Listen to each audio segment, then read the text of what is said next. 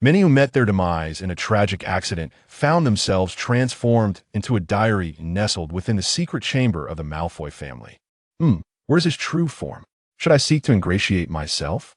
Upon inquiring with Lucius, it dawned on him that over a year had elapsed since Harry Potter emerged as the savior, thus placing the current year in 1982. Many, bearing a visage strikingly reminiscent of the late Voldemort, took residence in Malfoy Manor, embarking on a quest to seek the Master Soul and gather Horcruxes.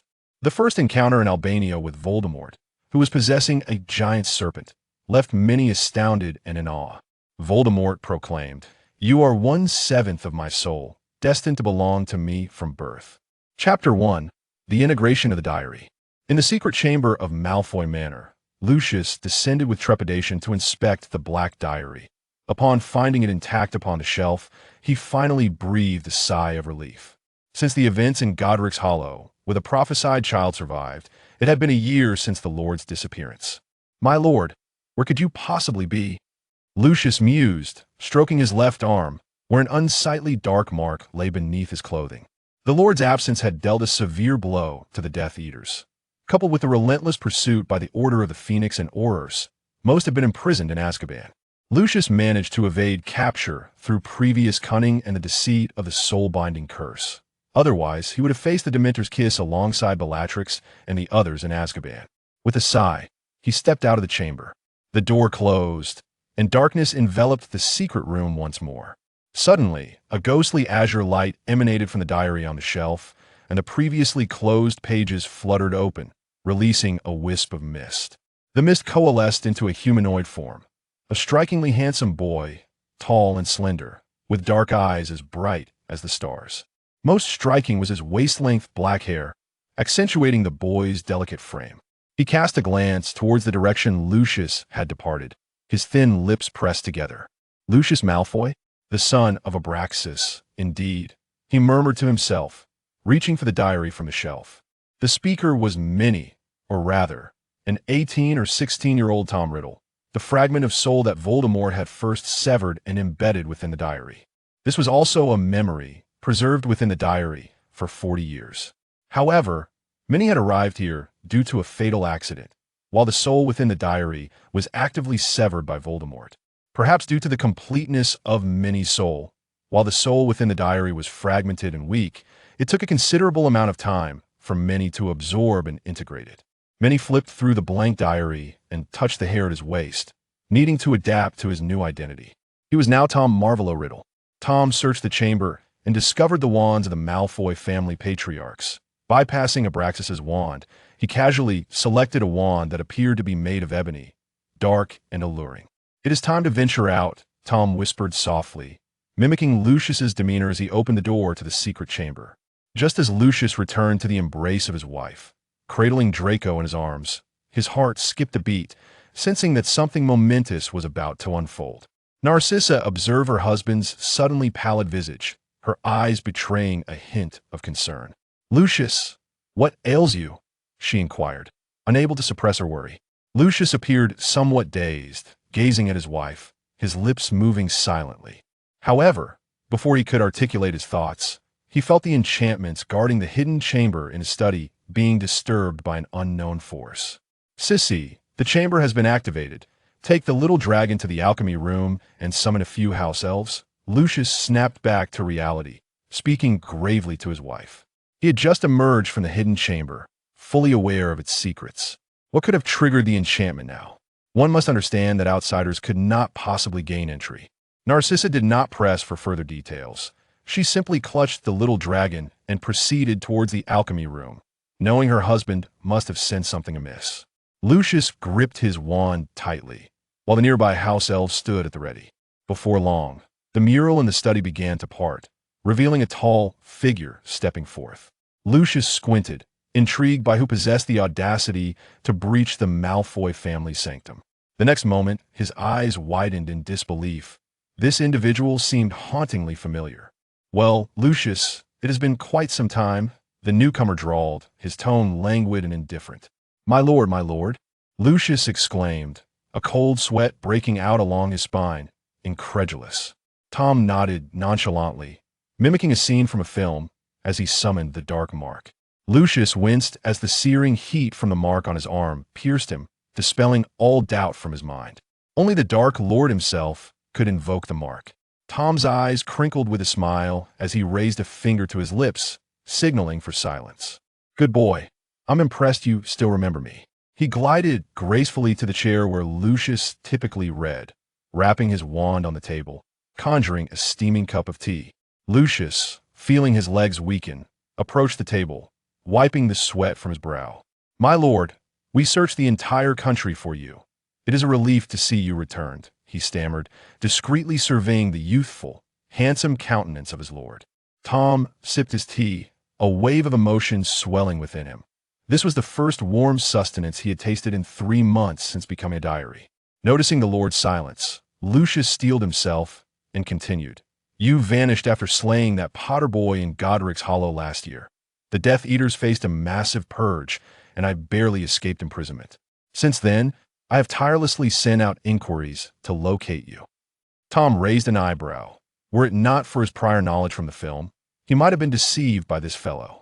Where is that Potter boy now? He needed to ascertain the whereabouts of the prophesied child before plotting his next move. "My lord, Dumbledore has hidden Harry Potter, claiming he resides in a very safe and happy place. I searched in Godric's Hollow, Hogsmeade, and several small villages, but to no avail." Lucius spoke, his gaze fixed on the patterns on the floor, relaying widely known information. Tom's long fingers tapped rhythmically against the cup as his thoughts drifted to the Dursleys, the family fostering Harry Potter. Their safety was debatable, but happiness was undoubtedly absent. What is the stance of the Order of the Phoenix and the Ministry of Magic on this matter? Tom casually picked up a book from the table, perusing it alongside his tea. Lucius bent slightly, his voice tinged with anger as he recounted how the ministry had dispatched personnel to various aristocratic estates to verify dark artifacts and subsequently catalog them for return to the ministry. He also mentioned how, after the Lord's disappearance, Dumbledore disbanded the Order of the Phoenix while keeping a close watch on the remnants of the Death Eaters. As 12 noble families serving as governors, we are only called upon when it comes to donations. We currently have no say in Hogwarts affairs, Lucius lamented indignantly, feeling that their financial contributions yielded no benefits. Tom acknowledged with a non-committal hum, but remained silent. It was common knowledge that the governors were merely cash cows. "My lord, regarding your return," Lucius leaned in closer, hesitantly suggesting, "should I inform the others?" Tom exhaled softly over the freshly poured tea, his dark eyes obscured by the steam. "Do not disclose my return for the time being," he replied in a calm tone. "I wish to observe Dumbledore's next move." "Yes, my lord." Lucius nodded in agreement, his eyes filled with contemplation. Thus, Tom took residence in Malfoy Manor, inadvertently acquiring a devoted shadow in the process. Chapter 2. The new wand. Initially, Lucius was apprehensive about Draco's interactions, yet after a visit to the cellar and witnessing the vanishing diary, the last vestige of hope dissipated within him. Upon seeing Lord regain his composure and his handsome visage, Lucius felt a flicker of anticipation as he reminisced about past glories. Tom was engrossed in his studies in the study when a sudden knock at the door jolted him from his literary reverie. "Enter," he said nonchalantly. The person outside did not enter, but instead spoke in a high-pitched voice. "Sir, it is time for dinner. Please proceed to the dining room."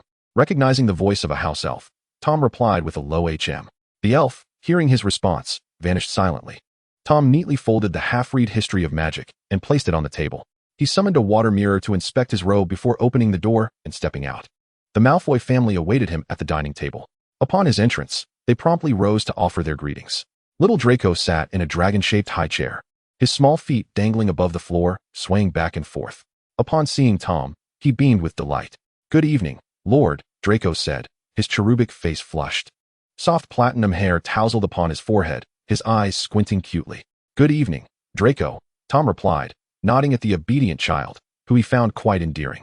Lucius and Narcissa exchanged glances, both noting how much Lord's demeanor had softened since his resurrection. Lucius cleared his throat and discreetly glanced at his son, prompting Draco to quickly hide his somewhat foolish grin, blinking his round eyes at the handsome lord. Now, it is quite normal for children to be lively. There is no need to be so serious." Tom waved his hand dismissively. During his half-month stay at Malfoy Manor, Lucius had tested him numerous times, often using Draco to garner his favor. However, Tom was not averse to employing straightforward and swift methods to win Lucius's loyalty, provided he became familiar with the body's magic and acquired a suitable wand first. The wand he had taken from the Chamber of Secrets was not entirely to his liking, and the main soul's wand had not been destroyed in that explosion. It was either in the possession of some noble or in the hands of that rat. "Yes, my lord," Lucius replied, his brow relaxing as he spoke softly. A heavy silence enveloped the vast dining hall, broken only by the occasional clatter of cutlery. "Lucius, have you found the wand I requested?" Tom asked, wiping his mouth with a silk napkin and taking a sip of Macallan whiskey from his goblet. Lucius swallowed a mouthful of beef and replied, "My lord, please grant me a little more time. As you know, the Auror scoured Potter's old residence thoroughly back in the day." Tom swirled the whiskey in his glass, narrowing his eyes. "I have given you ample time, Lucius. I am quite disappointed." Lucius lowered his head in trepidation, while Draco, sensing the tense atmosphere, dropped his fork onto the plate with a clatter. Tom glanced at the flustered Narcissa, suppressing a silent smile. After finishing his drink, he tapped his glass, causing it to vanish from the table. "Go capture a rat, Lucius. That informant from back then is still alive," Tom said coldly. "This is your final opportunity." With that, he rose and departed, sweeping his robe behind him, leaving the room in profound silence. Narcissa patted her son's back, glancing anxiously at her husband. They were both aware of Lord's methods. "Cece, it's all right. I have a hunch about whom Lord is referring to." Lucius lifted his head, the earlier fear absent from his face. He forced a smile, his slate blue eyes narrowing, recalling Potter's good friend, the one who had left behind a stub of a finger. Meanwhile, Tom lounged unceremoniously in the rocking chair at his secluded cottage. Were it not for the fear of being discovered and obliterated by that old Dumbledore, and the terrifying identity of Voldemort, he would have already been parading around with his wand. He grasped the wand in his hand, which trembled slightly, and resolved to procure another one in Diagon Alley the following day. The next morning, after meandering through the garden for a while, Tom entered the study clutching a bag of galleons, expressly instructing the house elf not to disturb him. He then recited the apparition spell from memory and vanished from the manor. While Malfoy Manor was protected by an anti-apparition charm, Tom, being the Dark Lord, had been granted the privilege to apparate within its bounds. The moment Tom disappeared from the manor, Lucius felt the wards shift. After a moment's contemplation, he understood that Lord had left. Apparition has its distance limitations. Traveling from Malfoy Manor to London's Diagon Alley required a couple of location changes. As he apparated into Diagon Alley, he quickly stepped forward, encountering another wizard who was also arriving at Diagon Alley. Much like coordinates, many preferred the same landing point. Delay could result in a risk of being folded. The bustling street of Diagon Alley was filled with vendors, and the crowd was disconcerting for Tom. However, after walking for 3 minutes, he finally arrived at his destination, Ollivander's wand shop. The old sign, dimly lit interior, and the enigmatic Mr. Ollivander were unchanged from Tom's memories, save for the fact that the proprietor had been replaced. "Good day, young sir. How may I assist you?" The elderly man with graying hair emerged from behind the counter, appearing almost ghostly in the dim light. Tom stiffened for a moment, suppressing the urge to draw his wand, and nodded at him. "I understand you are the most distinguished wand maker in the British magical community, and I have come in search of a wand that suits me." Tom offered a warm smile.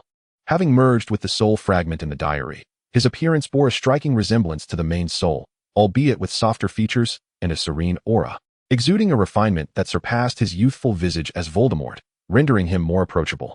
"What of your previous wand?" Ollivander inquired slowly, adjusting his glasses, his cloudy eyes scrutinizing Tom's long hair at his waist for a considerable time. "My wand was broken in battle, and the core was incinerated, rendering it irreparable." Tom fabricated a story as he gazed at the towering stacks of wand boxes. "Oh, that is indeed unfortunate. It is not easy for a wizard to find a wand that is fitting," Ollivander replied. "Yes, Mr. Ollivander, may I now select a wand?" "Ah, certainly, young sir. Which hand do you typically use?" "My right hand." "Very well." Ollivander continued to pose questions before retrieving an assortment of wands, allowing Tom to experiment with each in turn. "This one, willow, 11 inches, dragon heartstring. This one, mahogany, 12 inches, unicorn hair. This, yew, 7 inches, snake heartstring." After trying several wands, Ollivander merely raised an eyebrow. But after 20 or so attempts, his brow began to furrow slightly. "Ah, it seems we have a discerning customer," Ollivander remarked, tapping the wand boxes with his finger, seemingly reminiscing about which wands would suit him. Tom remained silent, merely observing. He had already anticipated which wand would be the right fit for him. "Come, young sir, do give this one a try." Crafted from holly wood, it measures 11 inches in length, and the core is a phoenix feather. Ollivander, with an air of fatigue etched across his brow, unearthed a wand box from some obscure corner brushing off the dust that clung to it. Indeed, Tom thought to himself, a silent sigh escaping his lips. He approached and reached for the wand. A warmth enveloped his fingertips, and a chilling sensation cascaded over him, swiftly clearing the fog that had clouded his mind. As he bent down to inspect the wand closely, a dazzling red light erupted from its tip, reminiscent of festive fireworks, illuminating the dimly lit shop as if it were day. Truly remarkable, young sir. Might I inquire as to your surname? Ollivander's pale, colorless eyes fixated upon Tom, a sense of urgency evident in his quest for an answer. Wait, Mr. Ollivander, you must first tell me, how much does this wand cost in galleons? Tom countered, his slender fingers caressing the wand's shaft. 17 galleons and 6 sickles, sir, Ollivander replied, pursing his lips before continuing. You may not be aware, but the core of your wand and that of another wand originate from the same phoenix, crafted from 2 of its tail feathers. The other wand, well, it happens to belong to that elusive individual, measuring 13.5 inches, made of you. Quite extraordinary, isn't it? Where do you study? The owner of this wand is destined for remarkable achievements. Tom placed the galleons and sickles on the counter, in full agreement with Ollivander's assertion. I attend Durmstrang. My surname is Crumb. Without the need for packaging, he slid the wand into the holster at his waist. Farewell, Mr. Ollivander. Have a pleasant weekend. Ollivander blinked his vacant eyes, watching the handsome youth depart. Crumb? He murmured softly. Chapter 3. The connection of the soul fragments. The white edifice of Gringotts stood prominently in Diagon Alley, catching Tom's gaze more than once as he passed. However, the goblins within were rather unsightly, leaving him with the distinct impression of having been visually assaulted. Just as he was about to enter the apothecary, darkness suddenly enveloped him. A memory from his time working at Borgin and Burke's flooding back to him, accompanied by a vision of a Hufflepuff's little golden cup. Rubbing his forehead, Tom was certain that such details had not existed in his previous memories. The diary had been crafted into a Horcrux in July of 1943, while the cup had emerged thereafter. It was impossible for him to possess memories from Voldemort's post-graduation life. Reflecting on the narrative of the original text, he recalled that the cup had been placed within Bella's vault, buried beneath Gringotts. Could it be that the fragment of soul within the cup was attempting to convey a message? As Tom perused the potions in the shop, he pondered the memories swirling in his mind, his hand colliding with another as he reached for an ingredient. He felt little concern. Rather, it was the other individual who spoke first. Sir, I believe your eyes are not merely ornamental. The fire ash snake shell you seek is located in another cabinet. He paused, elongating his tone. One should not resort to shortcuts. The fortune of Felix Felicis does not last indefinitely. It was evident he mistook Tom, a potion buyer, for a student hoping to rely on the luck potion for an examination. Tom blinked innocently and looked up, discovering that the speaker was a young man with shoulder-length black hair, a hawk-like nose, and waxen skin, clad in a robe buttoned up to his throat. This priest? Tom mused with curiosity, quickly deducing the identity of the individual before him based on his distinctive hairstyle and attire. Upon hearing the term priest, the dark-haired youth finally shifted his gaze from the potions to the boy, momentarily taken aback before furrowing his brow even more tightly. This individual is not a student at Hogwarts. Severus Snape suppressed a reprimand, snorting softly through his prominent nose. Priest? Young sir, I dare say wizards do not fancy that appellation. Snape remarked coolly, returning his attention to the ingredients, seemingly indifferent to the presence of others. Just half a month prior, Snape had been teaching potions at Hogwarts when an unexpected burn seared his arm. After finishing a class in haste, he returned to the dungeon to roll up his sleeve, revealing a faded mark that had returned to clarity, the serpent's head even appearing to slither slightly. The Death Eaters were aware of Voldemort's resurrection, yet the absence of news for over 2 weeks left them in a state of confusion. The mark on his arm, however, was unmistakable, compelling them to maintain their silence. Snape had contacted Lucius, receiving ambiguous responses, and thus, he had ventured to Diagon Alley over the weekend to procure some ingredients, knowing that brewing potions was the only way to quell the anxiety brewing within him. After all, he could scarcely fathom how Voldemort would torment him upon discovering his actions.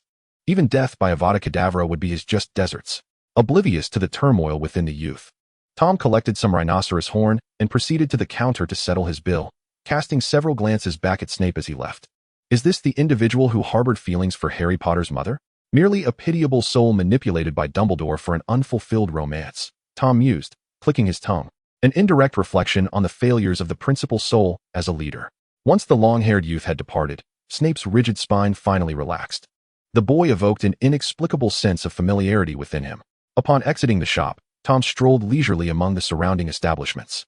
With the wand issue resolved, he could now fully explore the magic-laden Diagon Alley.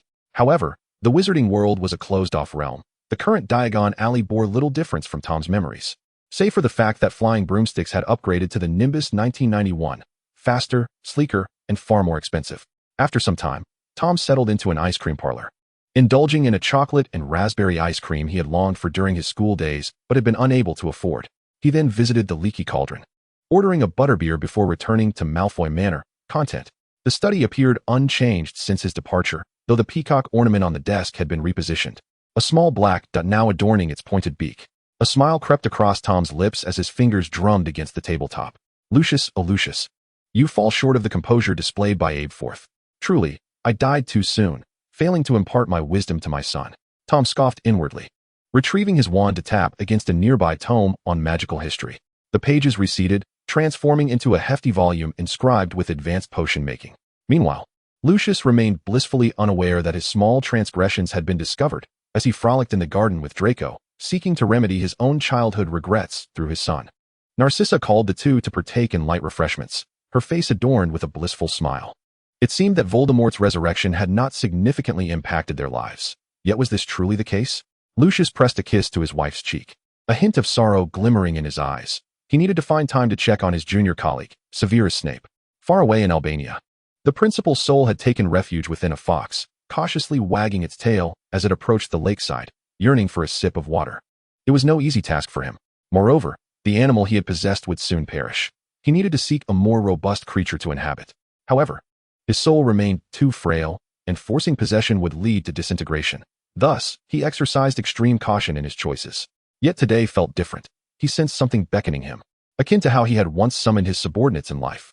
Contemplating this, the fox's eyes glowed a blood-red hue. He was Voldemort, the great dark lord of the wizarding world. He would surely return. He would, without a doubt. In the potions room of Malfoy Manor, Tom stirred the cauldron, promptly dispelling the imminent danger just before it was about to explode. This potion appeared rather straightforward. Why was it that I, despite my efforts, could not succeed? Tom wiped the sweat from his brow, inhaling the acrid scent that clung to him, his pert nose crinkling in distaste.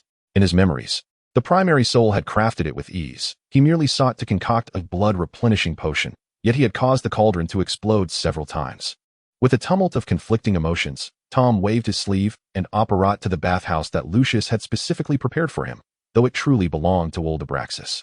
The bath was already strewn with rose petals by the house elves, and the air was filled with the fragrance of roses, accompanied by the delicate scent of bubble bath and shampoo.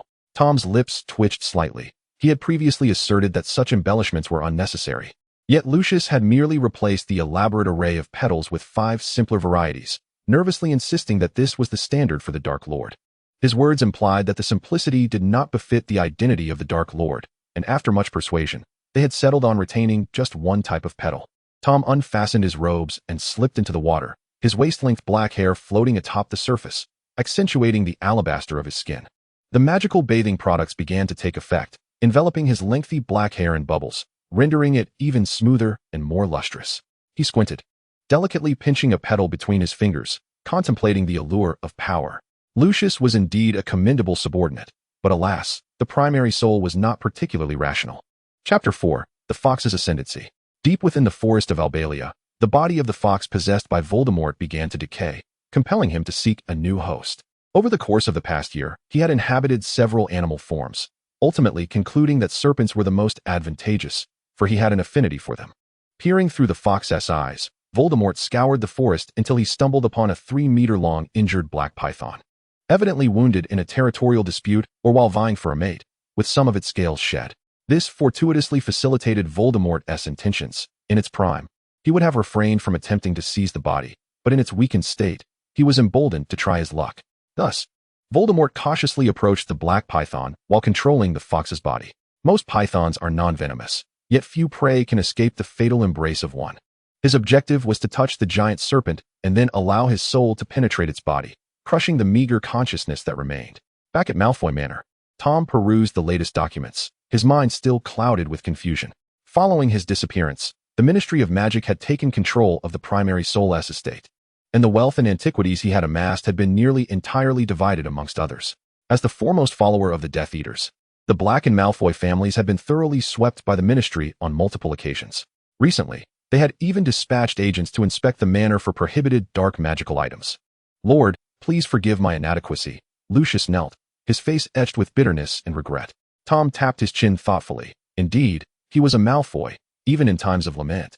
His demeanor remained pleasing. However, he was neither the senile Voldemort nor the primary soul who had watched Lucius grow up. He was merely a visitor from another world, fortuitously merged with fragments of a diary. Fear not, Lucius. Those who act today will come to regret their actions in the future.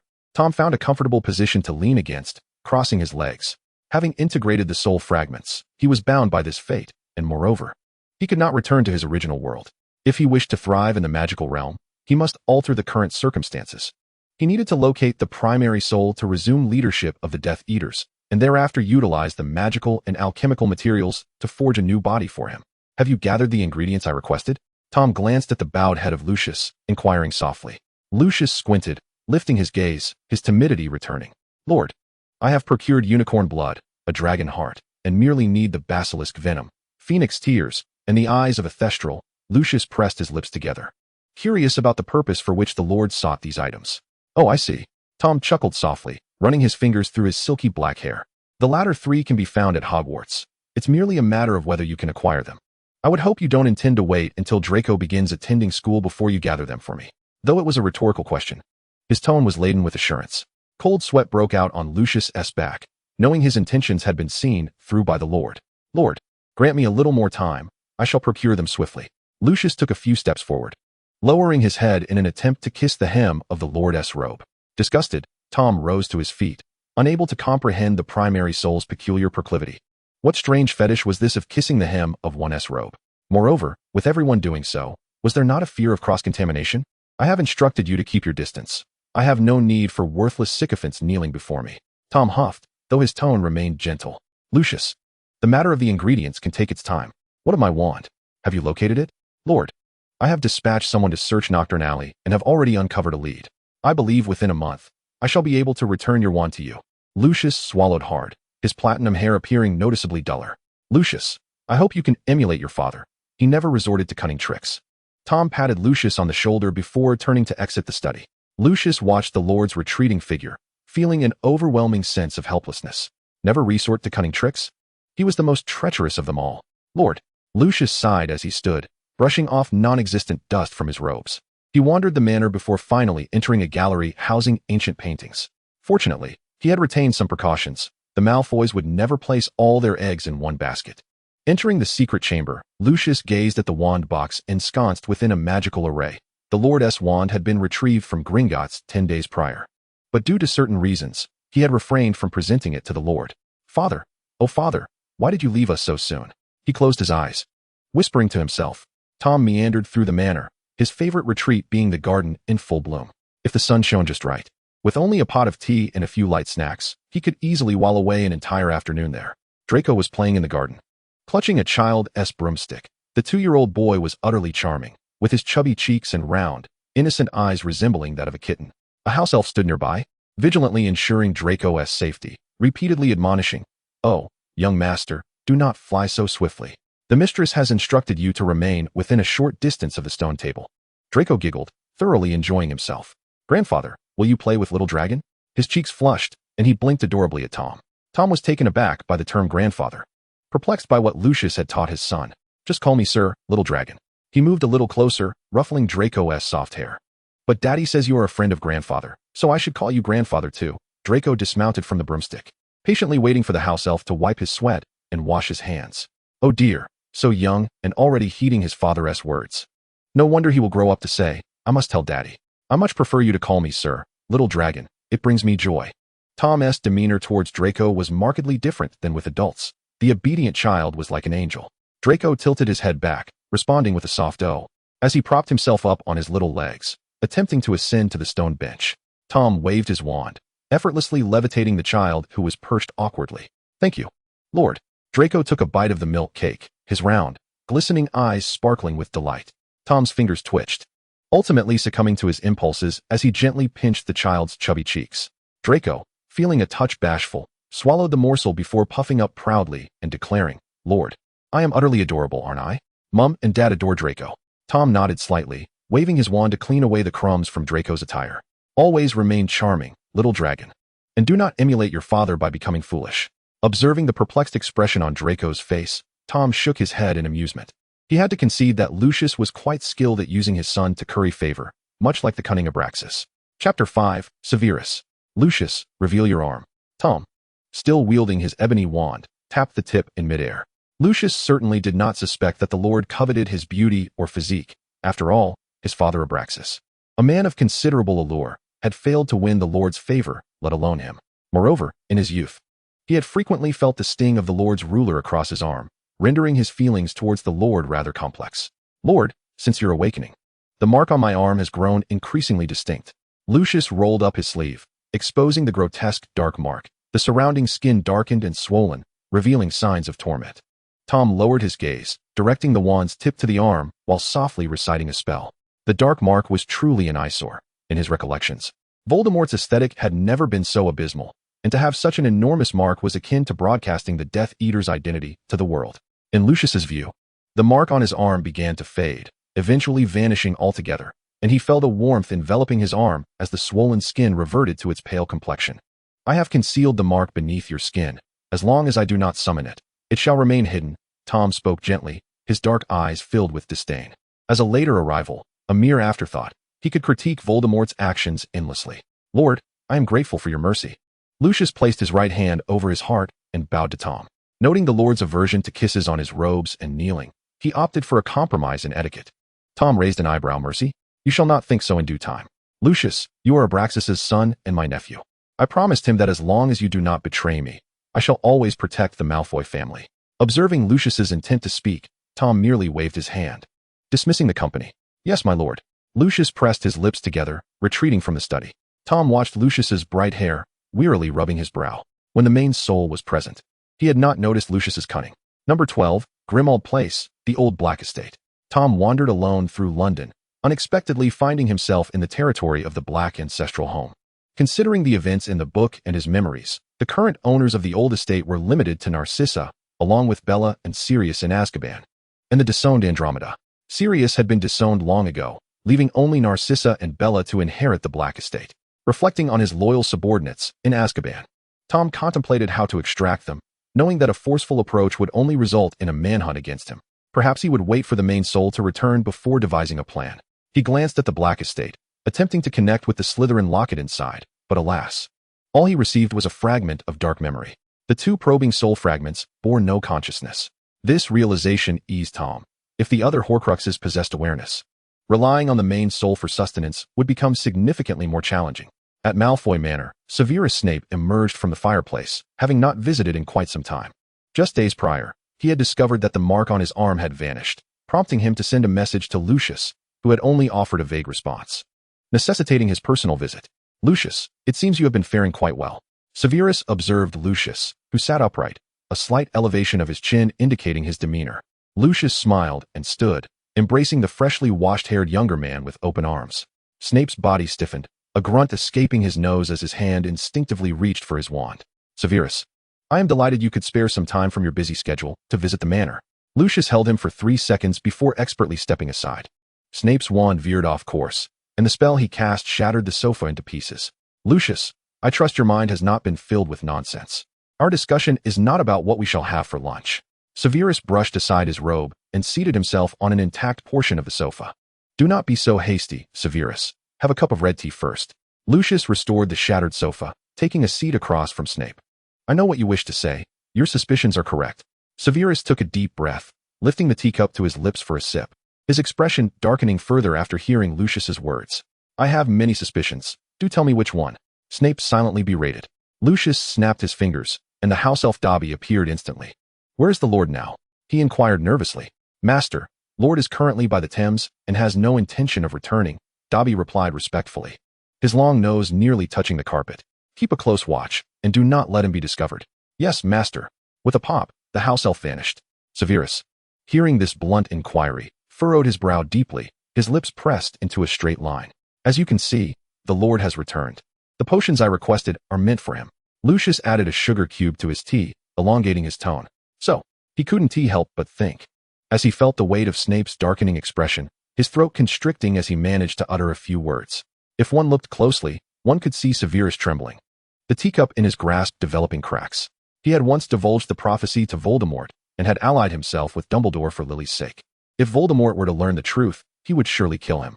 Though he had long prepared himself for death, Lily had a child, and he was striving to atone for his past mistakes. Severus, since the Lord's return, he has changed remarkably. Lucius swirled his teacup, finding that the younger version of the Lord seemed even more like a figure of authority than he had remembered. Severus, pulled from his reverie, cast a curious glance at Lucius, lifting his teacup to signal him to continue. Lucius transformed the teacup into a goblet, filling it with whiskey. Leaning back, he began to recount recent events selectively. Severus detected a note of pride in Lucius's tone, his expression souring as if he had stepped into something unpleasant. In the Albanian forest, after a day of exertion, Voldemort occupied the body of the basilisk, having hunted a wild boar for dinner and languidly coiled upon a tree. The basilisk's immense form made it nearly invincible in the forest. Unless it chose to act otherwise, it could survive for quite some time. Just as Voldemort was about to drift into slumber, a hissing sound reached his ears, and his unfeeling serpentine eyes fixed on the source of the noise. Emerging from the dimly lit forest was a sinuous silver serpent, slithering forth with a tone of complaint. "Hiss, Ben, why have you not sought me out to play today? I have waited by the lake for your arrival for quite some time, yet you have not come to partake in the fish." A question mark materialized in Voldemort's mind. Who was Ben? Moreover, could this white giant python possibly be the one that had engaged in combat with the black serpent? Voldemort flicked his tongue, initiating a conversation. "Foolish serpent, it is I, Nagini. Your injuries resulted from a skirmish with the crocodile in the lake, and I have brought you some medicinal herbs." Nagini coiled her tail, presenting several muddy herbs before Voldemort. He cast a swift glance. Indeed, they were all healing remedies. But how could a snake possess such knowledge? "Nagini, do you know about wizards? I heard other snakes mention that there are wizards nearby today." Voldemort mimicked a child's tone, keenly observing Nagini's response.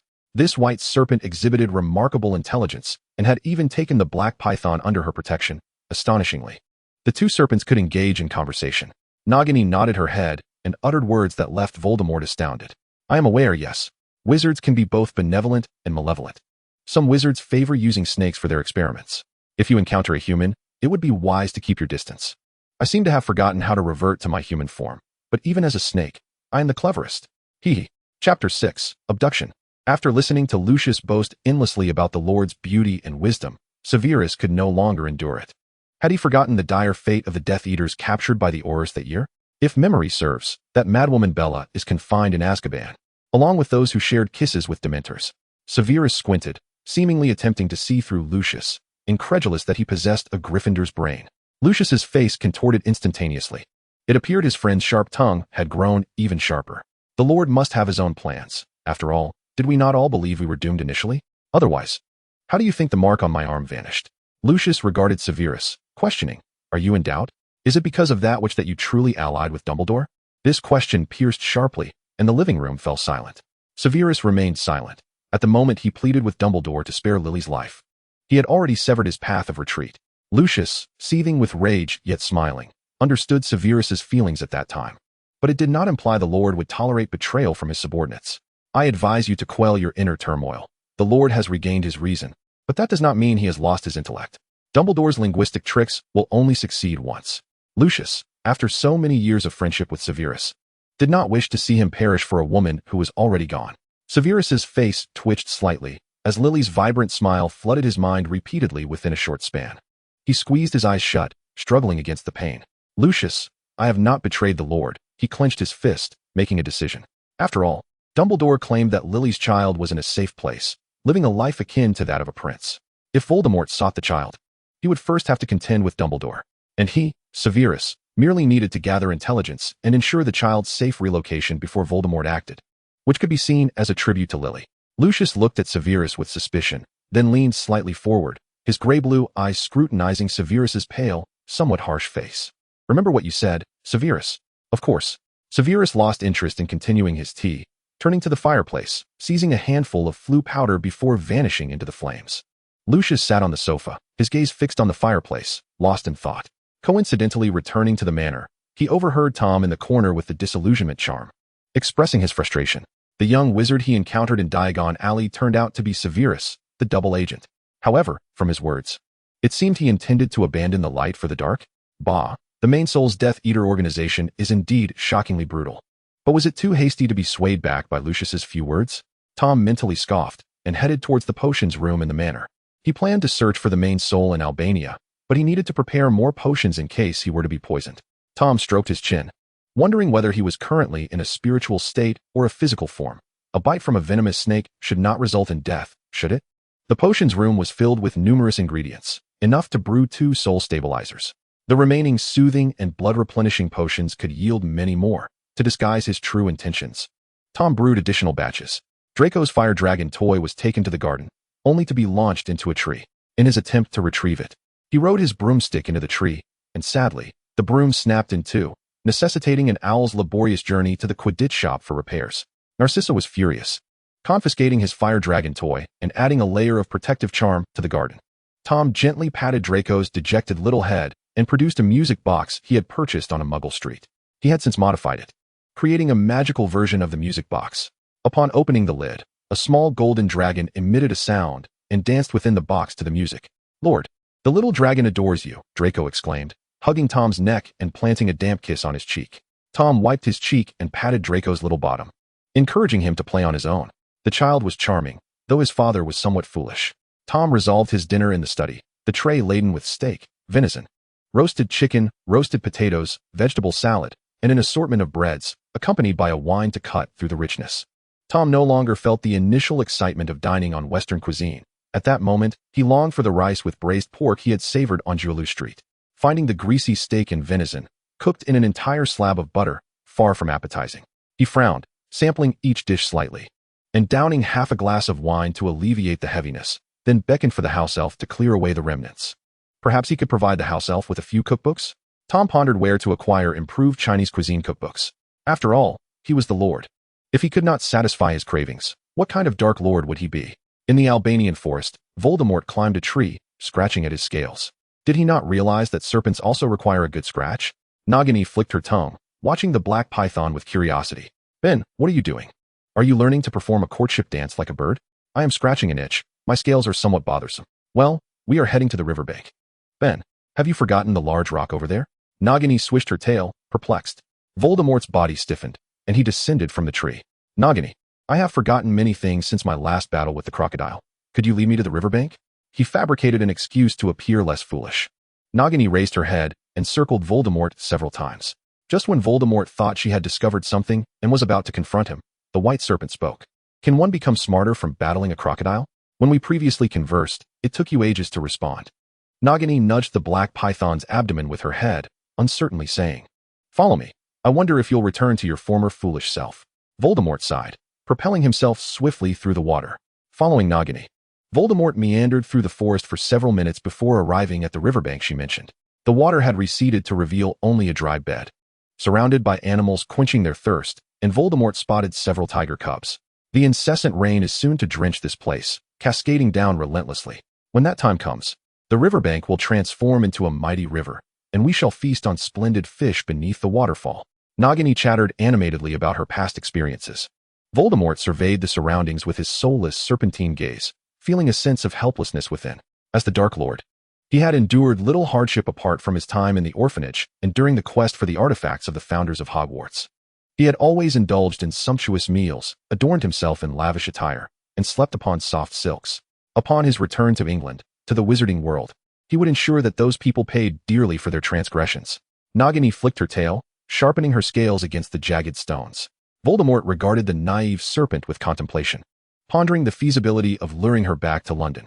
After all, as a Parselmouth, if she chose not to follow him, she would find herself without any companions in Albania. Moreover, she could serve as an asset. Chapter 7. Connections Among Fragments. Although the diary was a Horcrux created in 1943, it could connect with other Horcruxes, allowing him to share their memories. Tom rubbed his temples. He had already established contact with the locket and the goblet, and had gleaned most of the pertinent information. The only surprise was the estate of the main soul. Yes, Voldemort's estate, which, after his defeat, had been plundered, leaving it a mere ruin. Yet, from the memories he had sifted through, he learned of a hidden chamber beneath the estate, filled with galleons and magical tomes. Do not inquire why Voldemort did not deposit the galleons in Gringotts. It was simply a matter of mistrust towards those goblins. Furthermore, who had ever seen Voldemort personally retrieve money from Gringotts? Regardless, it had now become a boon for Tom, who extracted a portion of the wealth to acquire numerous items, such as a tent and suitcase enhanced with the undetectable extension charm.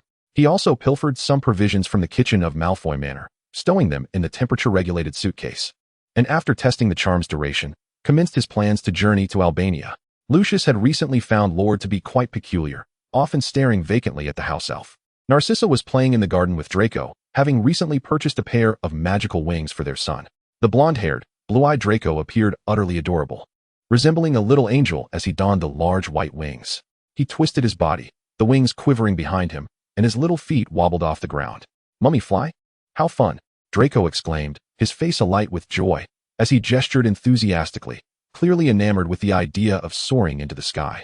Lucius stroked his chin in thought, caught sight of his son's charming visage, and concluded that it was preferable to amuse the house elf than to trouble a person. He returned to reviewing the documents in hand.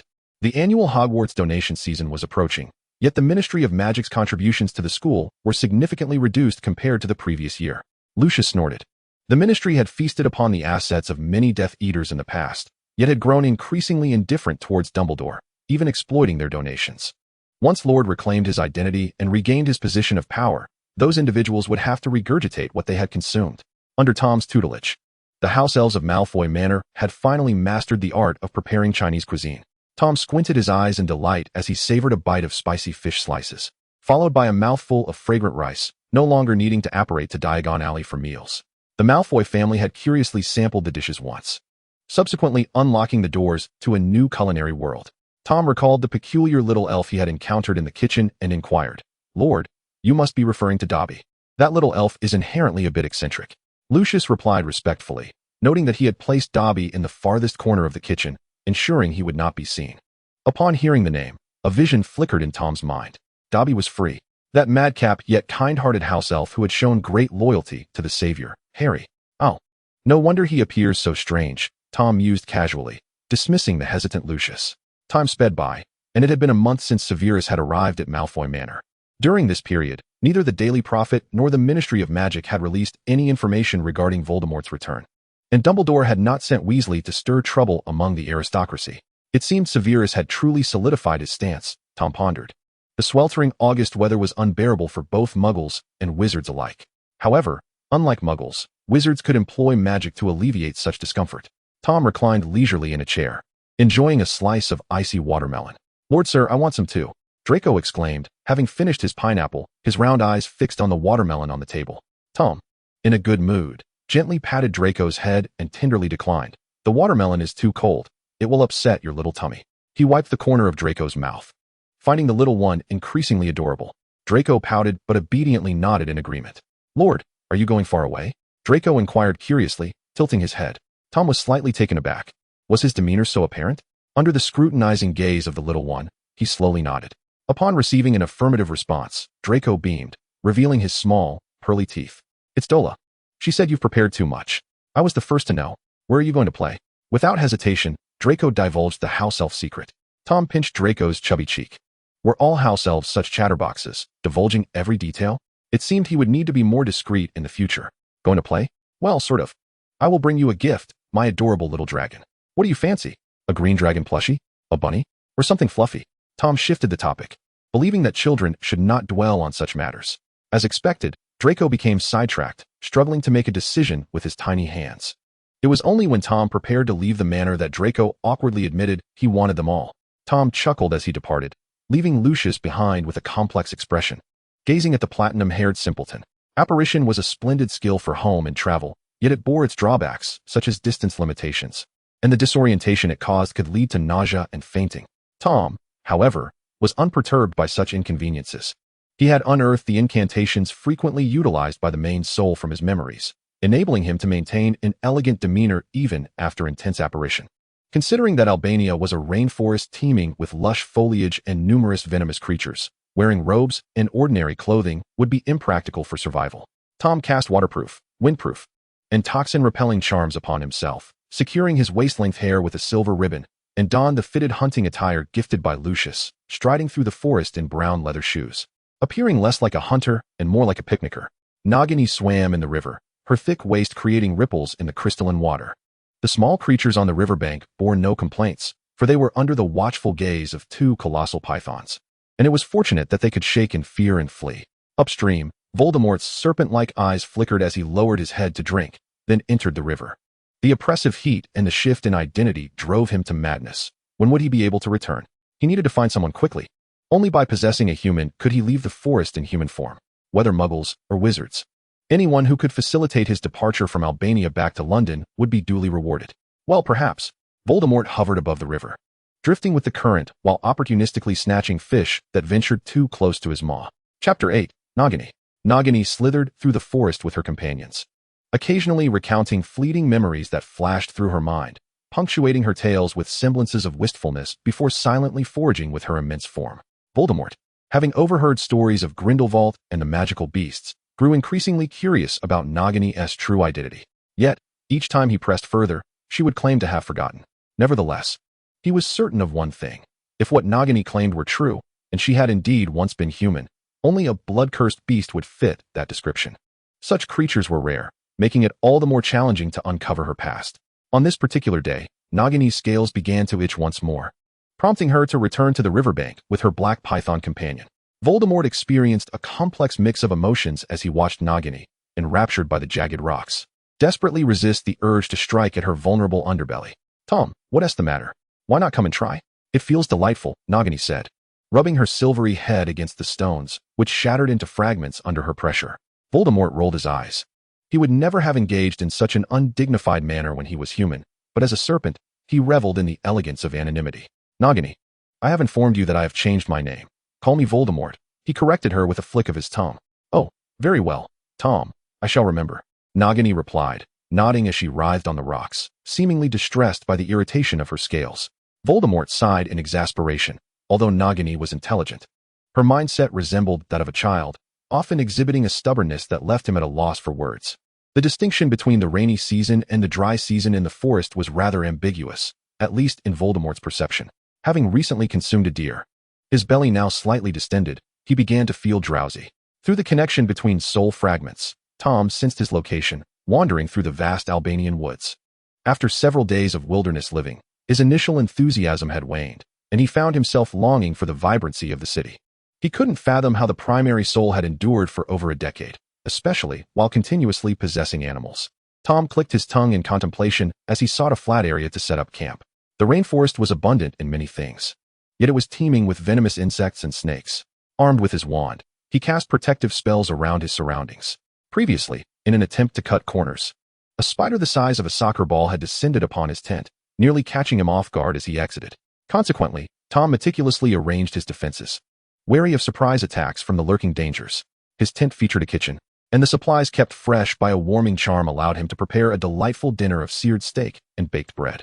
The aromatic scents wafted through the air, particularly enticing in the desolate forest. Once a man, now a serpent, both Nagini and Voldemort were acutely sensitive to the allure of the aroma. After following the scent for a while, they stumbled upon a tent belonging to humans within their territory. Tom, this is the scent of food. It smells divine. Nagini swayed on a tree branch, entranced by the delightful fragrance. Voldemort, however, regarded the tent with his cold, unyielding gaze, feeling a surge of excitement. Surely, Merlin had not forsaken him. Just recently, he had contemplated capturing a human, and now one was fortuitously positioned before him. Nagini pushed aside the foliage obscuring their view, flicking her tongue as she assumed a hunting stance. Tom, let us seize our meal, she urged eagerly, her body writhing with anticipation. Nagini, let us observe a moment longer. The food shall not flee, Voldemort gently advised, sensing the magical fluctuations emanating from within the tent. Clearly, the occupant was a wizard, and given that both he and Nagini were serpents, any capture by a wizard would prove disastrous. Very well, Tom, you are right.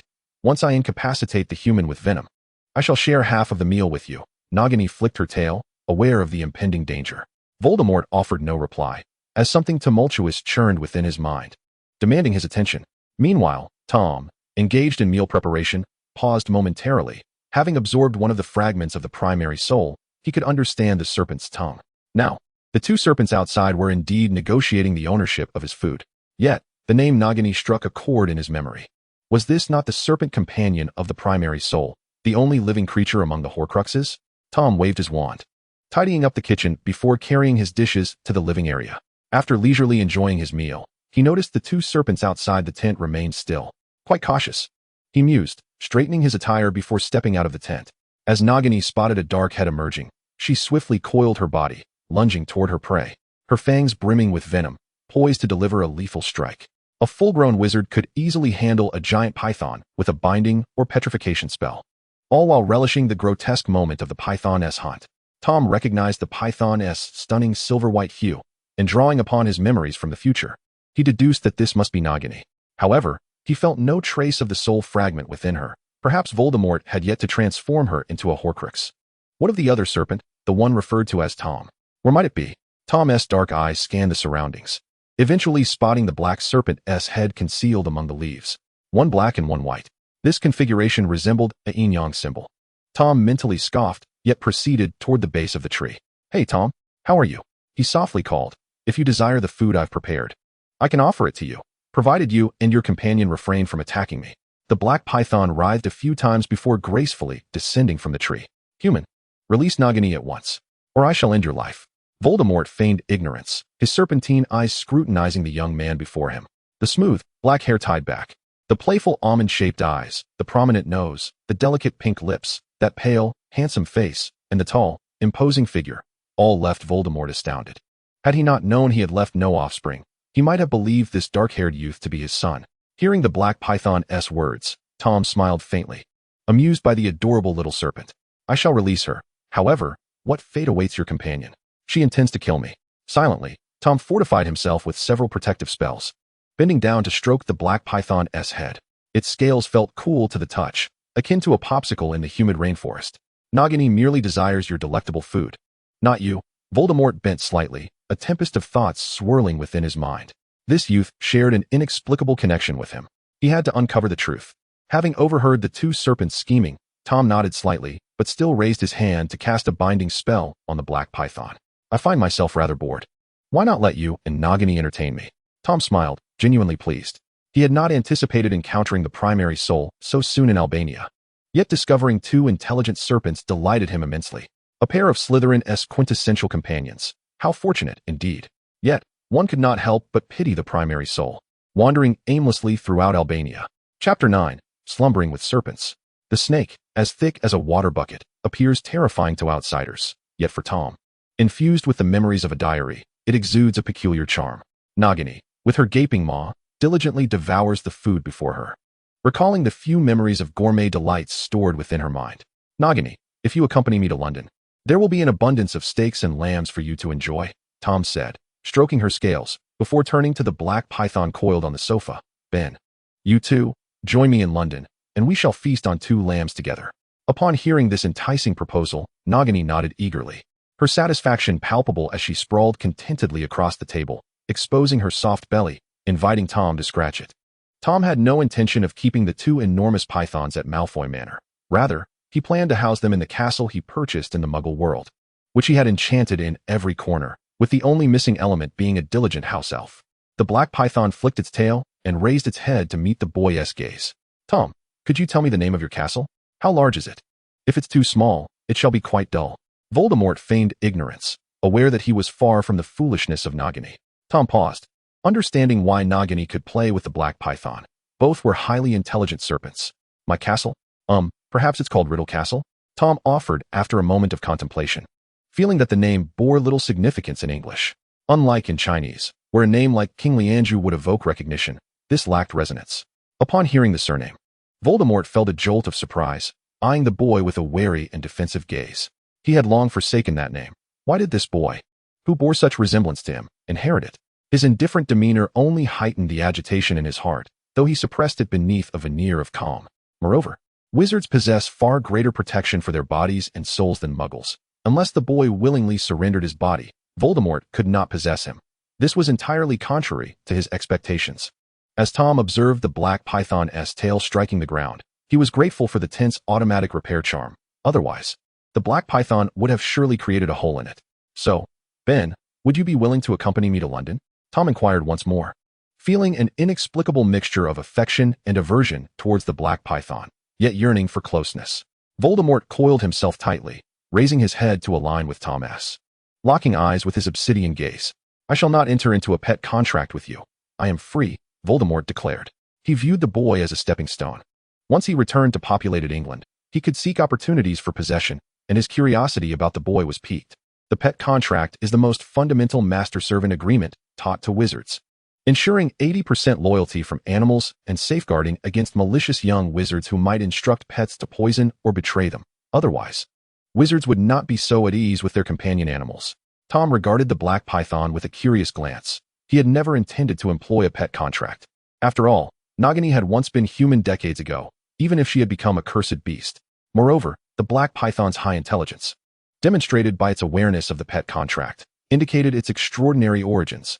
Using such a contract would be counterproductive. Of course, we shall establish an equal contract. Should you wish to depart, you are free to do so at any time, Tom replied with a warm smile. Waving his wand in the air and casting a few incantations, 2 beams of white light then entered the heads of Nagini and Voldemort. Without a moment's hesitation, Nagini agreed to the contract, while Voldemort pondered its nature before consenting. At the moment the contract was established, Tom distinctly felt a connection formed between him and the 2 serpents.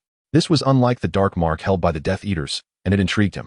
Voldemort, too, found it novel. He had always marked others, and this was his first experience of being bound by another's contract. Tom retrieved his wand and cast several cleaning spells on the 2 massive pythons, causing their scales to shimmer even more brightly. Wow, do it again, it feels so cool, Nagini exclaimed, shaking her head. Tom, encouraged by her response, cast additional spells while checking the health of both pythons, pleased to find them in excellent condition. So, Nagini and Ben, do you wish to return and bid farewell to your friends? We shall return to London in 3 days, Tom suggested, tentatively stroking the black python's body, his smile unwavering. Nagini yawned, revealing her fearsome fangs before Tom. Let us do it tomorrow. I'm so sleepy, she said, rolling onto the soft, fluffy carpet, curling into a circle and burying her head in her body to shield herself from the light. Tom understood this was a natural trait of animals. A full belly often leads to drowsiness, so he turned his attention to the silent black python. And you, Ben? I only have Nagini as my friend, Voldemort replied, aware that the boy would not relent without an answer, so he spoke truthfully. Tom responded with a soft "oh," boldly nuzzling against the black python, confirming his initial suspicion that it felt pleasantly cool. Voldemort stiffened, the warmth of the boy's body uncomfortable against his cold-blooded form, and the sight of the boy's unguarded slender neck made him ponder how the boy had survived thus far. The tent was enchanted with a cooling charm, maintaining a comfortable temperature for both humans and snakes. Having resolved matters with the pythons, and with half a day having passed since lunch, Tom, who had not taken an afternoon nap, began to feel drowsy. You 2 can rest in the living room. Don't wander off. I'm going to sleep now. Tom yawned, not particularly elegant, a tear falling from his trembling eyelashes. Voldemort offered no reply, merely lowering his head in a feigned slumber. The bedroom curtains were drawn open and then closed again as Tom shed his outer garments, changing into silk pajamas before settling into bed. Once he confirmed that the tent's master had fallen asleep, Voldemort coiled his body and began to explore the confines of the tent cautiously. The curtains were enchanted with protective spells, designed to strangle anyone approaching with ill intent. Voldemort understood the protective measures of wizards well as he entered the bedroom. He cleared his mind, harboring no malice towards the boy. He approached the bedside, lifting his long serpentine body. The handsome boy with dark hair lay defenseless upon the bed. If he merely lowered his head to reveal his fangs or wrapped his body around the boy's soul would vanish. Yet, bound by their mutual non-harm agreement, neither could inflict harm upon the other. Voldemort gazed at the slender form beneath the thin blanket, noting the delicate ankles and pale feet protruding. He extended his tail, wrapping it around the boy's slender ankle. Regardless of their relationship, the boy absolutely could not vanish from his sight before they returned to London. In his dreams, Tom felt a chill enveloping his ankle, as if ice had been pressed against him, prompting an instinctive movement towards the source of the cold. This sensation transported him back to the modern comfort of air conditioning, evoking a longing for the days spent beneath a cool blanket with the air conditioning running. The embraced Voldemort flicked his tongue, observing the boy's slightly furrowed brows, ultimately choosing to acquiesce. Yet, within him, the resolve to uncover the boy's identity only strengthened. The boy spoke Parseltongue and bore a striking resemblance to him. There had to be some connection. Chapter 10, The Search for a Person. Before Tom awoke, Voldemort slithered out of the bedroom and reclined upon the sofa. He yearned to return to civilized society, to reclaim a human form. Yet he understood that the act of slaying the boy would only prolong his return to London. In the bedroom, Tom rubbed his sleepy eyes. He had been in this world for several months, and only yesterday had he enjoyed a restful slumber. He waved his hand, and a clock appeared, indicating 7:45. Yawning, Tom rose to wash up, tousled his hair carelessly, and intended to have some bread to satiate his hunger. Nagini and the colossal python were coiled in the living room, and he shook his head, treading lightly into the kitchen. His magically enhanced suitcase was filled with numerous items, predominantly fresh fruits and prepared meats. How much could the two serpents consume? How much of his provisions would they devour? Tom stroked his chin, lifting the suitcase with ease. He even contemplated stuffing the snakes inside so they could feast themselves. Nagini, enticed by the aroma of the food, had already slithered her way to the table piled with beef and lamb, her eyes still closed. Voldemort raised his head, slowly gliding over. He too felt a hunger, not for sustenance, but for intellectual stimulation. Noticing the two serpents approaching, Tom gestured towards the mound of meat. I am uncertain of your appetites, so if it proves insufficient, do call for me, he said with a smile, continuing to enjoy the braised meat on his plate. What is that in your bowl, human? It smells delightful, Nagini exclaimed, having devoured several lamb chops, her head resting on the table, her small eyes fixated on the square-shaped meat. Tom was momentarily taken aback by the term human. He recalled that he had yet to disclose his name to the snakes, swallowing back a retort. Surely, Voldemort's low intellect had infected him. Otherwise, how could he forget such a detail? I am Tom Riddle. Nagini, you may call me Tom, he declared, placing a new plate of braised meat on the table. Tom, oh, these meats are exquisite. I wish I had met you sooner, Nagini exclaimed, her enthusiasm palpable. Wow. It slid down my throat effortlessly. This meat is marvelous, she continued, voraciously finishing off a plateful. Tom's eyes twitched. That large plate was meant for 3, yet it had vanished in an instant. Perhaps you should try something else. Too much braised meat may upset your stomach. Though he was unsure of a serpent's digestion, he felt it necessary to say something. All right, will there be more at the next meal? She asked. Indeed. Then I shall save my appetite for next time. Nagini tilted her head, cleverly reserving her next meal.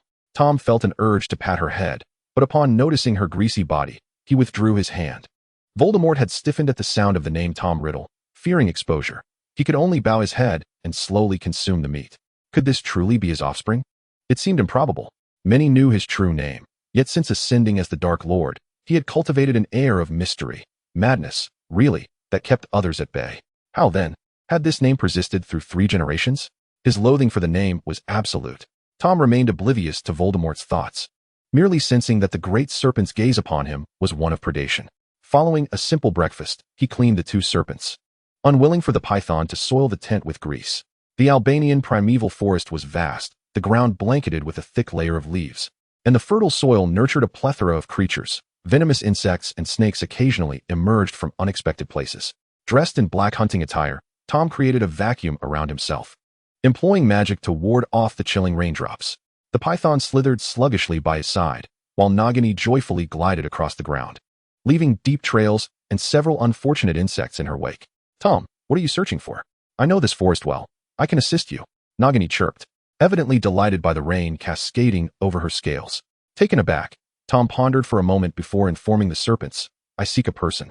Someone mentioned he might be here these past few years. He pursed his lips, speaking half-truths. But I've been here for quite some time. And the only human I've seen is you, Nagini replied, climbing a tree to devour a nest of squirrels, her tone somewhat languid. Perhaps the information was erroneous. But since I'm already here, I would feel remiss not to search. Tom attempted to connect with his main soul, but there was no response. Nagini flicked her tail, uninterested in the topic, yet eager to aid her friend. Very well, I and Ben shall assist you. Right, Ben? Voldemort, suppressing the signals in his mind, nodded absently at the sound of his name. The rain in the forest had persisted for 2 days, and Tom had grown weary of the damp and clammy atmosphere. Languishing in the tent, Nagini stretched her serpentine body, coiling before the fireplace, relishing the warmth of the flames, reminiscent of basking in the sun against rocky walls. Observing this, Tom summoned a blanket, enlarging it to drape over Nagini. Thank you, Tom. I adore fluffiness, she replied, flicking her tail in gratitude. No need for thanks, Nagini. But do keep your distance. I wouldn't want you to roast, Tom cautioned, recalling how Nagini had nearly thrust her head into the fireplace the previous day. Luckily, her tough skin had spared her, or they would have been feasting on snake soup. Oh, I understand, Tom, Nagini said, flicking her tongue and burying her head in the blanket, closing her eyes to resume her slumber. Tom chuckled, shaking his head at the adorably naive serpent. Voldemort silently coiled on the opposite side of the sofa, his tail resting near Tom's ankle. Should he choose, he could easily ensnare the youth before him. Ben, would you like a blanket? Tom inquired, noticing that a sizable portion of Nagini had monopolized the warmth of the fireplace while glancing at the coiled python. Voldemort observed the boy, burrowing into the blanket, and entwined his tail around Tom's leg. Tom nearly tumbled off the sofa, jolted by the python's cold, rough scales, sending shivers across his skin. Resigned, he cast a protective charm and a warming spell upon himself. His sensitive skin was not to blame. Rather, the serpent's scales were far too coarse and frigid. To think such a grand and aloof serpent would be so clingy at heart. Tom recalled a rumor from a past life. When a serpent empties its bowels and gradually measures its length, it intends to consume you. He shuddered slightly, glancing at the python's bulging belly, understanding that it had feasted well. Perhaps, being cold-blooded, serpents sought warmth. He glanced at Nagini, who reveled in the fire's glow, contemplating this notion. Chapter 11, Speculations. Tom had been searching the Albanian forest for another fortnight, his gaze drifting between the two snakes, ultimately resting upon the white serpent, Nagini. Nagini, have you encountered anything interesting in the forest? He asked, gently stroking her large head. Interesting? I spotted a large lizard by the riverbank. If I ate one, I wouldn't be hungry for 10 days, Nagini replied, flicking her tongue against Tom's warm skin. Tom's lips twitched. A large lizard? Surely, she meant a crocodile. It is indeed remarkable that the forests of Albania seem to encompass a myriad of creatures from around the globe, including the occasional sighting of monkeys. What of other matters? Perhaps the terrifying shadows or the formidable beasts that slay tigers and lions. As Tom pondered this, he recalled the weakened state of his primary soul, Voldemort, and the animosity he harbored towards the old bee. It was only natural to vent such frustrations on these creatures. No, those flesh are rather unpalatable. Fortunately, I have your delightful lamb chops and cake, which I adore. Nagini flicked her tail and glided onto the carpet, clearly in high spirits. Tom found himself at a loss for words. He had never tasted such things, and was Nagini truly that fierce? The black python coiled on the sofa lifted its head, its serpent eyes fixated on Tom, as though seeking to penetrate the depths of his soul. Tom sighed softly, languidly reclining on the sofa, his feet clad in white woolen socks resting on the cold, smooth body of the python. Ah, Ben, you are indeed superior, unlike Nagini, who is so gluttonous. Tom leaned forward to stroke the python's jaw. The creature paused momentarily, but then obediently raised its head, allowing Tom to scratch its itch. Of course, the python's inner musings were inscrutable, silently wishing for its vitality to endure until their journey to London. Otherwise, regardless of the true nature of his connection to the boy before him, it would not hesitate to utilize the boy's body for a dignified return to the magical realm. Tom was blissfully unaware of the python's thoughts, initially indifferent to serpents. He had recently discovered a burgeoning interest in engaging with them. To maintain secrecy for this journey, he had not even brought along the house elf that Lucius had offered. So once the provisions from the untraceable extension box were depleted, he had no choice but to wave his wand and conjure 2 large plates of medium-rare steak to place on the table. Tom speared a small piece of bacon, propping his chin on his hand as he observed the 2 giant snakes feasting. Thankfully, the household was moderately affluent. Otherwise, keeping 2 snakes would be quite troublesome. Tomorrow, we shall depart Albania, and I will take you both to my castle for some amusement. Tom swallowed the bacon, taking a sip of wine. A castle? That sounds vaguely familiar. I might have once lived as a serpent in a castle. Nagini swiftly finished her steak, using the tip of her tail to dab at the grease around her mouth. She understood that Tom had a penchant for cleanliness, and if she did not clean herself properly, she would not be allowed to snuggle with him. Is that so? Then it must not have been in my castle, for I have never encountered you there. Tom mused, sifting through fragmented memories, suddenly recalling that Nagini was a blood-cursed beast. Had she once been human? Although I was not in your castle before, I can certainly play there now. I can help protect the little lambs and calves, you know. Nagini turned her head to glance at the black python, nudging it with her tail. Right, Ben? We are indeed the wisest of serpents. The python remained indifferent, continuing to consume its meal. Tom suppressed a chuckle. Protect the lambs? Judging by her drooling expression, it was a wonder she wouldn't devour them all. The trio strolled through the forest, gathering herbs, before slowly returning to their tent. Wizards have distance limitations when using apparition. Fortunately, Tom had anticipated this and had established several anchor points when he arrived in Albania. These anchor points were secluded, yet secure, though transporting 2 snakes while operating proved quite exhausting. Tom's pale face was flushed, a sheen of sweat forming on his brow. After a brief wash-up, he collapsed onto the grand bed in the hotel room. Nagini had long since slithered into the wardrobe, sound asleep, with half her tail dangling off the edge. Tom yawned, casually flipping through the magical tomes in his suitcase. The black python approached, straightening its body and fixing its gaze upon him for quite some time. What is it, Ben? Tom instinctively began to gently stroke the cold serpent's head, a gentle smile adorning his face. "Hiss, when do we arrive at the castle? I am hungry." The python relished Tom's touch, its eyes momentarily flashing red, but with his smile, the crimson gleam faded, leaving behind the unyielding gaze that reflected his handsome visage. "I have put you both through some hardship today. I overestimated my stamina," Tom replied bashfully. He had initially intended to transport both snakes to London in one go. Yet he found himself exhausted halfway through the journey. The python paused, its tail curling around Tom's long legs, effectively cocooning him. Tom stiffened momentarily before relaxing again. It seemed the python had some peculiar trait, as it often encircled him during sleep, almost as if fearing he would flee. However, feeling the cool touch was quite pleasant, and he found it comforting. He shifted slightly, finding a comfortable position to continue his reading. The python flicked its tongue, pausing when it brushed against the soft skin of Tom's neck, before nonchalantly continuing to nestle closer. Powerful potion? The label bore the Malfoy family's distinctive mark. Could there be a connection between him and the Malfoys? The python's eyes narrowed, concealing a multitude of thoughts within. Chapter 12. Return to the castle. Accompanied by two colossal pythons, Tom could not possibly traverse the streets openly. He operated several times, eventually returning to the castle via the fireplace. Lucius, who had been monitoring his movements, furrowed his brow in confusion as he rubbed his gleaming bald head. Lucius waved his hand, summoning a golden eagle, swiftly pinning a note on parchment before sending the eagle off from the estate. He sighed, adjusting his appearance in the mirror as he prepared to pay a visit to that esteemed individual. Tom surveyed the newly adorned castle with satisfaction, nodding approvingly. "Nagini, Ben, feel free to explore and choose where you wish to reside." Tom savored the tea and treats brought by the house elf, smiling at the two snakes. The languid Nagini, sprawled on the carpet, yawned widely, her fearsome visage startling the house elf. The black python, standing tall, began to wander through the castle. Observing the contrasting states of the two serpents, Tom sipped his wine to moisten his lips. "I have set up a barrier around the forest outside, so please do not venture out to frighten anyone. As for food, if you become hungry, just summon a house elf."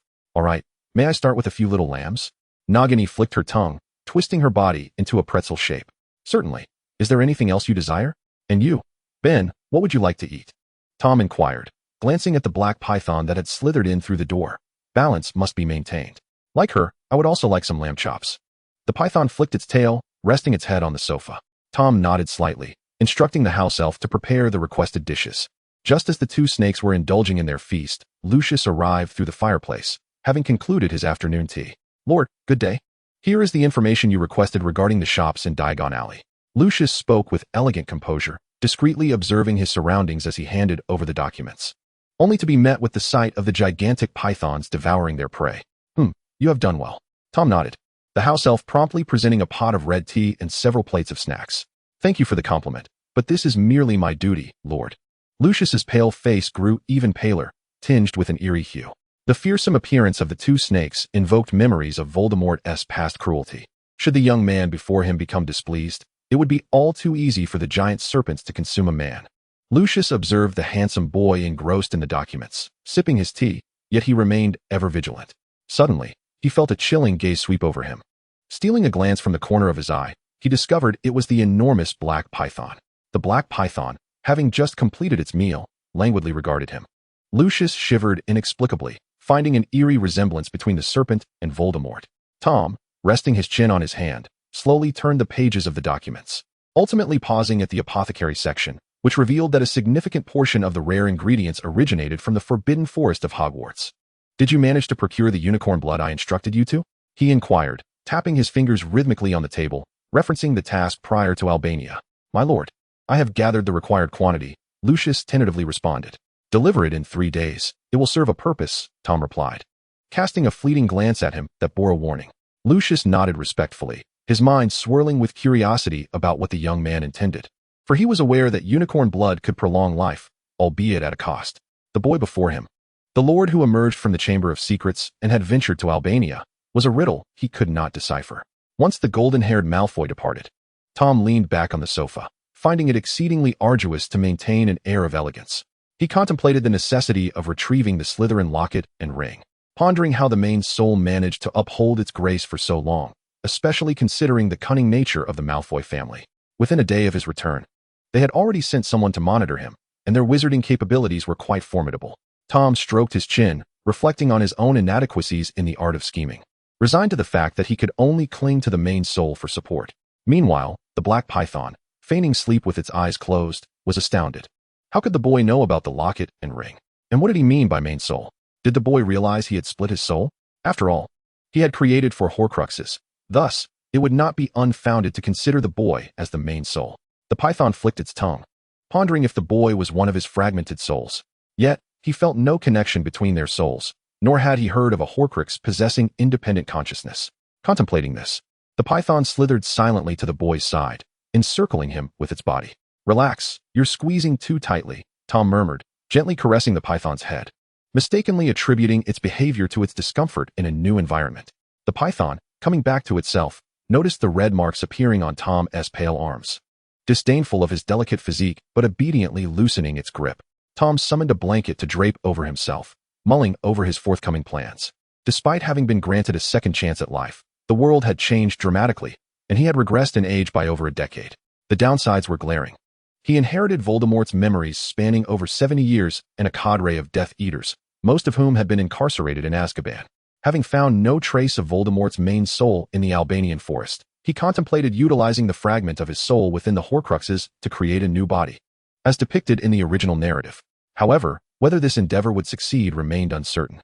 Tom stroked the cool scales of the black python, murmuring, "What do you think? Where could the main soul be? I truly wish to avoid dealing with those intricate matters.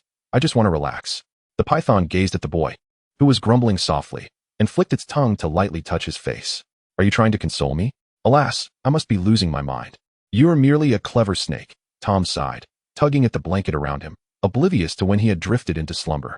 Nagini observed the cozy duo, nudging the window open to venture into the woods for some amusement. A flash of red flickered in the python's eyes before returning to normal. Once certain that the boy was sound asleep, the python stealthily glided into the castle's potions room, awkwardly using its tail to peruse the ingredients and potion books. Upon examining the materials and the vague plan, the python quickly grasped the boy's intentions. To recreate a body? Indeed, that was a commendable idea. Yet, how did the boy intend to execute it? Observing the boy's demeanor and considering the timeline of his Horcrux creation, it seemed that the memories and emotions discarded during the crafting of the diary would be the most relevant. The diary, indeed. The python shook its head. Perhaps this was fate.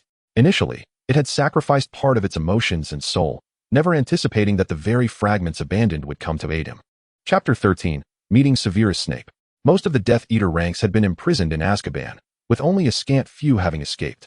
Severus Snape, having once delivered a prophecy and subsequently betrayed Voldemort by aligning with Dumbledore, remained branded as a traitor in the eyes of some, even years after the war had concluded.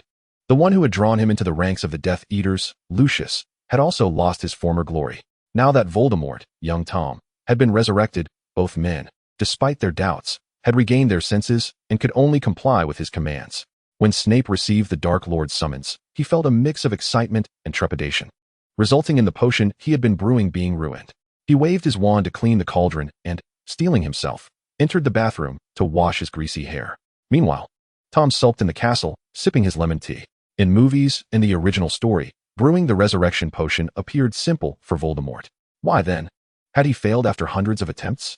After all, he possessed 1/7 of Voldemort's soul within him. Tom, baffled, ultimately surrendered and unhesitatingly sought external assistance. "Good afternoon, my lord." Snape bowed and stood by. "Sit and sample the freshly brewed tea." Tom gestured toward the sofa while leaning against the black python. Snape pressed his lips together, silently taking a seat, yet he refrained from touching the tea on the table. Tom set his cup down, sighing in disappointment. He truly could not comprehend why. Despite his good intentions, everyone feared he would poison them. He stroked his chin, pondering if his demeanor appeared unapproachable. Evidently, Snape was unaware of Tom's thoughts but paid close attention to his every action. The gaunt professor's body tensed at the sound of the Dark Lord's sigh, his dark eyes beginning to hollow. "Severus, I have always had high regard for your potion-making talent." Tom recalled events from the original narrative, his fingers twitching. Had it not been for that prophecy, you would have become the youngest potion master in Britain, your name echoing throughout Europe. Alas, what a pity. A single misstep has altered the course. However, your time at Hogwarts has been fruitful. "My lord, I have always followed your orders," Snape replied stiffly. His decision to teach at Hogwarts stemmed from both a love for the institution and a means of livelihood, but it also served as a cover to monitor members of the Order of the Phoenix. However, after Voldemort's disappearance, circumstances had shifted. Lily's death and his allegiance to Dumbledore had placed him in a dire predicament, and the precarious situation of the Slytherin students further ensnared him. Tom clicked his tongue in response, realizing that, had he not read the original story, he too might have been deceived. I have discovered some intriguing potion recipes that I believe will pique your interest. You have half a month to present the finished products to me. Tom chuckled softly, scratching the black python's chin, noticing its contented squint. Ignoring Snape's reaction, he continued, Bubbles, take Professor Snape to the potions room. With a pop, the unseemly house elf appeared. Unable to voice its presence due to its master's restrictions, it could only point in a particular direction. Severus, do you know where the child who survived resides now? Tom casually inquired. My lord, I am unaware. Snape replied tersely. Oh, is that so? How unexpected. Tom cast a meaningful glance at him, smiling as he waved his hand dismissively. Go on, remember to document the brewing process, and if you find yourself short on materials, seek out Lucius. Yes, my lord. I shall not disappoint you. Snape took a deep breath, rising with precision. He carefully sidestepped the sprawling silver serpent on the carpet and followed the house elf out, his posture suggesting a hasty retreat. Am I truly that frightening? Tom mused, stroking the black python's head with curiosity. Not frightening at all, compared to me. The python silently replied, finding him rather endearing. Tom felt a surge of pleasure at this thought, though he recognized the deceptive nature of the python's appearance. After all, it had never consumed a human, had it? He pondered the remote Albanian forests, uncertainty creeping in. The python observed the boy lost in thought and sighed softly. At 16, he was indeed quite innocent. However, summoning Snape to brew potions was a commendable idea, though it remained uncertain whether success would be achieved within half a month. Upon reaching the potions chamber, Snape was drenched in sweat, contemplating the implications of Voldemort's last words. Did they suggest an impending action against Harry? He shook his head, casting aside the tumultuous thoughts, and focused intently on the peculiar potion recipe before him. The black python, having returned from the primordial forest to the city after more than a month, had gathered nearly all the intelligence needed. Moreover, the wizarding radio broadcasted daily, occasionally lauding the miraculous deeds of the Golden Boy, making it nearly impossible for him to remain oblivious. Tom, do you enjoy your life as it is now? The python inquired, gazing down at the boy with an enticing tone. I can see that your situation is perilous. Otherwise, you wouldn't be hiding in a secluded castle. Your subordinates harbor their own agendas, and with countless enemies in plain sight, can you truly resign yourself to living this way forever?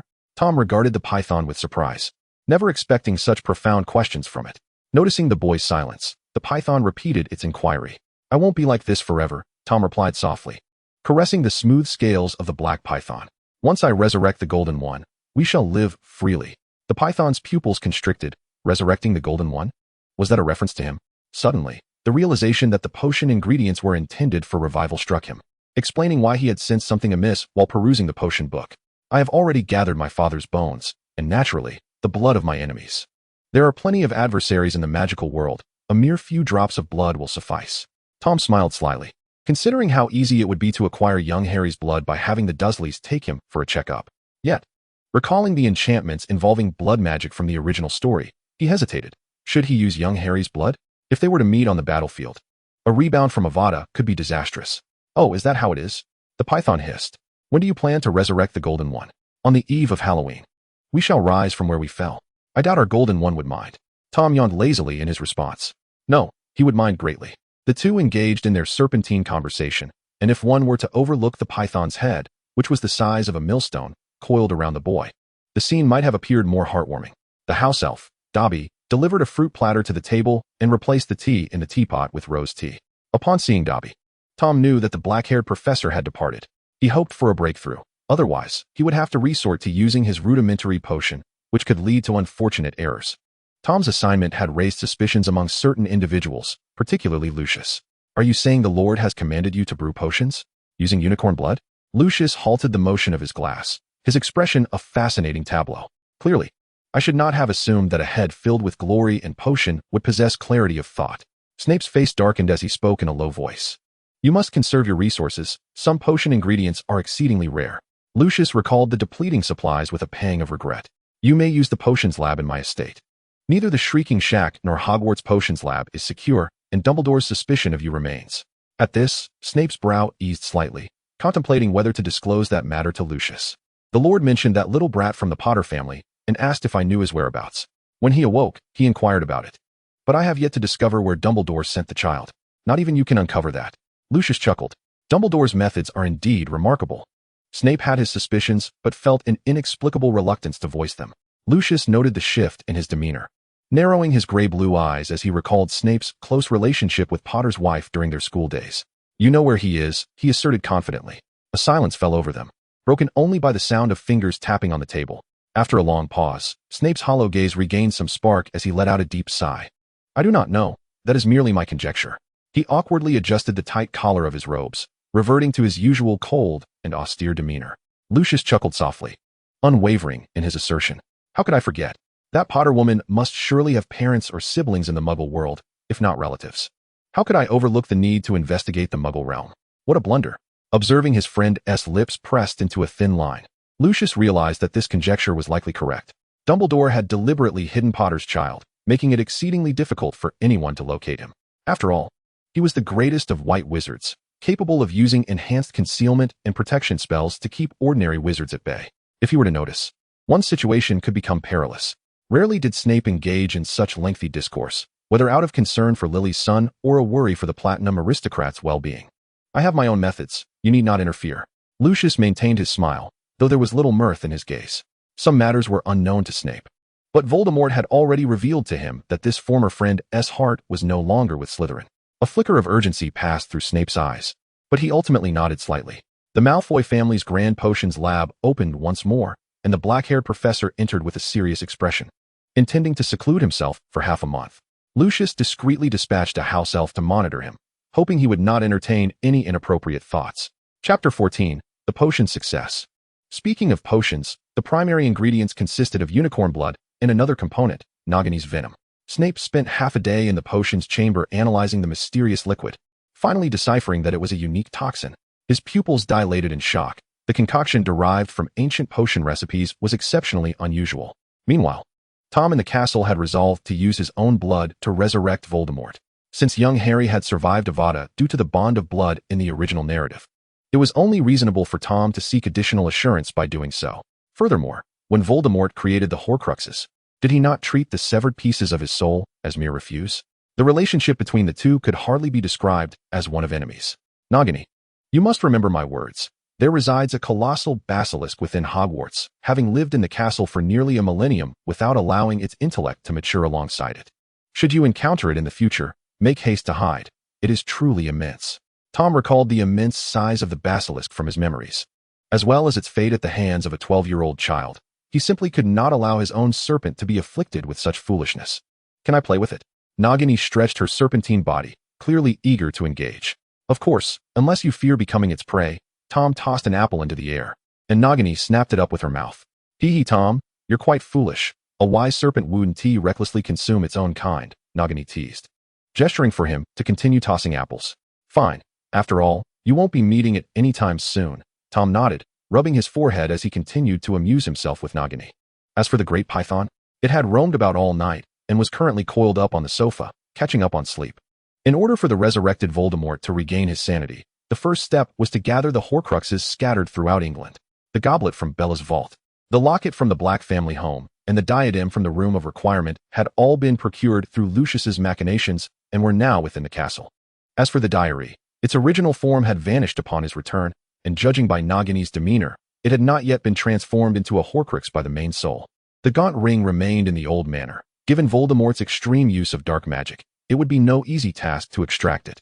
After all, wasn't Dumbledore in the original story also gravely harmed by the ring? Not to mention Tom, who was a latecomer in this dark path and possessed only the memories from the diary. He would certainly not seek death at Gaunt's old manor. Tom indulged in pastries, his peripheral vision catching sight of the house elf feeding small cakes to the two giant pythons, and an idea began to form in his mind. Thus, as the inhabitants of Little Hangleton fell into slumber, the bright moon cast a silvery glow upon the dark mountain forest. A slender figure appeared before the now-ruined Gaunt manor. Hesitating for a moment before timidly stepping through the partially open grand door, Tom stood atop a hill, his dark eyes fixed on Gaunt's old manor.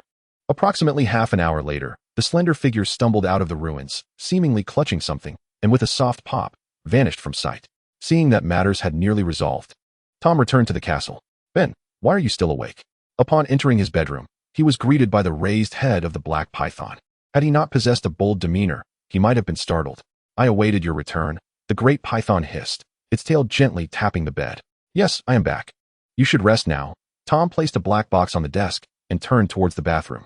The python hissed thoughtfully, gazing intently at the black box. Tom soon finished his bath, magically drying his long hair, and laid down in bed feeling refreshed. Ben, why are there such foolish individuals in this world? They go to the lengths of splitting their souls, first losing their handsome appearance, then their sanity, and ultimately being abandoned by their followers. If he hadn't created Horcruxes, I might not even exist, he lamented, tapping the snake's head lightly with his fingertip in a display of exasperation. Although I owe my existence to him, he is truly foolish, lacking any foresight. Having lived in the magical world for so long, doesn't he realize he should be winning over young wizards? I have yet to see him hold a significant position in the Ministry of Magic. I scarcely know how to describe him. And considering how few wizards there are, a mere small town in the Muggle world far surpasses their number. Did he lose his wits after I was separated? I remember him being different when he was young. Even at 18, when he created the diary, he was not so lacking. Moreover, wizards have limited magical power. If Muggles seized the opportunity to unleash a barrage with machine guns, wizards would stand no chance. Perhaps it was the nearing completion of the Horcruxes, or perhaps the influence of the Gaunt Ring, but in that moment, Tom felt an overwhelming urge to voice his frustrations. Lacking trustworthy companions within the castle and aware of the Snake Maiden's limited understanding, he found solace in confiding in the composed black python. The serpent regarded the boy with a complex expression, listening as he rambled on about the aging population and negative growth of the magical community, as well as the main soul's disappearance, leaving behind so little in terms of assets and wealth. And as for creating Horcruxes, he wouldn't have been so reckless in my recollection, nor would he have sought a wizard for experimentation. To confront the chosen one without a contingency plan was exceedingly arrogant. Regardless of whether one is pureblood or half-blood, the potential for profit should be prioritized. Why worry so much about blood status? Fortunately, he is not me. Oh, wait, that is incorrect. We are one and the same. Good heavens. At this point, Tom closed his eyes, attributing it all to the original narrative being merely children's literature, crafted solely for the sake of plot progression. His woeful demeanor oddly brought a sense of amusement to the black python, tightening its tail around the boy a little more. Tom assumed the python was comforting him and affectionately rubbed against its scales. 10 days later, Severus Snape opened the long-sealed door to the potions classroom, guided by a house elf to the Malfoy Manor's bathroom. His reflection in the mirror showed a sallow face, greasy hair clinging to his cheeks, and unusually pale lips. Just as Snape returned to his quarters, having not yet had the chance to sip some warm tea, there was a knock at the door. "Severus, have you succeeded?" Lucius inquired, handing over the supplement and seeking a definitive answer. "Yes, as you can see, after numerous experiments, I finally mastered the dosage of the ingredients and made some improvements to the recipe. Tomorrow, I will prepare another batch to personally deliver to the Lord." Snape's impatience was palpable. Had it not been for the importance of Lucius's inquiry, he would have summarily dismissed him. "That is splendid news. I believe the Lord will be quite pleased," Lucius observed as Snape set the supplement aside, his eyes flickering. "Be sure to rest well. I will send more ingredients to the potions classroom." Snape emitted a soft grunt through his nose, and once Lucius exited, he firmly shut the door and cast a silencing charm upon it. After several nights of sleepless toil, even with the invigorating supplement, his mind was utterly fatigued and in dire need of rest. When Tom laid eyes upon the completed potion and the enhanced recipe, he gained an even deeper appreciation for Snape's remarkable talent, though he still paled in comparison to the Voldemort of yesteryear. Sensing the cold aura emanating from Snape and his increasingly indifferent demeanor, Tom speculated whether the man was employing a mental blocking technique. Otherwise, it would not be prudent for him to be lost in thought before Tom. You have performed admirably. You are indeed someone I hold in high regard." The words slipped from Tom's lips in parcel tongue, but he quickly regained his composure. "Once you return to your former glory, you will take pride in all that you have accomplished thus far." Snape's fingers twitched at the sound of the boy lord's chilling hiss, showing no concern for the grand vision Tom laid before him. As long as the Lord consumed the potion, none would know of his sacrifices for Lily, save for Dumbledore. Yet he could not. He understood the terror that Voldemort embodied. Tom shook the glass vial containing the golden potion, smiling contentedly. "You may leave now, and do not expose yourself before Dumbledore," he said with a smile, waving his hand to dismiss Snape. "Yes, my lord." Snape bowed respectfully, a fleeting shadow of regret crossing his eyes. After Snape departed, Tom cast several detection charms on the glass vial. A pale blue light shimmered along its surface, confirming the potion to be entirely flawless. "What a pity. I had hoped he might take some action," Tom remarked with disappointment to the black python at his side. "Hiss. He is quite clever. He wouldn't engage in actions that might alert others that Dumbledore is quite adept at manipulation, the python replied, her voice devoid of fluctuation. You are right.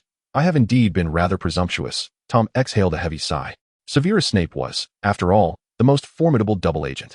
He had made sacrifices for Lily's child, to prevent Draco from descending into darkness, and to fulfill Dumbledore's request for the sake of the wizarding world, culminating in the act of slaying the great white wizard within the tower. Snape honored his commitment, but seemed to have overlooked his role as the head of Slytherin. After killing Dumbledore under the guise of a Death Eater, he neglected the plight of the young serpents, and even that of the Slytherin graduates who had taken up arms. The enmity between Gryffindor and Slytherin had lingered for ages, with both the headmaster and professors favoring Gryffindor. Thus, the future intake of wizards into Slytherin would dwindle to nothing. As for Ravenclaw and Hufflepuff, they fared slightly better, yet under the historical narrative dominated by Gryffindor's triumphs, these two houses would gradually fade into obscurity. The existence of these houses at Hogwarts in the future remained uncertain. How could someone as astute as Snape have failed to contemplate these consequences? Ultimately, it all boiled down to selfishness. Halloween is fast approaching, Tom remarked lazily, sipping his red tea. You and Nagini will soon have a new friend. Are you excited? The black serpent remained silent, lost in thought as it gazed in the direction Snape had departed. Tom was concocting the original body potion, which required the blood of a unicorn and the venom of Nagini.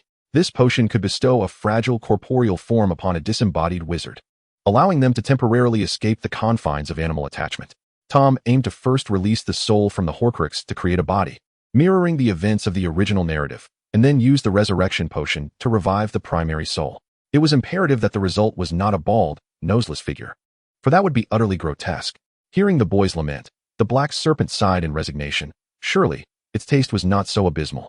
Chapter 15, Resurrection. Tom had calculated the resurrection process countless times in his mind, yet he had not anticipated nearly failing due to the black serpent's interference. The Horcrux had been kept in the castle's Chamber of Secrets, which Tom had personally arranged upon his return. Logically, the black serpent should not have entered. Yet what transpired was undeniably true. The serpent, having disappeared for 3 days, had devoured 4 Horcruxes and taken up residence in the chamber for slumber. When Tom opened the chamber, he beheld the coiled black serpent, with the Horcruxes nowhere to be found.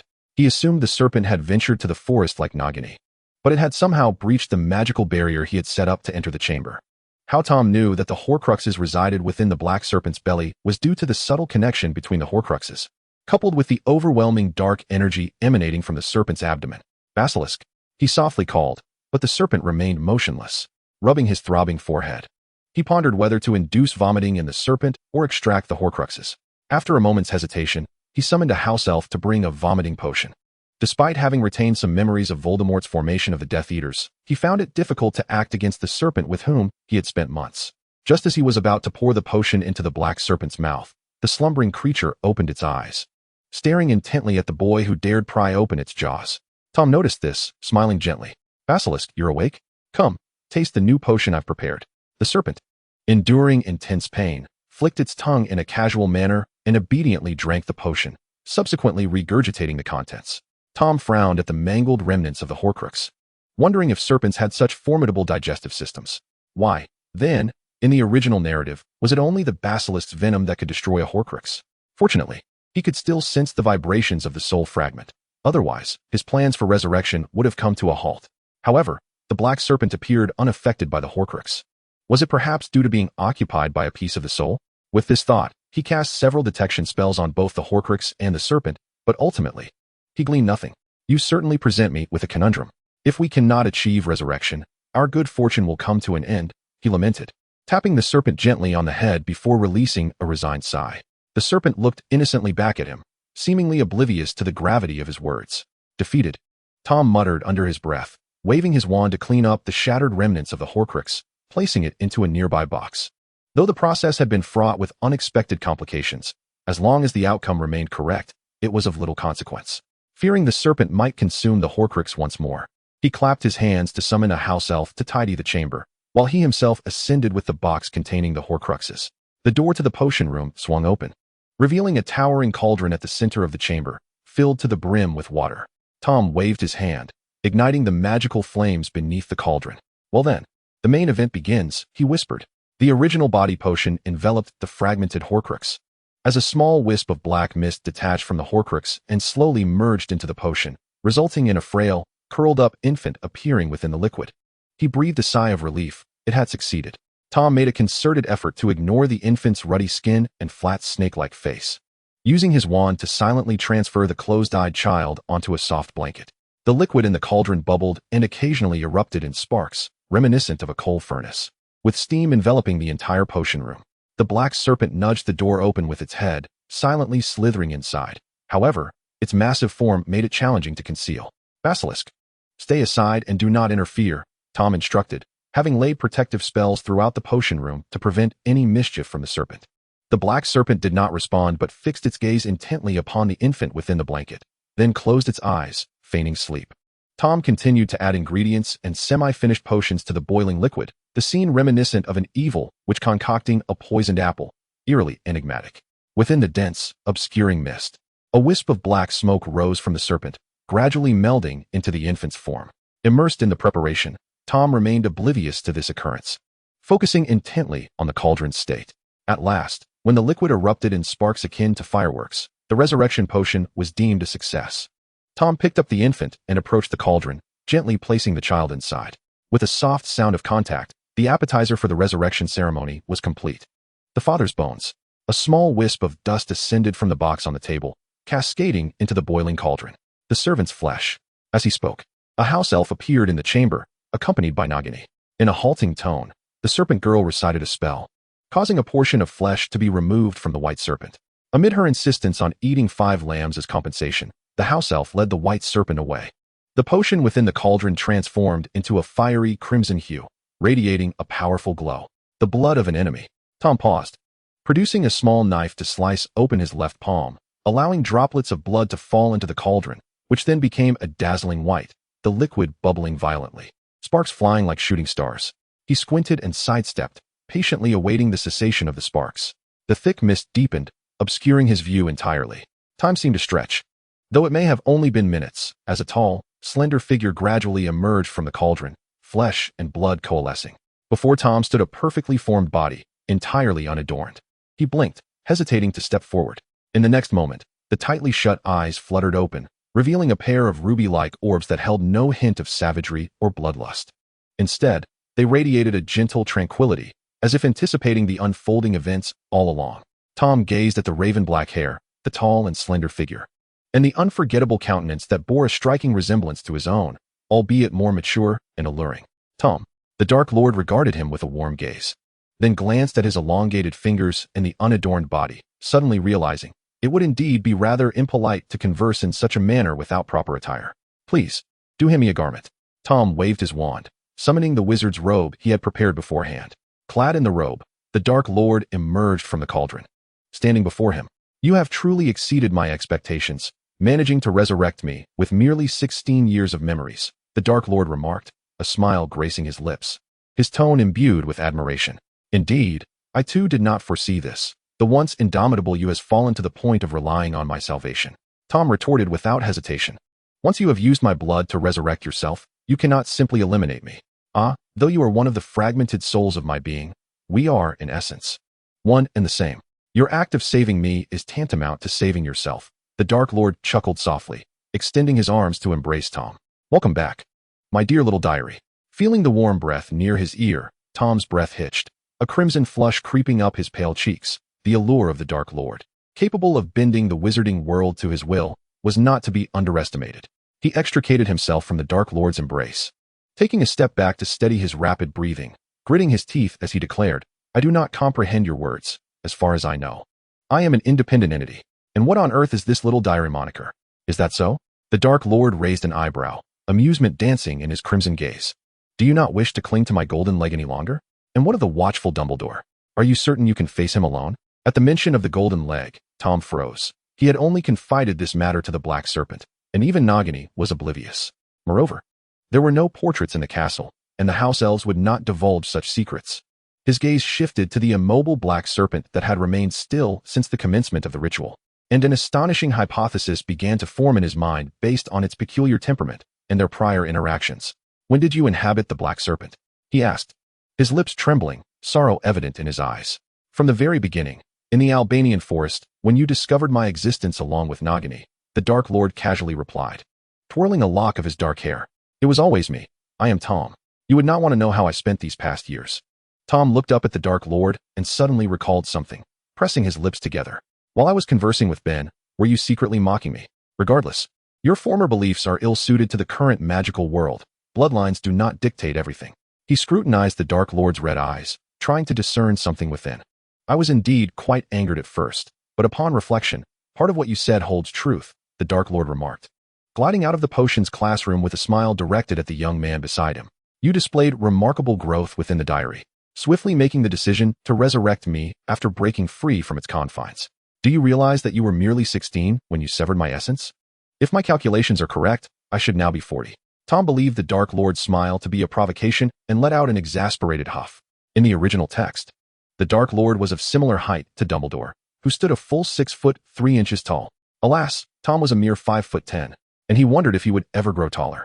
In the dining hall, house elves presented a delectable feast, while Nagini coiled contentedly on the carpet, Bubble expertly feeding her. I had Severus brew some soul stabilizers, though I am wary of you consuming them. Tom munched on roasted beef and Yorkshire pudding, his brow slightly furrowed. You should take the time to brew some yourself in the potions classroom. I do not believe you can roam freely in the magical world just after your resurrection. The Dark Lord elegantly sliced into his steak, nodding in tacit agreement. Severus is a competent subordinate, provided I do not eliminate that red-haired woman beforehand. He took a sip of red wine, sighing softly. I repeatedly told that woman to leave, yet I could not fathom why she was so persistent, much like a fly that refuses to be shooed away, until I finally succumbed and used Avada Kedavra, only for Dumbledore's golden boy to survive. Tom listened with curiosity as the Dark Lord recounted the events of that fateful day, noting that it was largely consistent with the original narrative, save for the differing executor of the Avada. When the Dark Lord paused, he took a bite of meat pie, urging him with a glance to continue. Upon further reflection, I found something amiss. The incantation was peculiar. I had encountered similar spells in the restricted section of Hogwarts and the Malfoy family vaults, though they were notoriously difficult to master, taking even me a month to learn. The Dark Lord regarded Tom's adorably naive expression, his eyes sparkling with mirth. Was that a trap laid by Dumbledore? But how could he possibly know you would venture to the Potter household? Wasn't there also a child from the Riddle family who fit the prophecy? Tom inquired with intrigue. Perhaps both families learned the incantation? Have you forgotten that it was Dumbledore who guided me into the magical world from the orphanage? My every action at Hogwarts could be easily traced. It is not difficult for him to ascertain that I am a half-blood, the Dark Lord replied, setting down his goblet and dabbed his lips with a napkin. If I recall correctly, you became the most feared dark wizard. Why then did you personally seek to eliminate that child? Could you not have employed house elves or other Death Eaters for the task? Tom, melding insights from the original text and various fanfictions, voiced his lingering doubts. Dumbledore knows me well enough. Even if I refrained from acting, he would find other means to compel me, the Dark Lord replied, his expression darkening. Can he truly claim to have forgotten?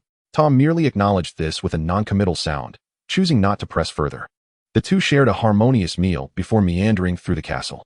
Nagini curiously trailed behind them, still unable to comprehend why her master had seemingly multiplied. Chapter 16, Discovery. The festive atmosphere of Halloween failed to stir any excitement within the castle, which remained as quiet as ever. It was now 1983, a mere 2 years since Voldemort's disappearance and subsequent resurrection. The Dark Lord surveyed the substantial stack of documents on the desk, giving rise to a wave of self-doubt.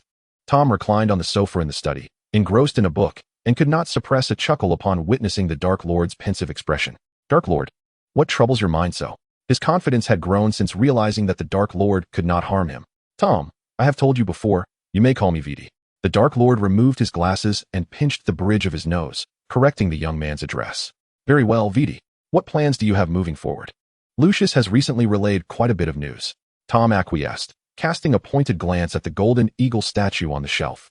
The Dark Lord did not respond immediately, instead scrutinizing the documents he held. The Death Eaters had suffered severe setbacks. Most of their key members were imprisoned in Azkaban, leaving only a handful of lesser ones.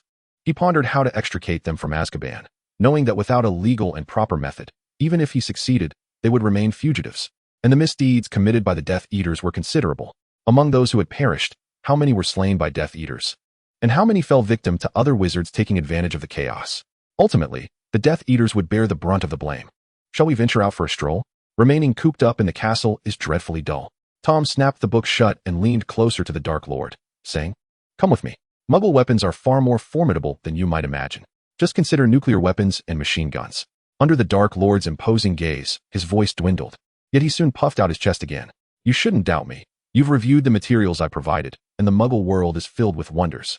He felt like a desperate insurance salesman, striving to persuade his client to make a purchase. The Dark Lord listened with keen interest to the boy's incessant chatter, his fingers discreetly tapping on the table, finding it remarkably vivid and delightful. Moreover, with his purple-robed wand now reclaimed, it was time to make an appearance. Let us stroll through London. I suspect certain individuals would rather not see your face. They would be restless and sleepless. The Dark Lord chuckled softly, rising to ruffle the boy's hair, which was as soft as he had imagined. Tom was momentarily taken aback, dodging the Dark Lord's large hand, but felt a surge of defiance upon hearing his words. Are you referring to Dumbledore, or those at the Ministry of Magic? They have grown complacent since your disappearance and the capture of the Death Eaters. Besides, we resemble each other almost identically. Tom furrowed his brow, stepping back several paces to avoid further disarray of his hairstyle. I am not a child. Had I known, I wouldn't have gone to such lengths to resurrect you. Listening to the boy's muttering, the Dark Lord questioned whether he had been such a chatterbox in his youth. Or was this the price of the Horcrux's autonomous revival? The resurrected Lord did not comprehend, but he found it rather agreeable nonetheless. Very well, I shall be cautious. The Dark Lord maintained his smile and softly inquired, what shall we do in London? Do you intend to show me the Muggle nuclear bomb? At this, Tom's obsidian-like eyes widened, and upon seeing his eager expression, he exclaimed, nuclear bombs are perilous. I do not wish for any bodily mutations. Did you not see the scars left by the 2 nuclear bombs on the island? No amount of magic or potion could save them. As the saying goes, the wealthy rely on technology, while the poor depend on mutation, though the likelihood of mutation is exceedingly slim. He was now a wizard, affluent and leisurely. He would be mad to approach a nuclear bomb. The Dark Lord fell silent. He typically focused on the geopolitical affairs of Germany, France, and England, having no interest in trivial matters. I misspoke. Let us first take a stroll through the streets of London, the Dark Lord said, clearing his throat to change the subject. Tom shot him an ungracious glare before conjuring his wand and disapparating outside the leaky cauldron. Clearly, their thoughts aligned. As the Dark Lord appeared in a small alley on Charing Cross, dressed in a white shirt and black trousers, Tom observed the impeccably handsome Dark Lord, feeling a tinge of envy. Thanks to the Muggle-repelling charm, their sudden appearance went unnoticed by passers-by. The Dark Lord surveyed the ubiquitous advertisements and cars, noting that compared to the social environment of his teenage years, this era was indeed far superior. Tom did not interrupt his contemplation, trailing slowly behind him. They visited the Imperial War Museum, the Science Museum, and a shooting range, before casually making their way to a restaurant. What are your thoughts? Tom queried, picking up a piece of twice-cooked pork with chopsticks, his expression teasing as he regarded the Dark Lord. The Dark Lord, stifled by the rapid advancements in Muggle technology, pursed his lips and began to acknowledge the threat Muggles pose to wizards. This only reinforces my conviction that dominating the Muggle world is indeed necessary, he retorted stubbornly.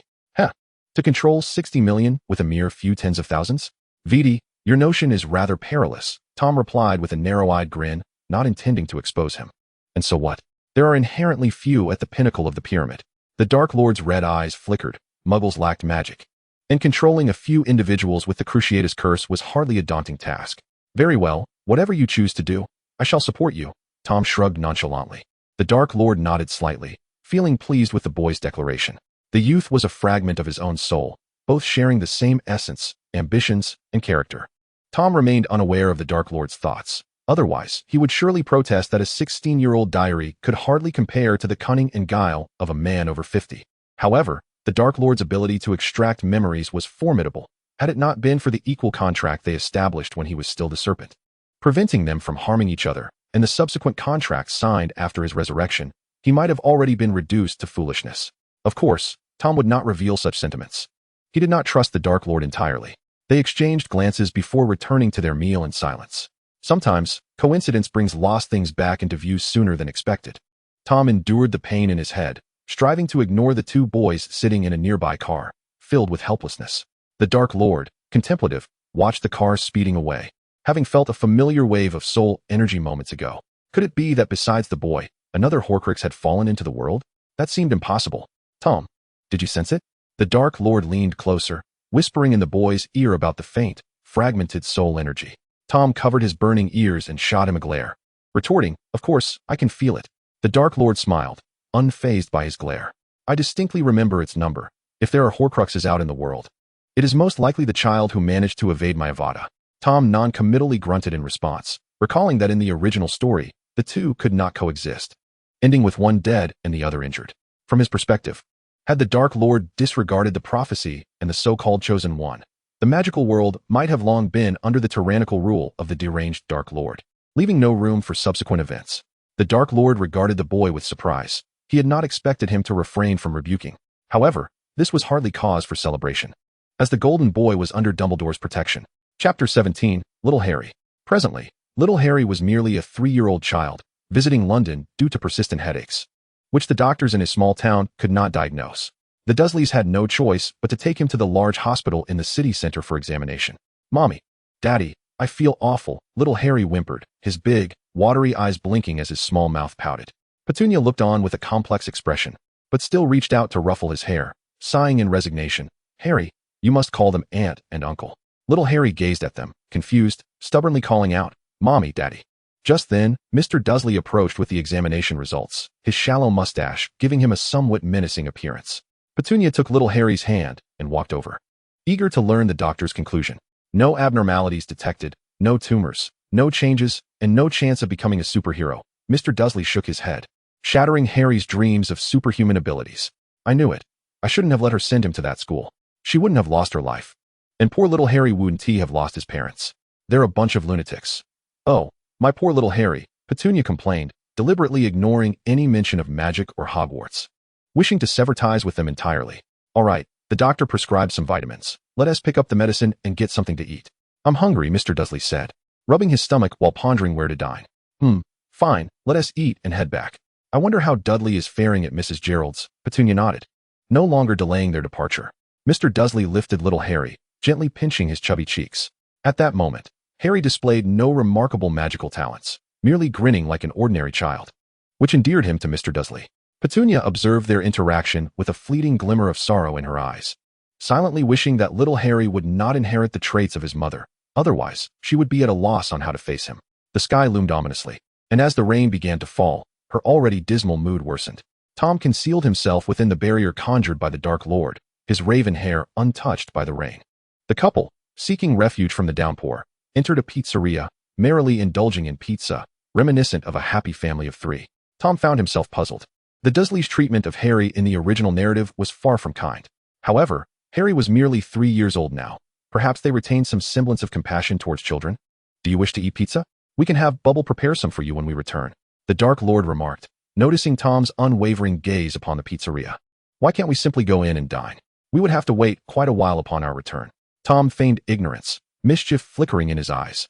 "You know precisely why I say this, Tom. Moreover, it appears we have located the boy." The Dark Lord's lips curled into a smile, his tone lighthearted. Tom shrugged in resignation, curiosity etched on his face. "What do you intend to do? As foretold by the prophecy, you are destined to be adversaries." Tom harbored little sympathy. He and the Dark Lord were natural allies. The Dark Lord gazed at the lightning-shaped scar on the boy's forehead, contemplating before he replied.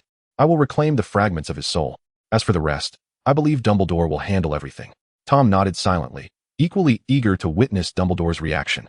The heart of London, bustling with Aurors and wizards, was the most likely place for little Harry's magical outbursts to incite peculiar occurrences.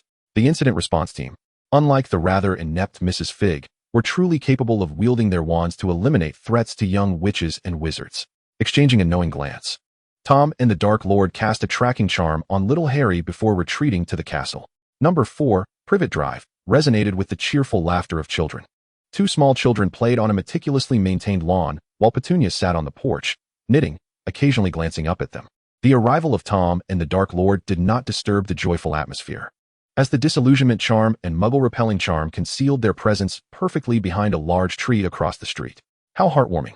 This reminds me of dear Draco," Tom mused, reflecting on the charm of 3 or 4-year-olds, noting that Dudley and Harry's relationship was not as antagonistic as portrayed in the original tale. "If you fancy it, why not invite Draco to stay at the castle for a few days?"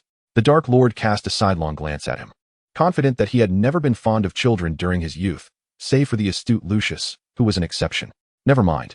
Children can be quite noisy when they cry." Tom observed the 2 children who had inexplicably begun to wail and shook his head in exasperation. Even if he were inclined, Lucius would certainly object. Malfoy Manor was vast enough for Draco to play in. Furthermore, the Dark Lord's return instilled fear in them. Bringing Draco to the castle might lead to their private speculations. The Dark Lord remained silent, quietly watching as the two children ceased their cries and took off together on their small bicycles. With a flick of his wrist and a few murmured words, the previously lively children began to yawn, soon retreating to their rooms for an afternoon nap. Tom, astonished, grasped the Dark Lord's hand, marveling. Is this the power of wandless magic combined with a silent spell? It was astonishing how effortlessly they had succumbed. The Dark Lord smirked slightly, taking hold of the boy's hand and leading him into the Disley's home. Upon seeing the two children asleep, Petunia busied herself with other matters. The blonde-haired boy and the dark-haired boy nestled together in slumber, blissfully unaware of the strangers who had entered their home. Tom, realizing the Dark Lord had no intention of releasing his grip, gently brushed aside little Harry's hair, caressing the lightning scar on his forehead. This is the mark you left behind. You have personally branded your adversary, he murmured. No, Tom, this is our mark.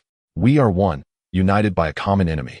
The Dark Lord corrected the oversight in his words, extending his long finger to touch little Harry's forehead. Then you should swiftly reclaim the fragments, lest they become further integrated with the child. Tom pressed, accustomed to the Dark Lord's repeated emphasis on unity. Knowing that the Dark Lord remained oblivious to the completeness of his own soul, a secret he had no intention of revealing. Though the Dark Lord's ability to extract souls was formidable, he should not be forgotten as one capable of mental occlusion. The Dark Lord glanced at the blissfully unaware boy, furrowing his brow as he endured the sharp pangs emanating from the soul fragment resting on little Harry's forehead. Fortunately, the surrounding area was shielded by a silencing charm, and little Harry had been placed under a sleeping spell, though the intense pain from the scar caused him to grimace, his small form writhing in discomfort. Tom, wand in hand, silently recited a healing charm, hoping to alleviate little Harry's suffering. Retrieving the fragments took no more than 10 minutes before departing number 4, Privet Drive. Yet the Dark Lord's aura had grown even more formidable. Apart from the soul contained within the diary, all remaining fragments had been successfully reclaimed by the Dark Lord. How do you feel now? Tom inquired, his gaze fixed on the rain-soaked landscape, a smile gracing his lips. Quite well, actually. It has been ages since I felt this way, the Dark Lord confessed, acknowledging that the process of severing one's soul was not a pleasant experience, particularly given the number of times he had undergone it. I never quite understand why you believe that creating Horcruxes could grant immortality. With enough magical prowess, one could live to 200. Just look at your past actions. You barely managed to reach 60. Tom continued to question without sincerity. The Dark Lord paused, then chuckled softly. My name symbolizes a departure from death. Perhaps the notion was flawed from the outset. Without you, I would still be struggling. He turned to embrace Tom, his words sincere. Thank you, my other half, my little Tom. A singularly special family member, belonging solely to him. Tom hesitated momentarily, then reciprocated the embrace. From a certain perspective, there was no bond closer than theirs. The Dark Lord's emotional vulnerability was a reason for Tom to lower his defenses. No one could remain perpetually guarded. Mr. Departure from Death? Tom teased. Tom, have you forgotten my request? Call me Vidi. Very well, Vidi, let us return home. Tom took the initiative, linking his arm with the Dark Lord's, eager to utilize the portkey for their journey. The Dark Lord squinted, radiating an aura of delight. With a sharp crack, the two vanished from sight. Back in the castle, Nagini was yawning in boredom when she spotted their return and hurried over. The great serpent was buried beneath the castle's rose bushes, leaving Nagini as the sole occupant of the sprawling fortress. Every corner of the forest had been traversed by Nagini, and now she returned to her mundane existence. Chapter 18, The Return. The scattered Horcruxes had been nearly collected, yet the damage inflicted upon the soul would not be easily mended. The dosage of the soul stabilizer required strict adherence. The Dark Lord was aware of this. Thus he was not in haste regarding the gradual repair of his soul. Tom slid the documents sent by Lucius aside, lounging on the sofa engrossed in a book, one purchased from the Muggle world. The Dark Lord's eyes glimmered as he approached and sat beside him. You should learn to better wield your magical powers, lest you find yourself ill-prepared for contemporary combat techniques. The Dark Lord, Voldemort, casually flipped through a book, expressing concern with his words. With you by my side, what do I have to fear? I have no fondness for venturing outside. Tom, fundamentally a reclusive individual, mused that had the quality of game production not declined so sharply, he would have clutched the game controller fervently. The Dark Lord sighed inwardly, attributing Tom's aversion to the outside world to his prolonged stay in his diary. The castle felt rather confined, limiting his movements, and he lamented the loss of his once possessed estate and wealth, now reduced to mere memories. Since his resurrection, the Dark Lord had developed a fondness for dining with Tom. Today's lunch comprised a sumptuous steak, venison salad, and roasted potatoes, accompanied by an array of bread and fruits. Tom regarded the exquisite spread with disdain, finding it too greasy for his palate. and opted instead for Chinese cuisine, rice paired with braised pork, a true culinary match. The Dark Lord merely cast a fleeting glance before diverting his attention, planning to sample it next time. After their meal, the Dark Lord unfurled the latest edition of the Daily Prophet, discovering nothing of note. The wizarding world appeared to be reveling in peace. Nagini languidly rested upon Tom's lap, relishing his gentle strokes. Tom, the ice mouse you purchased from Duke Honey is such fun. It scurries around in my belly, and the peppery little rascal makes me breathe fire. Nagini nudged Tom's leg affectionately, pleading for more amusing snacks. What a gluttonous serpent you are. No wonder the snacks disappear so swiftly. Tom chuckled, patting Nagini's head, not declining her request. Staying in the castle is dreadfully dull, and the lambs you've raised aren't yet ready for consumption. Nagini rolled on the ground, swimming towards the warm hearth. The weather is growing colder. I feel a hibernation coming on. Ho ho ho. Tom gazed at Nagini in astonishment. After all, she was a creature of the blood curse, a being of unique nature that required hibernation. Observing the interaction between the boy and the serpent, the Dark Lord took a sip of his red tea, a slight smile gracing his lips.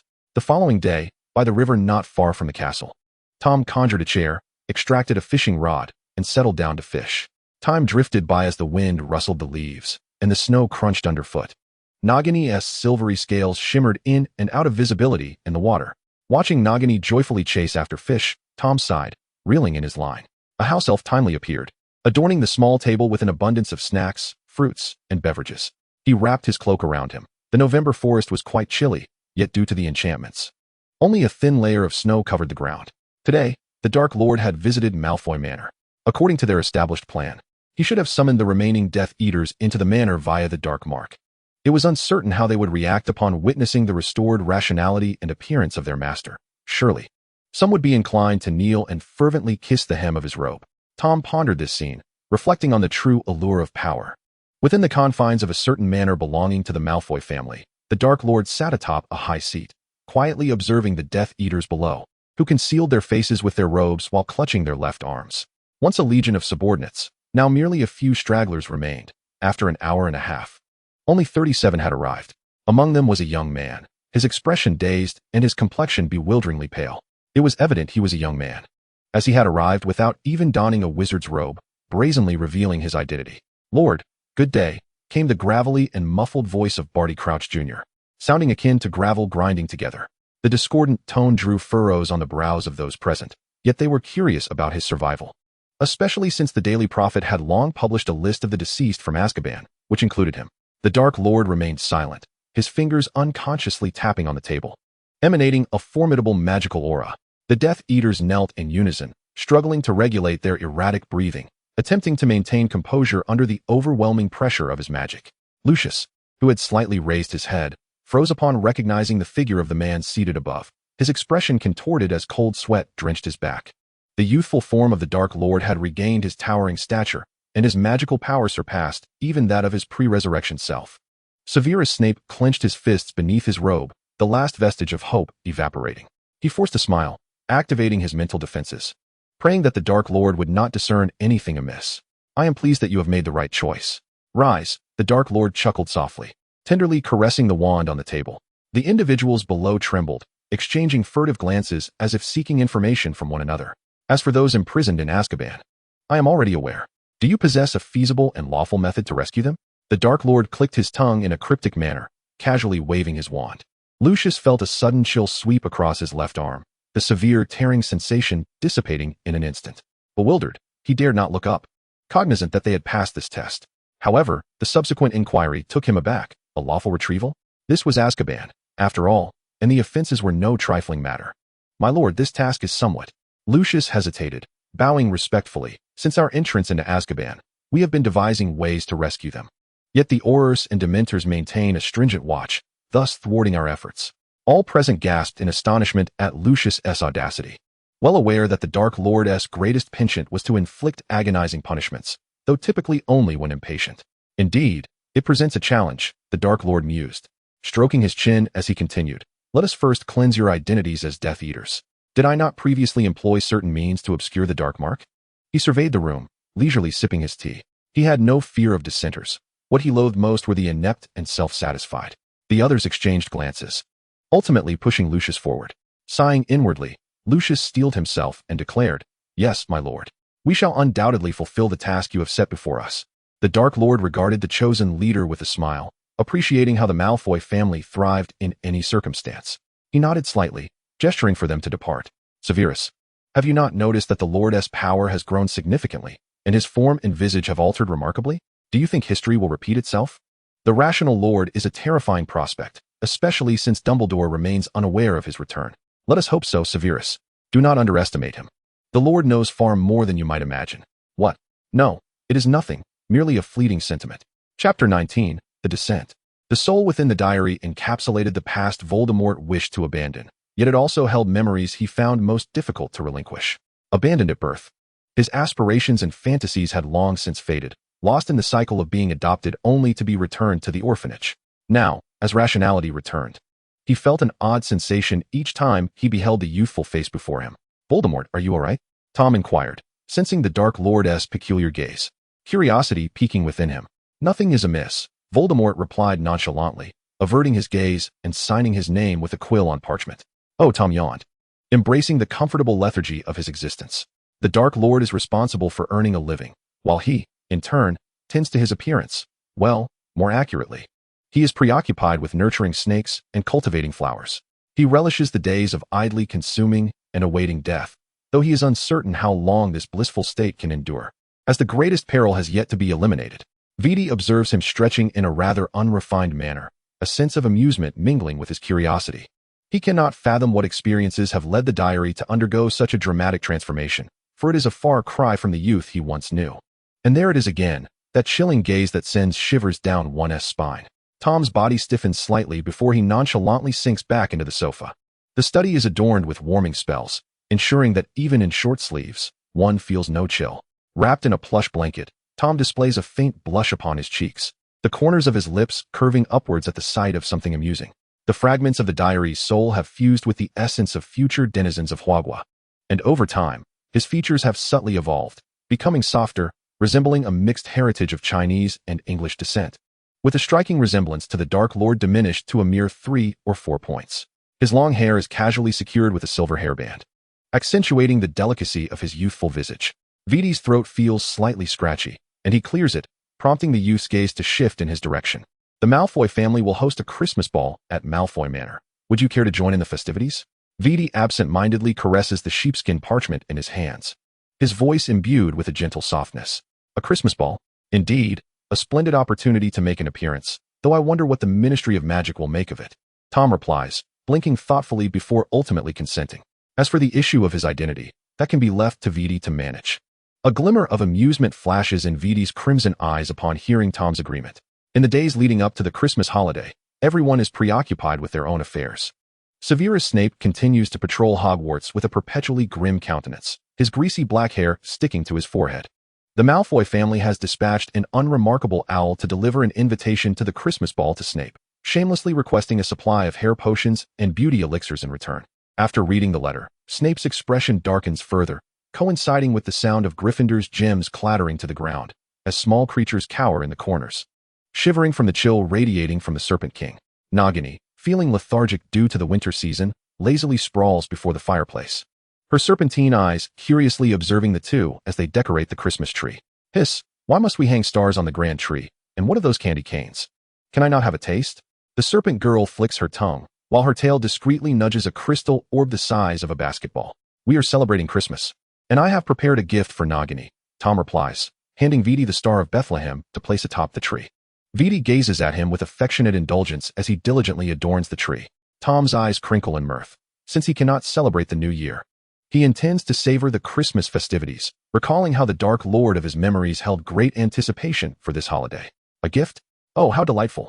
I wish for coconut milk pudding, ice-cold mice, roasted lamb, steamed deer blood, and fried chicken legs, Nagini exclaims with glee, her serpentine head raised high, her tail thumping against the carpet, sending up a cloud of dust despite the house elves having thoroughly cleaned the castle. Tom can only sigh in exasperation. Is she placing an order? Viti completes the Christmas tree, then uses his wand to conjure mistletoe and various flowers upon the walls, the myriad of species dazzling to the eye. The elegant garments from the couture shop hang neatly on the coat rack, awaiting their master to don them. Tom had tried on the elaborate medieval attire upon its arrival, and the cumbersome fabric had left him sweating profusely, Had he not promised Vidi to attend the ball, he would have reconsidered. He recalls Vidi's graceful demeanor, marveling at how the latter embodies etiquette as if it were etched into his very bones, a standard that Tom, as a newcomer, could hardly hope to achieve. When Tom purchased the castle, he prepared a room for Vidi adjacent to his own, as both the master and guest quarters are located on the third floor. Thanks to their proximity, whenever Tom finds himself in need, Vidi can swiftly come to his aid. He exhales a long breath, covering the incessant prattling of the mirror with a curtain, blocking out its irritating flattery. On the morning of the 24th, when Tom rises at 8 o'clock, Vidi is already seated at the dining table. He gazes at the untouched breakfast, holding a warm glass of milk. You need not wait for me. What if I do not rise until 9? Would you truly remain here until then? No, I shall not wait that long, Vidi replies, casually folding the newspaper and placing it to his left. I will come to rouse you. Skipping breakfast is detrimental to your health. Tom puffs out his cheeks, deeply suspicious that Vidi views him as a child, despite being a big man at heart. His sweetened milk serves as evidence. Vidi glances at him with a mix of exasperation and amusement, elegantly slicing toasted bread to pair with bacon, bringing it to his lips. I shall step out for a while. Do not wait for lunch, he adds. The ball commences at 5 o'clock. Do not wander about aimlessly. Vidi sips his coffee, noticing the furrow of Tom's brow, and adds, I have acquired some new books for the study. I believe you will enjoy them. Tom nods slightly at this, sensing that the Dark Lord is preparing for some mischief, though he is unsure who will bear the brunt of it in the future. It is best if it is the Aurors. Once they handle those seasoned veterans who have emerged from the bloody fray, the fresh blood should be much easier to manage. Those who have never seen blood are forever but rookies. As for the idle officials of the Ministry of Magic, they possess countless vulnerabilities just waiting to be exploited. Vidi strokes his chin, feeling a sense of trust in the youth, who seems to be lost in thought at this moment. However, gazing into the boy's lively eyes, he cannot help but smile softly. Vidi's cheerful mood is abruptly shattered by the unexpected arrival of Lucius, who brings unsettling news.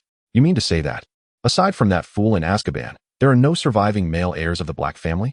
Vidi scoffs, his tone laced with mockery. Lucius lowers his gaze, concealing the resignation in his eyes. The younger son of the Black family, Regulus, is missing, while the remaining males have been expelled from the family. The only true heir left, aside from Sirius Black who has sought refuge with Dumbledore, is Bellatrix and little Draco. Lucius speaks candidly, as this matter is easily verifiable. Yet his mother-in-law insists that Regulus is still alive. She has not divided the old estate or any other assets even in the face of death. No one knows that Regulus Black has perished and become a wraith, hidden away in a cave, attempting to destroy one of the Dark Lord's Horcruxes, but ultimately failing. Vidi suppresses the urge to roll his eyes. He learned from Tom where the locket box was found, and now, piecing together the recent revelations, the instigator has become clear. He must prompt the ministry to finalize the handling of the inheritance, to see if they can uncover any legitimate male heirs to the Black family's estate from the most obscure corners. As for the eldest Black in Azkaban, he muses, keep an eye on Dumbledore's stance, maintaining a smile as he assigns Lucius a formidable task for the Christmas holiday. Yes, my lord, Lucius replies respectfully. But once the Dark Lord departs, his expression sours. The Ministry of Magic, Azkaban, Dumbledore. Heavens, will they not allow one to enjoy the holidays in peace? Chapter 20, The Ball. Tom dons a silver-green gown, gazing at his reflection in the mirror with a serene smile, the upward curve of his lips revealing sharp canines, rendering him both innocent and charming. The mirror, which had incessantly praised his beauty, is magically silenced, leaving the youth to leisurely don a pure white mask that obscures half his face. Tommy, the time is drawing near. Vidi rapped lightly on the door as a reminder, witnessing a fleeting glimmer of amusement in the boy's masked eyes. All right, Vidi, I can hardly wait to see them make fools of themselves. Tom embraced the affectionate appellation and strode forward. Vidi smiled gently, stooping to smooth the slightly wrinkled collar of the boy's attire. It will be quite entertaining. You need only to stay by my side and enjoy the spectacle. Vidi affectionately tousled his soft, flowing hair, grasping his hand before the boy could express his displeasure. The soiree at the manor is far more vibrant than it was during Ab's time. Tom non-committally murmured in agreement. Of course it's livelier. It's been over 30 years. And there are more guests than before. However, having such a Death Eater as a boss puts a damper on things. We can't even enjoy the Christmas holidays. Within the opulent confines of Malfoy Manor, Lucius, the master of the estate, effortlessly mingled among the guests, engaging in idle chatter. All those invited by the Malfoy family had arrived. Even a few uninvited neutrals had slipped in, but fortunately, everyone wore masks, serving as a veil of discretion. Lucius, harboring his own clandestine thoughts, did not hinder their frivolous exchanges. He navigated the crowd with a glass of champagne in hand, as young couples frolicked and danced in pairs, while a few guests occasionally vanished from the grand hall, presumably seeking merriment or discussing matters concerning the Dark Lord. The various heads of families encircled Lucius, exchanging meaningless pleasantries, though their eyes remained vigilant, scanning the surroundings. Suppressing his impatience, Lucius offered non-committal responses. He found it perplexing that the same individuals who had been present when the Dark Mark had summoned him previously were now seeking his confirmation of the Dark Lord's return. Sipping his champagne, Lucius seemed to grasp their motivations. The experience of being confined in Azkaban was hardly pleasant, and their recent 2-year scrutiny by the Aurors was far from over. Understanding their fears did not warrant feigned ignorance at all times, however. The Dark Lord, Viti, lurked within the throng, observing the Death Eaters engaging in their petty schemes beneath his very gaze, and felt a wave of irritation wash over him. "It seems your last appearance did not instill them with much trepidation," Tom quipped, handing Viti a glass of champagne. "A moment of leniency has led them to forget their master's former methods." Viti accepted the champagne, but, noticing the boy's intent to drink wine, swiftly reclaimed the glass and returned it to the tray. "Let us partake in some food first. We can drink at home later."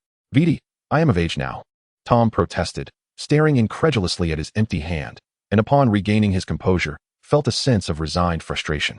Viti cast a sidelong glance at him before turning towards the elongated dining table. Tom obediently followed Viti, not questioning why.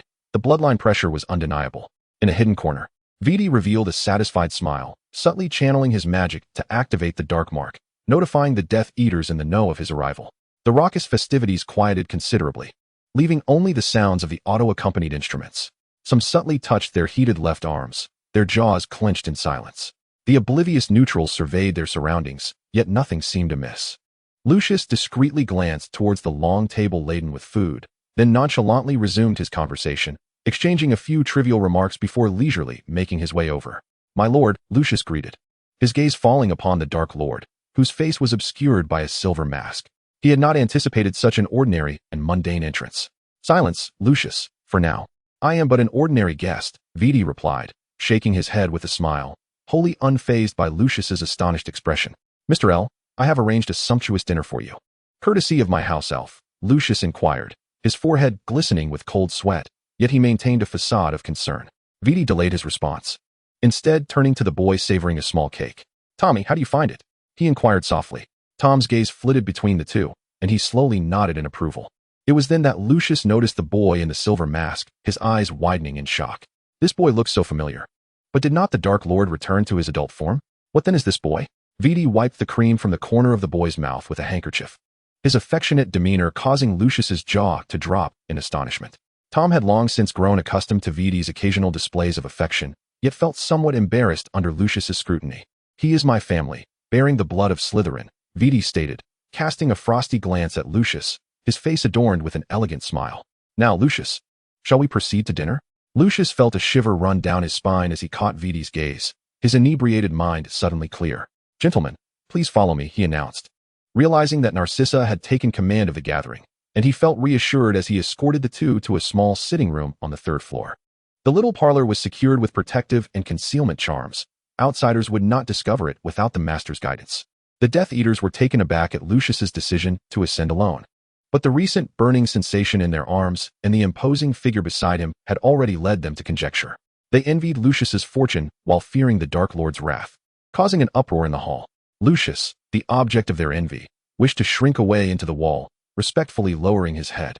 Yet he could clearly see the similar faces of the Dark Lord and the boy. "Oh, Merlin, there are 2 Dark Lords."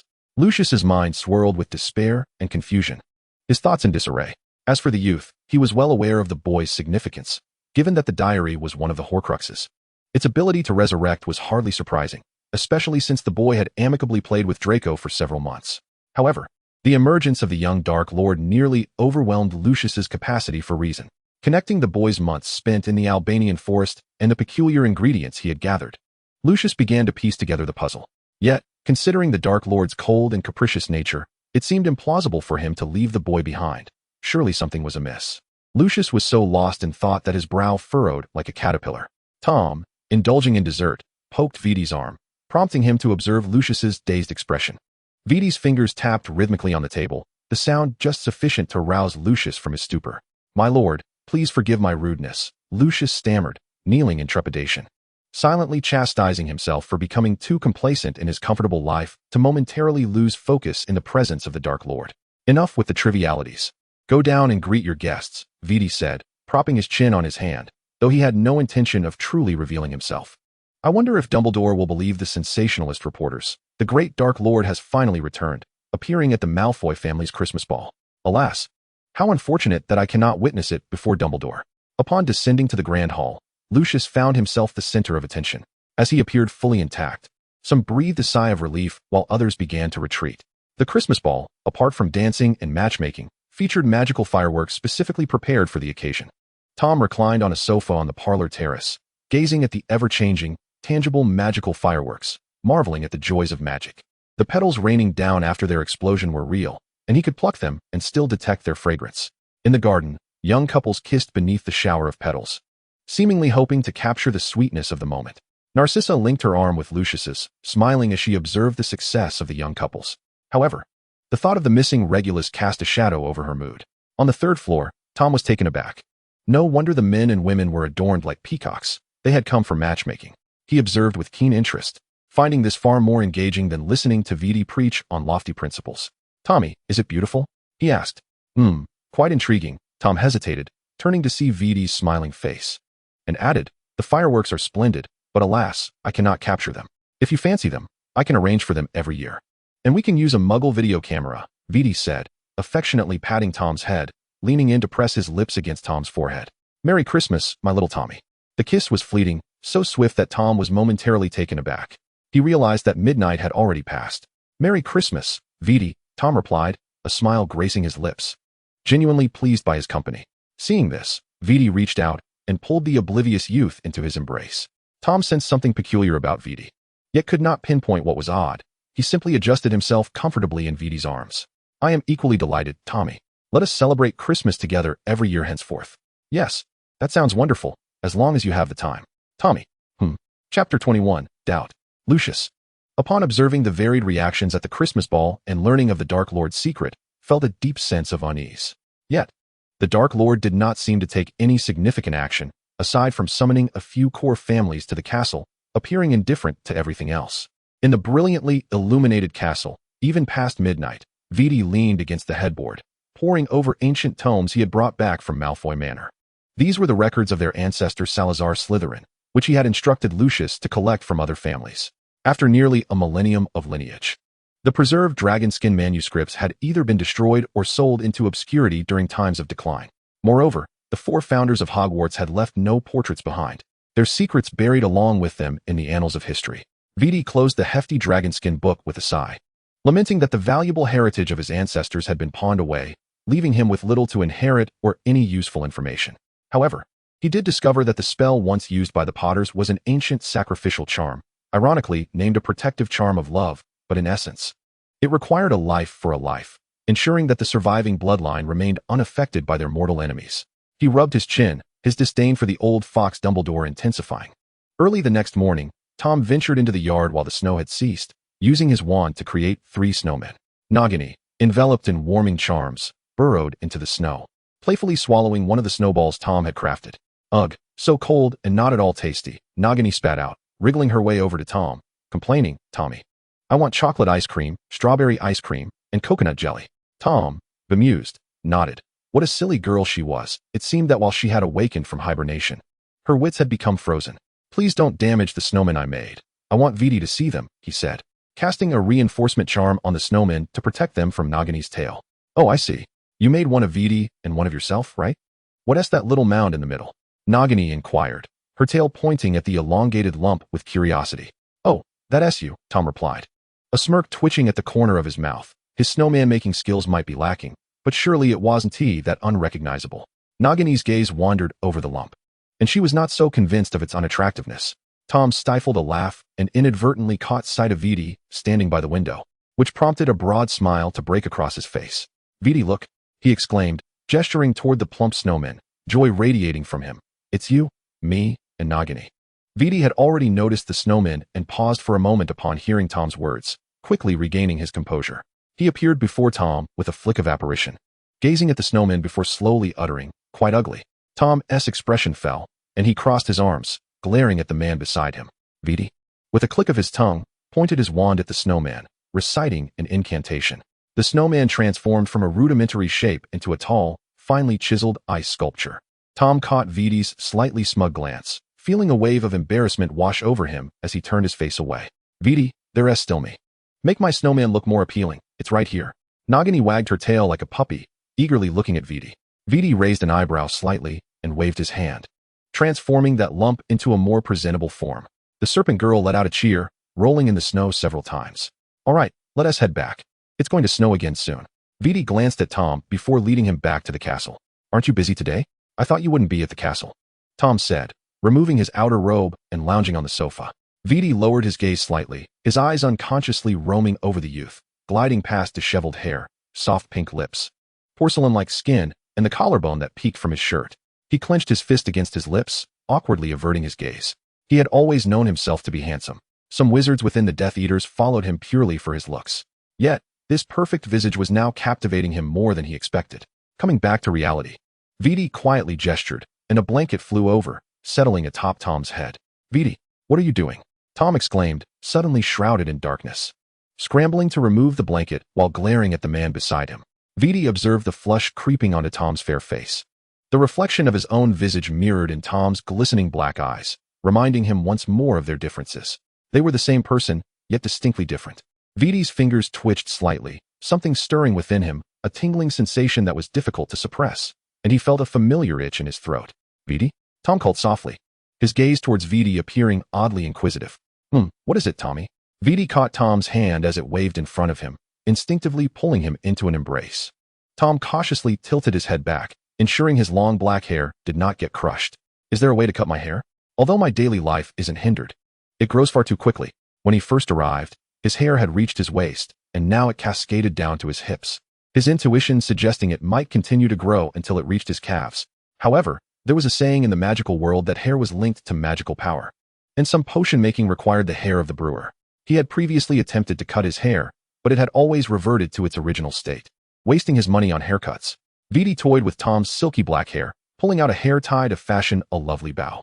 This looks rather nice, but if you do not like it, I shall research which potion could resolve it, he responded, his voice soft, though he had never favored long hair. However, the sight of the long-haired youth was particularly pleasing. I dislike it. It makes me look too much like Merlin, Tom grumbled, touching his bound hair with discontent. Who is Merlin? Like the Jesus of the Muggle world, an old man with long hair and a beard. The elderly Dumbledore bore a striking resemblance to Merlin, almost to a fault. Vidi chuckled at Tom's words, playfully tapping his finger on Tom's forehead. Dumbledore has been frequenting the Ministry of Magic lately. It seems the Aurors are dissatisfied with their post-war treatment and have grown somewhat lethargic, Vidi said gently, a hint of malice glimmering in his red eyes. It remained to be seen what Dumbledore had said that had eased the tensions between the Aurors and other departments. Lucius succeeded? That was quite swift, Tom remarked, a touch of surprise evident in his tone. The Aurors, in their zealous pursuit of dark wizards, wielded an overwhelming power, now, in the aftermath of peace. The stark contrast between the two states creates a sense of disquietude. Lucius's role is to maneuver within the ministry, deftly obscuring the truth while stirring the waters further. If 3 months prove insufficient, it may soon be time for a new heir to the Malfoy legacy. Vidi speaks candidly, striving to ensure that Lucius does not leave a favorable impression upon the young mind. Well, you are correct, he concedes. Though Lucius may not possess his father's intellect, he is still passable. Tom defends Lucius. After all, he is the only son left by a dear friend. Vidi smiles, saying nothing, as he produces a silver serpent bracelet, adorned with emeralds, and places it upon Tom's wrist. In response to Tom's bemusement, he explains, a birthday gift, Tommy. Happy birthday. Tom swallows any words of denial. Today, December 31st, marks both his and the Dark Lord's birthday. He caresses the bracelet, reminiscent of Nagini, casting a curious glance at Vidi. Thank you, I truly appreciate it. Vidi's thoughtfulness leaves him somewhat flustered, for he had prepared no gift in return. The boy's gesture delights the Dark Lord, whose eyes twinkle with mirth. Go change. I have made reservations at a Muggle restaurant. Tom blinks and obediently follows Vidi to the cloakroom. After a warm lunch, he stealthily slipped away to Diagon Alley. As midnight approached, Tom presented a beautifully wrapped box to Vidi. Happy birthday, Vidi, he whispered. Thank you, Tommy, Vidi replied, accepting the gift and embracing the boy, planting a kiss on his cheek. Good night kiss, may you have sweet dreams. Tom watched Vidi's retreating figure, acutely aware of the rapid heartbeat that accompanied the gentle kiss. Though they are united, their intimacy remains restrained, and he pondered whether a good-night kiss necessitated a kiss upon the cheek. Unable to resist, he touched his cheek, the lingering softness still apparent. Chapter 22, Snape's Confession. After a millennium, the original ownership of Hogwarts Castle has become shrouded in mystery, perhaps now regarded as a communal asset within the wizarding world. However, it is evident that the four founders must have retained some degree of authority over the castle. The bloodlines of the founders have largely dwindled, leaving only the Gaunt family as a remnant, their wealth squandered and their lineage relegated to that of a fallen house. After accompanying Tom for breakfast, Viti retreated to his study, contemplating matters after reviewing the documents that had arrived. As the sole heir of Slytherin, he found himself bereft of any administrative rights over Hogwarts Castle, nor could he locate any records pertaining to its inheritance. The ministry's documentation, mired in the passage of time, had become vague and indistinct, severing any connection to the castle. Accompanied by Tom, he bore witness to the rapid advancements in Muggle technology and weaponry. Should the protective magical barriers safeguarding wizards ever falter, leaving them unprepared to employ disillusionment charms and Muggle-repelling spells, would wizards possess the means to defend themselves against a resurgence of Muggle witch hunts? In the aerial bombardments of the First and Second World Wars, did wizards not perish unjustly? Certainly, they did, yet one cannot awaken a person who feigns slumber. Moreover, with Dumbledore's advocacy for peace, he would undoubtedly seek to negotiate with the Prime Minister, ostensibly for the protection of the vulnerable Muggles. Viti wore a sardonic smile, pondering the absurdity of claiming that Muggles require protection when the number of wizards harmed by them is far from negligible. He glanced at the Muggle expansion plan submitted by Lucius, noting the potential in the medical and beauty industries. By seizing control of the Muggles' lifeblood, dominion over the Muggle realm would soon follow. Viti swiftly perused the surveys detailing the populations of werewolves, trolls, and vampires, recognizing that with sufficient incentive, enemies could indeed become allies. Having reached a few conclusions, he summoned the Death Eaters for a meeting at Malfoy Manor. Seizing power through brute force was inadvisable. A more measured approach was required. The core members of the Death Eaters were predominantly pure-blood aristocrats, with only a handful of half-bloods and foreign nationals amongst them. The spacious conference room was filled to capacity, and the Lord's latest directives did not elicit surprise. After all, the benefits were laid bare before them, and no one dared to challenge fate. Moreover, those who had recently questioned the Lord faced dire consequences, including excruciating punishments and the branding of their souls with the dark mark, rendering dissent unthinkable. I hope you will thrive in the Muggle world. Every year, the little wizards graduating from Hogwarts should be at our service, Viti remarked coldly, surveying the assembly below with a hint of a smile. By employing their own weapons against them, with attractive benefits, I trust the ministry officials will be quite pleased. Lucius remained silent, uncertain whether the ministry officials would defect, but he knew that if his subordinates glimpsed the conditions offered by the Lord, they would undoubtedly take tentative steps, adhering to the regulations of the magical treaty. Once the herb gardens, potion factories, and wizarding entertainment companies, along with the retraining programs for graduates, were established, not only would the recent graduates be driven to frenzy, but even those who had long since graduated would flock to the opportunities. After all, within the wizarding realm, job prospects were scarce. Unless one possessed wealth to engage in commerce, most led lives of quiet desperation. This was especially true for wizards from the Muggle world who had attended Hogwarts, finding themselves without qualifications and ill-suited to ordinary life, making employment exceedingly difficult. The newly established herb gardens and potion factories would create numerous job openings, enticing countless wizards to try their luck, not for a monthly salary of 150 galleons, nor for a 5-day workweek with insurance benefits, but purely out of a love for work.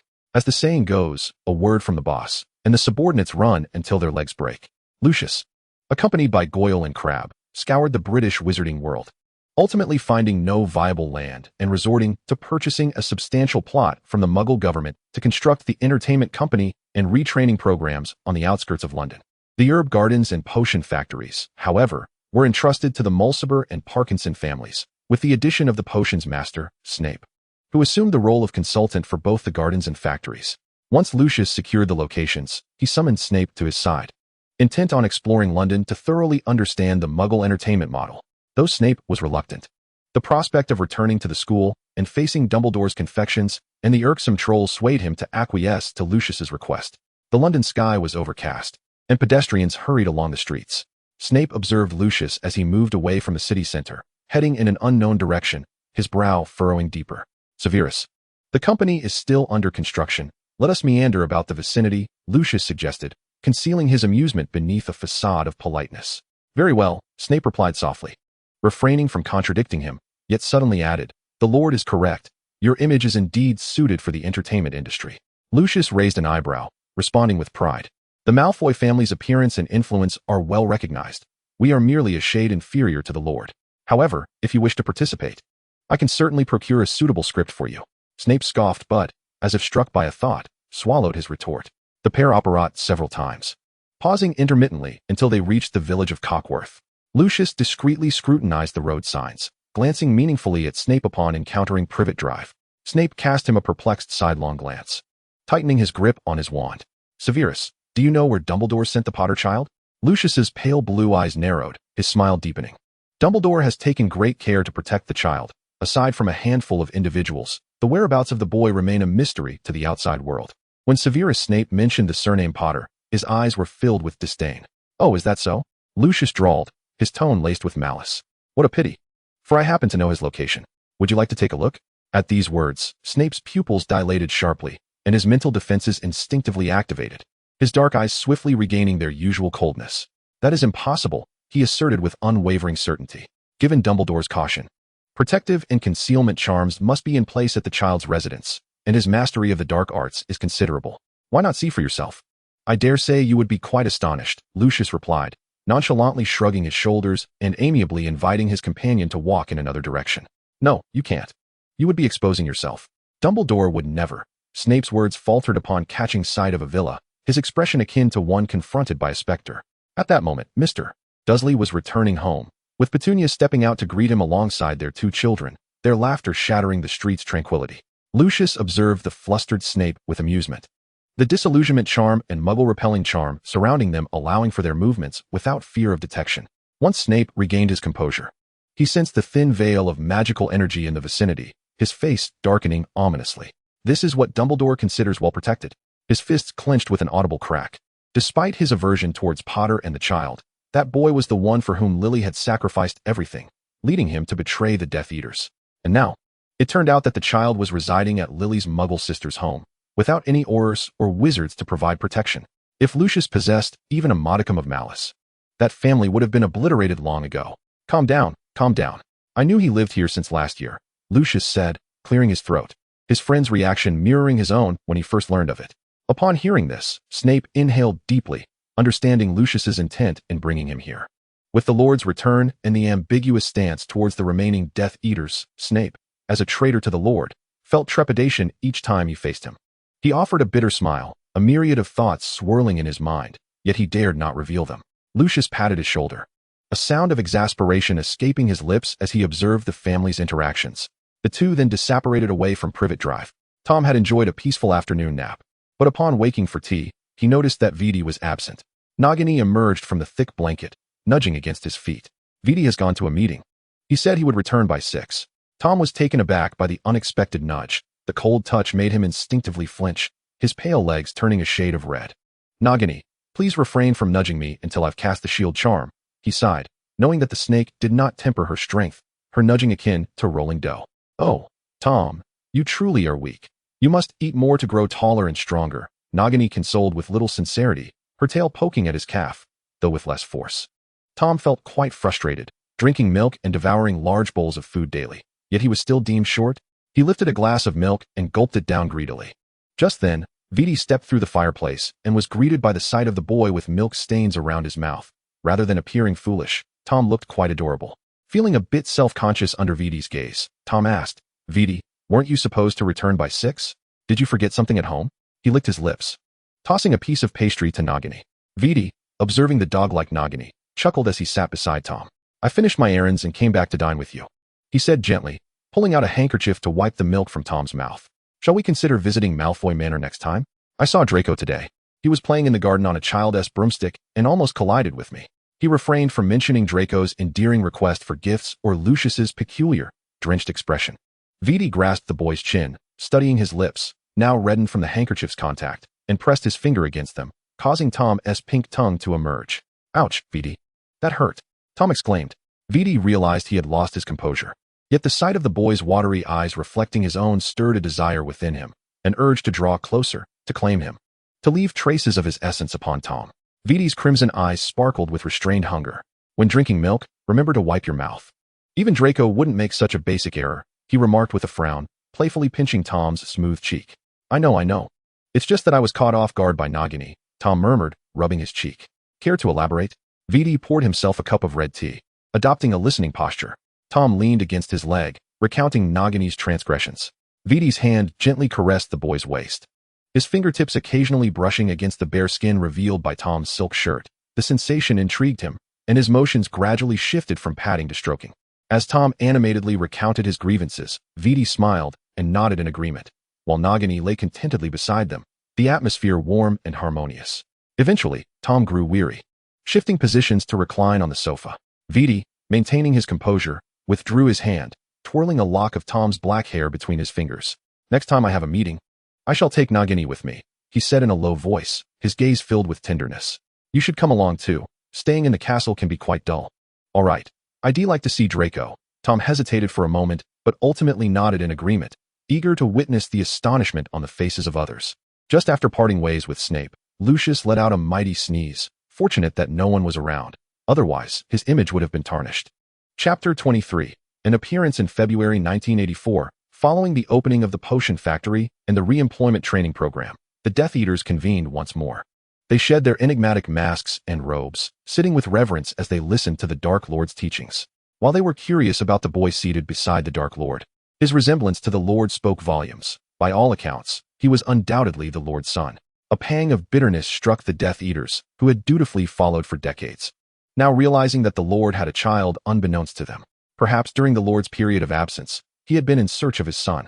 Tom casually perused the documents on the table, ignoring the curious glances from those around him. Lucius discreetly wiped the cold sweat from his brow. While others were oblivious to their connection, he was acutely aware, having indirectly participated in the Dark Lord's resurrection plan. To the outside world, the Lord had not explicitly stated their relationship, merely instructing others to refer to the boy as Master Sterling. Internally, the attendees grumbled, yet their outward demeanor remained respectful. Vidi outlined the forthcoming tasks and instructed members of the Avery family to expedite the ministry's paperwork, subsequently agreeing to their proposal to distribute flyers and recruit in several major wizarding residences. He glanced at his watch, closing the planned book to adjourn the meeting. One by one, the Death Eaters exited the meeting room unhurriedly, their demeanor becoming somewhat disheveled once outside the manor. Young Barty Crouch and Snape were retained, both assigned with new tasks. Barty's father, a high-ranking official in the Ministry of Magic, had been demoted from head of the Department of Magical Law Enforcement to head of the Department of International Magical Cooperation due to his son's entanglement. Yet obtaining information from him remained relatively easy, with a higher likelihood of authenticity. As long as young Barty expresses his desire for reform, employing certain means to alter his appearance and identity, it would not be a formidable task for him to swagger back into the magical realm. Severus's mission, on the other hand, is even more straightforward. As the head of Slytherin and a constant object of Dumbledore's scrutiny, it is quite ordinary for him to release a few smoke bombs and utter vague statements within the castle. Yes, my lord, I shall not disappoint your expectations. The fervor etched on young Barty's face was unmistakable. Had it not been for the Lord's abandonment of the ritual of kissing the hem of his robe, he would have already knelt in reverence. Noticing Barty's declaration, Severus's previously indifferent demeanor shifted. Placing his right hand over his heart, he respectfully remarked, "My lord, I have inquired about the eligible young wizards within the school, and I have also contacted a few graduates for the generous compensation you have offered. They will know how to make their choices." Young Barty scoffed quietly, muttering a curse at the sycophant, thinking how impressive the professor must be. Severus disregarded Barty's fierce glare, maintaining his stoic expression as he awaited the Lord's instructions. Vidi smiled and glanced at Lucius beside him, gesturing toward the two individuals before them. Lucius, understanding the cue, nodded and led the pair to a nearby study, where he handed them a stack of documents. He cautioned them repeatedly, the documents contain spells. If more than 3 individuals view them, they will automatically be destroyed. How much you can remember depends on your luck. Barty's brow twitched slightly, but he departed without uttering another word. Severus observed the stack of documents in his hand, which was more than twice as thin as Barty's. His lips pressed into a straight line. He was not concerned by such an obvious disparity in treatment. Rather, he was preoccupied with the intentions behind the Lord's establishment of a business and the recruitment process. Once successfully launched, the magical community would see the emergence of yet another power. The fact that officials from the Ministry of Magic had consented to this venture and generously provided endorsements lent the apothecary and factory an official seal of approval. Lucius snapped his fingers to bring Severus back to reality, regarding him with an expression that spoke volumes. Do not overthink it. The Lord and Dumbledore cannot coexist peacefully. We need only to do our jobs well, Lucius reassured, his words laced with a clear warning. Severus shuddered, pressing his fingers against his prominent temples, and returned to Spinner's Inn with the documents in hand. In the vibrant garden of Malfoy Manor, Draco scampered along the cobbled path with his short legs, pursued angrily by the white peacock trailing behind him, occasionally pecking at his head. Mummy, help! The bad bird is chasing me. Draco clutched a broken child's broomstick, lamenting that he had fallen onto the white peacock due to his misdirection. Narcissa observed the amusing interaction between the child and the peacock with a smile. Reassured by the presence of house elves that ensured his safety, the peacock, a longtime family pet, understood boundaries. However, her smile faltered in an instant as Draco collided with an unexpected figure. Viti looked down at the small child tugging at his pants, waved his hand to freeze the peacock that had failed to stop in time, and then tossed it a short distance away. Good day, Draco. Finally steadying himself, Draco looked up at the smiling young man, hesitating as memories of prior encounters flooded back. Just then, Tom emerged from behind Viti, spotting the child's woeful expression and unable to suppress a chuckle. The little dragon's eyes widened, and he dropped the child's broomstick in disbelief. How can there be two lords? He gaped, wrapping his arms around Tom's leg, exclaiming, Mister, I missed you. But Dad and Mummy said you wouldn't come to see me anymore. Children possess an acute sensitivity. He could sense the gentle aura emanating from Tom, making him more inclined to draw near. Viti, looking disdainfully at the child, reached out to pull him away. Yet, Tom was quicker, crouching down to ruffle Draco's hair. Sweet little dragon, I brought you a gift. See if you like it. Tom produced a palm-sized pink fluff ball, adorably small.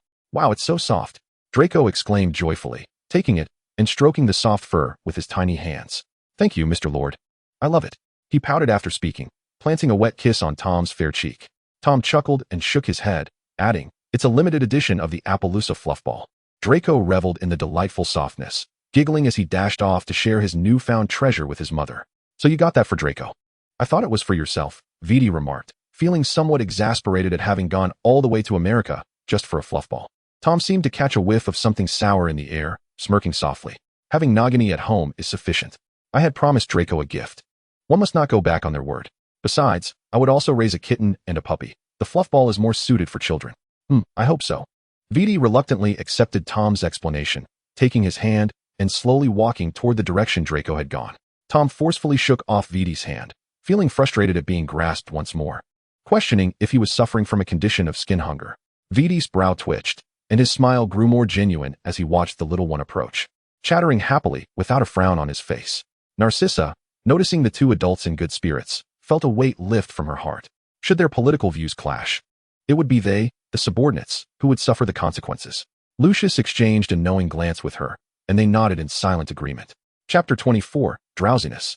Severus's peculiar behavior caught Professor McGonagall's attention, and after much contemplation, she finally gleaned the truth through a perusal of the Daily Prophet and conversations with informed students. Severus, have you been in need of money lately? Professor McGonagall inquired, her brow furrowed and her expression serious. Severus's knife and fork clattered against his plate, bewildered as he turned to face her. Professor McGonagall, I am quite well. Aside from being driven to madness daily by a horde of little trolls, everything is perfectly fine. He pressed his lips together, speaking each word deliberately. Really? I heard there is a potion factory seeking wizards capable of brewing intermediate potions. If one can introduce a candidate, a fee is provided. Professor McGonagall hesitated, her words vague. Severus opened his mouth in surprise at her comments. He had merely done some promotion within Slytherin and Ravenclaw, wondering how she had drawn such conclusions. Moreover, he swallowed the bite of steak in his mouth, his tone cool. That could indeed be a good place for work, with decent benefits. It is worth a try for students about to graduate. I am not a manager. I cannot dictate how they recruit employees. Professor McGonagall's serious expression remained unchanged as she pondered the implications of Severus's words. She was not a stranger to the struggles of making a living in the magical world. After all, hundreds of wizards graduated every year, yet the positions available in the magical community were limited. Many students who excelled in school gradually faded into obscurity. If it truly offers a good opportunity, it may provide more paths for the children. Professor McGonagall sighed softly, choosing not to pursue the topic further. Many applicants had come to interview at the entertainment company, While it was not overwhelming, Lucius wearily rubbed his temples, meticulously sorting through the thick pile of personal profiles, separating the strikingly handsome men and women. Gilderoy Lockhart, 19 years old, with waves of golden hair. Graduated from Ravenclaw in 1982, he squinted, quite satisfied with the appearance and background of this young man. Regarding his origins, he chose to selectively ignore them, for Lord had proclaimed that everything must be weighed against the greater good. Lucius lifted his coffee cup and took a hearty sip, the bitter flavor invigorating him considerably. Time was of the essence, and the tasks at hand were substantial. The significance of the Wizarding World's inaugural film could not be overstated, and caution was paramount. The workers toiled diligently, and the newly established factory began its operations. In the study, Tom was taken aback by the mountain of documents piled on Vidi's desk. He was aware that the Dark Lord had recently been preoccupied with establishing factories and companies, yet the sheer volume of paperwork required for approvals was staggering. Vidi rubbed his wrist and, observing Tom's adorable days, smiled softly. "Dear Tommy, there are too many documents for me to handle alone. Could you lend me a hand?" Tom snapped back to reality, pointed to himself, and upon seeing Vidi's earnest expression, moved closer to assist him with the burdensome paperwork. "But what about Lucius and little Barty? You shouldn't shoulder everything alone. Exhausting yourself would be counterproductive." He propped his chin up, his hand clutching a pen as he sketched notes. Vidi reached out to pinch his chubby cheek gently, his tone soothing. "Lucius and the others have been assigned tasks. We just need to get through this busy period. Besides, you are here to help, right?" Tom felt deflated by the pinch and slumped over the desk. How I envy Nagini right now, living a carefree life of indulgence," he muttered, straightening up to tackle the documents. Initially, his movements were clumsy and slow, but he soon picked up speed, occasionally asking Vidi for clarification. The process turned out to be quite enjoyable. Vidi observed the serious profile of the young man, his crimson eyes sparkling with delight. In his youth, he often harbored an incongruous softness within. After half an hour, Vidi lifted his gaze to find the young lad's head resting on the documents in slumber, ink stains marring his face. He sighed softly and approached the sleeping figure. "Tommy, it's uncomfortable to sleep like that. Let me carry you to the sofa." In a half-dream, half-awake state, Tom felt an absence of weight and instinctively wanted to struggle, but upon hearing the familiar voice, he relaxed. The sofa was adorned with cushions and blankets, and Vidi carefully laid him down, contemplating whether to convert it into a small bed or perhaps create a resting area in the study. Vidi gazed down at the boy's sleeping face, his calloused hand unconsciously caressing Tom's cheek, his pinky gently tracing the delicate Adam's apple, pressing against the soft, rosy lips that were beginning to swell with color. In his dreams, Tom frowned slightly, letting out a soft hum, and instinctively licked his lips. When his tongue brushed against Vidi's finger, he playfully nipped at it in annoyance. Vidi withdrew his hand, his gaze darkening as it lingered on the flushed lips. Initially, the boy's face had reminded Vidi of his own reflection, a visage he despised for its resemblance to that of his Muggle father. However, he was unaware of when the boy's features had become increasingly exquisite, more radiant than he recalled. Vidi leaned closer to Tom, their breaths mingling, lips tantalizingly close. He watched the tremor of Tom's lashes and, without hesitation, pressed his lips to the boy's, tracing the outline with his tongue. Then standing up just before Tom reached his limit, tucking the blanket around him before returning to the paperwork. Tom's cheeks and ears burned crimson as he squinted his eyes, relieved that Vidi was oblivious to his awareness, yet feeling a twinge of awkwardness. That kiss had undeniably crossed the boundaries of familial affection, yet he found he did not despise it. Perhaps this was a novel tactic of the Dark Lord. After all, in the original narrative, his pursuits were solely focused on his ambitions of killing Harry and Dumbledore, while everything else was trivial to him, and he was a product of a love potion. To maintain his sanity after resurrection and refrain from frolicking around the wizarding world was beyond Tom's expectations. It must be a dream. Simply clinging to the golden leg and leading a leisurely life was sufficient, with no need for foolish thoughts.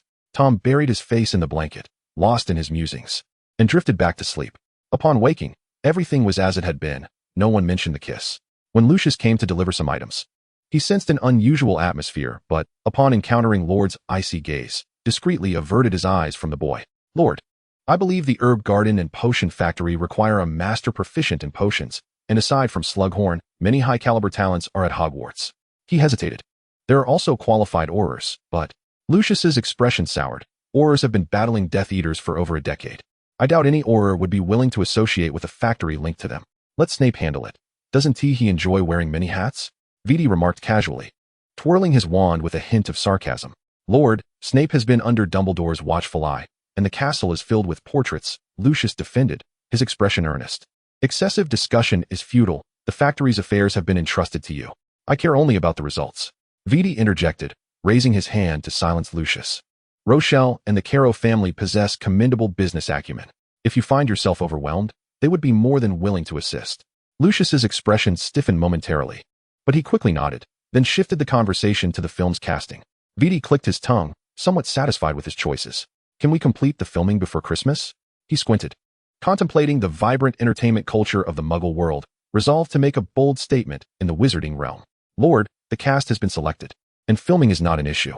Hogsmeade and Diagon Alley have been prepared. We are just awaiting the premiere. As he spoke, Lucius's smile became more genuine. Who wouldn't enjoy a profitable venture? Do not become complacent.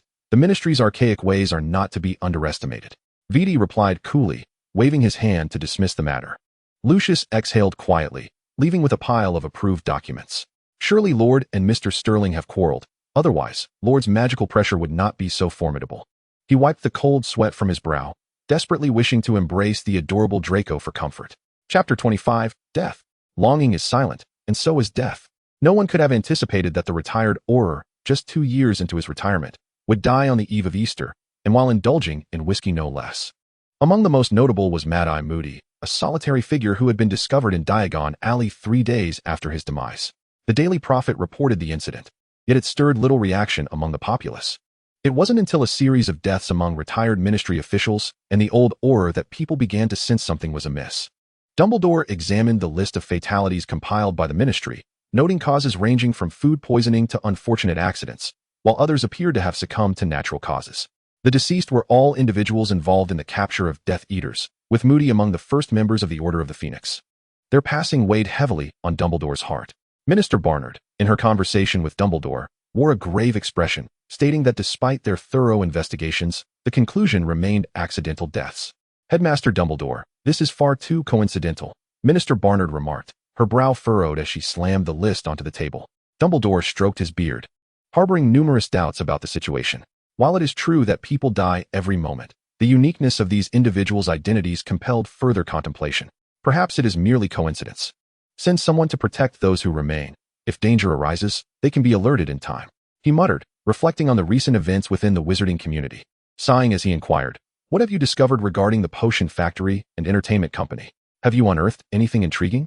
Noticing Dumbledore's change of subject, Minister Barnard scrutinized him closely before discussing the factory's establishment. After all, entertainment activities among wizards are scarce, and job positions are limited, thus garnering more attention towards the potion factory and entertainment enterprise. Dumbledore was acutely aware that the individuals orchestrating affairs behind the scenes were none other than the Malfoys and several other pureblood families, with participation from certain officials within the Ministry of Magic. However, their undertakings were ostensibly benevolent, making it difficult for him to intervene. Furthermore, the Malfoy family had generously donated 20,000 galleons to the ministry, rendering them untouchable in the public eye, while privately, there were no restrictions on engaging in minor subterfuge. Given the absence of a systematic economic framework within the magical realm, Minister Barnard sensed something amiss, yet found herself unable to articulate precisely what it was. A fleeting thought crossed Dumbledore's mind, but vanished just as quickly. You should assign someone to keep watch. After all, many of their actions cannot escape the scrutiny of the ministry. I suspect there may be ties to Voldemort, he remarked. Minister Barnard's brow furrowed slightly, and she nodded in acknowledgement, though inwardly she dismissed his concerns. In the wizarding world, who did not know that Voldemort had been vanquished by the prophesied child, ushering in 3 years of peace, they would not wish to revert to an era dominated by darkness. Dumbledore, too, perceived the minister's lack of sincerity. Yet the magical community had suffered under Voldemort for long enough that they chose to believe he was not merely missing, but truly dead. With this in mind, he exchanged a few more words with Minister Barnard before departing via the Flu network. Meanwhile, Lucius had just finished tallying the family's accounts and was now laboriously organizing the finances of the newly established factory and entertainment company, his once lustrous platinum hair now dulled. When Narcissa entered with a tray of pastries, she found her husband looking rather dejected. Do not forget about the Board of Governors. The key to the vault is in its usual place, Narcissa said softly as she flipped through the ledger. It is disingenuous to claim I am not paying by our annual contributions to Hogwarts. I have yet to enjoy the privileges of being a governor. Lucius sipped his red tea and replied with a weary tone. Just think of Draco. Once he attends Hogwarts, you will find your efforts worthwhile. Narcissa, calculating expenses with a quill, rolled her eyes at his comment. Lucius nibbled on a biscuit, feeling utterly drained. Once the Board of Governors began exercising its authority, it would signify turmoil at Hogwarts. Perhaps it is best to focus on expanding our business, he mused, recalling the potions factory that had begun to yield profits. A smile creeping onto his face. How is the film progressing? Who penned the script for Oliver Twist? It left me teary-eyed, Narcissa inquired, intrigued by the tale of the orphan wizard's adventures in London. Lucius hesitated, his expression becoming odd before he replied. It was Mr. Sterling. He provided several scripts, and we voted to prioritize Oliver Twist. Narcissa opened her mouth, but swallowed her questions. Since discovering that their lord had two identities, her perception had been irrevocably altered, and Mr. Sterling was decidedly more affable than their lord. At that moment, Tom sneezed, leaving a long mark on the canvas he was painting. Nagini lifted her head, eyeing him curiously. Tom, are you catching a cold? Tom dabbed his nose with a handkerchief and waved his wand to erase the mark on the painting. No. It is likely someone is thinking of me, he replied casually. Nagini tilted her head, puzzled as to how sneezing could be linked to someone's thoughts. Wrapping her tail around the boy's calf, she flicked her tongue and posed another question. Have you and Vidi had a falling out? You no longer have afternoon tea together. Why would you think that? Vidi has been busy and often lacks time to return home, Tom said, ignoring the approaching maw of the serpent as he resumed his painting. Because he has been confiscating my snacks, saying I am too heavy and might damage your sofa. Reducing both my snacks and lamb to half, Nagini complained, nudging a nearby stone sculpture with her head. Tom, bemused, poked Nagini on the head. The once barrel-thick snake was now more akin to a half-barrel, increasingly formidable. Nagini released his leg, gazing at him like a puppy, her massive body writhing on the carpet. Nagini, sulking will not help. Vidi means well, and I cannot jeopardize your agreement with him. Observing the scene of the muscular serpent's petulance, Tom felt a twinge in his eye, almost adding another stroke to the oil painting. Humph, both you and Vidi are villains. I shall run away from home. With a swift motion, Nagini flung the door open and darted away at an astonishing speed, incongruent with her size. Tom stood momentarily stunned before summoning a house elf to ensure Nagini's safety. The wizarding world boasted many powerful sorcerers, and Nagini was a perilous magical creature. Should she fall victim to skinning or dismemberment for potion making, it would be a disaster. Fortunately, Nagini merely ventured into the depths of the forest outside the castle and would likely return once hunger struck. Without her company, Vidi sent a message via the house elf indicating he would not be home for dinner, leaving Tom to dine alone, feeling somewhat bored. With his dark eyes narrowed, a hint of melancholy graced his handsome visage.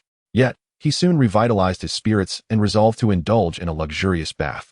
In the past, Nagini would invariably commandeer the large pool, as it could easily accommodate a great serpent, while he would have to settle for the smaller pool. Though termed a small pool, it was still the size of a swimming pool. He turned on 10 intricately jeweled faucets, mixing a variety of bubble bath liquids. In less than a minute, the small pool brimmed with warm water and frothy bubbles, interspersed with rose petals. Next time, I shall instruct the house elf to omit the petals, Tom thought to himself. He dove into the water, swimming back and forth until fatigue set in, before returning to the edge of the pool. Multicolored bubbles floated around him, thick foam enveloping the boy as he sipped a chilled drink prepared by the house elf, leaning back against the pool's edge with a contented sigh. The steam enveloping Tom made him drowsy, resulting in him nearly slipping into the pool, inadvertently bumping the back of his head. Rubbing his aching head, Tom climbed out of the bath, yawning as he exited. With few inhabitants in the castle, there was no need for decorum. He ambled along, drying his hair at a leisurely pace. However, upon rounding a corner, he encountered Vidi returning, and fortunately, there was no one else around. Good evening, Vidi, Tom said, awkwardly fiddling with his hands. Good evening, Tommy. I heard from Peepee that you lingered in the bath for quite some time. I'm glad you are well, Vidi remarked, his slender fingers brushing Tom's cheek, grasping a few damp strands of hair as he smiled softly. Remember to dry your hair next time. Wizards can fall ill too. A faint blush crept across Tom's pale cheeks, the close proximity stirring memories of their kiss from a few days prior. Vidi's ruby-like eyes narrowed as he took in the sight of the boy, who wore only a bathrobe, revealing a significant portion of his shoulder and, as he moved, a glimpse of his thigh, with his knees and long calves unabashedly exposed to the air. He casually averted his gaze, pondering why his youthful self had so little leg hair. The boy's skin was astonishingly smooth. Perhaps Vidi's gaze was too intense. Tom felt his body begin to heat up. I am not a child, and I have only just emerged from the bath, he exclaimed, turning his face away in embarrassment. Speaking in a gruff tone, I think it best if I change into some clothes. You should rest early too. Without waiting for Vidi's response, he turned and headed toward his bedroom. Vidi chuckled softly to himself, realizing that Tom harbored some feelings for him after all. This revelation brought a smile to the Dark Lord's lips as he quickly closed the distance between them. Tommy, I have something important to discuss with you. I will talk to you once I've changed, Tom exclaimed, slamming the door shut and burying his face in the soft sheets. Chapter 26, The Role of Nagini. As Tom adjusted his mood and prepared to step out, the small living room table was laden with delectable treats, while the instigator leisurely reclined on the sofa, sipping red tea. I had Peeves prepare your favorite little cakes. Come over and have a taste, Vidi said, patting the empty seat beside him with a cheerful smile. Thank you, Tom replied, yet chose to sit opposite him instead. Vidi observed the tailored silk pajamas adorning Tom's figure, snapped his fingers, and a blanket appeared draped over the boy's legs. Tom wrapped himself in the blanket, adopting a demeanor of innocence as he awaited inquiries from someone. Tommy, I intend for you to make an appearance in a film, Vidi stated, his expression turning somewhat serious. You will have a legitimate identity in the open, and at that time, Dumbledore will shift his attention to you. But fear not, Lucius will assist you. Tom propped his chin on his hand, curiosity piqued. So, what is it that you require of me? Surely, he would not be made a target. He intended to enjoy the spoils from a distance, lest his dreams of idleness be shattered. Vidi, noticing the boy's peculiar expression, narrowed his red eyes and smiled. It's nothing complicated. Simply having this face appear in the film will suffice. There are still a few who might recognize you. Tom nodded, somewhat understanding, yet feeling a sense of disquiet. Initially, their appearances bore a resemblance of 7 or 8 parts alike, but as their souls intertwined, they now shared a similarity of 4 or 5 parts. No longer regarded as the same individual, those capable of recognizing the Dark Lord's visage were likely few and far between in the magical realm. Then it's settled. I will accompany you to the filming location tomorrow, Vidi declared, finishing his tea and urging the young man to retire for the night. Tom shuffled a few steps in his slippers before suddenly glancing back at the young man on the sofa, who appeared deep in thought. Upon sensing Tom's gaze, he looked up and smiled gently. Tom's face flushed as he wrapped himself in the blanket and retreated to his bedroom, in a place unseen by Tom. The young man's smile faded, replaced by a cold, calculating expression. Nagini, return to me. I shall take you to a delightful place, Vidi hissed softly, his lips barely parting. Nagini, coiled around a pillar of the castle, shook her head and swiftly glided to the young man's side. Hiss, Vidi, are we going to feast on lambs, or shall we hunt down the wicked? Nagini's gaping maw revealed a menacing demeanor, starkly contrasting the benevolence she displayed before Tom. We shall deal with those who disobey, those who would harm Tom, Vidi replied, gently stroking the serpent's head. Hooray, it's so dull at home. Tom never takes me out to play. As a snake that cherished freedom, Nagini relished exploring, except during hibernation and feeding times. Vidi allowed Nagini to coil around his hand before disapparating from the castle. Meanwhile, Tom drank the milk brought by the house elf, lost in a reverie, and before long, he drifted into slumber. While he dreamt blissfully, others were desperate to flee in a frenzy. Vidi, masked and fidgeting with his wand, enveloped the atmosphere in an oppressive silence. Lucius lowered his head, suppressing the urge to glance at the large white snake at his feet. The summoned individuals were those of little favor, who had scarcely participated in the Death Eater activities, managing to evade the ministry's purges, appearing outwardly untainted. I am pleased you could come, Vidi began, his sharp red gaze sweeping over the crowd, who winced as the dark mark seared their arms. Your efforts in the factories and companies have proven your worth, yet some among you seem indifferent. Cruciatus.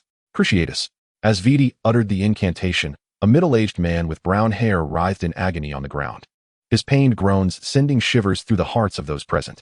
The torment did not cease. Those not afflicted by the Cruciatus felt the pain of the dark mark, which was no less severe. Lucius bowed his head even lower, recognizing the unfortunate soul had stepped into the line of fire. Having been warned that the Dark Lord tolerated no insolence, yet here they were, dancing in a minefield. Seth Bindler, how many favors has Dumbledore bestowed upon you that you would dare betray our alliance? Vidi leaned back in his chair, coldly observing the writhing man, his tone devoid of fluctuation. My lord, allow me to explain, I have not betrayed you. Dumbledore came to me unexpectedly, seeking to purchase rare potions from my vault. The middle-aged man hastily defended himself, enduring the pain. Aside from the man's labored breaths, silence enveloped the room. Though the Dark Lord had been absent for 2 years, his infamy had not faded. Rather, it had grown more fearsome with the passage of time. Moreover, his regained sanity would render his methods even more brutal. Nagini, go have some fun with them. Hiss, yes, Nagini loves to play. Lucius watched helplessly as Nagini's massive form slithered over his shoes, ambling leisurely toward the kneeling middle-aged man. The man's face turned pale, cold sweat pouring from him. My lord, I did nothing. Please believe me. His defense fell flat, met only with a great serpent's head. The colossal serpent opened its gaping maw, seemingly able to swallow him whole, and soon after, its massive body coiled around him, tightening its grip until bones cracked beneath the pressure, and he gasped for breath, never to exhale again. The great serpent flicked its crimson tongue, reducing the middle-aged man to a lifeless puddle. Tom, this isn't fun. It's not nearly as entertaining as chasing after cattle, Nagini lamented, gliding over the corpse with a mournful gaze directed at Vidi, whose beautiful scales were now marred with blood and flesh. I shall get you 2 lambs when we return, and your treats will be restored to their original portions, Vidi assured Nagini, determined to sever her contact with Tom in the near future. Very well. Who else shall I continue to play with? Nagini's unblinking, slit pupils regarded the remaining individuals, her tail stirring up a cloud of dust on the ground. Vidi chuckled lightly, instructing the serpent to weave through the ranks of Death Eaters. The moonlight shone brightly, and the manor's lights illuminated the scene. Not and the others clearly saw the unnatural contortion of the corpse on the ground, the air thick with a rancid stench. They bore witness to a man's demise.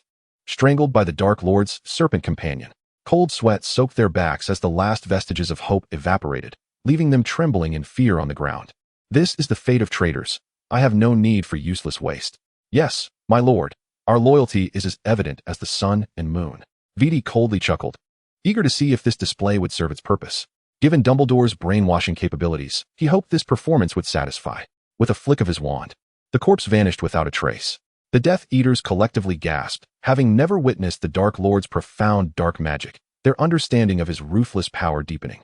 Vidi beckoned Lucius, instructing him to manage the remaining individuals before he and Nagini disapparated away. Lucius wiped the cold sweat from his brow, sighing silently as he met the eager gazes of his comrades.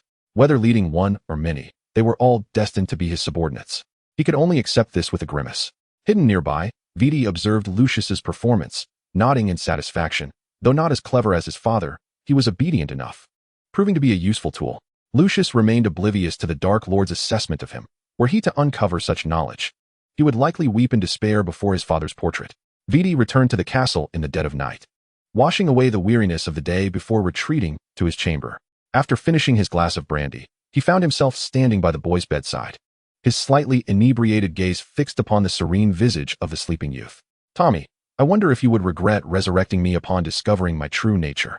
Vidi's fingers gently traced the contours of the boy's brow, eagerly anticipating his future reactions. The diary contained only memories from before he turned 16. Even though he could glean fragments of recollection from the shards of his soul, the core memories remained elusive, rendering the boy an open book devoid of secrets in Vidi's eyes. He relished the opportunity to present a gracious and composed facade before the boy, mirroring the future his 16-year-old self had once envisioned. Hypocrisy, malice, and cunning ruthlessness. This was the essence of his true self. Vidi's intention to eliminate Tommy swiftly transformed into a desire to safeguard the naive little diary, for it bore the weight of his tragic childhood memories. He was neither inclined to destroy it nor reclaim it. Nurturing the growth of this diary, unique to him, was a delightful endeavor. He leaned down and kissed the boy's cheek, his thoughts drifting in that direction. Chapter 27. The Castle. Tommy remained unaware of Vidi's machinations, perhaps sensing something amiss yet dismissing it. As long as it did not transpire before his eyes, he could comfortably play the part of the oblivious quail. The demise of Cephalanor stirred a tempest within the ranks of the Death Eaters. Although it was not the Dark Lord's first act of murder, it marked his inaugural kill since his return, for he had previously preferred to torment his victims with exquisite cruelty. The dark-haired professor lowered his gaze to the Daily Prophet in his hands, its jubilant reports eliciting a bitter laugh from him. He had not attended the gathering. Relying on Lucius for information, connecting the dots with Dumbledore's recent activities made the unfolding events all too predictable. Snape pinched the bridge of his nose. Provoking the Dark Lord was hardly a wise course of action. Some harbored the folly of alerting Dumbledore, only to meet a fate devoid of corpses. The betrayal he had committed for Lily remained a latent threat. Should the Dark Lord seek retribution, his end would be no better than Cephalanor's. Lucius, you truly present me with a conundrum. His lips pressed into a thin line, his brow furrowed in concern. Just as Snape began to doubt himself, the Death Eaters received a peculiar assignment. Lucius stifled the impulse to clean his ears, hesitating before speaking. Mr. Sterling, are you certain you wish for me to procure a pet mouse? Or should I fetch you a ferret instead? He genuinely could not comprehend the rationale behind acquiring a mouse as a pet, suspecting it was merely intended as a snack for Nagini. Moreover, what of the Dark Lord's reputation? Tommy recognized the misunderstanding and tossed over a newspaper from the time of Sirius Black's arrest and subsequent incarceration in Azkaban. Lucius took the paper, perplexity deepening as he comprehended its contents. "Sir, are you subtly distancing yourself from the White Serpent?" he inquired softly. The individual slain by Black had been reduced to naught but a finger, solidifying the Death Eater's notoriety for the murder of 3 muggles. Tommy clicked his tongue, propping his chin on his hand as he continued. "You are aware of whether he was a Death Eater or not, and besides, that individual did not perish. He escaped thanks to his animagus form." Lucius harbored no doubts regarding the veracity of his words. An animagus capable of transforming into a mouse was indeed a formidable foe, adept at ambush and espionage. Unfortunately, noticing Lucius lost in thought, Tommy stroked his chin and jested. "Lucius, you can locate that mouse, can't you? I shall offer you a hint. He resides within the confines of England, perhaps even in the home of a certain wizard. No matter how one looked at it, an animagus differed from a true creature, and most wizarding pets were procured from the shops in Diagon Alley. How then had Peter infiltrated the Weasley household? It was a conundrum." Lucius snapped back to reality, a bead of sweat forming at his boldness. If Mr. Sterling were to be incensed, the Lord would undoubtedly deal with him. His gray-blue eyes widened in astonishment as he pondered the key words, struggling to comprehend why any ordinary wizard would adopt a pet of dubious origin. "Thank you, sir. I shall endeavor to deliver the mouse to you promptly." "No need. You may deliver it directly to Viti.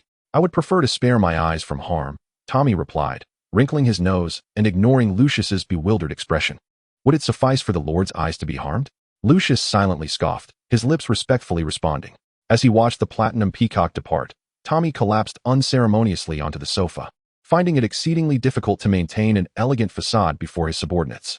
Nagini slithered her way up the stairs, confident that it would not be long before she developed a set of impressive abdominal muscles.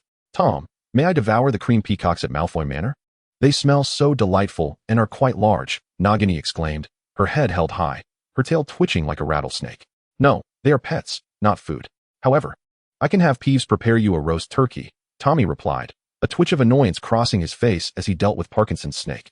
"I want 3, and perhaps 2 lambs as well." Nagini pondered for a moment before beginning to negotiate. "Very well, you may speak with Peeves directly." Tommy swatted away Nagini's head as she leaned in closer, sending her off. When Nagini was absent, he fretted over her safety. At home, he found her overly clingy.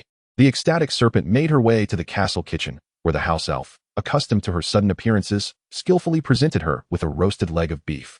Tommy stretched lazily, donned his cloak, and ventured to Diagon Alley. He purchased an array of pet treats and toys, and after thoroughly ravaging the ice cream shop, he returned home with great satisfaction. Just as he apparat to the rose garden outside the castle, a deafening explosion echoed in his ears. Tommy stood, stunned, gazing at the castle, now a chaotic wreck, as the packaged ice cream slipped from his grip and shattered on the ground. Where had his magnificent, resplendent castle gone? Nagini pushed aside the debris on her head, crawling out of the ruins and retching nearby. The blast had left her with a concussion as well. Several house elves screamed in terror while employing magic to repair the ravaged castle. Upon witnessing Tommy's return, their screams reached a fever pitch.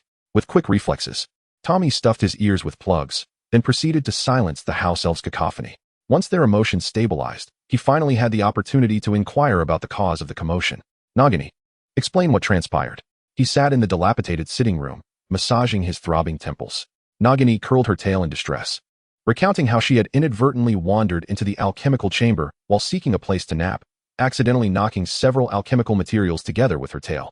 Tommy's eyes widened in astonishment as he pointed a finger at the serpent, momentarily at a loss for words. Since resurrecting Viti, he had been the sole occupant of the alchemical chamber, and dangerous substances were to be expected. "So, you simply blew up the castle?" He harbored serious doubts about Nagini's luck. It was as though she were cursed. The serpent curled into a circle, nudging her head against her injured body, casting a mournful glance at Tommy. Did she wish to destroy the castle? She had nearly met her end. Tommy cleared his throat, exasperated, and said, "You should first consider how you will explain this to Viti. Repairing the castle is trivial.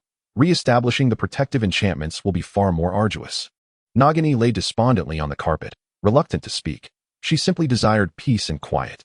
As Viti concluded his day's labor and prepared to return home for a well-deserved rest, he was met with the sight of a dilapidated castle. Upon overhearing a young lad lamenting whether Nagini was indeed cursed, he couldn't help but touch his nose, pondering the likelihood of such misfortune. Yet, restoring the castle would demand time, and, rather inconveniently, Viti's bedroom lay within the blast radius. "Dear Tommy, it seems you shall have to accommodate me for a while," he quipped with raised eyebrows, expressing a hint of regret. "As a relative of the Dark Lord, I trust you wouldn't want me to be known as the pitiful soul without a home, would you? Tom's hand, which held a pair of chopsticks, paused as he squinted at the smiling Viti. I dare say Lucius would be quite pleased to see you. The guest room at Malfoy Manor is rather comfortable. Viti, with a playful smile, effortlessly served him a piece of braised meat. It would be quite impolite to disturb others late at night, especially since I have previously slept in your bed. Oh, Merlin's beard, you're not a snake now. Tom's fair cheeks flushed as he recalled how the serpent liked to coil around him in slumber, feeling a mix of embarrassment and awkwardness. Then it is settled. I shall behave decorously while I sleep. Viti chuckled softly, finding today's little Tommy particularly endearing. Nagini glanced between Viti and Tom, flicking her tail as she slithered toward the forest, seeking a place to hide. However, her intentions were thwarted as she was intercepted by a house elf at the iron gate. Miss Nagini, Master Viti requests your assistance in repairing the castle. Until the restoration is complete, you are not permitted to leave. With a snap of his fingers, the immobilized serpent was levitated into the air. Struggling proved futile, and she resigned herself to the fate of labor. In the bedroom, Tom leaned against the headboard engrossed in a book, silently commending his own cleverness.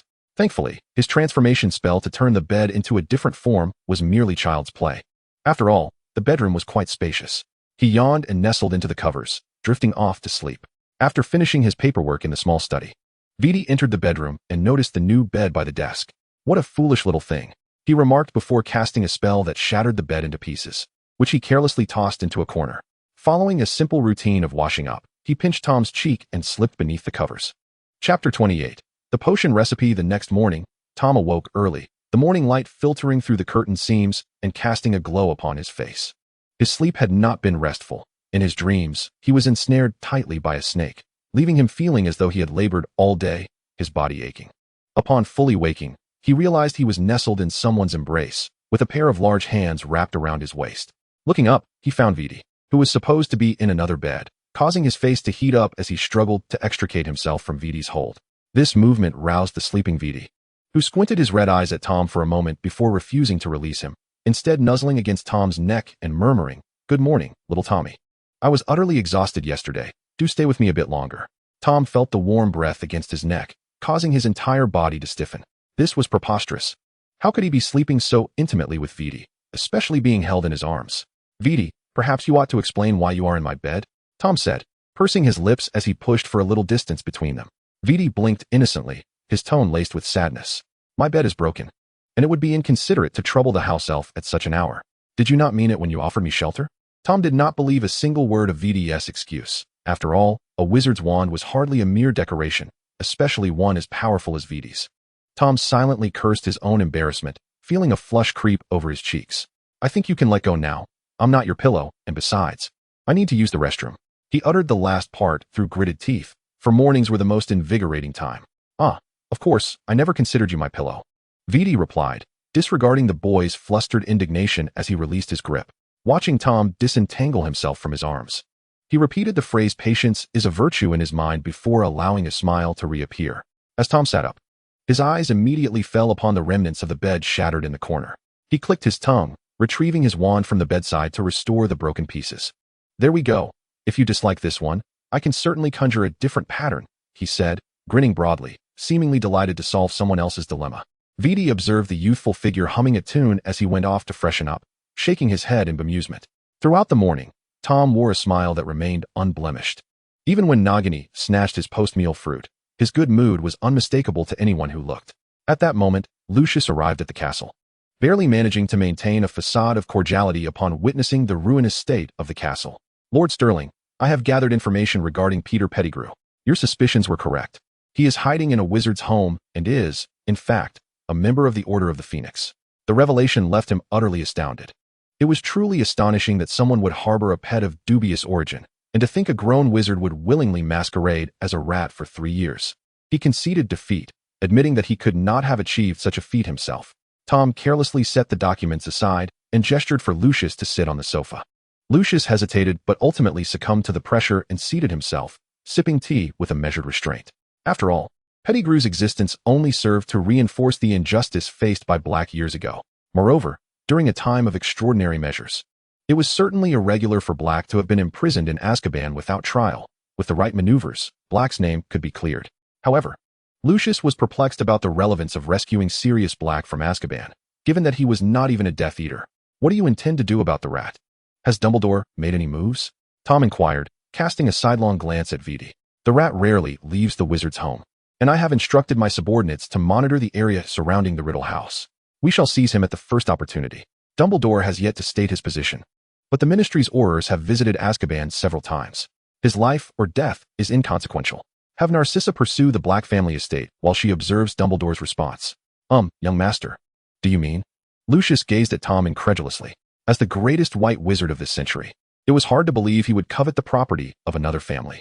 Yet, considering the centuries-old legacy of the Blacks, it was not surprising that there were secrets he was unaware of.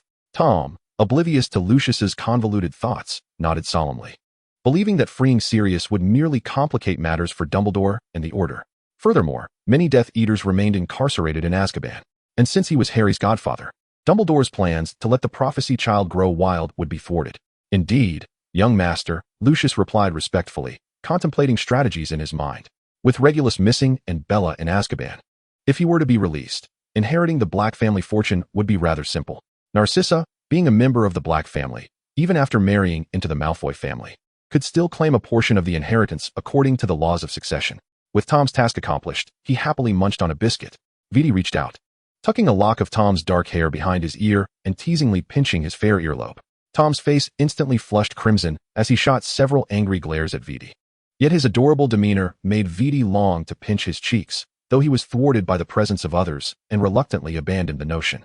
Lucius felt an overwhelming desire to bury his head in his teacup. The raucousness of the young lord was beyond his capacity to endure. Following a relatively harmonious afternoon tea, Viti escorted Lucius to the study, where they had certain matters to confirm. The potion factory was intertwined with the Muggle medical and beauty industries, producing a variety of potions. However, compared to the exorbitant high-end potions, the factory primarily catered to the middle and upper middle classes of Muggles. Lucius mused that the middle and upper middle classes were always a minority, leaving a vast market untapped. Viti absent-mindedly drummed his fingers on the table, pondering the folly of not capitalizing on wealth. Since they had chosen to collaborate with Muggles, they must exploit the opportunity to the fullest. My lord, your foresight is truly remarkable, he remarked. Before my arrival, Snape provided me with several improved potion recipes for your consideration. Lucius presented a thin sheet of parchment, silently applauding his friend's thoughtfulness. Viti raised an eyebrow, suppressing his initial intentions regarding the new recipes. He swiftly read through the parchment. Despite his reservations about Snape, he could not help but admire his talent for potion making. The parchment detailed 3 potions aimed at skin whitening, scar removal, and weight loss. While they were not as immediate in effect as traditional potions, and their preparation was more intricate, their advantages lay in the low cost of ingredients and the fact that some procedures did not require a wizard's direct involvement. Furthermore, potions are deemed magical not just because of the magical ingredients used, but also due to the magical prowess wielded by the wizard during their brewing. If a Muggle were to attempt the process, even with the right materials and spellbooks, they would only concoct a worthless brew. This was also the reason why, throughout history, Muggles chose to burn captured wizards rather than keeping them captive. They understood that if a wizard who had been treated cruelly were to retaliate, the consequences would be dire. The recipes were to be brewed by Muggles from the suburbs of London, and the trial users had sung their praises. Lucius stood tall with pride. Although the improved potions took time to show results, they were remarkably swift for Muggles. Well done. Let Not and the others continue to assist you, Viti nodded.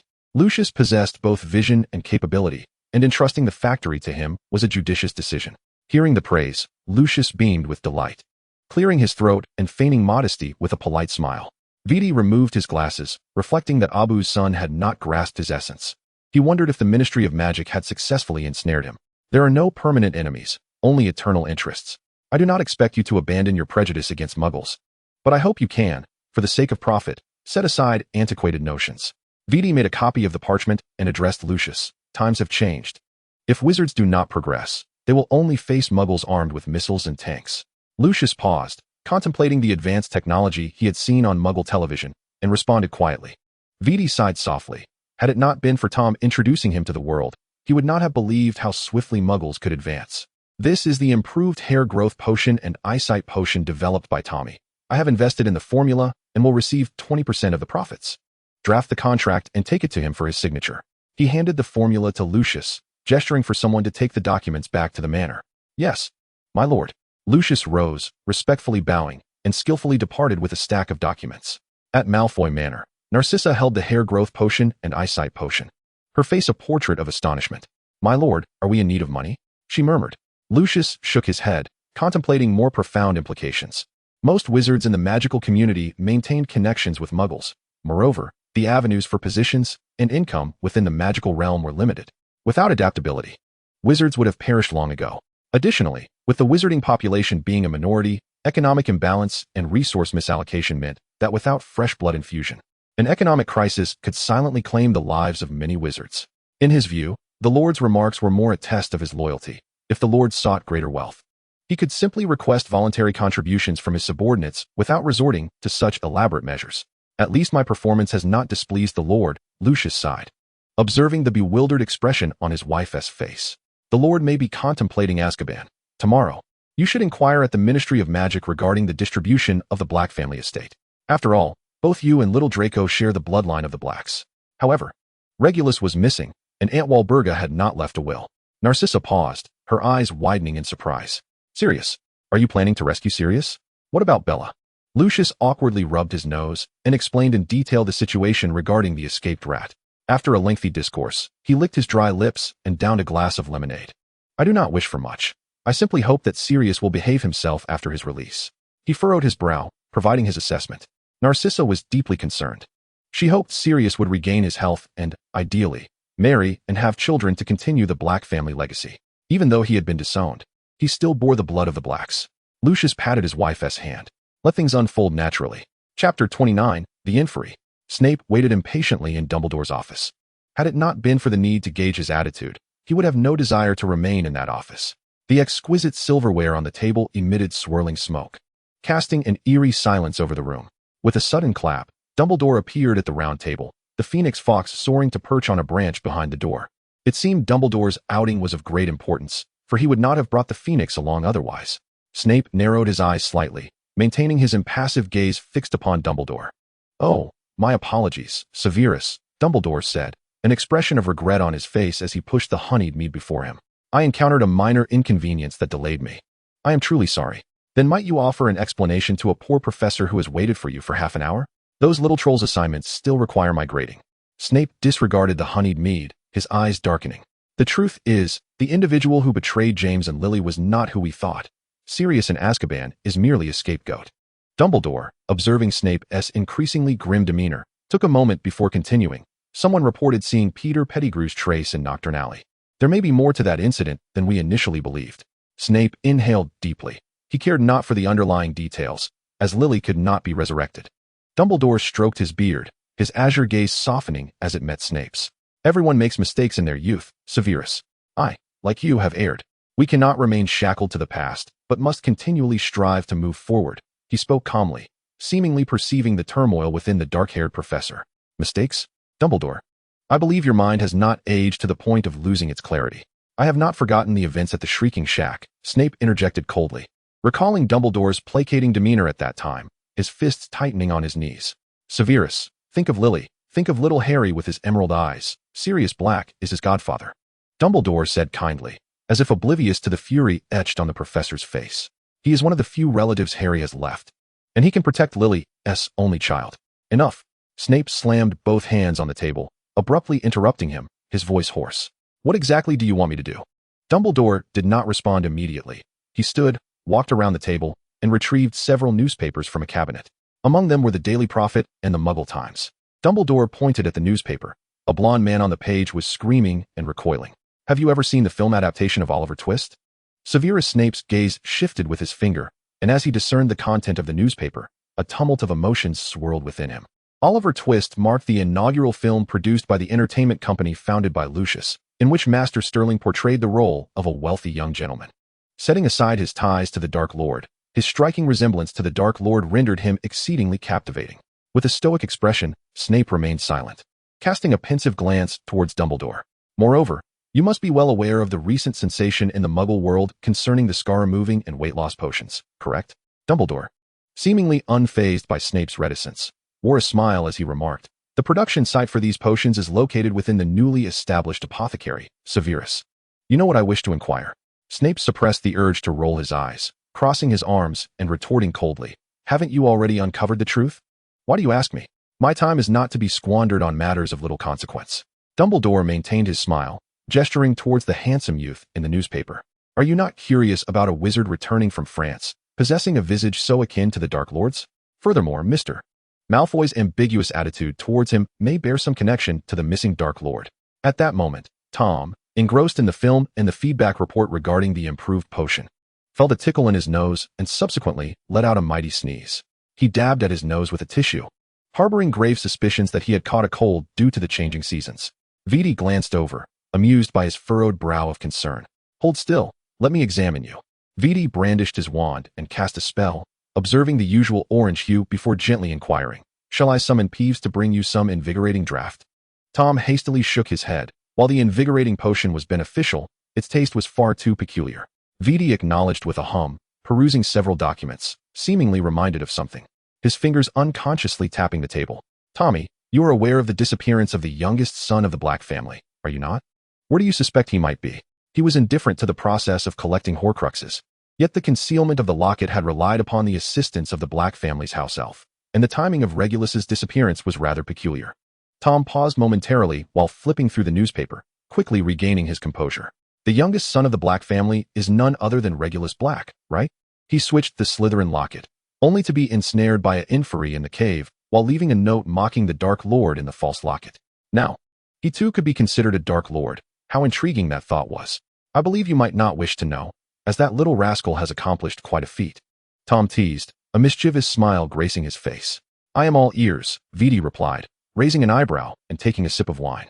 Tom cleared his throat and recounted his discovery of the locket at the Black family estate, emphasizing that it had been retrieved from a house elf. Viti's expression shifted from confusion to astonishment, finally stroking his chin in contemplation.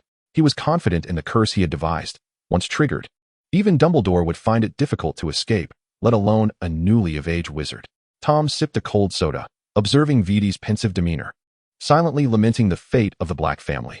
Although the original narrative culminated in Dumbledore's triumph and the restoration of peace in the magical realm, the Black family had utterly vanished from the wizarding world, with even the Black estate becoming the property of the Order of the Phoenix, erasing their final traces from existence.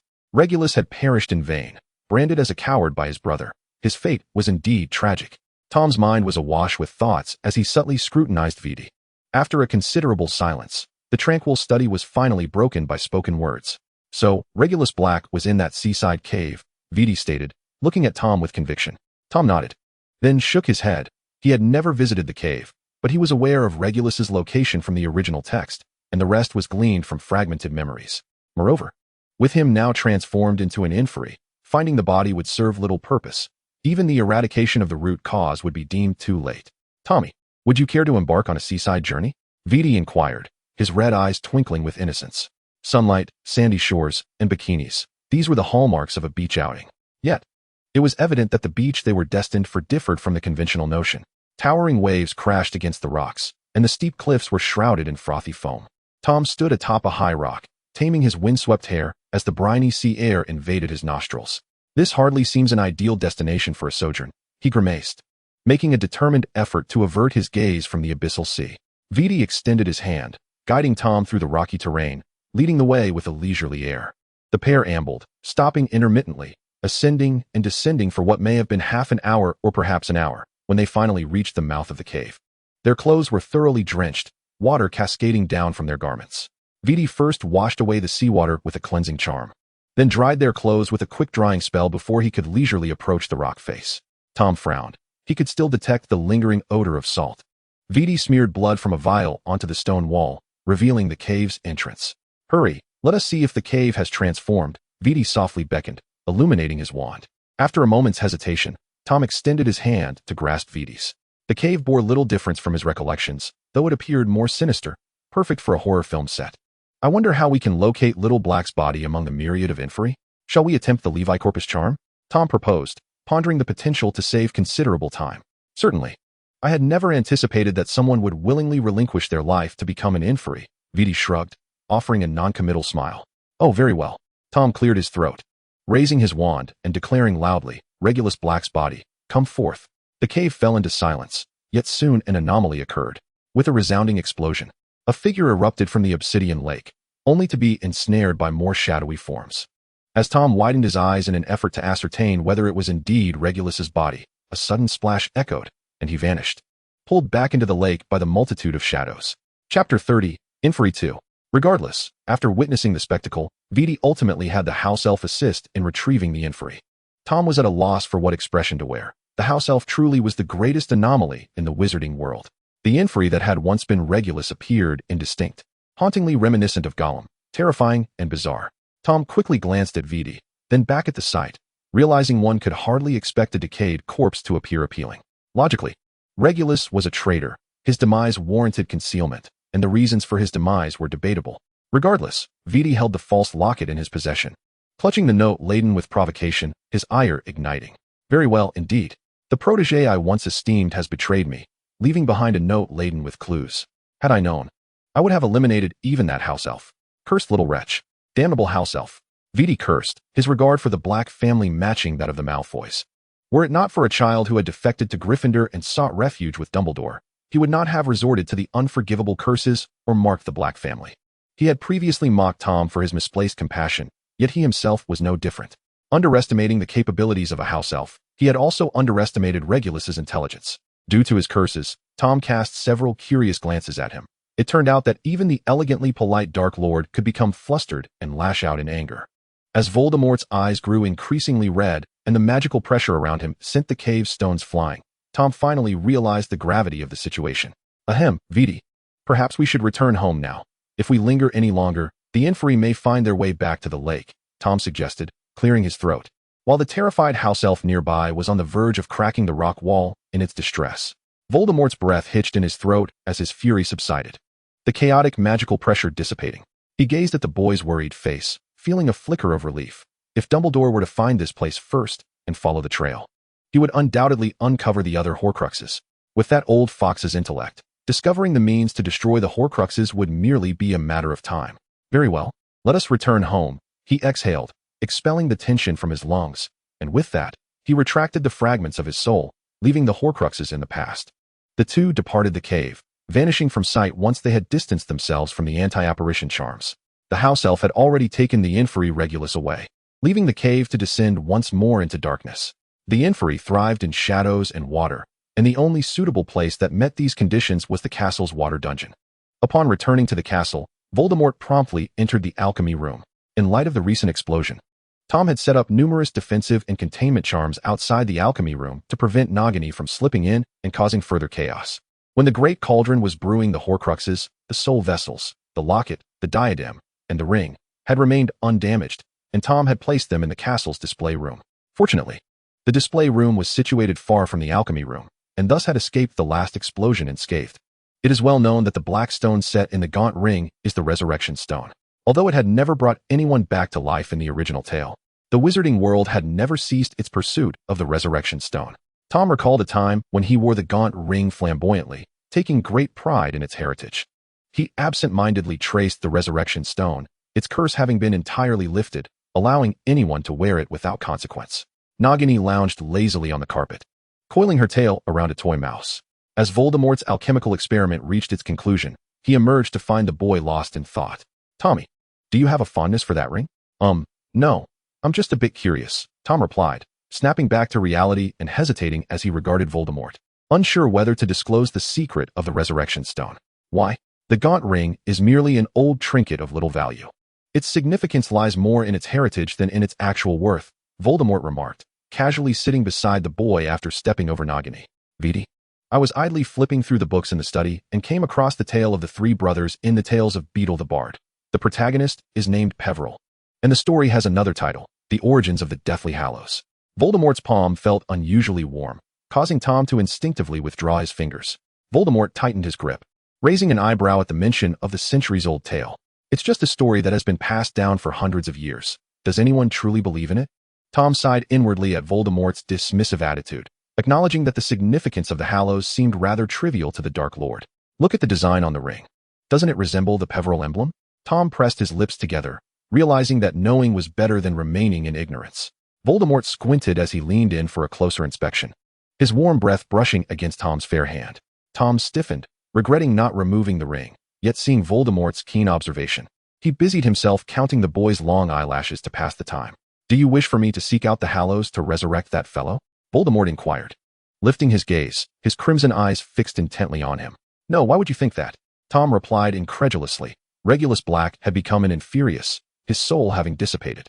He scoffed at the notion, pondering whether he appeared to be the kind of person who would take on a messiah role, or if the Dark Lord simply thought resurrection was a commonplace affair. Voldemort remained silent, merely watching him intently. Tom's mind began to race with possibilities. The emblem within the black stone of the ring hinting at its unique nature. Do you have someone you wish to resurrect? After a long pause, Voldemort spoke, his expression inscrutable. Tom resolutely shook his head. This world was not his original one, and unlike Dumbledore, he held no obsessions. Most importantly, the Deathly Hallows could not bring a person back to life. I would have thought you might want to resurrect that woman, Voldemort remarked with a smile, his red eyes glimmering mischievously. It serves no purpose, and who can prove that gathering the Hallows would indeed bring someone back to life?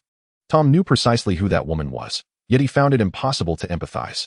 Regardless, that woman had ultimately granted the Dark Lord a second chance at life. Voldemort merely hummed in response, shifting the topic to the upcoming Halloween festivities. Meanwhile, Lucius once again found himself on the receiving end of Snape's sharp tongue. He nudged the documents before him wearily, rubbing his temples. It was only a matter of time before Sirius Black emerged. When that day came, he would seek treatment at St. Mungo's, and once his health was restored, he would undoubtedly contend for custody of Harry Potter. He sighed, contemplating how powerful the Muggles' weapons might be. In the grand scheme of things, the wizards had the upper hand. After all, if Sirius could overturn his circumstances, those like Bellatrix would not be far behind. Snape remained impassive, yet the papers in his hands crumpled beneath his grip. I admire those who are loyal, but you must cast aside any ill-timed thoughts. Severus, you have been walking a tightrope. I hope our friendship endures, Lucius said meaningfully. Lucius, perhaps the prophecy I shared with the Lord was not entirely complete, Snape confessed, his expression torn, revealing the part of the prophecy he had been interrupted from sharing, hoping Lucius would grasp its deeper significance. If that is the case, why reveal it now? It was the Lord's knowledge of the prophecy that led him to murder the child of prophecy, Lucius countered sharply, his demeanor suddenly grave as he stared at Snape. Under Lucius's piercing gaze, Snape averted his eyes, pressing his lips into a thin line. Chapter 31, Mundane Affairs. Snape sought out Lucius during the weekend's leisure, and upon receiving the key to the Gringotts vault, he silently observed his friend for 5 minutes before turning on his heel and leaving. Upon returning to the dungeons of Hogwarts, he found a note inviting him to Dumbledore's office, feeling a sense of irony and helplessness wash over him. He placed the vault key in a drawer and surveyed his office before stepping out of the dungeons. Lucius tapped his fingers on the table, gaining insight into Snape's wavering heart. The boldness and fearlessness he had displayed when joining the Death Eaters had long since been worn down by life. Although the Lord had not demanded Snape's resignation from Hogwarts or pressed charges regarding past events, the Lord's patience was finite, and it was uncertain when he might decide to eliminate him. With that thought, Lucius let out a groan. While the Avada Kedavra was no longer a concern, there were still countless matters to attend to, and he was surprisingly pleased with that. He knew he should be grateful that young Sterling could keep an eye on the Lord while opting for a more cautious strategy of subversion, as the factory was now attracting younger wizards to their cause. Furthermore, even if Dumbledore discovered something, he could not shut down their factory without evidence, for that establishment fed hundreds of wizards. However, Lucius frowned, raising his teacup and draining it in one gulp, his own worries matching Snape's. He too feared repeating past mistakes. The Malfoy family could not withstand the Ministry's turmoil any longer, and he could only hope that the Lord, upon regaining his senses, would take a more cautious approach. Meanwhile, Tom and Voldemort made their way to Hogsmeade Village to inspect the establishment of the cinema, while also taking a leisurely stroll. Tom, savoring his coconut milk pudding, curiously observed the throngs of people bustling through the streets. Remarkably, this place had remained unchanged for decades. Viti, with an air of indifference, reflected on this fact. It was hardly surprising, given that the magical realm had not welcomed any fresh blood. Tom blinked, pondering if the same could be said for the textbooks and professors at Hogwarts. You are absolutely right. Hence the emergence of factories has garnered attention, Viti nodded in agreement. The two meandered aimlessly through the streets, small wizards congregating in groups, animatedly discussing the latest cinematic releases. Tom overheard their complaints about the limited variety of films and the insufficient seating in theaters. The initial adaptation of Oliver Twist was a calculated move to align with political sentiments, as people were inherently empathetic towards the plight of the vulnerable, pitiful orphans. Following its release, a wave of donations swept through the magical community, with wizards advocating for the rights of orphans, inadvertently improving the circumstances for those residing in orphanages. Viti squinted at the chattering young wizards, choosing to ignore their exuberance. Viti, it seems that the decision to produce films was indeed astute. Tom nudged Viti's arm, leaning in to whisper. Viti shifted his gaze to Tom's face, a faint smile gracing his lips. The price of movie tickets is rather steep and comes with limitations. However, I have already tasked someone with preparing a newspaper. Ah, that makes sense. Nonetheless, the films are quite enjoyable. Spending money to see them once is worthwhile. Tom scratched his face, noting that a copy of the Daily Prophet cost only 5 nuts, while a movie ticket was 15 sickles. Not every wizard possessed ample funds. In the magical realm, items varied greatly in price. Some were exceedingly cheap, while others were exorbitantly expensive, necessitating diligent efforts to earn more. Viti, however, refrained from mentioning that he had included movie tickets as part of the employee benefits at the factory, allowing his staff to enjoy 4 movie outings each month with their families. The pair roamed Hogsmeade Village beneath Dumbledore's watchful eye, and Tom even took a moment to glance at the Shrieking Shack, which appeared, from a distance, to be akin to a haunted house. Satisfying his curiosity, he leaned against the railing, where he could catch a glimpse of a small portion of the Forbidden Forest. What of Nagini? You didn't leave her at Honeyduke's, did you? He turned to Viti. Viti shook his head slightly, a hint of exasperation evident on his face. Sometimes, having a pet that is overly affectionate can be quite burdensome. She mentioned sensing the presence of her kind and ran off to play, but fear not, a house elf is keeping an eye on her. Viti explained, knowing full well that Nagini was no ordinary snake. At this, Tom's eyes sparkled. Her kind could refer to either humans or actual snakes. But I wonder whom our serpent maiden might encounter. Moreover, Nagini had an unusual relationship with Dumbledore during her human form. Should she be recognized, it would surely lead to amusing consequences. Unaware of Tom's thoughts, Viti noticed him lost in contemplation and affectionately ruffled his hair. Tom swatted away Viti's hand in annoyance, only to find his hairstyle further disheveled. Just as the young wizard was about to erupt in frustration, the missing Nagini appeared from an unknown location, her silvery body smudged with some unsightly substance. Tom, Viti, I've met a gigantic snake, a truly enormous one. Alas, I must wait for its owner, otherwise we could have played together. Nagini's cheerful voice rang out as she passed through a cloud of dust, with the house elf behind her casting a spell to erase the traces. Tom's eye twitched. Fortunately, the serpent maiden was under the disillusionment charm, and with few people around, there would be no additional ghost stories for the Shrieking Shack. Viti, accustomed to Nagini's boisterous nature, swiftly drew his wand to clean her up. Nagini flicked her tail, her large head nuzzling against their legs.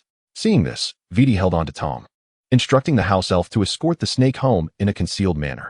Upon returning to the familiar surroundings, Nagini lay on the soft carpet, chattering incessantly. The great snake's name is Herpo, and he resides over there. He treated me to some enormous pearls, but there were a bunch of ugly creatures with 8 legs. I didn't get to enjoy them enough. I initially wanted to bring some back for you, but you might not like Herpo.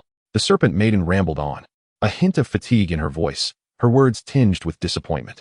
Tom speculated that the ugly 8-legged creatures she mentioned were likely acromantulas, and that the enormous pearls were probably their eggs, which constituted a part of a snake's diet. He politely declined Nagini's offer, waving his wand to conjure a model of Hogwarts. Nagini, did you enter this castle? Nagini nodded vigorously, glancing at the house elf and lamenting, indeed. I wanted to feast in the kitchen, but Dobby wouldn't let me go, so I wandered aimlessly in the forest and encountered some strange half-human, half-horse creatures. However, they ran away when they saw me. Listening to the serpent maiden's adventures in the Forbidden Forest, Tom gained a profound understanding of the centaur's behavior. It seemed only young wizards faced warnings while other dangerous creatures were left unbothered.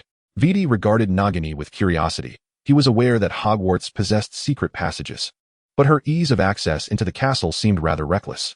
Moreover, the large snake she spoke of, aside from the basilisk residing in the Chamber of Secrets, left him pondering what else it could be. Should one truly commend the longevity of such creatures, considering they had survived until now? He stroked his chin in contemplation, considering the basilisk to be an excellent subject for research, albeit regrettably. Chapter 32, Hogwarts. Viti was no stranger to the basilisk within the castle, as its connection to the creation of the diary Horcrux was significant.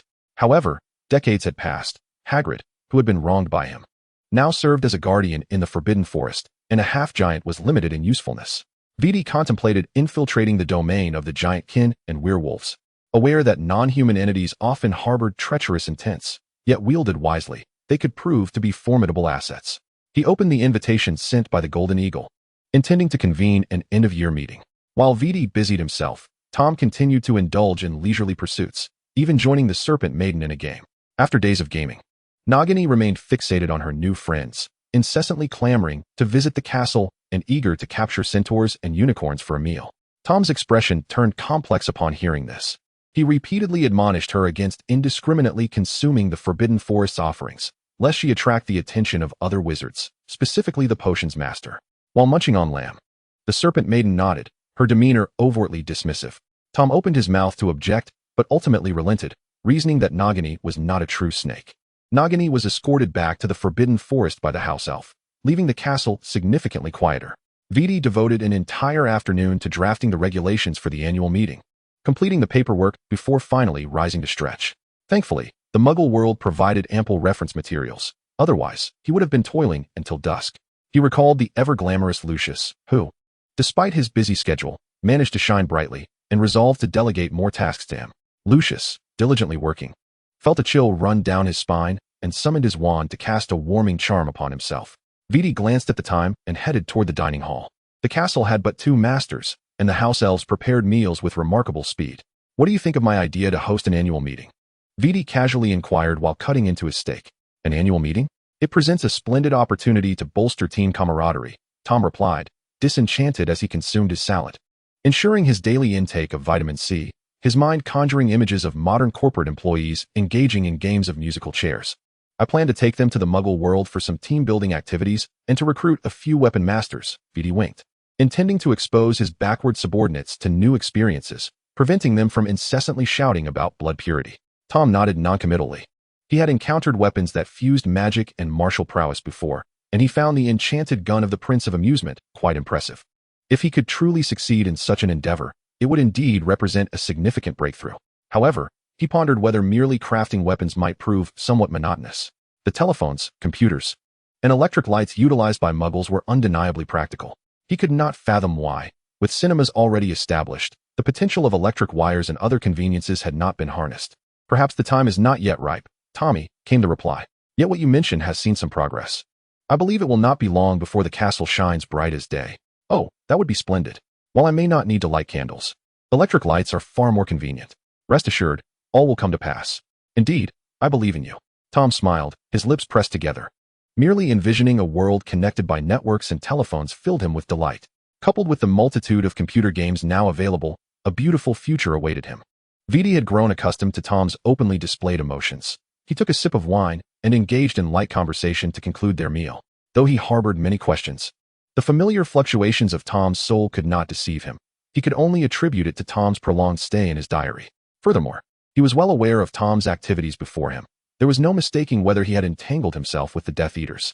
Tom, caught off guard by VD's inscrutable gaze, faltered while sipping his milk, but soon resumed playing games as if nothing had transpired. Viti affectionately ruffled his hair and joined him in the game. After their evening bath, the two returned to their bedroom. Since the last explosion in the castle, Viti had not returned to his previous quarters but had taken up residence next to Tom. Dressed in silk pajamas, Tom rolled comfortably in bed, relishing the indulgent life of a sloth.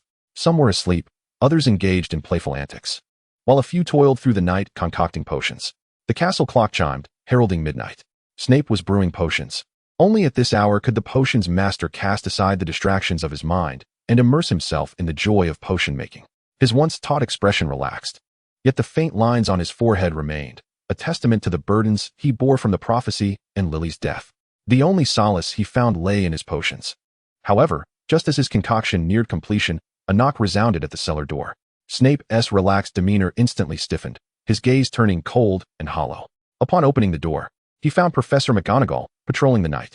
"Severus, I sincerely apologize for disturbing you at this hour." McGonagall's face was taut, her lantern casting a dim light across the shadowy corridor. "Professor McGonagall, this is hardly the opportune moment to visit the beleaguered potions master. The wandering students outside warrant your attention." "Indeed, Severus, but the castle's kitchen has been visited by thieves again. Had it not been for the timely intervention of a house elf, I fear the students would awaken to empty stomachs." After a brief pause, she continued, "I believe you possess methods to deal with thieves. Would you be willing to assist me in setting magical traps in the kitchen? Professor Sprout is already there." "Professor McGonagall, I dare say a missed meal will not be the end of the world for the students, and if I do not retire soon, you may find me in the hospital wing instead." Snape pressed his lips together, suppressing the urge to roll his eyes. He was not a free laborer, and Professor Flitwick was far more adept with charms than he. He would rather brew another batch of potions than waste time in the kitchen.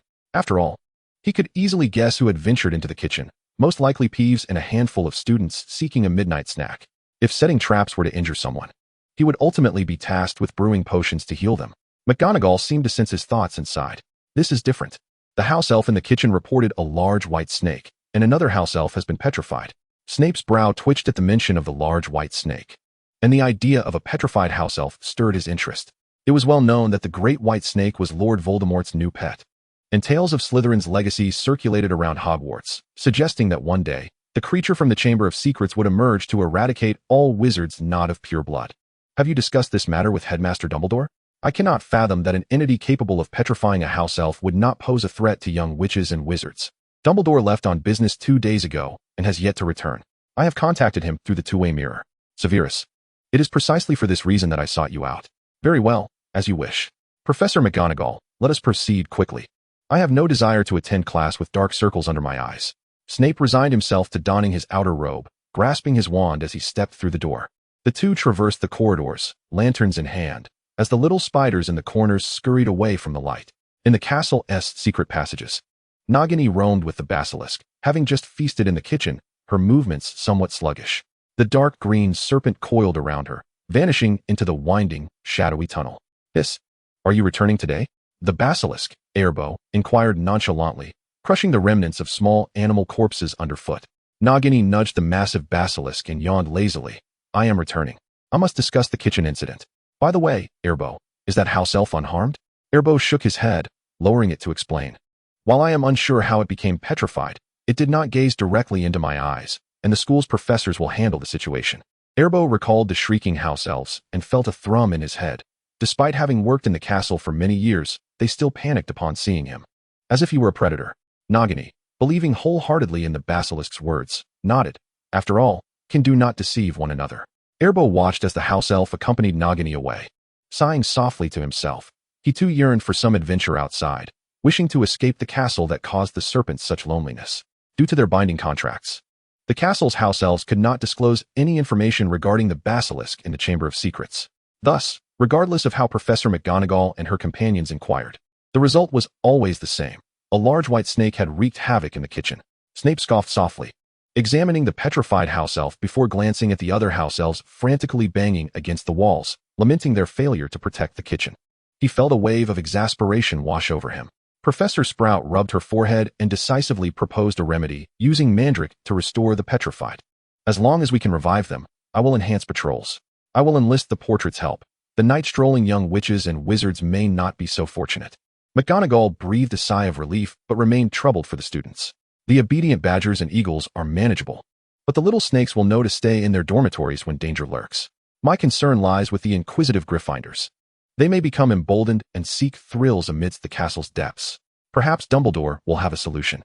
No one is more familiar with the peculiar magical creatures that inhabit the castle. She could also encourage the defense against the dark arts professor to impart more useful knowledge, lest those young trolls resort to screams when confronted with adversity. Professor Sprout's gaze shifted to the scowling Snape, and she nodded in agreement. An unknown magical creature capable of silently entering the kitchen poses a grave danger should someone with ill intentions infiltrate to poison. She trailed off, the implication clear. McGonagall's brow furrowed even deeper. For the first time, she perceived the castle's security as a significant issue, noting the contemplative expressions on their faces. Snape silently committed Professor Sprout's words to memory. He had truly been rather foolish in the past. The trio exchanged a few more words, and McGonagall then levitated the petrified house elf toward the hospital wing. Snape returned to the cellar, glancing at the clock to find that it was already 3 o'clock. There was no time left to brew another potion. He contemplated the kitchen's suspect, Nagini, harboring deep suspicions regarding Lord's motives for placing her in the castle. The dark-haired professor, troubled, scratched his head and lay restlessly in bed, unable to find sleep. Tom, immersed in dreams, remained blissfully unaware of the chaos the serpent girl had unleashed at Hogwarts. Upon learning of Nagini's actions, Vidi's smile bore a hint of subtlety. He was certain that during his 7 years at Hogwarts, aside from the time he inadvertently released the basilisk, it had always remained quietly nestled in the tunnels. That is because there was nothing entertaining to do, and no one to converse with him. Nagini turned, playfully asserting, his size makes it easy for prey to spot him, even when he ventures into the forest. So, you took him to the kitchen to play? Vidi reached out to pat Nagini's head, finding amusement in her innocence. Primarily because I was hungry. The house elves in the castle are aware of his presence, yet I'm baffled as to how that one house elf ended up petrified, Nagini replied, bewildered. For she was not the basilisk. After roaming Hogwarts, it was only natural to feel famished. Observing Nagini's adorably foolish expression, Viti pondered whether to brew her a potion to enhance her intellect, her simple-mindedness causing him some concern. Although the basilisk seemed formidable, it could not leave Hogwarts, and the outside world offered no hiding places. Nurturing it posed quite the conundrum. Snow will soon fall. Will you be hibernating this year? Viti casually sketched on a piece of paper with his fountain pen, recognizing that, as a snake, Nagini's shedding and hibernation were instinctual. He certainly did not wish to step outside in the middle of the night only to stumble upon a serpent. I'm not sure. But Airball said he's about to shed, so he advised me not to seek him out just yet. Nagini rolled around on the carpet, articulating her reasons for having stayed home these past few days. Do as you please, but do remember to inform Tom and me if you decide to venture out. Viti observed Nagini sprawled foolishly on the carpet, her belly exposed, unsure of how to respond. With a soft cry, Nagini curled up and nestled beneath the small bed in Tom's study. Noticing her slumber, Viti turned his attention back to his affairs. When the house elf arrived to announce a visitor, he inadvertently stepped on the serpent girl's tail, nearly tripping himself. Unbeknownst to him, Nagini slept soundly, seemingly lost in delightful dreams. Drool trickling from her mouth. With a sigh of annoyance, Viti stepped over her tail and exited the study. The atmosphere in the castle's drawing room was peculiar. Tom felt unnerved under the eager gaze of young Barty, his pastry forgotten.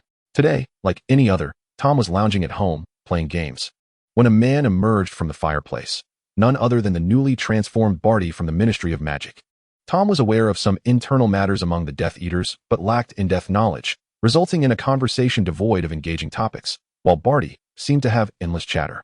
He inquired about potion-making techniques and daily hobbies, even arranging to go fishing together upon learning of Tom's interest in the sport. Just as Tom sought an opportunity to slip away, Barty finally broached the main subject. Master Sterling, will you be attending the annual gala? Barty looked at Tom with eager anticipation, hoping to enjoy games with him at the event. Well, I'm not certain. I'm not particularly fond of crowded gatherings. As one privy to certain information, Tom did not mind revealing his emotions in Barty's presence. That is indeed unfortunate, Barty sighed. For moments featuring two lords of the same ilk were rare, especially one as mild-mannered as young Tom. Tom shrugged in resignation. He truly had little patience for fervent admirers, and his presence tended to hinder Viti's endeavors. Should anyone unwittingly approach, would it be Avada Kedavra or Avada Kedavra?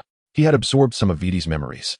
Just because he refrained from mentioning the more gruesome matters did not mean he was oblivious. Barty was, after all, a formidable ally in his recollections. Chapter 33, The Helpless Lucius. Viti entered the drawing room to find the two engaged in lively conversation. Noticing Viti's arrival, Barty stood and respectfully greeted, Lord, good day. Viti offered a nonchalant acknowledgement, settling intimately beside Tom. Barty remained standing, reporting on his progress at the Ministry of Magic while attempting to ignore the piercing gaze from Lord. As Tom listened, his mind became muddled. The ministry was not vast, yet its relationships were intricately complex, requiring several meetings for even minor trade matters. No wonder the magical community was stagnant. If every endeavor was met with such delays, even the most ambitious spirits would be dulled. However, considering Viti's recent undertakings, Tom felt optimistic that this time, the magical realm could succeed in reform. The worst-case scenario would merely be maintaining the status quo. What are you pondering?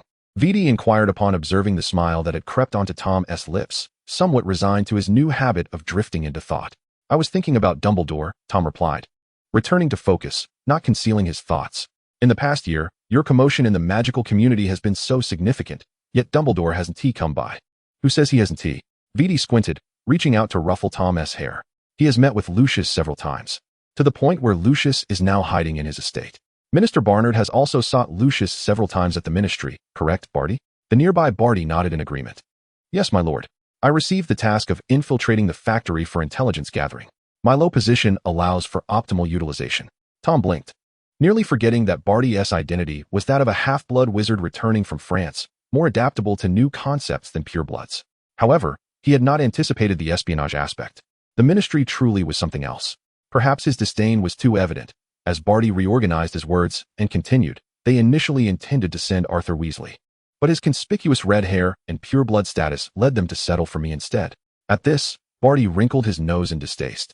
For the entire magical community knew the Weasley family to be traitors to their bloodline. Although the Lord's strategy had shifted to acknowledge half-bloods and muggle-borns, the core objective remained to amass greater profits to ensure pure-blood dominance. The two were not mutually exclusive. Tom clicked his tongue, noting that the pure-blood faction was still comprised of purebloods, and some prejudices could not simply be dismissed. He glanced at Viti, silently praying for his exceptional brainwashing abilities to alleviate some of the bloodline biases. Well done, Barty. Viti nodded slightly, gesturing towards the box held by the house elf.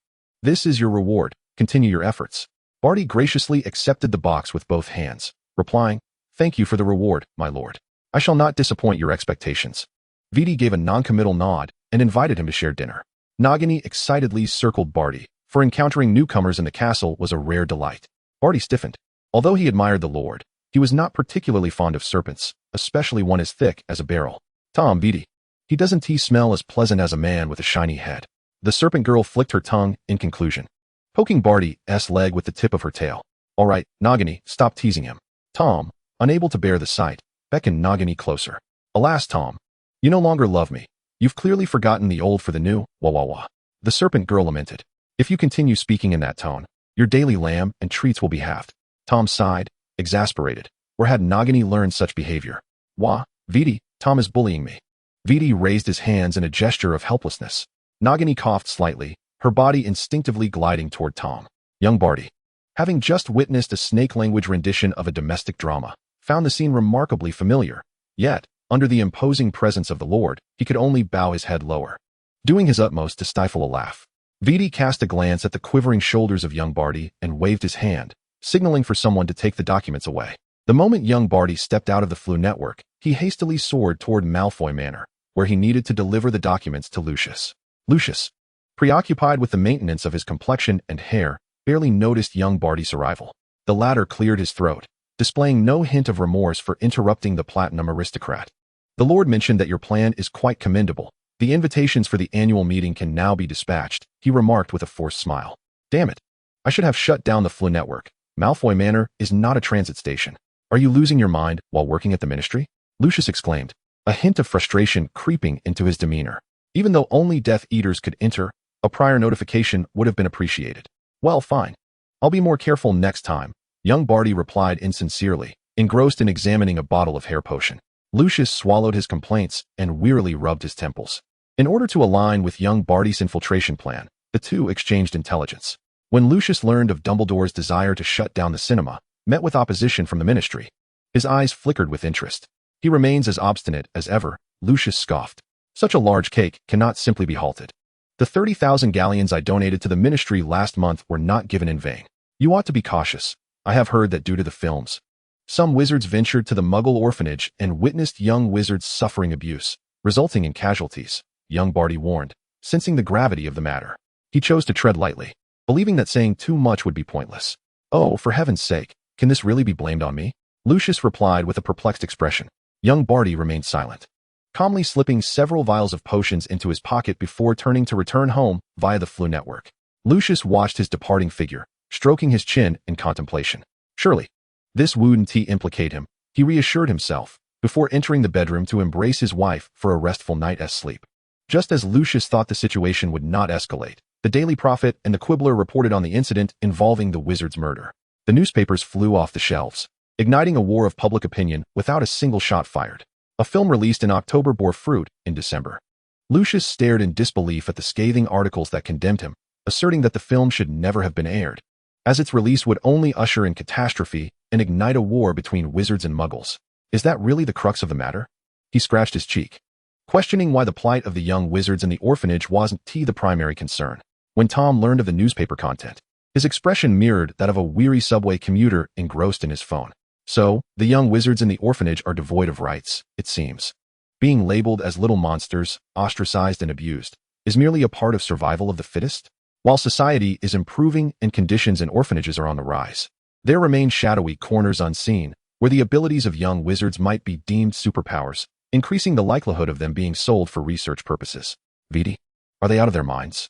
Tom licked his parched lips, looking up at the silent Viti. I have always been curious. The ministry has a team for reversing accidental events, yet why is there no group focused on the growth of young wizards?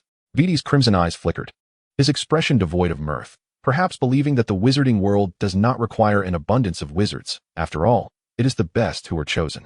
Who would care for young wizards who don't even survive to the age of 11? Chapter 34, News.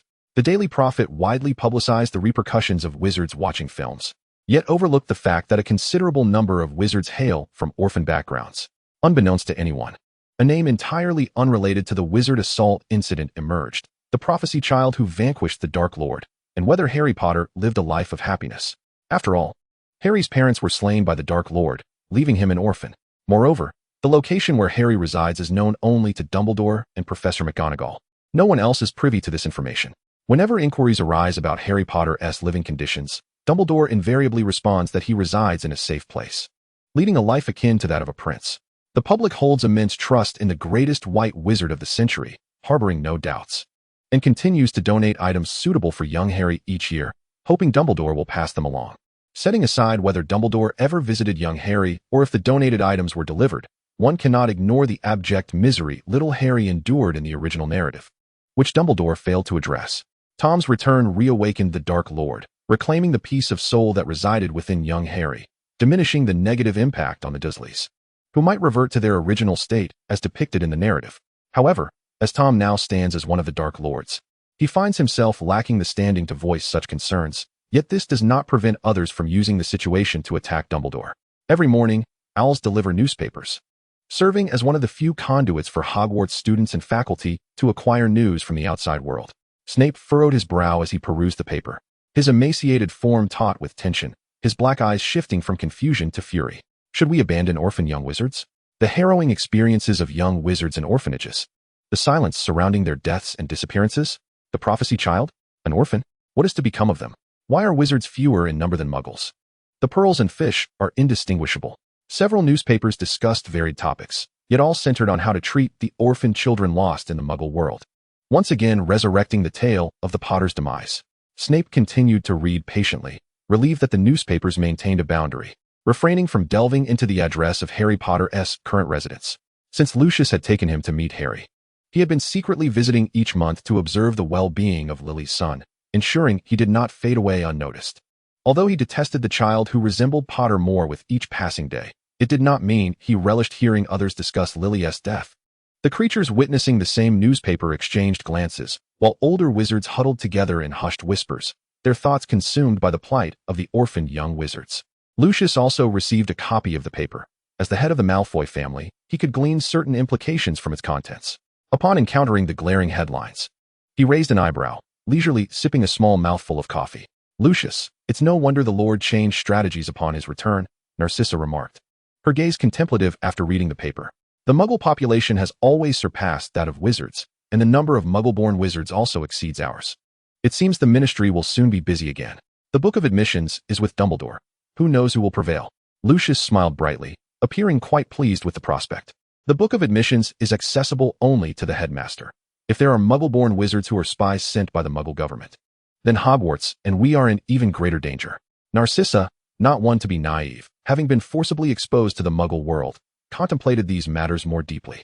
Although incidents of witches being murdered have decreased, witch hunters still exist, and it has not been long since the witch-hunting campaigns of 1951. Lucius understood his wife's concerns, letting out a quiet sigh, feeling a pang of sorrow within. The Lord was right. Falling behind invites punishment. With the Muggle world's formidable technology, should the wizarding community's location be exposed, death or plunder awaits them. Having corrected his tumultuous emotions, Lucius lifted his son, who had finished his meal, and strolled into the garden. As for the reports in the newspaper, he would prefer to await the outcome in silence. In the office of the Minister of Magic, Minister Barnard unsealed a letter delivered by Owl, pacing back and forth twice. Her assistant placed documents upon the desk and quietly retreated, wisely choosing not to tempt fate. Returning to her chair, Barnard's complexion appeared somewhat pallid. It was well known that she and Dumbledore held divergent political views, yet this was merely a facade for public consumption, as their private rapport was relatively amicable. However, this amicability did not equate to her having knowledge of Harry Potter's whereabouts, leaving her in a precarious position. She closed her eyes briefly before abruptly rising to seize a nearby cloak, vanishing with a flourish to Diagon Alley. That morning, the Ministry and its offices were inundated with letters from wizards, a third of which were Howler letters. Tom propped his chin on his hand, gazing intently at the industrious Weasley. The media campaign had proven remarkably effective, at least diverting public scrutiny from the factory's operations to condemn the ministry's negligence towards orphan young wizards. He stifled a delicate yawn and lazily remarked, "Weasley, the cinema's profits have seen a slight increase. Indeed, people are quite the rebels." Weasley looked up, meeting Tom's glistening black eyes, and gently replied, "I have arranged for the cinema's profits to be donated to the ministry to assist orphan young wizards. If the ministry fails to present a satisfactory solution to the public, it may very well provoke backlash. Humanity is a peculiar creature, sometimes overflowing with compassion, yet at other times, utterly callous. Had we grown up in the magical realm, we might have been spared so much anguish. Adversity is inconsequential. It only serves to fortify my strength. What does not kill me will ultimately perish by my hand." Weasley smiled, a glimmer of obsession and madness flickering in his red eyes. Life at the orphanage had eroded his kindness, while his school years taught him that to ascend in life, one must grow sufficiently powerful. And over a decade of wandering had imparted the lesson that trust is a luxury no one can afford. An aura of coldness enveloped Weasley, sharply contrasting with his serene smile.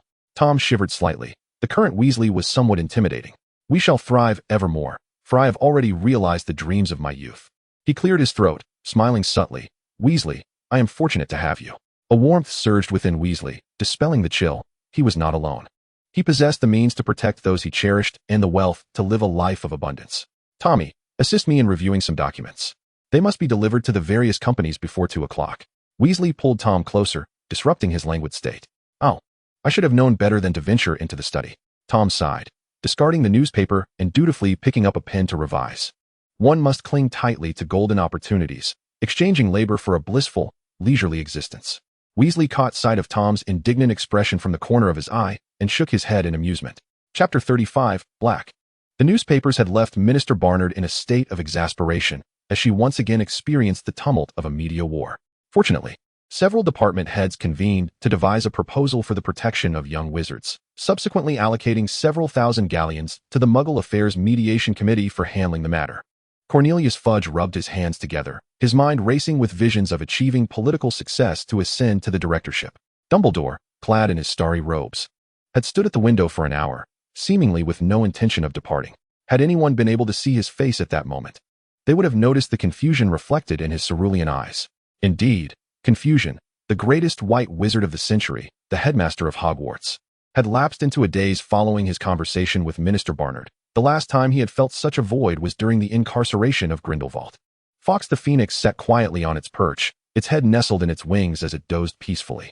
The house elf that had been petrified previously had returned to the kitchen. Yet the creature responsible for its petrification remained elusive. Dumbledore pondered the long-deceased Myrtle, a vague suspicion stirring within him. Yet those present at the time had long since departed from Hogwarts. How had he returned to the school? The Chamber of Secrets, Slytherin, and Parseltongue.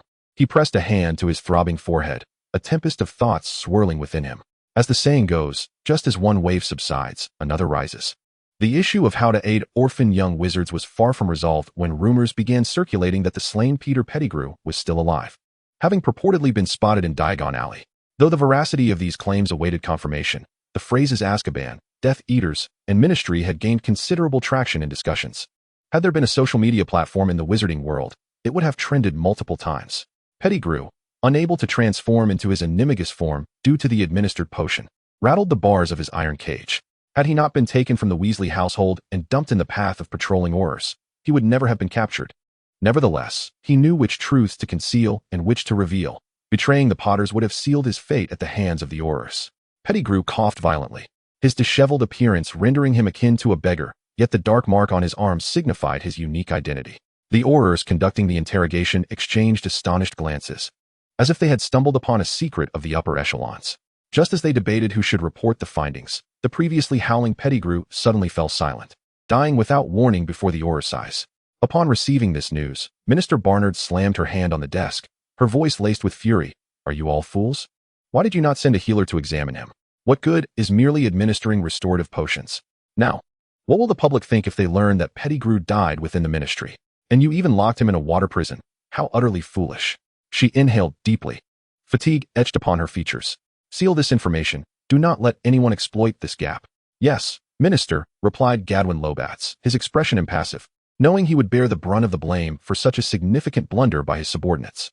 Although no wizard was aware of Pettigrew's capture by the ministry, Dumbledore and the higher-ups were well informed, and the tally of the 13 muggles he had slain was still outstanding. Sirius, in Azkaban, remained oblivious to these events, staring blankly out of his small window. Upon receiving the news, Lucius clicked his tongue, brushing imagined dust from his robes, a master of hidden achievements. Within the castle, Weasley sat upon a sofa, hands resting upon his knees, attentively listening to young Barty's report. The case of Black had long been shrouded in ambiguity, and the sighting of the living Pettigrew had further complicated matters. The ministry was now divided into 3 factions, one neutral, one advocating for a re-evaluation of the case to restore Black's name, and one insisting that he remain in Azkaban due to his betrayal of the Potters. Young Barty, bowing his head respectfully, spoke rapidly. Pettigrew has already perished in the water prison. Dumbledore personally conducted an examination. Ah, what a bother. Weasley's voice dripped with sarcasm. I had thought he might be released outright. My lord, Sirius Black is the last known male heir of the Black family, and also the godfather of the prophesied child. Though Narcissa inherited a portion of the Black estate, he will not inherit a meager fortune upon his release. Young Barty's eyes cast downward, a whirlwind of envy and resentment swirling within him. Tom listened intently to their conversation, his mind racing with memories and narratives concerning Sirius, which culminated in a realization about the plight of a wayward child caught in the throes of parental expectations. During the zenith of the Dark Lord's power, Sirius had been sorted into Gryffindor, and when his parents demanded a transfer, he resolutely chose his own path, marking his first act of defiance against his family. Then, the senile Dark Lord ruthlessly rewarded his parents, casting away wealth as if it were worthless, and contributed a significant portion of his family fortune to preserve the standing of the Black family. Moreover, when it came time to change the secret keeper, Sirius failed to inform anyone, not even Dumbledore, which ultimately led to the ensuing tragedy. Most critically, while the majority of the Black family perished or were imprisoned, he, fully aware that he had not betrayed Lily and the others, never uttered a word in his defense, dutifully remaining in Azkaban for over a decade. One might argue that Sirius was mad and incapable of rational thought, yet did he not have ample opportunities to reveal the truth during those long years? Azkaban was not devoid of horrors. Upon learning that young Harry had survived, he still lingered in Azkaban, showing no consideration for the only child left behind by his friends or for the impending extinction of the Black family, living irresponsibly within the confines of his self-constructed world. Tom did not comprehend this, but he kept a respectful distance from such twisted individuals. Nevertheless, it was evident that had Sirius emerged from Azkaban sooner, Harry's childhood in the original narrative would not have been as tragic. Furthermore, Tom suspected that Dumbledore's decision to abandon Sirius, allowing him to enter Azkaban without trial, stemmed from some doubt regarding him.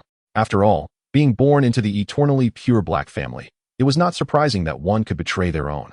While Tom was lost in thought, Viti and his companion had already reached an agreement. They intended to release Black, believing that the more chaotic the situation became, the better.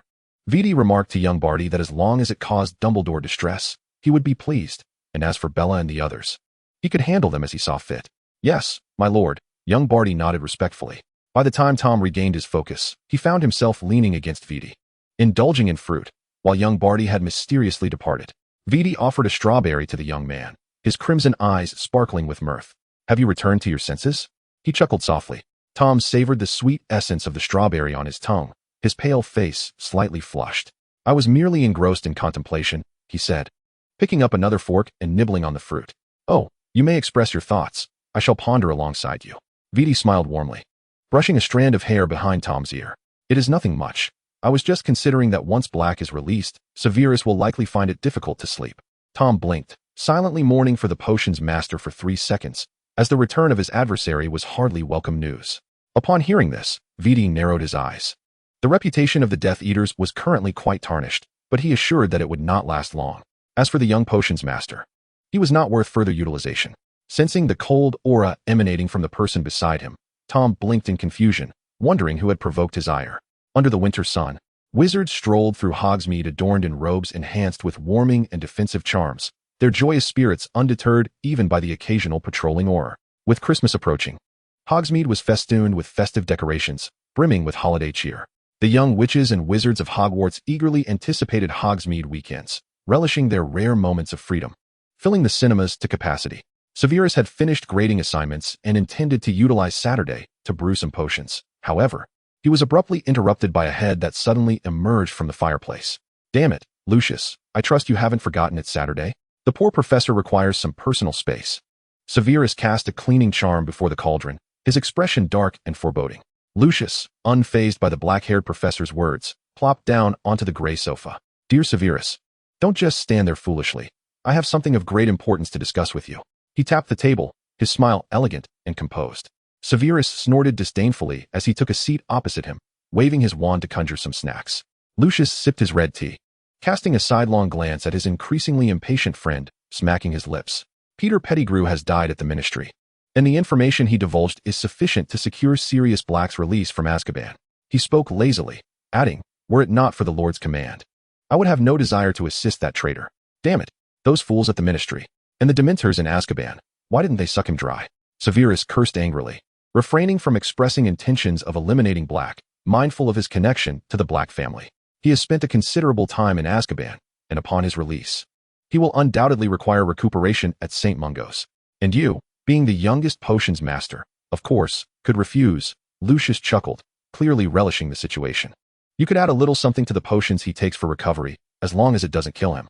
Severus's expression darkened further at this suggestion, as it was clearly a test of his patience. Rest assured, Dumbledore will not allow me to approach that foolish dog. After all, I was once an evil Death Eater, unworthy of his trust. Severus scoffed, his fingers cracking ominously.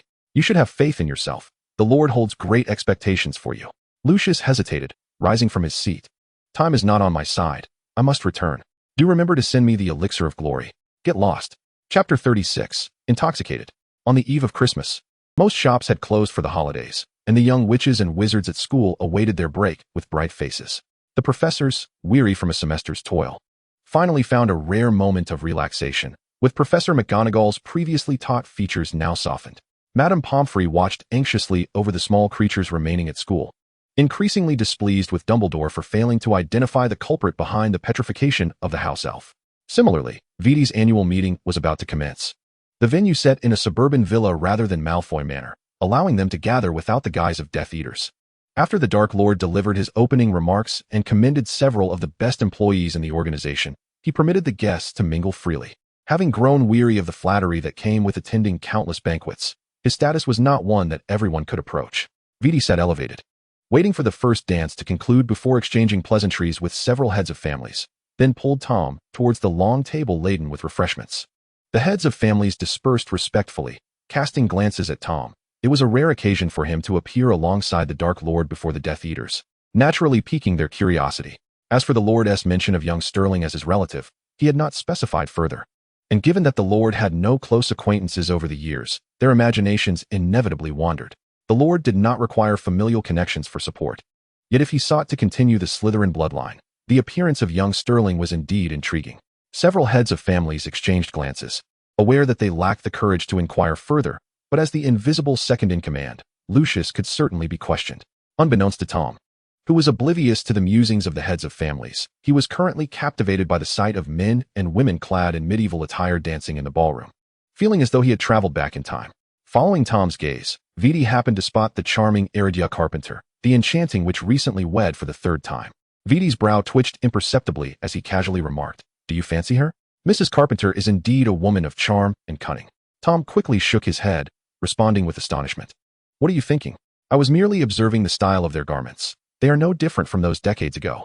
As he spoke, he blinked his eyes and added, "However, if you prefer, the castle cannot accommodate a third person. You should find another place to stay. It is more spacious for me and Nagini." Vidi gazed at the young boy, his throat constricting. "I dislike it. Having you is sufficient." Listening to his somewhat confessional words, Tom felt a warmth rise to his cheeks, lowering his gaze. "As you wish." Vidi chuckled softly, reaching out to pinch the boy's flushed earlobe. The grand villa was ablaze with light. The banquet hall was alive with music, laughter, and the joyous chatter of guests, as if it had always been this vibrant. Lucius had finally managed to escape the onslaught of the head of the family. He swirled his glass of red wine, a standard aristocratic smile curling his lips as he strode towards the head of House Carlo, whose youngest son was to be wed to the niece of House Bones. The potion factory and the entertainment company were not solely his ventures. Shared burdens would mitigate risks, and since most affluent individuals in the magical world were purebloods, the allies he could rally were naturally purebloods as well, no longer confined to Slytherin. The banquet was a jubilant affair, where every attendee acquired what they desired. The gathering consisted entirely of adults, with no children present, leading to an early conclusion around 10 o'clock. Most guests attended to forge connections, returning home after indulging in copious amounts of wine, only to have their house elves deliver sumptuous dinners. Tom, having consumed more than his fair share, felt a bit hazy by the time he returned to the castle, unable to recall who had bathed him and escorted him back to his bedroom. "Viti, I feel unwell," Tom muttered, his face scrunched up in discomfort. "Just sleep it off," Viti replied, supporting the drowsy boy, resting his chin on his shoulder, his hands gently patting the slender back. "I don't like that witch, Viti. None of them are as beautiful as you, nor as wealthy. You are my favorite." Tom, inhaling the delightful scent emanating from Viti, could not resist nuzzling closer. Viti acknowledged this sudden display of affection with an approving hum. "You favor me, do you not? You will never leave me?" He raised his long fingers to gently lift the boy's chin, his face devoid of any smile. "We are two halves of a whole. Do not entertain thoughts of departing from me." During the banquet, the boy had answered his question, though he understood it to be a fleeting assurance. He, too, had once idolized someone in their youth, and even if Tom had rebuffed him, his heart remained restless. Contemplating this, his crimson eyes deepened in intensity as he tightened his grip. "Viti, it hurts," Tom cried out, breaking free from his grip. Viti observed the red mark on the boy's fair chin, biting his lip. "Tom, I apologize. Come here and let me see if there's any damage." He instinctively smiled, coaxing the little rabbit closer. Dazed from the alcohol, Tom had forgotten the pain in his chin and, drawn by Viti's allure, stumbled over, resting foolishly in Viti's embrace. The allure of beauty was not frightful. What was alarming was when one wielded beauty as a weapon. Viti summoned salves with a spell, meticulously applying them. But the boy squirmed like a playful kitten in his arms, igniting a spark of irritation within him. Noticing the boy's slightly flushed cheeks, he could not resist leaning down to softly kiss those rosy lips, gradually deepening the kiss. Just as they were on the verge of an intimate union, the boy succumbed to slumber. Viti gazed at the imminent explosion of emotions, then at the one who had abandoned him, feeling a sense of helplessness. Yet, he was not one to wallow in self-pity. He resolved the issue through discreet means. He pulled the boy into his embrace, his voice raspy as he murmured, "Tommy, should you provoke me again, I will not be so easily lenient." The threatened boy merely stirred in his sleep, lost in his dreams. The following morning, Viti departed the bedroom before the boy awoke. Tom, however, did not enjoy a restful slumber, waking with a sore back and head. Suspecting he had been in a brawl the previous night, drinking ruins everything, he lamented as he rose. In his memory, the Dark Lord was not one to succumb to intoxication easily, yet here he was, incapacitated after just a few drinks. The long-haired boy groomed his silky black locks, his expression fraught with indignation. In his past life, he would not have identified as a straightforward individual, but he certainly was not as meticulously refined as he was now. With house elves reminding him daily to care for his skin and hair, even collecting fallen strands for disposal, Tom grumbled as he washed up, his hair tied back revealing the marks on his neck. The house elf presented him with today's robe, reminding the young master that it was time for breakfast. Viti awaited Tom's reaction, but upon seeing him eat breakfast as if nothing had transpired, a pang of disappointment surged within him. Had he known that alcohol could lead to memory loss, he might have comprehended Tom's current state. Tom sipped his milk and tilted his head, noticing something peculiar about Viti. Had his eyes been gleaming just now? Tom hesitantly raised the glass of milk, asking, "Viti, do you want some milk too?" A subtle smile graced the Dark Lord's face, realizing that the boy truly did not remember the events of the previous night. Perhaps his usual demeanor was not sufficiently expressive, causing Tom to interpret his affection as mere familial love. Viti accepted the cup from Tom's hands, taking a sip of the remaining milk. "Too sweet. Tell Pippi to use less sugar," he remarked with a frown. "Viti, your taste has changed," Tom observed, casting a lingering glance his way, tapping the table to summon the house elf for another glass of milk. Viti raised his gaze, leisurely finishing his drink. At times, he wished he could pry open the boy's mind to see what thoughts resided within. "Viti, I didn't do anything embarrassing last night, did I? Was I punched? I woke up feeling sore all over." Tom wiped his mouth and voiced his concerns. "You did nothing of the sort. You insisted on taking a bath upon your return, and fearing you might drown in the tub, I had to carry you back to your room.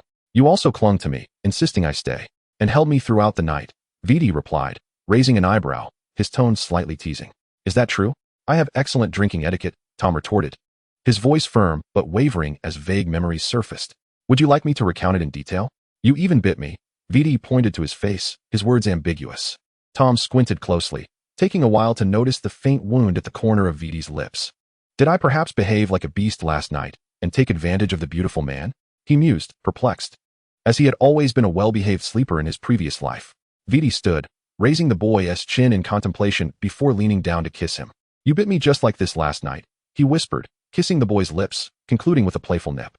Tom gasped, abruptly pushing the young man away. You. His voice trembled, uncertain whether to caress his swollen lips or flee in embarrassment. What of it? I assumed you were aware of your actions. Vidi's handsome face bore a look of disappointment, appearing fragile and hurt. You held me close, professing your fondness for me. Were those declarations mere deception? I did not. Tom's voice grew shrill, as if a cacophony of alarmed chickens erupted within him. He acknowledged that his fondness for the Dark Lord stemmed from Vidi's beauty, aware of the distinction between fleeting pleasure and a lifetime of mediocrity. Tommy, you have truly saddened me. I pondered long and hard. You are my other half. And I thought agreeing wouldn't be too much trouble, Vidi said, his eyelashes fluttering as he dabbed the corner of his eye. Damn, Tom coughed, a mouthful of blood spewing forth as he began to doubt whether he had overstepped boundaries with Vidi the previous night. Amused by the boy's distressed expression, Vidi sighed. All right. I was jesting. Rest well at home. With that, he affectionately ruffled the boy's hair before turning to leave. Tom was in a state of utter bewilderment, pondering the events of the previous night. What on earth had transpired? And that inexplicable kiss. To hell with the Riddler. Chapter 37. Entanglement. The Death Eaters were not solely dominated by the Malfoy family. The Carrows had risen to prominence, with the two families being both allies and rivals. Lucius reclined in a plush chair, a glass of red wine in hand, while the head of the Carrow family occasionally engaged him in conversation, casting glances at a group of children frolicking in the garden. The offspring of Goyle, Crabbe, and Parkinson were frequent visitors to Malfoy Manor, currently soaring through the air on child-sized broomsticks. The Carrow boy, 3 years older than Draco, had long since outgrown such childish amusements. Little dragon, let us engage in a game of wizard's chess, suggested Celyar Carrow, his chin raised in anticipation. Draco furrowed his brow, swallowing a mouthful of pastry. Please address me by my given name, Celyar. I wish to remain in the garden and play with Vincent. Very well, Draco. If only you could ride a broomstick. I could take you to the wilderness for a thrilling flight. Feeling the wind rush past, Celyar replied, a smirk on his lips, clearly referring to anything but a child's broomstick. Were it not for the fact that the Carrow family had no other suitable companions of his age, he would not wish to play with such toddlers. Draco's perceptiveness was keen. He could easily discern Celyar's insincerity. After sipping his juice, he resolved to inform his father not to invite Celyar over again, as it prevented him from playing freely with Vincent. Lucius observed the harmonious interaction among the children. Nodding subtly, not only was his wife's diplomatic approach beneficial, but the amicable friendships among the children also served as a foundation for enduring alliances. The head of the Carrow family took a sip of champagne and remarked casually, I've heard from the Department of International Magical Cooperation that there has been an influx of visiting wizards lately, causing quite a shortage of accommodations in Diagon Alley. Lucius was somewhat aware of this, knowing he would share in the profits. However, with an increase in wizards, conflicts were bound to arise, making the Auror's duties significantly more cumbersome. They needed to be more discerning. If spies infiltrated, the ministry would have a pretext to invade the company. Lucius nodded slightly, rare for him to offer a cautionary word. If they wish to enter the company, let them. The benefits are too enticing. Once inside, they shall find it hard to leave. The head of the Carrow family chuckled. The money in the Muggle world is far easier to earn than that of the ministry. Do not underestimate the wizards from other nations. When the Saints were widespread across Europe, they were formidable, yet ultimately, they were imprisoned by that one from Hogwarts. Lucius shot him a glance, muttering ambiguously, what a pity. Truly a pity, to have pushed the old fox into a position of power. Yes, I am quite aware. However, it is rather peculiar. I've received word that Karkaroff has fled to Germany and has become a professor at Durmstrang. Quite unexpected, the head of the Carrow family expressed distaste for Karkaroff, a man who survived by betraying others. Their next encounter would surely be fraught with enmity. Lucius rubbed his chin thoughtfully. Germany was not the best place for retrieval, and Lord Voldemort likely had his eye on him as well. If the apprehension of individuals exposed the resurgence of the Death Eaters, it would undoubtedly draw Dumbledore's attention. As he contemplated the weapons developed at the Research Institute, a dull ache began to throb in his head. These were not mere broomsticks, and their development required considerable time. In contrast to Lucius's worries, Tom was increasingly vexed by Nagini's insistence on venturing out. Nagini, did you not say that Erbo is shedding? Are you not afraid of being devoured? He urged, scratching the serpent's chin in a futile attempt to dissuade her. It's quite all right. It has been half a month, and he has food. He wouldn't dare eat me, Nagini replied, relishing Tom's scratching, her tail wagging like a dog. Tom was at a loss for words. Should Nagini be consumed, he would be powerless to intervene, especially within the confines of Hogwarts. No, you cannot go. Hogwarts is about to commence. You will be discovered. Wait until the crowds diminish. Tom firmly rejected her, fearing to provoke the serpent's rebellious nature, patting her head. Stay obediently at home, and I shall double your treats. Oh, very well, Nagini acquiesced, flicking her tongue and slithering to the pantry to retrieve her snacks. Tom shook his head, bemused. The allure of snacks far outweighed that of a newly made friend. With the serpent's entanglement resolved, Tom sighed and leaned back on the sofa, his hand instinctively brushing his lips. Since that kiss, he had not encountered Vidi in days, and the tumult of his thoughts had gradually settled. In resurrecting Vidi, he initially held the intention of clinging to a powerful ally, for their relationship was under constant scrutiny from external forces. Vidi possessed both the capability and cunning, allowing Tom, the mere minnow, to hide comfortably in the shadows. Although he had considered that the Dark Lord's possessiveness would not allow for shared power, he had hidden it well, adopting a facade of complacency to ease Tom's worries. To his astonishment, that day had arrived so swiftly, with Vidi claiming he had committed indiscretions while intoxicated. Addressing him in such a manner, Tom was utterly perplexed. All romantic notions had vanished, and the prospect of residing in a grand castle, sleeping on a feather bed, and dining on sumptuous meals no longer brought him joy. After having lunch alone, Tom flipped through a few pages of a potion textbook but found no solace in sleep. After a moment of contemplation, he rose and made his way to the potions room. However, a sudden explosion emanating from the potions room, accompanied by the shrieks of house elves, sent him retreating. Alas, perhaps a stroll is in order. With that thought, he exchanged his loungewear for a muggle coat. Gazing out at the snow-covered landscape, he wrapped a scarf around his neck. At a certain flea market in London, a handsome young man was engrossed in a wooden ornament at a stall. "Sir, this ornament is only £5, and there are 12 zodiac ornaments. If you fancy one, you might as well purchase it," the middle-aged vendor said with a cheerful smile. "No need, wrap up the dragon, snake, and dog ornaments, along with that cat candle holder." Tom promptly paid and exited the flea market, his spirits lifted by the joy of shopping, particularly in such a treasure trove. After spending 3 days in Nocturne Alley to procure his desired items, Vidi returned to the castle, only to be greeted by an overwhelming silence, save for a white snake snoring nearby. Upon learning from a house elf that Tom was not in the castle, he set out to find him and soon spotted the boy enjoying Chinese cuisine on Fortune Street. "Tommy, how do these dishes taste?" Vidi inquired. Tom, thoroughly engrossed in his meal, replied without looking up, "Delicious. I often eat here." He paused, recognizing the voice he knew all too well. "Is that so? Then I must give it a try." Vidi summoned the waiter to add a few more dishes and a set of chopsticks, skillfully grabbing a piece of spicy chicken. Tom's eyes widened as he watched him pop a chili pepper into his mouth, unsure if he should intervene. Although the peppers were edible, the primary focus was the meat. Vidi, unfazed, swallowed the pepper whole, regarding Tom with a questioning gaze. Tom shook his head, returning to his meal. The two fell into a silent return to the castle, sitting on the sofa and exchanging no words. "I thought you wouldn't want to see me. You disappointed me greatly that day." Vidi filled Tom's cup with tea, his demeanor devoid of jest. Tom shot him a sidelong glance, suspecting he was attempting to manipulate him. He bit his lip, hesitating before finally speaking. "Vidi, I truly do not wish to see you. Are you avoiding me?" "Why?" Vidi's deep red eyes churned with unspoken emotions as he fixed his earnest gaze upon Tom. "I like you. My previous words were not a jest. You like me as well. There is no one more suited to you than I." The atmosphere in the living room grew heavy with silence, Tom's breath nearly catching in his throat. "I assume you are aware of the nature of our relationship." After a moment of silence, Tom tugged at the corner of his mouth, attempting to uncover any hint of jest on Vidi's smiling visage. However, he was met with disappointment.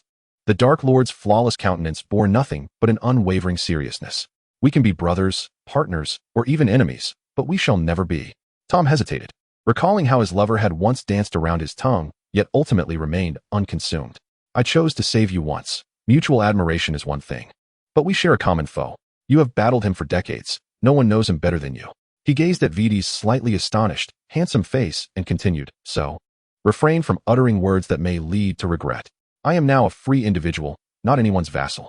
Upon hearing this, Vidi lowered his gaze, his fingers tapping rhythmically on the table. "Tommy, I do not consider you my subordinate." After a long moment of contemplation, he spoke slowly. "I know you are not merely fragments from a diary. Grant me the opportunity to pursue you." "When did you realize?" Tom's initial shock left him momentarily speechless, and when he finally found his voice, it was devoid of color. Vidi answered without hesitation, "From the moment you brought me back to the castle. I became acutely aware of my disdain for the name Riddle. Even the version of me within the diary would not have liked it." "And you?" "Initially, in Albania. I merely wished to uncover your identity. After my resurrection, some memories returned, and I naturally discovered your peculiarities. It wasn't until we spent time together that I understood you are not me." No, I am you, and always will be. Tom furrowed his brow, attempting to mask his unease with a harsh tone. No one will believe your claims. I was the one who initiated contact with the Death Eaters from the very beginning. Viti sighed deeply. He was the Dark Lord, after all, and had never cared for such trivialities. He reached out, enveloping the youth in his embrace, resting their foreheads together. His voice gentle. You harbor feelings for me as well. Even if you regret it later, we will at least have cherished memories. Moreover, regardless of your transformations, that is inconsequential, as long as you remain by my side. Tom struggled momentarily, yet found himself ensnared even tighter. He yearned to refuse outright, but felt an inexplicable sense of reluctance. For the first time, he felt anxious about his own affection for beauty. The Dark Lord was handsome, wealthy, and powerful. What could be more appealing than a romance with such a figure? Yet, a voice deep within warned him of the potential pitfalls. What if the original narrative took a darker turn? What if the Dark Lord was merely toying with him? He could very well be sold out and left counting his own losses. Chapter 38, Compromise. Unaware of Tom's inner turmoil, Viti simply watched him intently. Tom turned his head, feeling as if his heart might leap from his chest. A bittersweet emotion spread through his eyes. Though not an orphan in his past life, he had been raised by his grandmother, leading a life nearly indistinguishable from that of an orphan, devoid of the fervent emotions he now faced. Noticing the youth's softening demeanor, the Dark Lord pressed on. Tommy, grant me a chance. Will you try to trust me? Viti caressed the side of the boy's face, his tone gentle. I will prove it to you. Will you betray me? Tom's eyelashes fluttered as he gazed into Viti's somber red eyes, his question wavering. Of course not. I am delighted you could ask me so candidly. How will you prove it? Life is long. I will use time to demonstrate my sincerity. Tom did not respond immediately. After a long moment of contemplation, he finally murmured an agreement. He had nothing left to lose. If he were truly deceived, it would merely be a reflection of his own poor judgment. Viti displayed a genuine smile and gently pressed his lips against the boy's soft, pink ones. Tom sighed internally, accepting the kiss. Viti cherished the moment, kissing the youth tenderly. Witnessing his relaxation only deepened his affection. For Tom, inexperienced as he was, once he released the burdens of his heart, the consequences of his acquiescence were inevitable. His body was pressed against the sofa, with nowhere to retreat. As Viti encompassed him within his embrace, rendering escape impossible, their shadows danced upon the wall, gradually merging into one. Oh, Merlin, can kissing be this delightful? Tom thought, feeling as though he were lost in a dream. Viti ended the kiss reluctantly, just as Tom felt he might suffocate, gazing at the boy's flushed face, filled with joy, and gently nipping at his cheek. Tom glared breathlessly at Viti and pushed against the young man atop him. Don't move, let me hold you for a moment. Viti kissed the boy's flushed earlobe, shifting into a more comfortable position while cradling him. Sensing something unusual from behind, Tom's body stiffened, halting his struggles. Hearing a husky laugh beside him only fueled his embarrassment. Although he shared similar feelings, the lack of comparison made it all the more exasperating. Viti laughed heartily, his trembling chest prompting Tom to nudge him with his head. The two nestled closely on the sofa, their playful antics drawing the attention of Nagini, who wandered nearby. Hiss. Tom, Viti, are you two courting? The serpent inquired, her curious gaze fixating on the entwined pair. Tom's expression darkened upon seeing the snake's head appear from behind the couch, and he quickly replied, No, I was feeling unwell, and Viti helped me. He gave a firm pat to the innocent-looking Viti and explained to Nagini, pondering who had corrupted the pure-hearted serpent. Nagini responded with an "Oh," still regarding them with skepticism. When I was playing with Helbo in the castle, I saw many young wizards embracing each other. Were they ill? The mystery was solved, though it felt oddly unsettling. Yes. Indeed, Tom replied, his eyes wide as he spoke untruths. Oh, very well. If you ever feel unwell again, Nagini can help you too, the naive serpent said, flicking her tail in a comforting manner. Tom felt warmth spread through him as he reached out to pat Nagini's head. All right, thank you, Nagini. Seeing that he was genuinely fine, Nagini glided off to warm herself by the fireplace. Once the exchange between the boy and the serpent concluded, Viti's lips curled into a smile. Unwell? I am helping you. He drew closer to Tom, whispering in his ear, I can make you feel even better. How about a massage, or perhaps some ointment? That's entirely unnecessary, Viti. Such words are rather cheesy, Tom thought to himself, chiding inwardly. If it weren't for your looks, you would be quite unbearable. After their conversation deepened, Viti reduced his outings, remaining ever closer to the youth, seizing every opportunity to express his love and determination. Tom, unable to tolerate Viti's increasing clinginess, set aside his potions book in exasperation. Viti, Lucius has already inquired for the third time about when you will attend a meeting. If you don't see him soon, outsiders may think you have gone missing again. Vidi wrapped his arms around the youth's waist, disregarding his discomfort, and lifted him as though he were a child. I have already informed Lucius. The meeting is scheduled for 3 in the afternoon. Vidi pressed Tom's hand to his lips, a playful smile gracing his features. Wait for me tonight. I have prepared a gift for you. I assume your mind hasn't been devoured by a giant. For your current behavior hardly qualifies you as a competent master, Tom remarked with mild disdain, questioning how the Dark Lord could possess such romantic inclinations. Oh, Tommy, I am merely proving myself to you. Vidi, appearing sorrowful, gently wiped the corners of his eyes with his hand, while secretly scratching his palm, intending to convey, I am not jesting with you. Tom gazed at Vidi with a mixture of exasperation and incredulity, recognizing the symptoms of infatuation now compounded by an insatiable yearning for affection. You overthink things. I possess the ability to observe, he remarked, rolling his eyes disdainfully. As long as Vidi remained faithful and did not disrupt his languid existence, he would entertain the notion. Unfortunately, Vidi seemed oblivious to his thoughts, persistently testing the limits of his patience. Before attending the meeting, Vidi requested a kiss, then merrily departed. Tom, lips slightly parted, struck the sofa in frustration, lamenting how someone could be so audacious. The spacious conference room buzzed with activity, filled with individuals eager to present essential documents and projects requiring the Lord's signature for progression.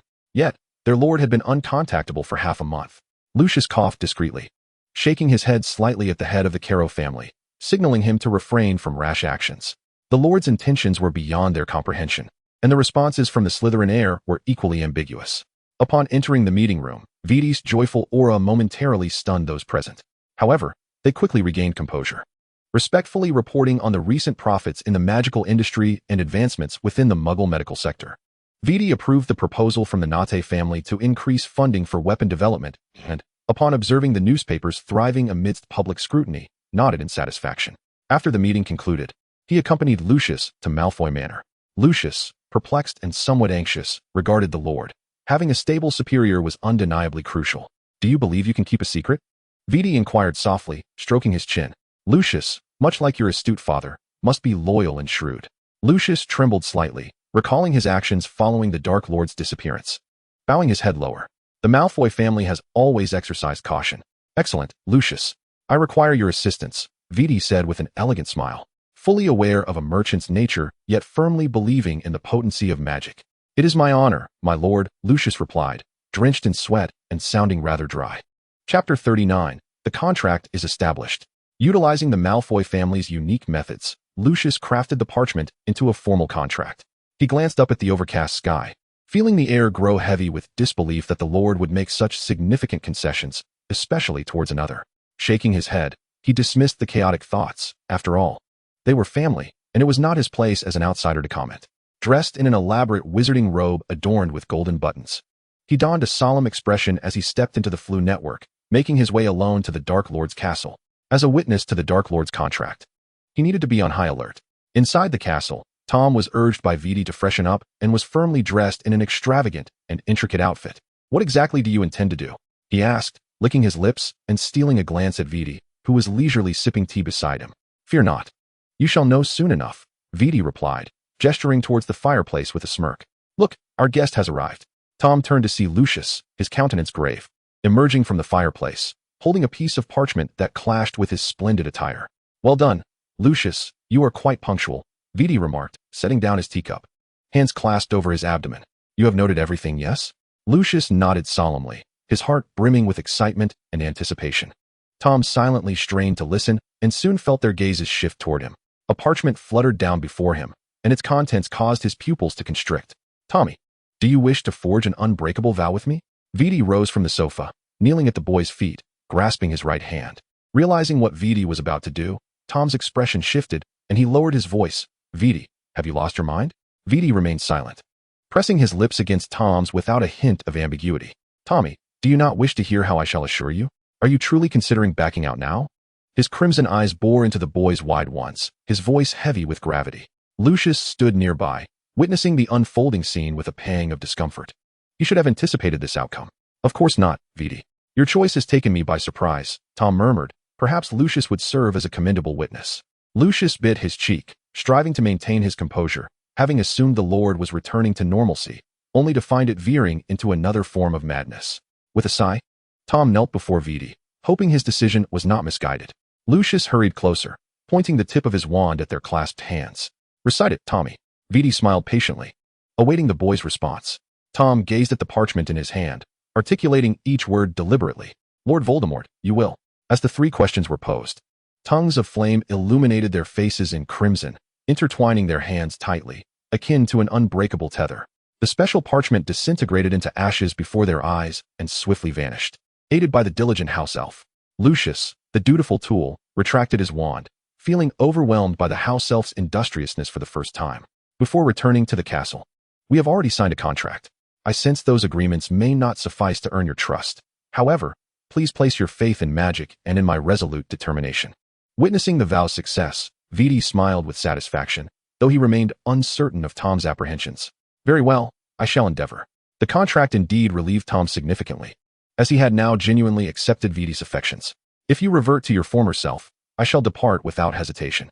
Viti understood the implication behind his words, yet he would no longer attempt to sever his soul in pursuit of evading death. The feeling of losing both reason and body was far from pleasant.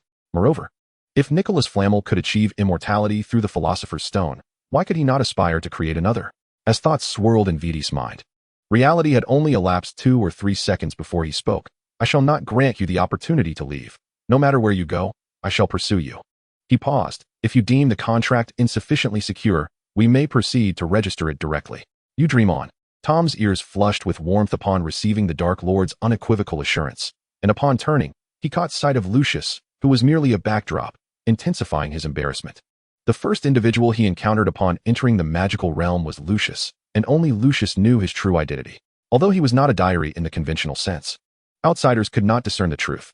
Lucius swallowed hard, his hands trembling beneath the loose sleeves, fearful of being silenced by the Lord. Witnessing the Lord establish an unbreakable oath was already daunting, yet realizing his sincerity, a shudder ran through him. It felt even more terrifying. His father, Abraxas, had once proclaimed that the Dark Lord could never love anyone else. If there existed such a person, it would surely be himself. Lucius affirmed his father's discernment, only to be petrified by the Dark Lord's piercing gaze. "Since the contract is complete, I shall take my leave," he stammered, feeling as though a stake had been driven through his heart. It seemed slightly less dreadful than being silenced. "Very well, you may return to rest," Viti said amicably, waving Lucius away. "Yes, my lord." Lucius promptly turned and, as the flames of the fireplace ignited, he dove into them, as if pursued by a dragon. After the toolman fled in disarray, the castle's living room was left with only Tom and Viti. With a natural grace, Viti took the boy's hand and retrieved a palm-sized gift box from within his cloak. "This is a ring I had custom-made in the Alley of Tumbles. In addition to basic protective features, I have infused it with additional capabilities to withstand the soul-snatching curse and the heart-piercing pain. Should your life be endangered, its functions will activate, utilizing a portion of my magical essence to automatically transport you to my side." He gazed tenderly at the boy as he slipped the ring onto Tom's finger, and in turn, adorned his own hand with the other. Tom stared at him, finally comprehending what Viti had been occupied with during his absence. However, the situation bore an uncanny resemblance to a proposal, and despite the absurdity, his heart swelled with joy. With a soft sigh, the young man awkwardly placed the second ring on the Dark Lord's finger. One step back leads to another, until one is utterly consumed. Tom, rich in theoretical knowledge yet inexperienced in the intricacies of schemes and grievances, did not grasp this until it was too late. Viti, of course, seized the opportunity to express his affections, taking Tom to a candlelit dinner that evening. "You should return to your bedroom," Tom said, drying his damp hair. Glaring at the young man perched at the head of the bed, Viti raised an eyebrow, leisurely unbuttoning his shirt. "Is it not logical for those bound by contract to share living quarters?" Tom clicked his tongue, inwardly lamenting the cunning nature of Slytherins, then climbed onto the bed, occupying a significant portion of it. "Go on, but remember to clean yourself up." He reclined against the pillow, patting the empty space beside him. "In light of the ring you gifted me, I begrudgingly allow you to stay the night." "Thank you for your generous offer, Master Tommy," Viti replied, his crimson eyes deepening with intrigue as he observed the boy's relaxed demeanor. The night passed uneventfully, save for the slight swelling of someone's lips. Meanwhile, Lucius returned to the manor like a wraith, his excessively pale complexion catching Narcissa's attention. "Lucius, what has happened to you?" she asked, concern lacing her voice as she brandished her wand and cast several diagnostic spells. "Sissy," Lord Lucius stammered, his lips moving without sound. "I'm fine, just feeling a bit unwell. Please fetch me some restorative potions." Not detecting any signs of the heart-piercing pain, Narcissa hurried to retrieve the potions for him. Lucius downed a generous glass of red wine, his racing heart and trembling hands gradually calming. Merlin, sissy, you can't imagine what I've been through. It was utterly terrifying. After a long silence, Lucius exhaled deeply, embracing his soft wife as he vented. Lord and young Master Sterling were fixated on me. If it weren't for your husband's swift escape, I fear I would not have returned home today. Oh, so you dressed so formally to meet Lord and young Master Sterling? I thought you were officiating a wedding, Narcissa teased, wiping the sweat from her husband's brow. If only I were officiating a wedding, Lucius murmured, tightening his hold on his wife, a shiver running down his spine as he recalled the events at the castle. His words trailing off. Understanding her husband's temperament, Narcissa refrained from pressing further, gently stroking his back. In the potion laboratory, the dark-haired professor remained engrossed in his work, correcting the numerous errors in the assignments of the small trolls, while also seeking time to brew the potion for Lucius. As he pondered, a flash of green light erupted from the fireplace, and a shimmering platinum head appeared in his office. You'd best provide me with a legitimate reason for invading my office at night, or you can forget about your elixir of glory, the black-haired professor said coldly, eyeing Lucius, who was brushing off non-existent dust. Holding back his frustration, Lucius retrieved a cherished bottle of wine from the professor's collection, pouring himself a generous glass. Severus. Why the temper? He exhaled, pouring a drink for his friend as well. Snape regarded him with a dispassionate glare, marking an assignment with a flourish.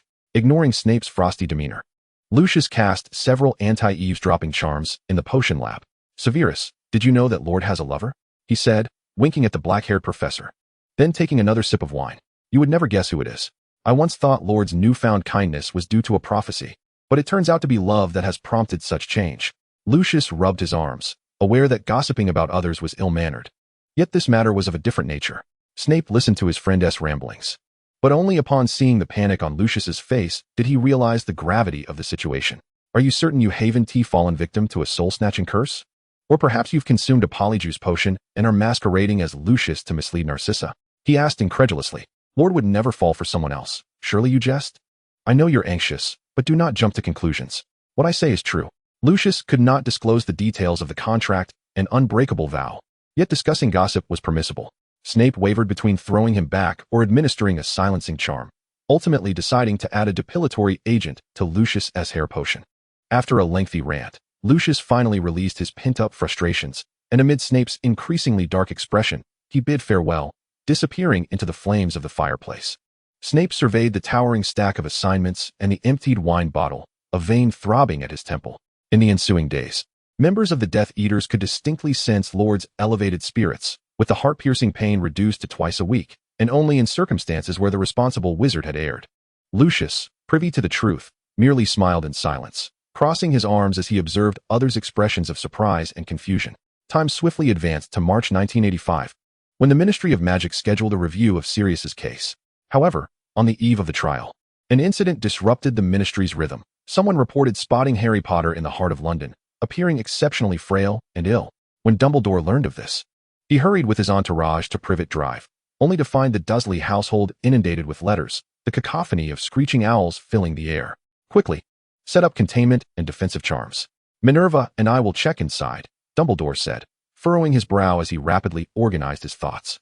The accompanying Aurors swiftly executed their tasks, restoring the once cluttered lawn and modifying the memories of the curious neighbors, sending them home. Mr. Dursley was on the phone calling the police, while Petunia was placing her mischievous son Dudley and the ailing Harry into a small bed. Hearing the commotion outside, she stepped into the yard, and upon spotting the oddly dressed old man, she let out a shriek. Petunia, what's wrong? Mr. Dursley asked, confused, pulling his wife into an embrace. Vernon. He has come. He is the one responsible for all this. I knew it. He killed Lily, and now he has come to harm little Harry. Petunia clasped her mouth, her face ashen with fear, convinced that the owls were the wizard's doing, and the police would be of no help. Mr. Dursley frowned, tightening his grip on the golf club in his hand. Petunia, calm down. They seem harmless. He comforted his panicking wife, gesturing towards their two children, Dudley and little Harry. They're already 4 or 5 years old. If they wanted to silence us, they would have done so long ago. Penny shook her head, well aware that her husband had only a rudimentary understanding of the wizarding world. Having perused Lily's spellbook and arcane methods, she knew that, without heavy weaponry, ordinary people like them stood little chance. In a moment, you will hide behind me with Dudley while I hold Harry and speak with Professor Dumbledore. She bit her lip. It was a last resort. Vernon Dursley sighed, ultimately conceding under his wife's resolute gaze. Fortunately, Dumbledore was not there to silence them. He stroked his beard and, upon seeing that the four within the house were unharmed, he exhaled in relief. Chapter 40, Harry. The Dursley residence was no longer safe. Little Harry's whereabouts had been exposed, making him vulnerable to those with malicious intent. Should a fervent follower of Voldemort seek vengeance against their master by targeting young Harry, even the esteemed Aurors would be unable to intervene in time. The most prudent course of action was to relocate, perhaps to Hogsmeade Village or another place where help could arrive promptly. No, I want to move. My work and my family are here. Why should we uproot ourselves? Vernon's expression darkened, his mustache bristling with irritation. Moreover, when you entrusted Harry to us, you never mentioned such grave dangers. Mr. Dursley, I regret to inform you that relocation is imperative, Professor McGonagall stated sternly, brandishing her wand to deflect the scattered dust from the screaming letter. Vernon glared at the swirling black mist and the destruction of much of his home, his frustration mounting. Taking a moment to compose himself, he turned to Penny. My dear, you are right, we must move. Penny, cradling the ailing Harry, glanced at Dudley, who was clutching her leg, and let out a deep sigh. Surely, we cannot be gone forever. You wizards are quite dismissive of us, and our entire livelihood hinges on my husband's employment. My children need to attend school. If we venture into the wizarding world and meet the same fate as Lily, I'd prefer not to go at all. Penny spoke calmly, without hysteria. Professor McGonagall appeared momentarily flustered but quickly regained her composure. Penny, you only need to stay for a few months. Harry's godfather will return soon, and at that time, you can alternate between your home and his. Dumbledore, repairing the living room, regarded Penny with kindness. I have already placed protective enchantments around your home. If you do not mind, I can arrange for Aurors to provide specialized protection for you. Penny, feeling both angered and helpless, could only nod in agreement. Thus, the family set off for Hogsmeade Village, leaving behind their empty house. Severus Snape, who had been restless since reading the morning paper, assigned his students double homework. Their anguished cries brought him a modicum of satisfaction. However, his good mood evaporated upon seeing Dumbledore's note, and he gritted his teeth as he made his way to the infirmary. The infirmary was abuzz, but the sounds were not of the typical howls of a small troll. Rather, they were akin to the innocent cries of a child. Upon opening the infirmary door, the black-haired professor stood frozen, momentarily dazed before his thoughts went blank. His mental barriers activated automatically. Severus, I believe an introduction is unnecessary, Dumbledore remarked, diverting his gaze from the peacefully sleeping Harry. Ignoring Snape's rigid posture, he continued cheerfully. Harry's whereabouts have been compromised. For their safety, I have arranged for them to stay in Hogsmeade. Young Harry is unwell. I had Poppy administer some revitalizing potions. Oh, the great white wizardess decisions are always infallible, Snape replied with a sneer. When you entrusted the prophecy child to her care, you should have anticipated the possibility of this exposure. He cast a disdainful glance at the small child, wrinkling his nose in distaste. He is merely a miniature version of his father. Severus, this was an unforeseen circumstance. Lily believed it safer to place him among relatives, Dumbledore countered, knowing well that Snape's intelligence would lead him to some conclusions. He gently stroked Harry's head, adding, Penny has raised him well, has she not? Too much glory would be a heavy burden for him. Discovering the truth too early would not serve him well. Snape closed his eyes, maintaining his impassive demeanor as he stared at Dumbledore. Did you summon me merely to listen to your drivel? I see no reason to converse with a small troll. Oh, have you not noticed? The scar on young Harry's forehead is fading, Dumbledore said, lifting Harry's fringe to reveal the faint lightning-shaped mark. Snape squinted, scrutinizing it closely, but found nothing amiss. He drew his wand and cast several spells, yet still detected no abnormalities. Dumbledore said nothing more, merely shook his head as he exited the infirmary. Snape glared at the peacefully sleeping child before following the headmaster. News of the prophecy child's removal by the Aurors reached the Dark Lord without delay. Lucius, delivering the message, kept his head bowed. At times, he truly wished to avoid intruding on the lives of the two powerful wizards, but circumstances were beyond his control. Furthermore, Dumbledore would undoubtedly keep young Harry close. Should a friend be drawn to his side, should he take action or refrain? Lucius lamented inwardly, hoping Severus would make the right choice. The platinum noble pondered the carpet's intricate patterns, oblivious to the nearby white serpent. The revitalized Vidi regarded the prophecy child with indifference. His curiosity lay in Dumbledore's next move. After all, the old wizardess decision to have Harry raised by Muggle relatives had already incited the ire of other witches and wizards, and Rita Skeeter would likely spin a tale of her own. Lucius, summon back your watchful eye, lie in wait near Street Mungo S. Should you catch sight of Dumbledore, inform me immediately. As for Snape, do not disclose that you've met with me. Viti pondered, stroking his chin. He was curious how Snape might react upon encountering the child of a woman he once adored. Would he feel pity and betray him? Or would he coldly deliver the prophecy child? He was eager to find out. Clearly, Lucius had deduced the Dark Lord's intentions. Offering a silent apology to his friend, he departed with the utmost respect. Viti, may I go play with the white peacock? Oh dear, it's so dull at home with just a snake around. Nagini wants to go out and play, Nagini cooed, rubbing against Viti's hand. She had slept for over half a month, awakening only yesterday when the house elf fed her. Be good. The peacocks at the Malfoy estate have been so frightened that they've lost their feathers. You've just awakened. You should stay home and eat something to regain your strength. Viti gently tapped the snake's head. The last time they visited Malfoy Manor, she had insisted on devouring the white peacocks and had chased them around for quite some time, leaving them in a state of distress. All right, can I have 5 little lambs for dinner? Nagini exclaimed joyfully, wagging her tail. I think I'm about to shed my skin, which means I'll grow a bit larger. Viti was taken aback. Could it be that the beasts transformed by the blood curse also adhered to animal instincts? Moreover, judging by her age, Nagini was no longer a mere hatchling. Of course, the basilisk at Hogwarts was an exception. It was the most extraordinary magical creature. He stifled the urge to slice Nagini into pieces and nodded in agreement. After all, both the blood-cursed beasts and the basilisk were rare. It would be a pity for them to perish so easily. As Nagini climbed the stairs, she suddenly halted, gazing around with an unsettling premonition. Each day, the students of Hogwarts eagerly anticipated the arrival of the newspapers delivered by owls, where they would discover a plethora of intriguing stories. After navigating through various packages, the once chaotic hall returned to normalcy. Upon noticing the eye-catching headline on the newspaper, the young witches and wizards turned their curious gazes toward the bearded headmaster at the staff table. The professors also subscribed to the newspaper, possessing a modicum of knowledge regarding its content. They were aware that Rita Skeeter was the editor, but remained oblivious to the extent of the distortions that could mislead the masses. Albus, look at Professor McGonagall as she hands the newspaper to Dumbledore, her gaze laced with concern.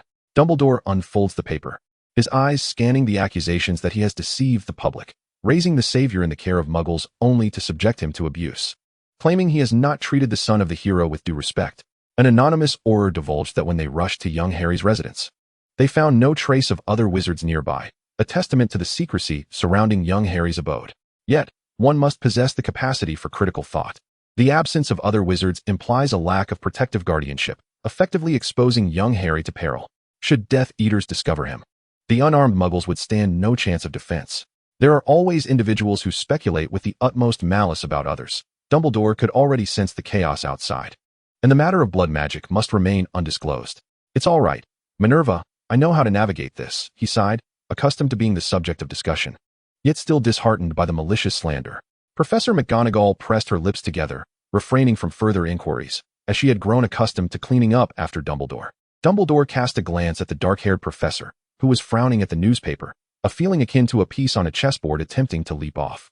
This morning, the professors were managing the incessant chatter of students. They had never before perceived them as so loquacious.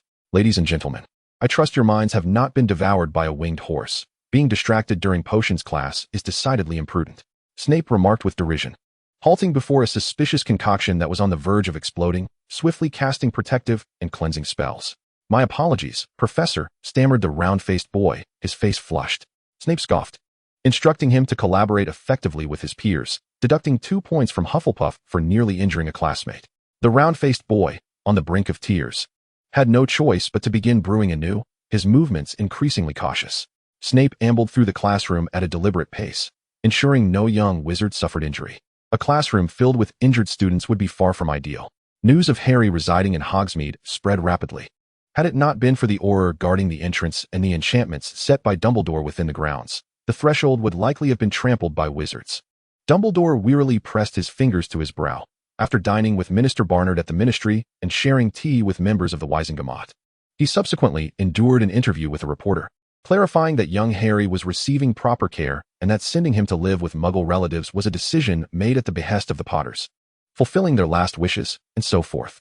Fortunately, this reporter was grounded in reality, eschewing the fanciful fabrications of Rita Skeeter and accurately relayed the sequence of events. The public engaged in fervent discussions, appearing to accept Dumbledore's account at face value. With the matter concerning Harry resolved, the focus now shifted to Sirius Black. Minister Barnard had initially supported the re-evaluation of Black's case.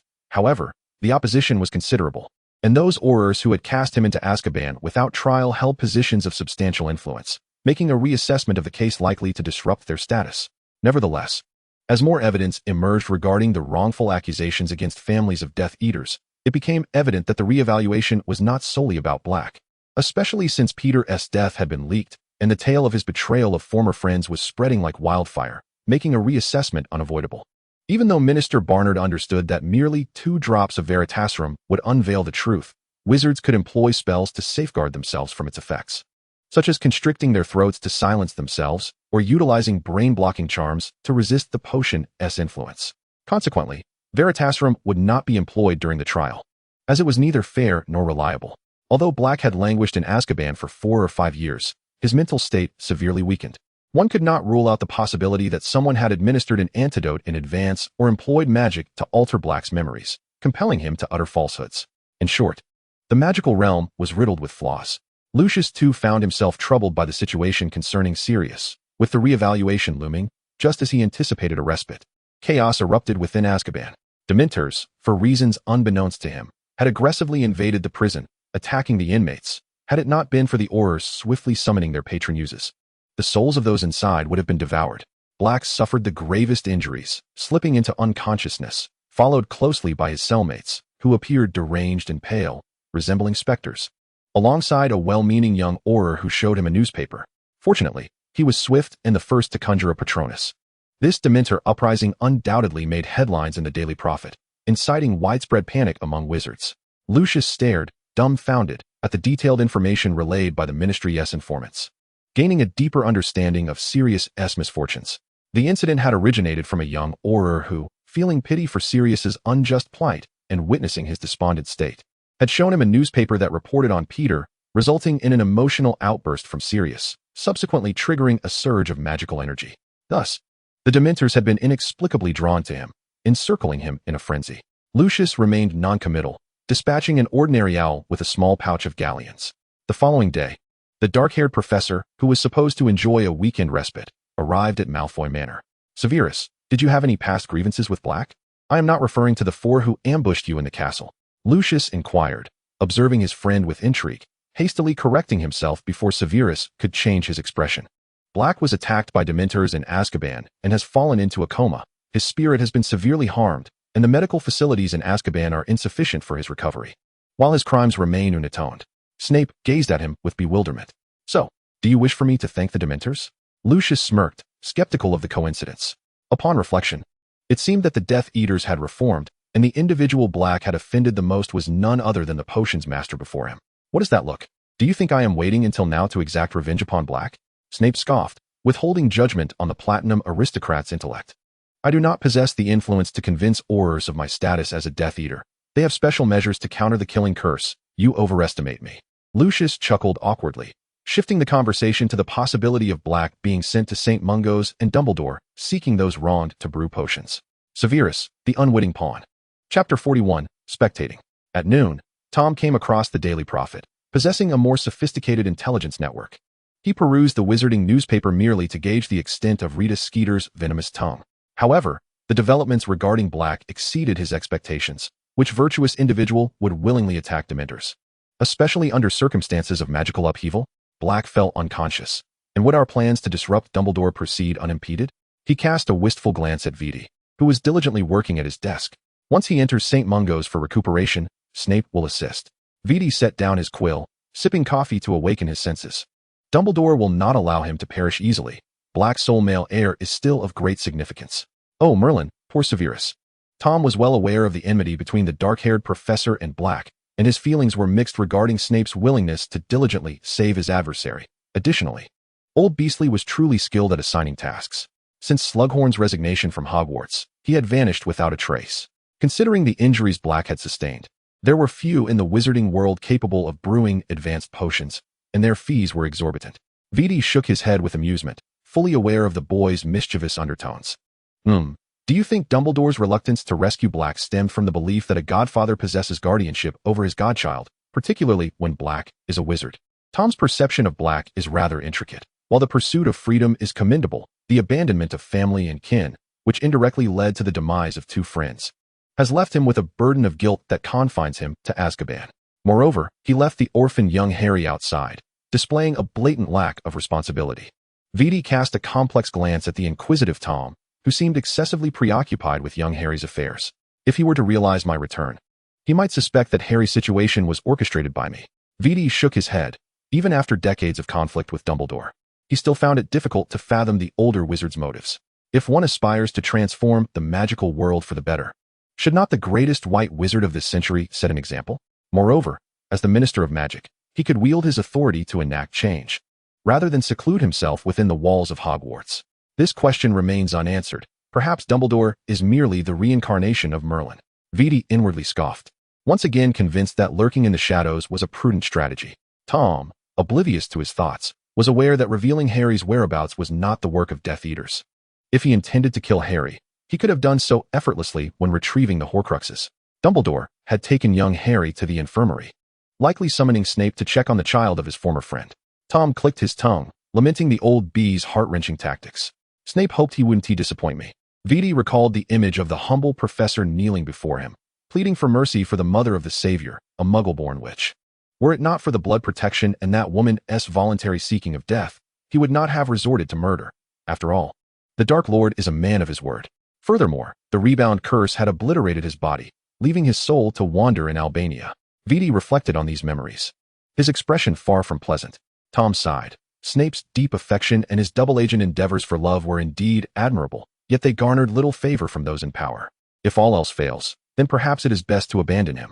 He stroked his chin in contemplation, and after a moment, slowly articulated. The potion's master who betrays Slytherin would make this all the more entertaining. Vidi's fingers drummed on the table. He lacked for skilled young potion masters. Yet he had no need for one who would forsake the glory and status of his house for the prophesied child. If he cannot possess it, then he shall destroy it, leaving nothing for his adversaries. It is not that he lacks discernment. Rather, Slytherin's already precarious reputation cannot withstand further degradation. Those in power never look to themselves for reasons. The Dark Lord is no exception. I shall have Lucius take a look. He has already been afforded ample opportunities. Vidi did not voice his inner thoughts. Instead, he spoke to Tom with a hint of pity. Well, as long as you are prepared, he is a clever individual. Tom shrugged. He would not reveal his true identity, only hinting obliquely. Vidi acknowledged with a grunt and resumed his work on the documents. Seeing him engrossed, Tom chose not to disturb him and exited the study, making his way to the sitting room. Under the cover of night, some stealthy figures infiltrated Hogsmeade Village. They were neither Death Eaters nor Aurors. They were ordinary wizards eager to catch a glimpse of young Harry. The watchful Aurors, accustomed to the nighttime disturbances, found themselves immobilizing yet another group of would-be intruders. They had to stifle their drowsiness and confine the miscreants to another room, releasing them come morning. Oh, Merlin's shoes. Have they lost their minds? Young Harry is merely 5 years old. What could he possibly offer them? The young Auror yawned and grumbled. If I didn't know they meant no harm, I would have tossed them into the dungeons. All right, Menace, we won't be here much longer, the older Auror chuckled, shaking his head in amusement. This is just the beginning. Back in our day, we prepared for 3 months to capture Death Eaters. If it weren't for Moody's vigilance, the culprits would have long since escaped. Suppressing his internal frustration, the young Auror raked his fingers through his hair. I would rather be out patrolling. What worth is it to guard a family of 4 in this little courtyard? In the dimness, the older Auror remained silent, the only illumination coming from the glowing end of his cigarette. Although the Order of the Phoenix had disbanded and the Death Eaters had been vanquished, he understood that everything was far from over, much like the sudden demise of Moody and some veteran Aurors. Cherish the hard-won peace, lad. The struggle between man and man is ceaseless, the older Auror murmured, extinguishing his cigarette with a raspy voice. When the Dark Lord was present, the Ministry of Magic and Dumbledore stood united against external threats, yet now that the Dark Lord had vanished, their opinions diverged, resulting in internal strife. Life persists, and so does the struggle. The older Auror lamented that he had come to this realization too late. Otherwise, he might have held the position of office manager by now. Dumbledore had not placed Harry in the little courtyard of Hogsmeade. Instead, he had connected the fireplace in the courtyard to his office, intending to bring young Harry to the castle by nightfall. Harry was cared for by the house elf, Momo. The old headmaster was already burdened with myriad responsibilities. From managing public opinion to liaising with various parties and attending to Sirius's affairs, he could not remain by young Harry's side at all times. Petunia had no objections. Even if she did, it mattered little, just as they had once silently delivered the child into her care. Now, taking young Harry away was for his safety. Having witnessed the capriciousness of wizards, Vernon understood his wife's apprehensions. He merely wished to resolve the troubles swiftly, lest their family's idyllic life be shattered. The two adults were anxious, yet their concerns were of little consequence. In the small room of the infirmary, Madame Pomfrey watched as young Harry finished his milk before gently patting his head. "Madame Pomfrey, may I listen to the tale of Peter Rabbit today?" Harry blinked his green eyes, pleading for a bedtime story. Madame Pomfrey softened her gaze and replied gently, "Certainly. Today we shall hear the story of the Well of Good Fortune." "Thank you, Madame Pomfrey." Clutching his toy rabbit, young Harry obediently listened, soon drifting into a sweet slumber.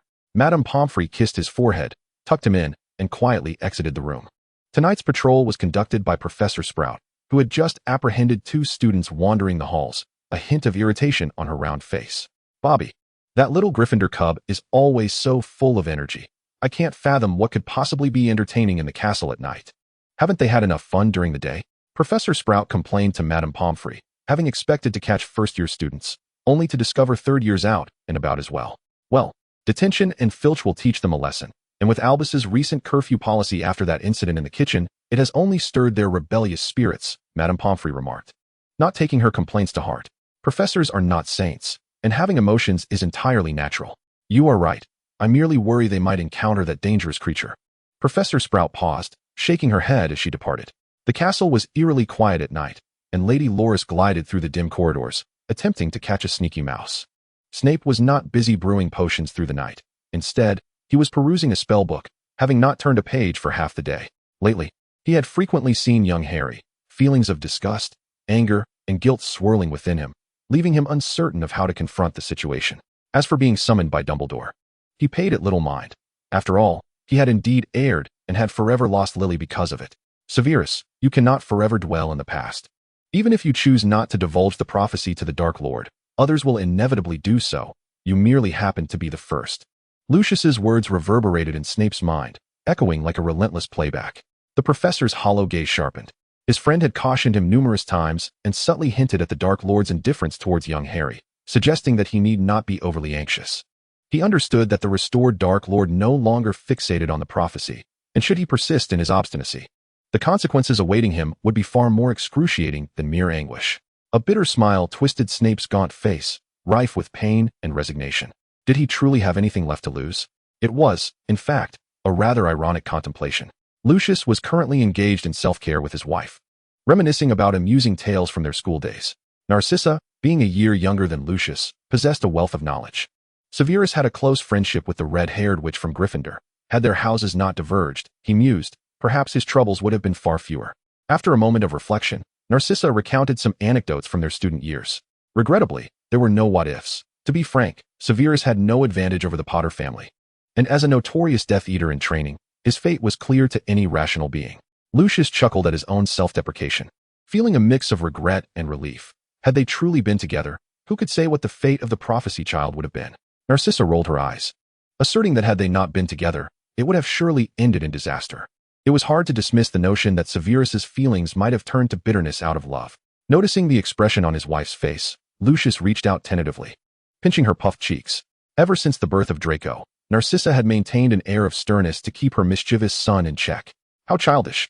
Narcissa swatted away her husband's teasing hand and grabbed a small mirror to examine her face, suggesting he should do the same.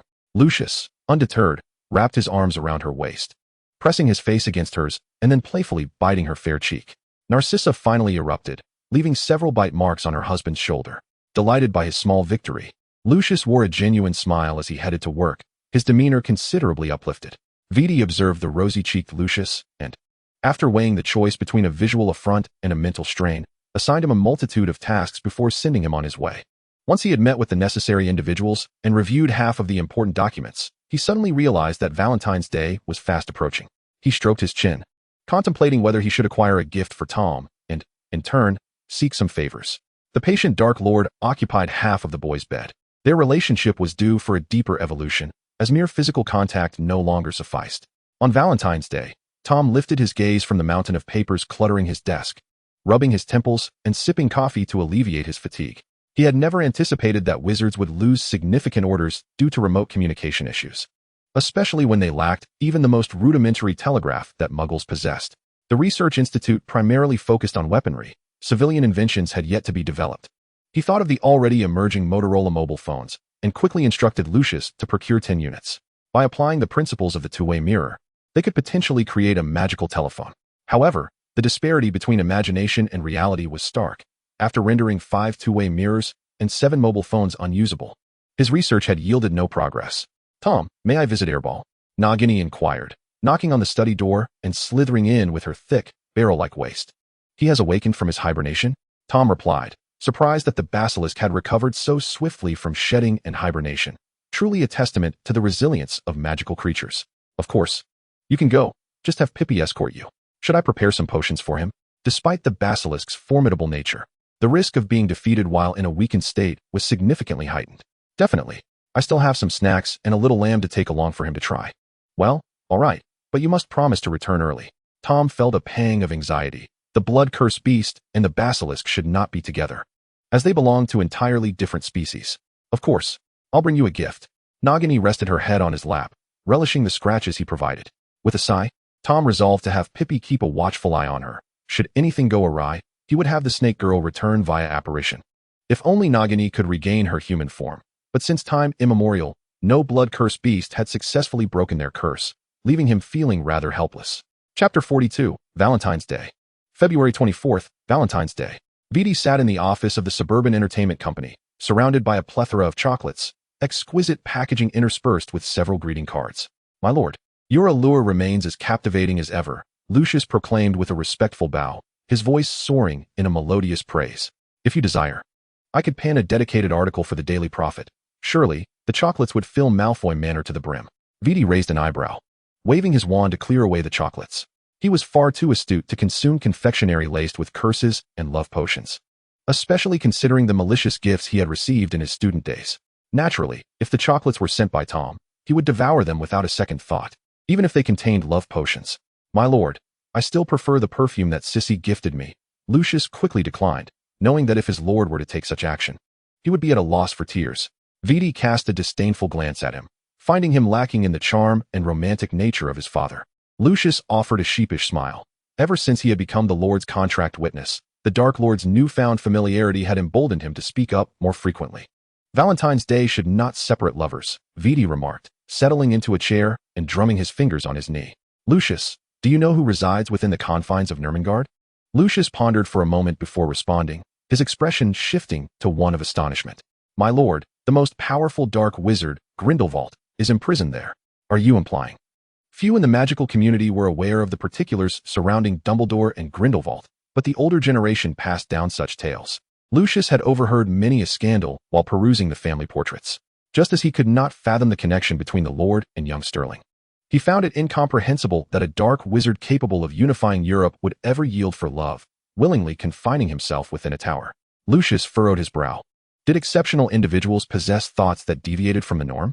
Vidi stifled a laugh at Lucius's conflicted countenance. "Gather close-up photographs of Dumbledore and compile his recent endeavors. Then send someone on a trip to Austria. Perhaps they will inadvertently leave something behind." He paused, contemplating the foolishness of Grindelwald. "Handle it as you see fit, but remember to lead him towards the Ministry of Magic." Lucius cast a resigned glance at the Lord, who was engrossed in revising documents. "Very well, very well. Helping others find love means I must busy myself, does it?" Despite the myriad of grievances in his heart, he dutifully set about his tasks. Once the assignments were dispatched, the subordinates exchanged glances, murmuring, "Oh, so there is a tale of a white wizard and a dark wizard?" Unbeknownst to Dumbledore, who was currently enjoying tea with the director of magical law enforcement at the ministry. His secrets were on the verge of being unearthed as he sought a swift re-examination of the case against Sirius Black. "Headmaster Dumbledore, Black has just awakened. But his time awake is brief. His body may not endure until the trial concludes," Amelia Bones remarked, adjusting her glasses, her jaw set firmly. Her brother's family had perished at the hands of Death Eaters, leading her to harbor deep-seated aversion towards anyone associated with them, and Black epitomized that disdain. Even now, knowing that Black has been wronged, the fact that he never defended himself over the past 5 years, allowing those who should be confined in Azkaban to roam free, is an attitude she finds distasteful. "Oh, my dear Amelia, I did not come to discuss this matter with you." Dumbledore stroked his beard affectionately. "I wish to add 2 Aurors to Hogsmeade. There are far too many admirers of young Harry." Miss Bones's expression shifted. The ministry had urged the public through the Daily Prophet not to disturb Harry's peaceful existence. Yet there were still those who sought to take advantage of the situation.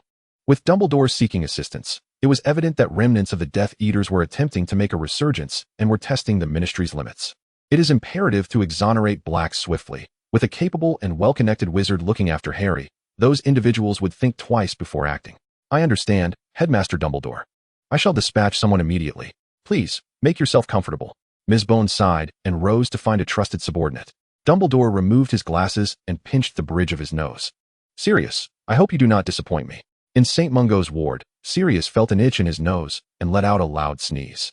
An aura present in the ward silently cast a warming charm, even though the room was already warm enough to leave one parched. Jerry's, when can I leave? Sirius wiped his nose, his pallor still evident. For days, he had been consuming a special potion brewed by the Meta-Witches, to the point where he felt he might transform into a potion himself. Fortunately, his condition had stabilized, and the excruciating pain in his head had subsided, allowing him the leisure to converse with the Auror watching over him. Jerry's glanced at his wrist. It was nearly time for his shift to end. The captain has not notified me, and your condition is still too frail. The review has also been postponed, Jerry's replied. I feel as though my health has returned. There is no need for the review to be delayed. I wish to see young Harry as soon as possible. Sirius paused, looking down at his bony wrist.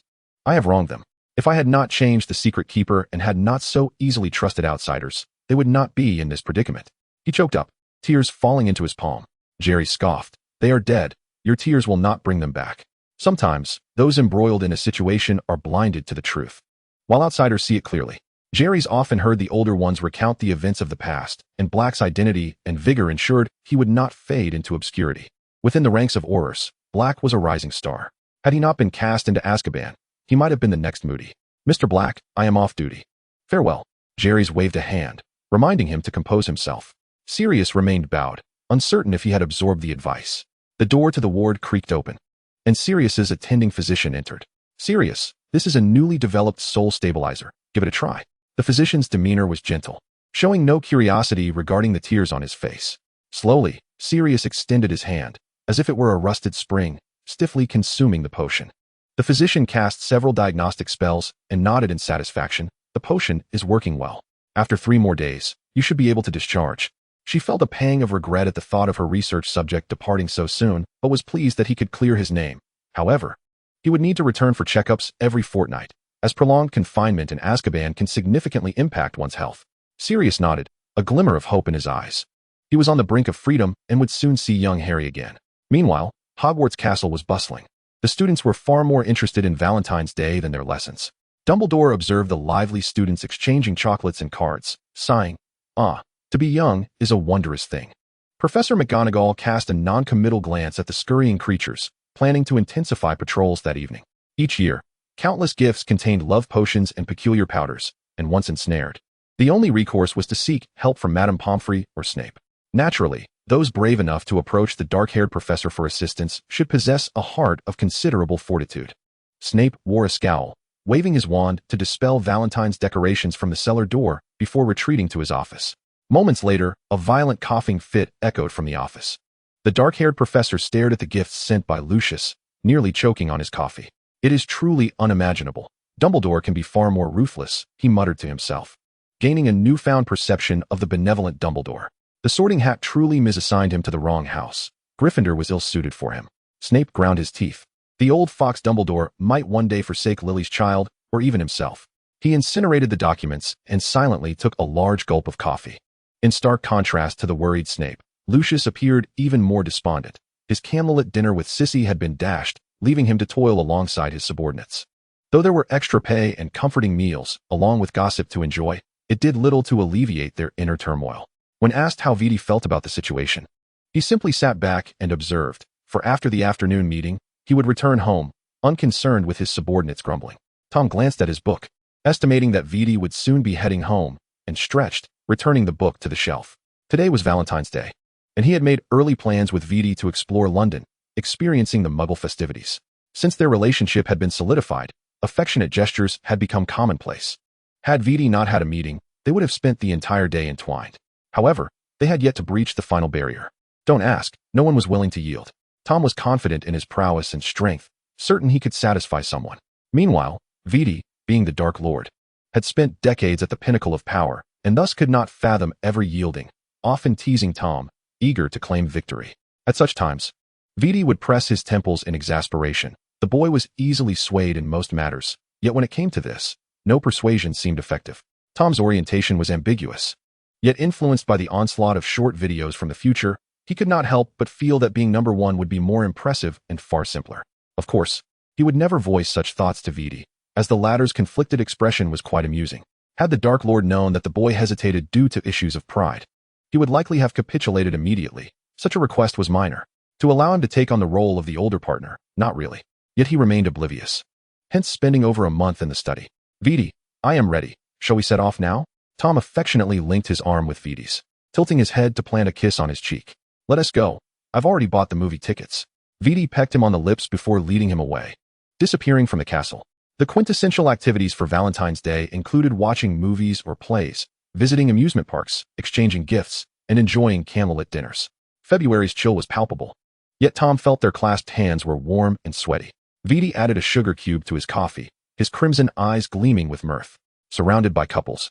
Shouldn't we learn from them? Viti teased, scratching his palm in anticipation of Tom's reaction. They found themselves in a restaurant designed for couples, where lovers' lips were glued together, lost in passionate embraces. Tom understood that muggles would not pay them any mind, yet he still felt a tinge of embarrassment. The 1980s in England were not particularly welcoming toward male lovers. Noticing his flushed cheeks, Viti offered him a small piece of steak, smiling. Then when we return home, you can make it up to me. Tom felt the intensity of his gaze and softly inquired, have you come to a realization? I certainly have no desire to linger in bed. Viti stiffened momentarily, wiping away the remnants of sauce from the corner of his mouth with his fingers, and kindly offered fresh fruit. Of course, little Tommy, how could I ever refuse what you desire? Tom looked at him with suspicion, his heart racing at the thought of where those fingers had once caressed, causing him to swallow hard. The Dark Lord's beauty was indisputable, and when laced with a hint of allure, it became utterly irresistible. As they dined, each lost in their own thoughts. Viti drank glass after glass of the wine that Tom had poured for him, both aware of his intentions without voicing them. By the time dinner concluded, 3 bottles of red wine were empty. Tom's cheeks were slightly flushed, while Viti appeared intoxicated, his eyes glassy. Tom wrapped his arm around the young man's waist, unsteadily guiding him to the bedroom. He had no desire to converse with a drunkard. Tommy, I love you. Do you love me? The young man asked, gazing at Tom's neck, his drunken eyes heavy with affection.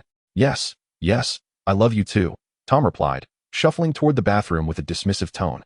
Then could you kiss me? Viti murmured, leaning down to press his lips against the corner of Tom's mouth. The water from the shower head drenched their shirts, somewhat clearing Tom's hazy mind. Viti, you should wash up first. You reek of alcohol, Tom gasped, his eyelashes glistening with droplets of water, his dark eyes clouded. Viti watched as the droplets from Tom's hair trickled down his fair chin, faintly revealing what lay beneath his white shirt. His innocent expression reminiscent of someone waiting to be thoroughly ravished. The young man's Adam's apple bobbed, his crimson eyes glimmering with a feral hunger, his body yearning for sustenance. Unaware of Viti's increasingly heated breaths, Tom hastily helped the drunken young man get ready, and they both stepped into the bathtub. He exerted effort to avoid glancing at Viti's physique, which showcased well-defined abs, capable of embodying both the dominant and the submissive roles.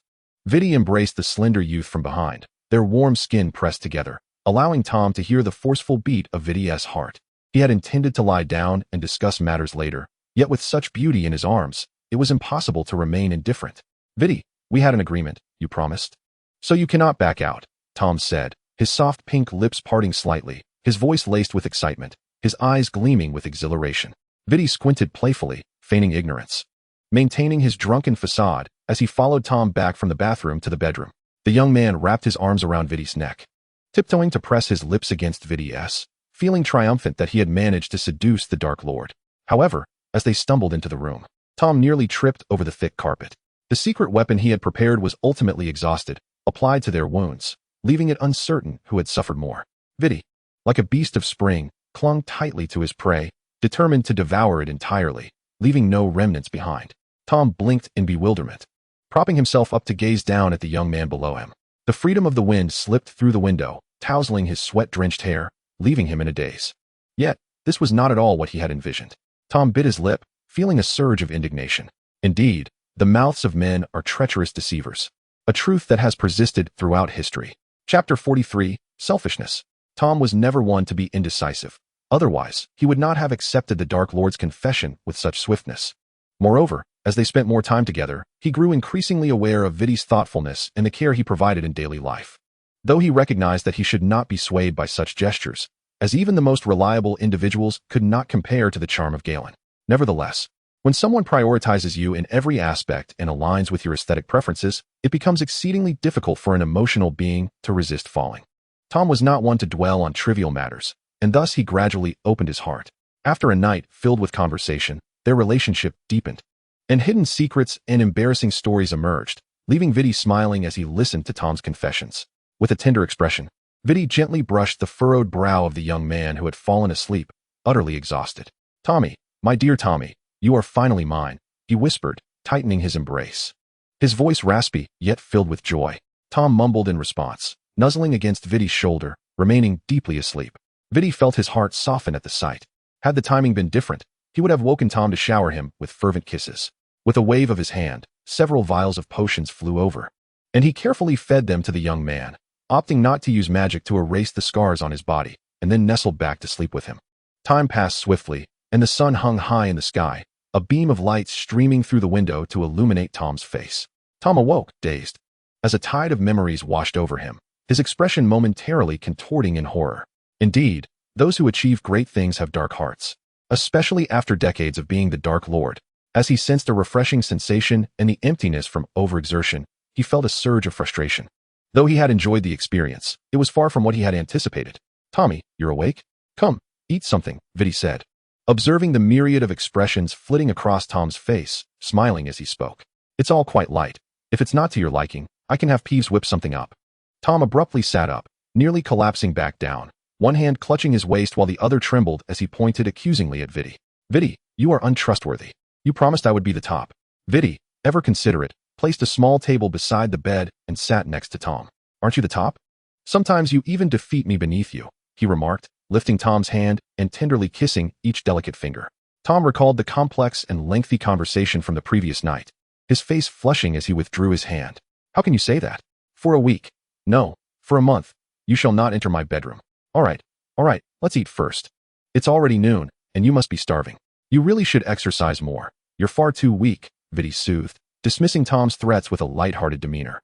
Tom was just about to retort when his stomach growled loudly, shooting a glare at Vidi before conceding to fill his belly first. Vidi sipped his tea, patiently watching as Tom finished his meal. "Rest well at home. If there is something you wish to do, wait for me to return and accompany you." Vidi reached out, gathering Tom's tousled hair with a hair tie, his gaze tender enough to drown in. Although Tom could not see Vidi's expression, the gentle gestures made him feel at ease. Of course, if he could console Vidi and offer him potions, it would be even better. "I just want to rest at home.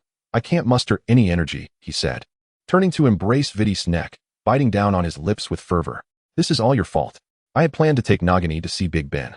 Vidi, now fully aware, allowed Tom to vent his frustrations, acknowledging that it was indeed his own lack of moderation that had led to this. Thus, when the attendees arrived for the afternoon meeting, they noticed a peculiar change in their superior.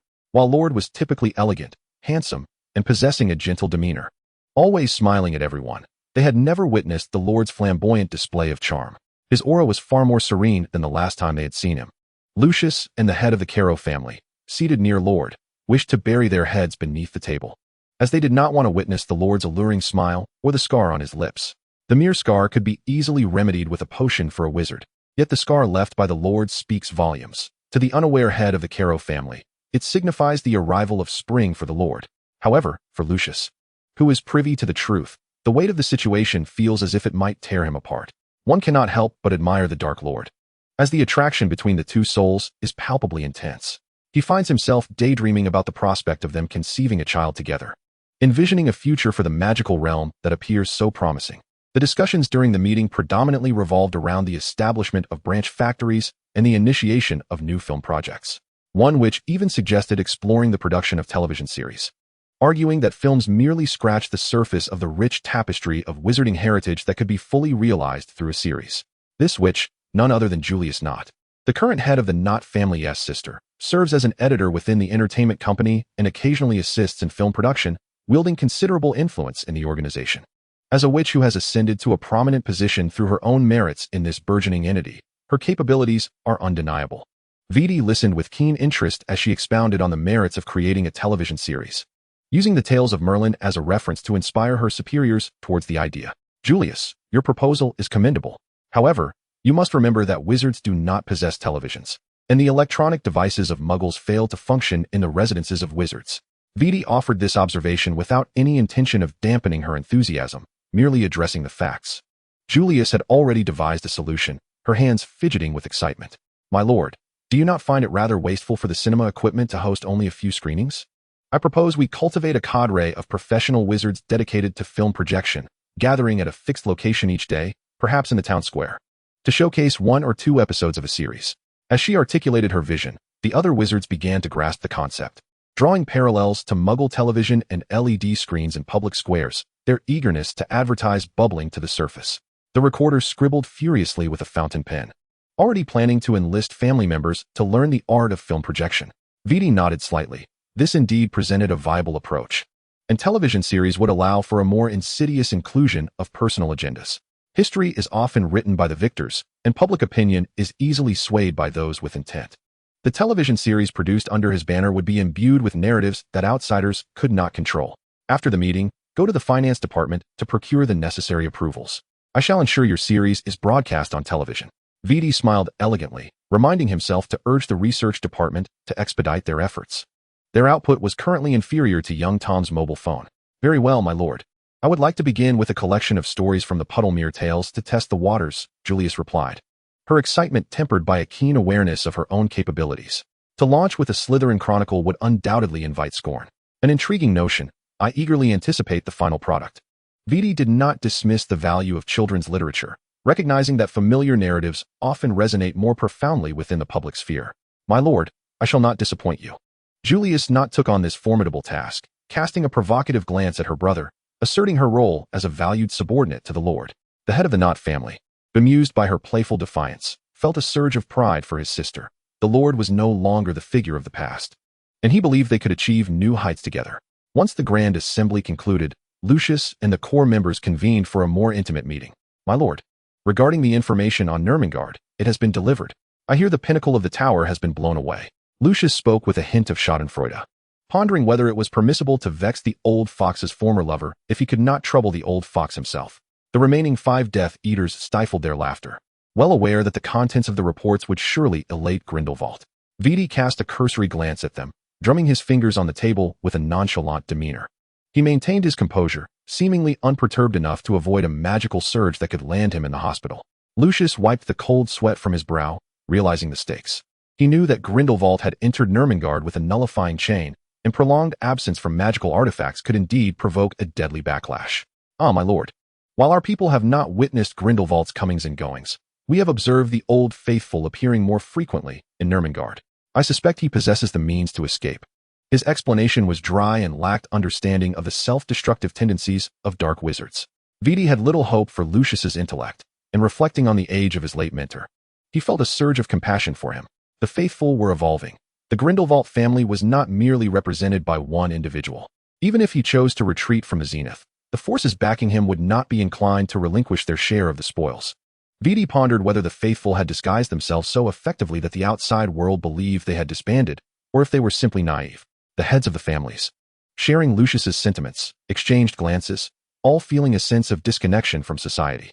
Vidi sighed inwardly. Had it not been for his 10 years of wandering in Europe, his thoughts might have mirrored those of Lucius and the others. The current magical realm felt too insular. Remaining confined here was untenable. He furrowed his brow, understanding that even if wizards ventured into the Muggle world to broaden their horizons, changing perceptions formed over decades would not be easily swayed. Alternative pathways must be sought. Today, however, Julius not had surprised him. Proactive wizards were indeed scarce. My lord, the situation in Germany is constrained by the Ministry of Magic, leaving us somewhat powerless, Caro interjected, his sincere smile betraying no hint of duplicity. Rest assured, we will engage more actively with the Muggle world, and our trade relations with other countries have significantly increased. Had it been in the past, Vidi would have dealt harshly with Caro interjection, but today he was in good spirits, merely casting a cold glance in his direction. Caro overzealousness faltered, his back damp with cold perspiration. The heads of the Knott and Parkinson families exchanged knowing glances, their eyes brimming with derision. Those who fail to recognize their place will inevitably fall from grace. Lucius, noting the Lord's displeasure, silently empathized with Caro, relieved that their prior relationship had been strained, as he resolved to keep a safe distance from him henceforth. The conference room fell into a hushed silence, punctuated only by the sound of collective breathing.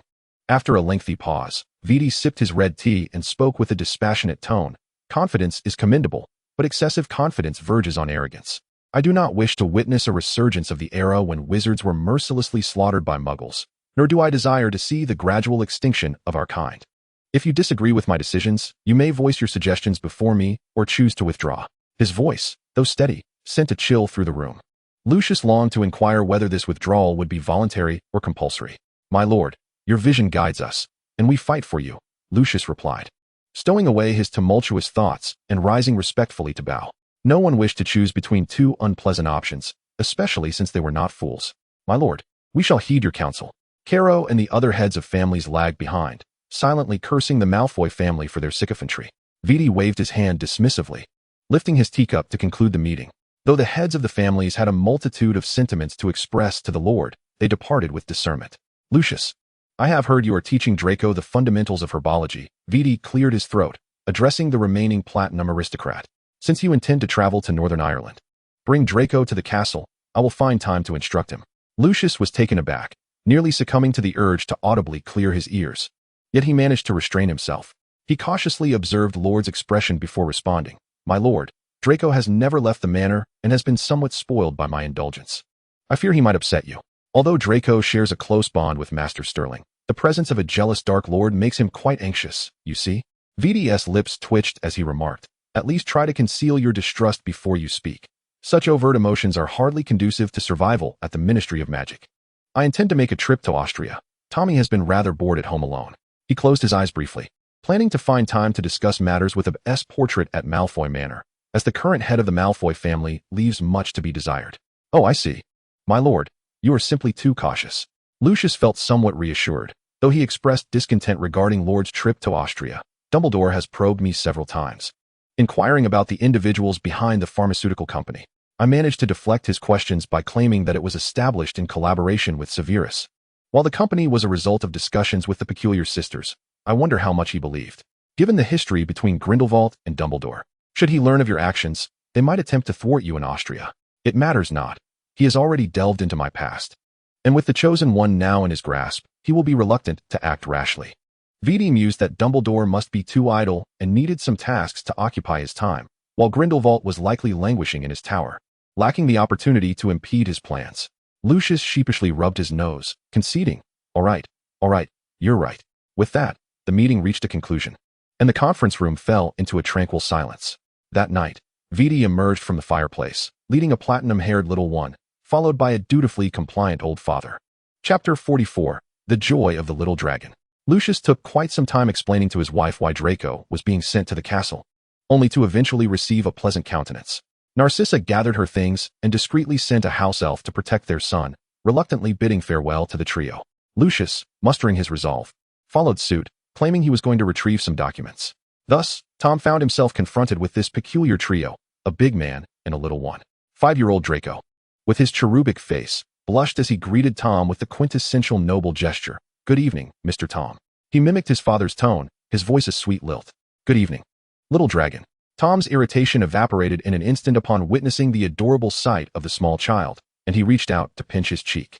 Draco covered his pinched face, elongating his tone. Uncle Tom, little dragon is already a big kid now. You can't pinch my face anymore. He stated this with utmost seriousness, glancing back at his father, seemingly seeking approval. Lucius couldn't help but facepalm. Oh, the foolish boy. Tom shook his head with a chuckle, summoning Peeves to bring a platter of pastries and milk tea for the child, instructing Draco to sit on the small sofa, as the little one diligently savored his treats. The three adults turned their attention to other matters. So, you simply abducted Draco from Narcissa? Tom looked at Vidi in disbelief. True to form, Dark Lord, your tactics are rather audacious. Bringing another's child for him to play with is quite the forward-thinking maneuver. This time, Vidi awkwardly rubbed his nose, hastily changing the subject. I will be heading to Austria for half a month. I feared you would be too bored at home, hence bringing Draco here. If he is not to your liking, Lucius is here to take him back when he departs. His words were whispered into Tom's ear. After all, The Dark Lord never goes back on his word, indeed. Never. Tom huffed, his tone cool. Narcissa has agreed, and I shall certainly take good care of little dragon. Lucius, rest assured, his studies will not lag behind. Lucius, who had been minimizing his presence, quickly nodded. As long as Draco was not left with the Lord, everything was negotiable. However, Tom was not an autocrat. He gently patted Draco's little head, softly inquiring, "Little dragon, would you like to live with me in the castle for a while? As your father mentioned, I shall impart more knowledge to you." Draco, nibbling on his pastry like a little bunny, lifted his head in bewilderment, his tuft of hair bobbing. "Yes, I enjoy being with Mr. Tom. But after I finish my homework, can I go watch movies, eat candies from the Honeydukes, and visit the amusement park? Most importantly, I want to attend the Quidditch matches with you." His face was alight with anticipation as he looked eagerly at the smiling Tom. The child was already making plans before even settling in. He recounted the discussions he had overheard in the newspapers and with his playmates. Lucius felt a complex twinge of emotions. Was he truly making wishes? The child, oblivious to his father's inner turmoil, blissfully sipped on his strawberry milk. Tom ruffled the child's hair, casting a sidelong glance at Vidi, signaling him to address the situation. Vidi pinched the soft flesh at the boy's waist, maintaining a straight face as he said, "Draco, you must be obedient, study diligently, and complete the tasks assigned by Tom. I will bring you a gift upon my return from Austria." Remembering his mother's admonitions, Draco blinked his large eyes and nodded obediently. After all, learning was a daily routine at the manor. Now it was merely a change of scenery, and good performance would yield rewards. How splendid. Lucius wore an awkward yet polite smile. Where had the Malfoy family's educational approach gone awry? After a delightful dinner with Vidi and the others. Although the conversation revolved around serious matters and Tom and Vidi were not overly affectionate, the intimate atmosphere and synchronized gestures clearly indicated their exceptional relationship. Draco, wielding a small fork, curiously flitted his gaze between this and that, puzzled as to why his father remained with his head lowered. Sensing Draco's inquisitive gaze, Tom shot Vidi a warning look, urging him to temper his behavior to avoid corrupting the child. Vidi smiled softly, raising his glass in acknowledgement. Lucius struggled with a stomachache from observing the silent exchanges between the two lords. It required a strong heart to witness such interactions. Just as Lucius was about to step into the fireplace, Vidi spoke up, "Lucius, be sure to bring Narcissa next time. Family gatherings cannot lack participants." Vidi patted Lucius's shoulder. His red eyes filled with affection. He always paid a bit more attention to Ab's child, despite employing some unfriendly tactics during Ab's absence. Human nature often dictated such behavior, and one could hardly blame them. Moreover, he was quite satisfied with Lucius's conduct upon his revival and was not averse to granting him another chance. Lucius felt a flicker of emotion in his eyes. During his father's lifetime, Lord would occasionally attend the Malfoy family gatherings, so hearing that term again stirred something within him. "Yes, my lord." He masked his momentary lapse of composure, gripping the serpent-headed wand tightly, his knuckles turning pale. "Well then, let us return." Vidi paused, a hint of significance in his tone. "I shall find time to meet with Ub. You best avoid giving me any leverage against you." Lucius couldn't help but feel a mix of amusement and anticipation. "My lord, rest assured, I will handle my affairs properly." Vidi inclined his head slightly, choosing not to delve further into the matter. With his father's departure, 5-year-old Draco, accompanied by a house elf, began to explore the castle, patting his round belly. Thus, Draco settled into the castle. While Vidi and the others commenced preparations for their journey to Austria, Tom embarked on a new chapter of life, teaching and caring for the child, while also taking Draco on leisurely strolls through London. Initially, he feared little dragon might be frightened upon meeting Nagini, but instead, the child and the snake ventured together in the castle gardens, digging eagerly, declaring they were on a quest to find treasures from the tales. "Mr. Tom, I perused the tales of the Brothers Grimm, which narrate that ancient castles inhabited by wizards are often buried with treasures of gold and silver. Alas, there are no dragons kept in the basements." Draco, wielding a small spade, wore a face and clothes smeared with mud, yet radiated uncontainable joy. Tom gazed upon the uneven garden, exhaling a sigh as he instructed Pippi to transplant the more precious flowers to the greenhouse. "Dragons?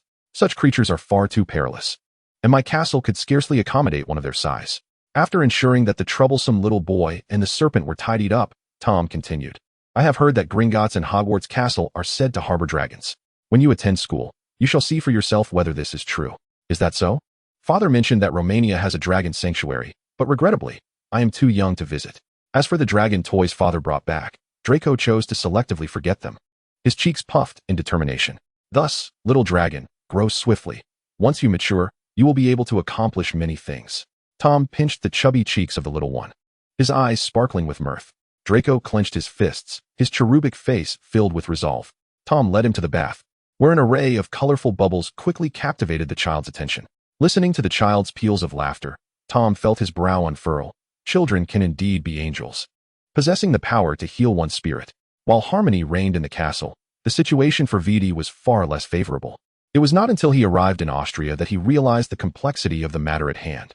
Previously, he had orchestrated an opportunity for Lucius to discard Dumbledore's information at Numengard, and learning that the tower's summit had been destroyed had led him to relax. But the power of the saints exceeded his expectations. The towns and villages surrounding Numengard Castle were teeming with followers of the saints, who had nearly encircled the castle. Should Vidi charge in with his followers, it would be tantamount to courting death, yet he had no intention of concealing his identity. "My lord." The accompanying Rabastan Lestrange bowed respectfully, cautiously uttering, "The saints have discovered our presence. What shall we do?" "Let us proceed. Having a guide will simplify matters," Vidi replied, lifting his chin, his hand tightening around the wand at his waist. Although the saints had been dormant for decades, formidable wizards were not in short supply. The once mighty dark wizards did not accept the weak. Rabastan's breath caught. It was worth noting that Rita Lestrange, a subordinate of Grindelwald, was considered his aunt. Yet to protect the Scamander family, she had met her demise in a cemetery, a topic his parents were loath to discuss.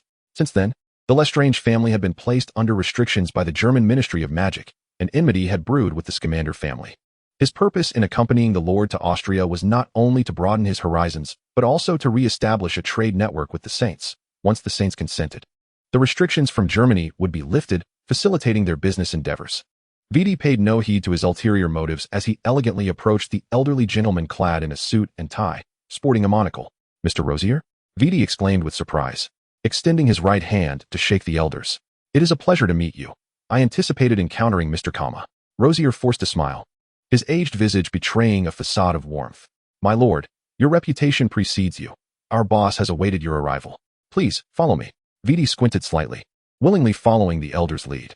Behind him, Rabastan grimaced, for both the Kama and Rosier families were their family's sworn adversaries. It was curious that the two had not engaged in a deadly feud. Under Rosier's guidance, Vidi arrived at an ancient castle perched on a hillside. Following a thorough search, he was finally introduced to a frail old man with a grizzled beard.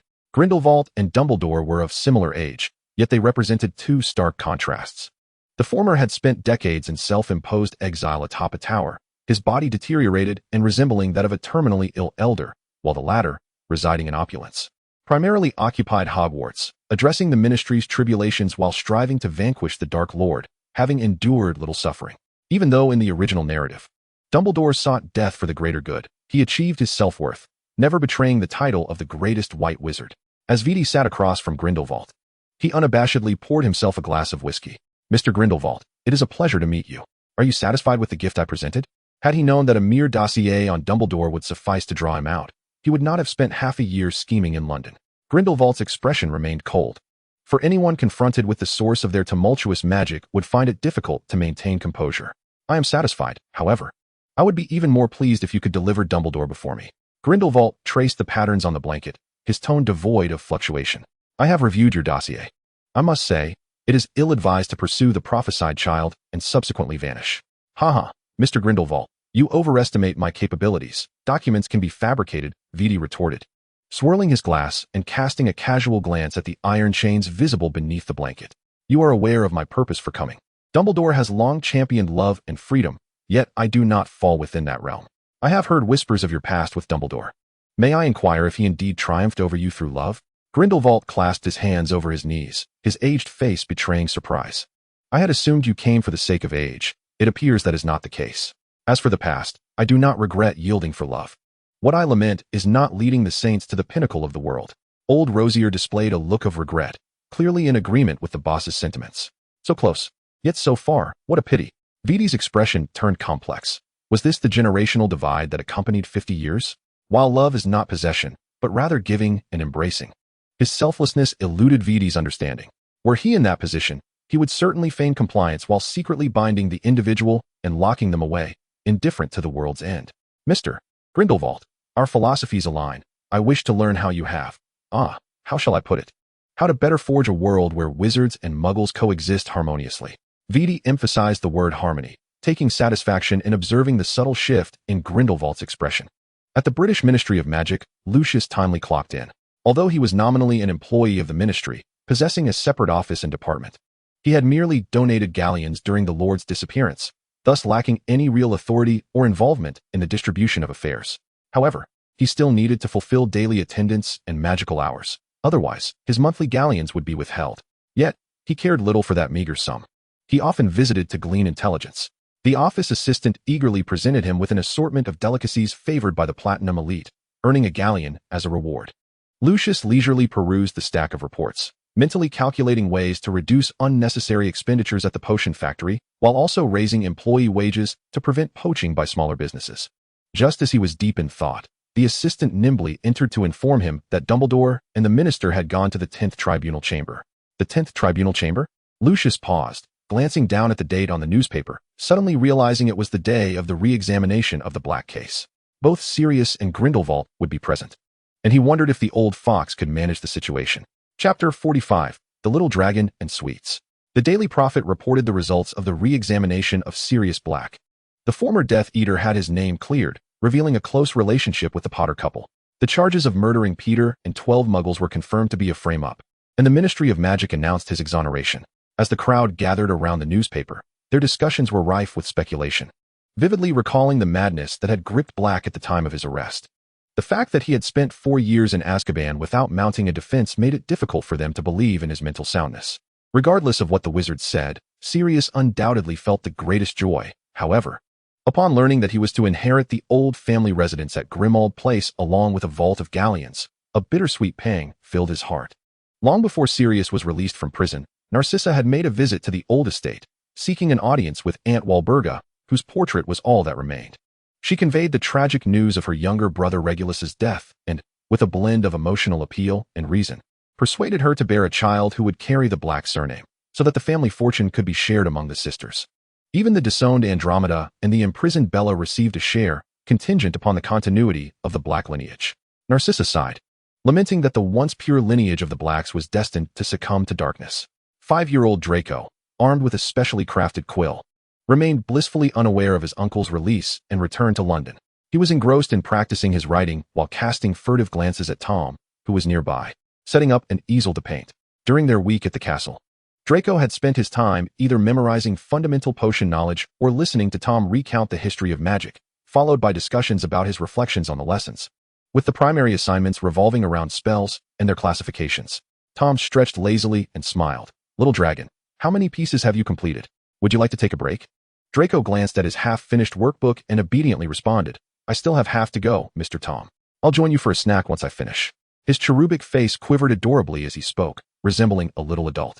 Tom chuckled, gathering his easel and paints. In his past life, he had lacked the time and resources to pursue painting. Now, however, he felt a revelation that spared him the arduous learning process, propelling him straight into modest artistic achievement. After all, he had taken to painting as a means of refining his sensibilities, only to later destroy the drafts that bore his peculiar stylistic choices. As he grew more familiar with Draco, the child's little temperaments began to emerge. He turned out to be quite the carnivore, with an insatiable love for sweets. "It hurts. Wah, Mr. Tom, has a worm eaten my tooth?" Draco whimpered, clutching his jaw and gazing tearfully at Tom. Since arriving at the castle, he had completely forgotten his mother's admonitions and had indulged in sweets without restraint. "Open wide. Let me have a look." Tom sighed in resignation, gently pinching Draco's chin to examine his cavity-ridden teeth. The child obediently opened his mouth, eagerly awaiting the verdict. "If you brush your teeth well and cut down on sweets, your teeth won't suffer," Tom advised. While there were potions that could remedy Draco's cavities, he preferred to impart a lesson instead, warning him, "I'll keep a close watch on you. If your teeth are devoured by worms, you won't even be able to enjoy your beloved roasted lamb chops." "All right then, can I reduce sweets by half starting tomorrow? My teeth don't hurt anymore." Draco's face, drawn in a pout, conveyed his dismay as he attempted to negotiate. "That's acceptable, but I will discuss your situation with Narcissa. And then it may not just be a reduction in sweets," Tom replied, nearly laughing at the absurdity of his predicament, his face swollen yet still craving sugary treats. Defeated, Draco slumped away, but a glint sparked in his eye as he made his way to Nagini's room. The little food connoisseur was relentless. Though the child and the snake spoke different languages, they shared a camaraderie through their explorations of the forest and gardening, making it easy to share snacks. Nagini had her heart set on the creamy peacock from Malfoy Manor, and the adorable little boy was more than willing to play the role of a decoy. Tom, noticing their constant companionship, felt a twinge of curiosity but chose not to delve further, especially since the castle had not been turned upside down. The unlikely duo, one child and one serpent, were conspiring together, subtly collaborating right under Tom's nose. The house elf soon sensed something amiss and promptly reported it. Tom chuckled softly, pondering whether taking Draco to a muggle dentist for dental treatment would leave him with psychological scars. So, when the sweet-toothed Draco's toothache flared up again, he was swiftly taken to the muggle hospital. Mr. Tom, I promise I'll brush my teeth properly, and I'll control my sweet intake. I don't want to go in. Draco whimpered, gripping Tom's clothing tightly as he endured the cacophony of the drilling dentist. Draco, you have lost my trust, Tom said, his smile not quite reaching his eyes as he spoke sternly. It's not just you. I've canceled Nagini's snack rations for a month. And neither of you can bribe the house elf. I'm sorry, Mr. Tom. I truly understand my mistake. Draco stammered, trembling as the sounds of the boy's screams echoed from the treatment room, intensifying his own fear. All right, I'll trust you one last time, Tom said, ruffling the child's fluffy hair while secretly amused. Indeed, children universally feared visiting the dentist. I'll write a guarantee, Mr. Tom. Let us hurry and leave, Draco exclaimed, noticing the dentist wiping a boy's tears and offering him a lollipop for comfort, sending a chill down his spine. Upon their return, Nagini slithered over, flicking her tail. Tom, you didn't bully my sweet little heart, did you? The sweets were given to him willingly. Don't scold him. The serpent circled around Draco, affectionately rubbing against him. I merely took him to London for a bit of fun, to prevent the house elf from being overwhelmed with sweet preparation, Tom replied. Feeling exasperated at Nagini's inquiry, he lightly tapped her on the head. Have you ever seen me scold anyone? I rarely raise my voice. While he may not have scolded, he had certainly employed Avada Kedavra and other torturous spells without hesitation. Nagini pretended to ponder, nodding seriously. You're right. You don't scold. Accepting her trust with a calm demeanor, Tom clarified. However, due to the excessive sweets you've given little Draco, which have caused him dental pain severe enough that he can't even eat pudding, your snack rations for the next month are hereby revoked. Nagini froze, attempting to grasp the implication of his words. Such a thing had never occurred before. Imagine if your teeth hurt and you couldn't inject venom, rendering you incapable of catching prey. Would you be pleased? Tom urged her to consider the situation from a different perspective, hoping to alleviate her fixation on the snacks. Tom, I understand your reasoning, but snakes primarily rely on constriction for hunting. Venom is merely supplementary, and my teeth are quite sturdy, Nagini replied, exposing her menacing fangs to the air. I can swallow 5 lambs in one go. Tom could only nod in reluctant agreement. To accommodate Draco's dental health, dinner consisted solely of soft foods, exclusively for the child. Tom instructed the house elf to prepare some Chinese cuisine, which promptly vanished under Draco's eager gaze as he wielded his chopsticks with remarkable speed, sipping on the bland porridge, inhaling the aroma of meat. Draco felt a wave of regret wash over him. Had he known, he would have restrained his sweet intake. Tom, amused by the child's expression, indulged in an extra bowl of rice, followed by a leisurely stroll in the garden to aid digestion. The following morning, Draco stared despondently at the bowl of porridge on the table, tears brimming in his eyes. Even with chocolate and strawberries added, he could not muster any joy. While Tom enjoyed teasing the child, he could not allow him to grow thin. All right, little dragon, drink this. He presented a vial of blue potion next to Draco, a tooth-strengthening elixir that could resolve a wizard's cavities. You'll learn to brew this in the future. Thank you, Mr. Tom. Draco's gray-blue eyes widened, reminiscent of a small kitten. He seized the bottle, uncapped it without hesitation, and took a swig, only to scrunch up his little face in distaste. Oh, how dreadful it was, akin to a concoction pressed from an amalgamation of all vegetables. However, the results were remarkable. Within 3 minutes, Draco had already begun gnawing on a chicken leg. Tom observed the rejuvenated child with a smile, hoping this lesson would temper Draco's unbridled fondness for sweets. The day's plan was to visit the amusement park, and Draco dashed off to change into a fresh outfit, brimming with energy as he tugged Tom out the door. As they neared the amusement park, Tom crouched before Draco, smiling as he laid down some ground rules. No running off recklessly, and no accepting food from strangers. Draco nodded vigorously, earnestly responding, we must avoid dangerous rides, and if danger arises, I will summon a house elf. Mr. Tom, I have memorized it all. Seeing that he took it to heart, Tom lifted the shielding charm and they proceeded toward the entrance. The amusement park was filled with attractions suitable for young children, and Draco eagerly indulged in every ride, his cheeks flushed with excitement. Adorned with the cat ear headband gifted from the restaurant, he savored a children's meal, chattering away about how some things in the Muggle world were rather delightful and expressing a desire to construct a children's amusement park in the wizarding realm. A splendid idea. Though the facilities would require some enhancements, certain attractions would be far more enjoyable with a touch of magic. Tom wholeheartedly agreed with Draco's vision, contemplating the future influx of young witches and wizards who, after all, could not remain cooped up at home until they turned 11. They too needed a place to frolic. Indeed, I shall take note of it and discuss it with my parents upon our return.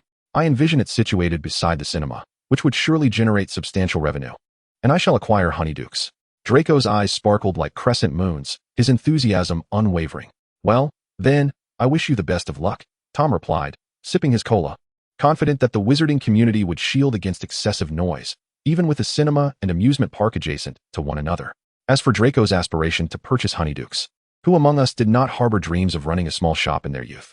The return of Sirius Black had the most significant impact not only on the Dursleys, but also on Severus Snape, who was particularly troubled. Due to Sirius's dual afflictions, mental and physical, the healers at St. Mungo's had managed to mend his body to a considerable extent, yet the scars on his psyche proved far more resistant to treatment. Thus, he often returned for checkups on his mental state, his erratic behavior rendering him unfit for contact with young Harry. Meanwhile, Harry spent most of his time at Hogwarts, under the care of Snape. And when the two erstwhile adversaries encountered each other, tempers flared, leading to a fistfight that nearly ended in a fatal curse from the dark-haired professor. Had it not been for Dumbledore's intervention, the courtyard might have been utterly devastated. Slug, you vile Slytherin, how dare you approach Harry? Why don't you just perish? You repulse me, Sirius roared, clutching at the bruising corner of his eye in disgust. Huh, you, the one who caused Lily's demise, continue to live. Yet I should die? Foolish lion, Snape retorted, unperturbed by the change in Sirius's demeanor. All right, my dear children, let us go meet Harry, Dumbledore interjected, adjusting his glasses to diffuse the tension. Young Harry is quite eager to meet his godfather. Upon hearing this, Sirius's pallid and twisted expression softened, and he struggled to temper the sharpness in his voice. Headmaster Dumbledore, let us proceed at once.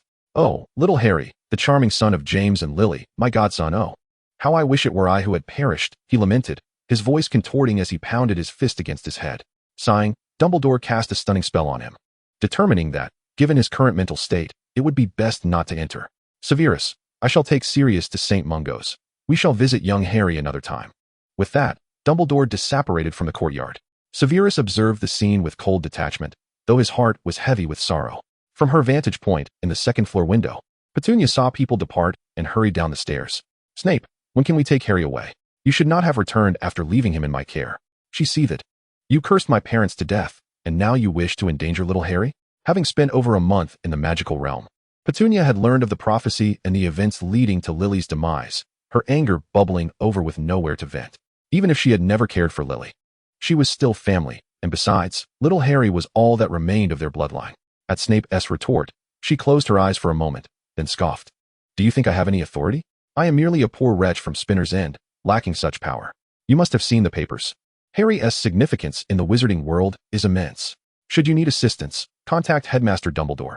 He is your only ally. Petunia gazed at the suddenly vanished dark-haired professor, bitterness filling her mouth. If only things had been different. With a resigned sigh, she turned and retreated indoors. Are you certain this was penned by young Draco? Truly. The Malfoy family has the art of commerce ingrained in their very souls, Narcissa remarked, her gaze fixed incredulously on Lucius. Indeed, Cece. Our son aspires to construct a wizarding-themed amusement park. I believe it could cater to all ages. After all, who among us does not seek amusement? Lucius beamed with delight. Recognizing the saturation of profits from both the apothecary and entertainment sectors, and noting that the working wizards were in dire need of a place to spend their hard-earned galleons. Chapter 46, Grindelwald. After addressing the situation with Sirius, Dumbledore sought information on those behind Lucius, only to receive an unexpected revelation. The most perilous dark wizard, once the leader of the Saints, Gellert Grindelwald, had emerged from his tower and taken residence in Nurmengard. Moreover, the Saints, having remained united over the decades, were now expanding their influence, tirelessly working to absolve their former leader, denying him any opportunity to return to the tower. Such news was not subtle. It rippled through the German magical community and sent shockwaves across the entire European wizarding realm. Gellert, will you come to see me? We both made mistakes in the past. Dumbledore murmured, leaning back in his chair, his gaze fixed on an empty picture frame. Ariana, will you forgive me? A flicker of confusion crossed Dumbledore's azure eyes as he pondered whether he should seek out his old friend. In his office, The venerable headmaster furrowed his brow, lost in thought, while outside, the laughter of young witches and wizards echoed across the lawn. Meanwhile, at Durmstrang in Germany, Karkaroff was being forcibly escorted out of the school by two imposing wizards, his face a mask of panic. The headmaster opened his mouth to speak, but ultimately withheld his words of prevention. Ahem, the saints, best not to provoke them, he mused, stroking his chin. What business could the saints have with Karkaroff? They had no prior contact. Could it be due to his association with the Death Eaters? Do the saints intend to assist in dealing with this traitor among their ranks? The headmaster clicked his tongue, sensing that a tempest was brewing. In Nurmengard, Karkaroff writhed on the ground, howling in agony, while a few individuals sat leisurely on a sofa, sipping tea and watching his performance with detached amusement. VD's eyes glinted with coldness as he intensified the effects of Karkaroff's dark mark, relishing the sight of his contorted face as the pain escalated. Being a traitor is not an easy path. Grindelwald squinted, choosing to ignore the spectacle, believing VD to be excessively merciful, recalling his own past. As the echoes of Karkaroff's cries faded, the two men set down their teacups. Mr. Grindelwald, do you intend to return to the tower? Or perhaps make your way back to Germany? VD inquired, feigning ignorance. Although he was unaware of Grindelwald's intentions for keeping him in the castle, he figured it would serve to strengthen their acquaintance. You certainly pose a conundrum for me. The news of my departure from the tower has already spread throughout Europe. Should I re-enter, they would surely suspect I've ingested a potion to diminish my intellect. Grindelwald replied, casting a bemused glance at VD, then gestured toward a pile of documents nearby. As a graduate of Hogwarts yourself, might you indulge me with tales of your alma mater? There is little of interest to discuss. Having heard of your past exploits, it becomes evident from whence Dumbledore's current educational philosophy derives. VD pursed his lips. The Saints, also referred to as the Purity Party, adhere to ideologies that rival those of the erstwhile Little Tyrant. Grindelwald and Dumbledore, both lovers and adversaries, possessed a profound understanding of each other's thoughts. Witnessing the upheaval among wizards, Dumbledore gravitated toward peace, thus adopting a stance of restraint and indifference toward the burgeoning dark arts within the school. For instance, the defense against the dark arts class, which should be paramount for young witches and wizards, necessitated not only an understanding of various dark spells and countermeasures, but also combat training, a discipline both profound and practical. Ultimately, it was employed by Dumbledore to counter Voldemort's schemes.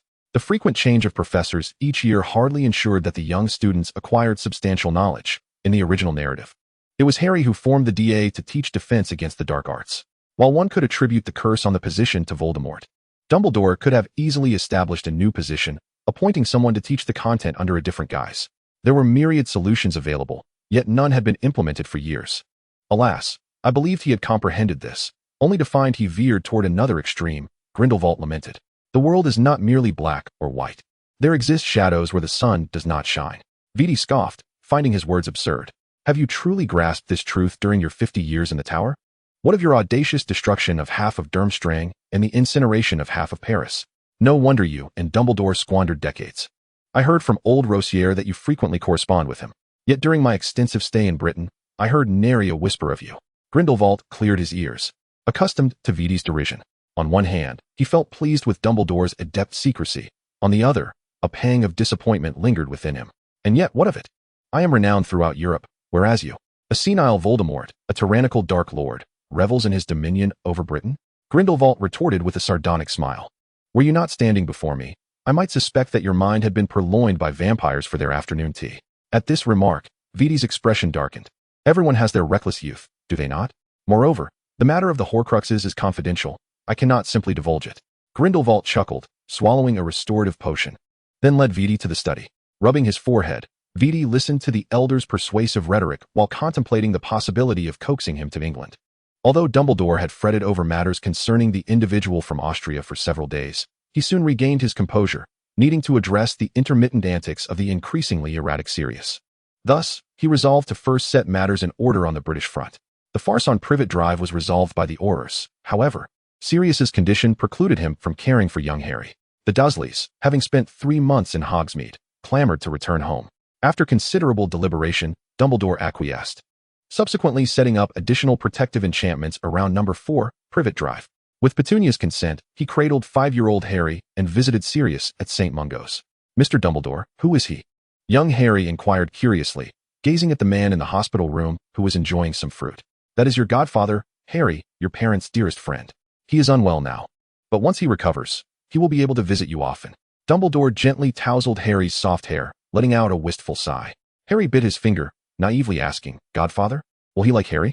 "Indeed, Harry, apart from your parents, he is one who loves you most dearly," Dumbledore replied kindly, aware that some truths could only be revealed when Harry was older. Harry responded with an "oh," his gaze fixated on the man suddenly shouting in the hospital room. Meanwhile, Lupin, nibbling on his bread, observed those exiting St. Mungo's. Upon learning of Sirius's convalescence there, he had hastened back from Cardigan, Wales. However, having spent his scant funds on next month's Wolfsbane potion, he found himself unable to afford even a change of clothing. Moreover, he was completely unaware of Sirius's change of secret keeper or that Harry was placed in the care of the Dursleys, which left him feeling quite uncomfortable. Yet, given their long-standing friendship of over a decade, he found it hard to disregard his concerns. Having hastily finished his bread, Lupin brushed away the crumbs and, pursing his lips, made his way to Diagon Alley, determined to find work. His identity as a werewolf was too sensitive, and he was uncertain how long he could remain in London. In the castle, Draco concluded his morning studies and settled onto the sofa in the study, swinging his short legs while indulging in pastries. The milk cake is exquisite. Draco savored 3 pieces of the delightful treat, his gray-blue eyes fixating on the bucket-sized blueberry ice cream beside Nagini. Nagini was being pampered by the house elf, receiving spoonfuls of the ice cream. Sensing Draco's gaze, she flicked her tail to cover the ice cream bucket, unwilling to relive the agony of having her snacks confiscated. Were it not for Tom's merriment today, she might not have even had the ice cream bucket. Draco puffed out his cheeks and took a hearty sip of his milk tea. Given that he had previously implicated Nagini, he chose not to disclose her ice cream indulgence in the study to Mr. Tom. In another grand study, Tom grimaced as he perused documents. Little did he anticipate that Viti would venture to Austria, leaving him to shoulder all external affairs. Lucius emerged from the fireplace, brushing off non-existent dust, then straightened his posture as he approached the grand study with important files in hand. "Mr. Sterling, these documents require urgent attention. May I present them to you?" He knocked before entering, smiling as he inquired. "Our apothecary has opened 10 branches in London. Yet we are struggling with the supply of herbaceous materials and need to recruit more skilled cultivators." Tom rubbed his sore wrist, wearing a peculiar expression. "If memory serves me right, the plantation already has 50 cultivators. Adding in chefs, cleaners, and security personnel, we are looking at a minimum of 60 individuals. Not to mention, Hogwarts employs only 19 professors, and Professor Sprout's greenhouse produces enough herbs to satisfy nearly 1,000 students. Moreover, wizard's magic is formidable. Many tasks do not necessitate their physical involvement." Lucius replied, having prepared his argument with clarity. "One plantation is insufficient. This is my new plan. I believe it will not be long before our branches fill all of Britain." Tom reviewed the proposal, swiftly signing his name. "I still have some documents to attend to. Do accompany Draco for now." He waved his hand, dismissing his capable subordinate. "Very well, sir." Lucius exited the grand study, eager to make his way to the small study. During the half-month since he sent his son to the castle, he had refrained from frequent visits out of concern that it might displease Mr. Sterling, only attending to business matters and delivering documents without lingering or allowing the house elf to convey messages privately. Upon seeing his father, Draco was reclining on the sofa, engrossed in a comic book, one that Tom had hidden away in a corner. How it had come to be discovered was a mystery to him. "Little dragon, do you miss your father?" Lucius had intended to surprise his son, yet stood at the doorway for what felt like an eternity, awaiting the embrace that never came. Upon hearing the familiar voice, Draco's first instinct was to hurriedly conceal the comic, only to exhale dramatically in relief when he recognized it was his father. "Father, I missed you so much." He shoved the comic into the crevice of the sofa and leaped into his father's arms, nuzzling against his neck affectionately. Lucius pressed a gentle kiss to his son's forehead and settled onto the sofa with him, conveniently overlooking the corner of the comic that peeked out. However, when he spotted the large white snake coiled in the corner, his legs weakened slightly. "Oh, Merlin's stockings, that serpent has grown even larger than before."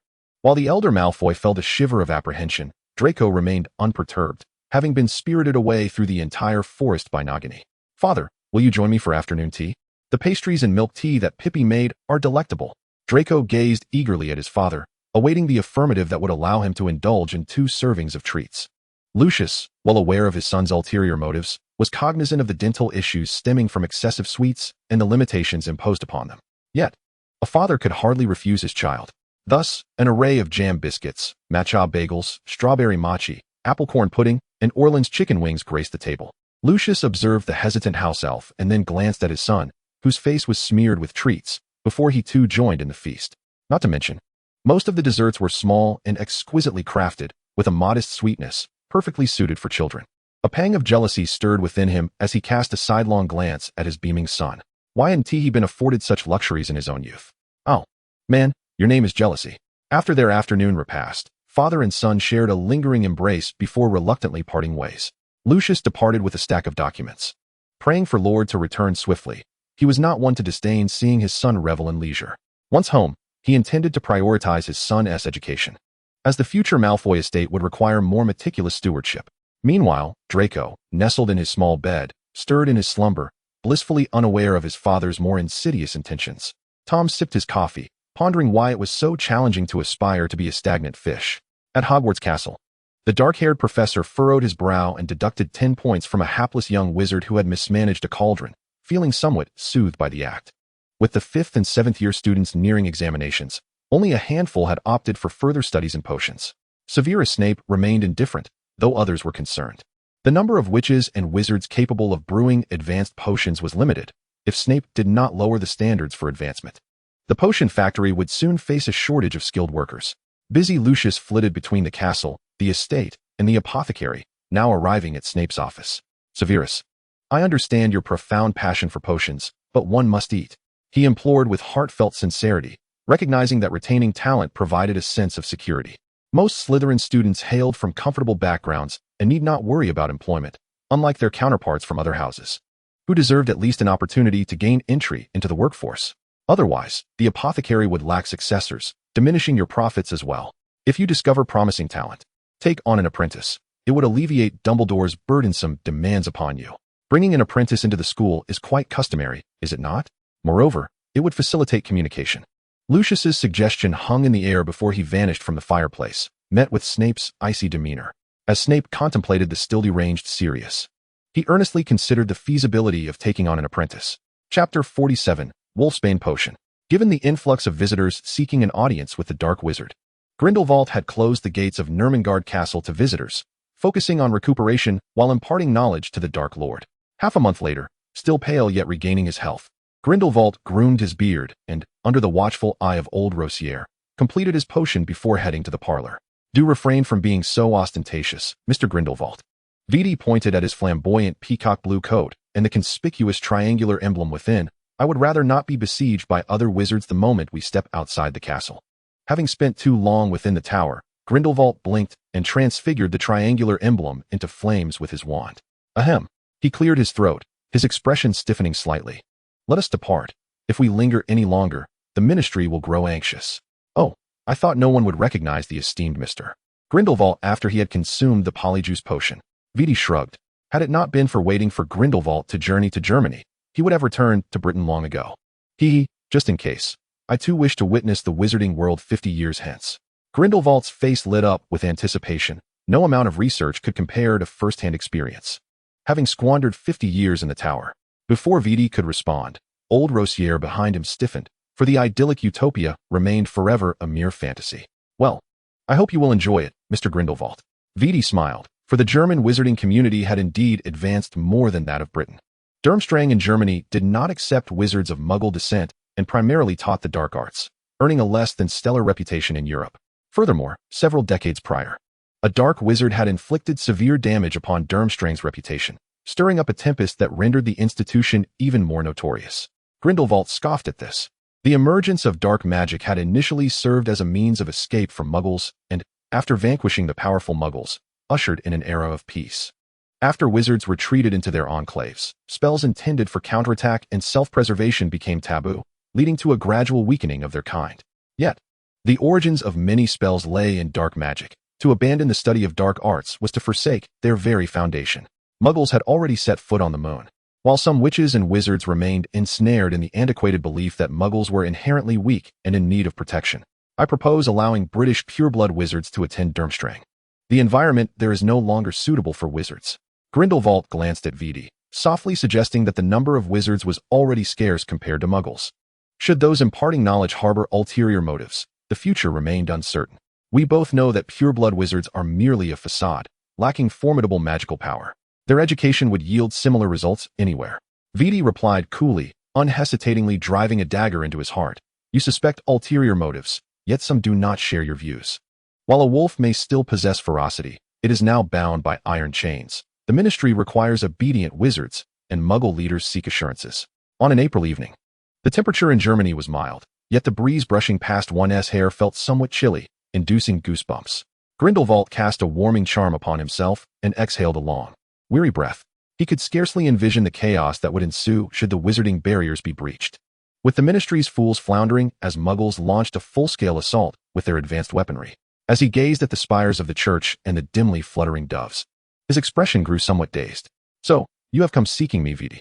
He caressed the wand at his waist, speaking with conviction. "Muggle technology is terrifyingly advanced. We wizards remain far too backward." Vidi raised an eyebrow. Indeed, the dark wizard was quick-witted. "Indeed, Mr. Grindelwald, I have instructed my subordinates to conduct experiments. Muggles possess the ability to detect electronic devices concealed underground or within dwellings, and this applies equally to wizarding villages shrouded in barriers. Since you have inquired, I have nothing to conceal. When Muggle helicopters traverse wizarding settlements, radar detects anomalies. It is only a matter of time before these magical havens are uncovered, and all without the wizard's awareness." Grindelwald's expression darkened with each revelation. Decades spent within the tower had caused him to miss far too much. "Oh, age has caught up with me." He stroked his stubbled chin, casting a meaningful glance at Vidi. "The world, after all, belongs to the young. One cannot resist the passage of time. At 103 years of age, calling the 60-year-old Vidi a youth is not without merit." Vidi, seemingly aware of this truth, found his smile frozen upon his visage. "As far as I am aware, Nicodemus and Dumbledore share a friendship. He currently resides in Paris. And should you send someone to seek him out, he ought to be located." He thought of the immortal alchemist, rolling his eyes at Grindelwald. The latter lowered his gaze in contemplation, seemingly weighing the feasibility of this plan. Meanwhile, Tom faced a conundrum. The former Death Eater Fenrir had returned. Indeed, the very malevolent werewolf.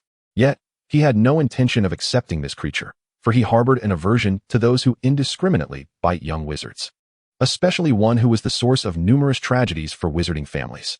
Lucius, observing Tom's prolonged silence, sensed something amiss. "Mr. Sterling, Fenrir is the leader of the werewolves, known for his bloodthirsty and brutal nature, relishing the opportunity to bite on nights of the full moon, particularly targeting young wizards. The werewolves occupy an awkward position within the magical community, surviving through theft and murder, and his allegiance to the Lord is merely a means to secure his place." As Lucius spoke, his eyes betrayed a palpable disdain and apprehension. Fenrir was a natural werewolf, not one transformed by the bite of another, and he harbored malice toward all normal beings. While the other infected werewolves elicit sympathy and compassion, Fenrir is undeserving of even a single glance of pity. Tom recalled an old adage: those who are pitiful must possess something detestable, and the werewolf's status as outcasts in the magical world was not without reason. Werewolves typically shun society, relying on ill-gotten gains to survive. However, the forests they inhabit are replete with herbs and prey, allowing them to forage for sustenance.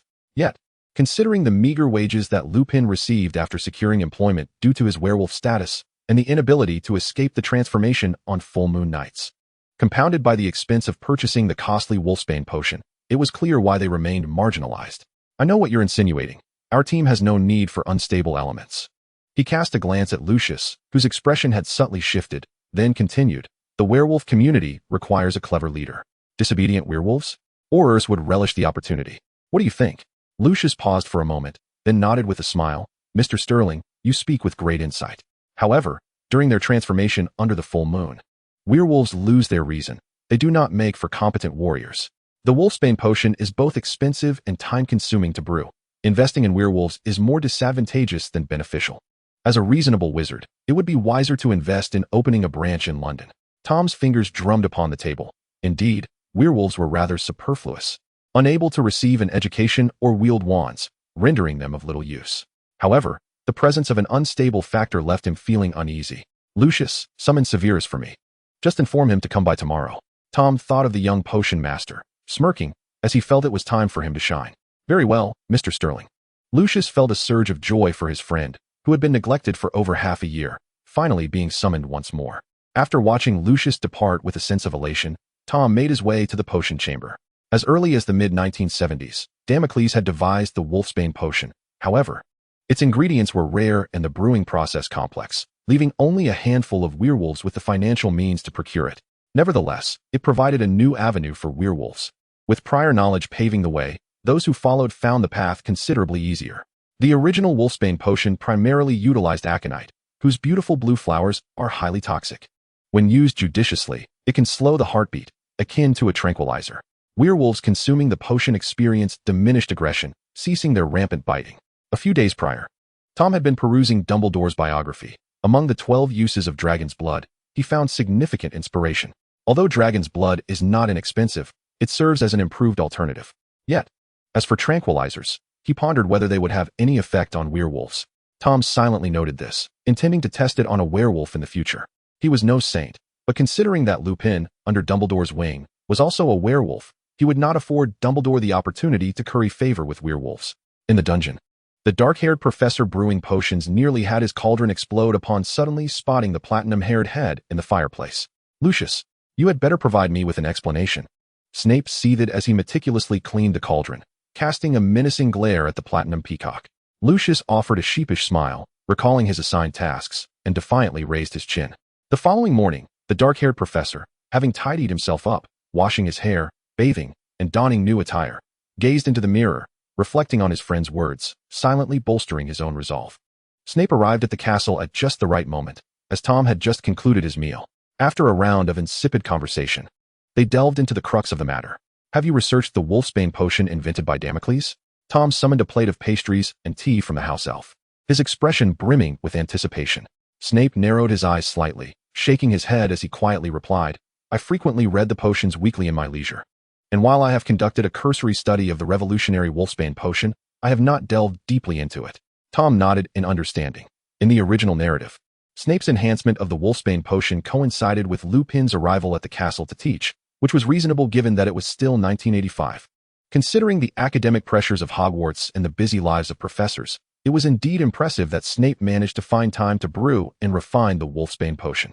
Here are some of my thoughts on enhancing the wolfsbane potion. Feel free to reference them.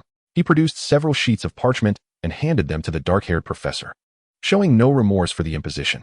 Very well, Mr. Sterling. Snape sighed quietly, feeling reassured by his friend's advance notice. He skimmed through the parchment's contents, his dark eyes wide with astonishment. Mr. Sterling's perspective on potions was refreshingly original. The comparison between Muggle tranquilizers and wizarding sedatives raised an intriguing question. Was this to awaken the werewolves or incite further rage?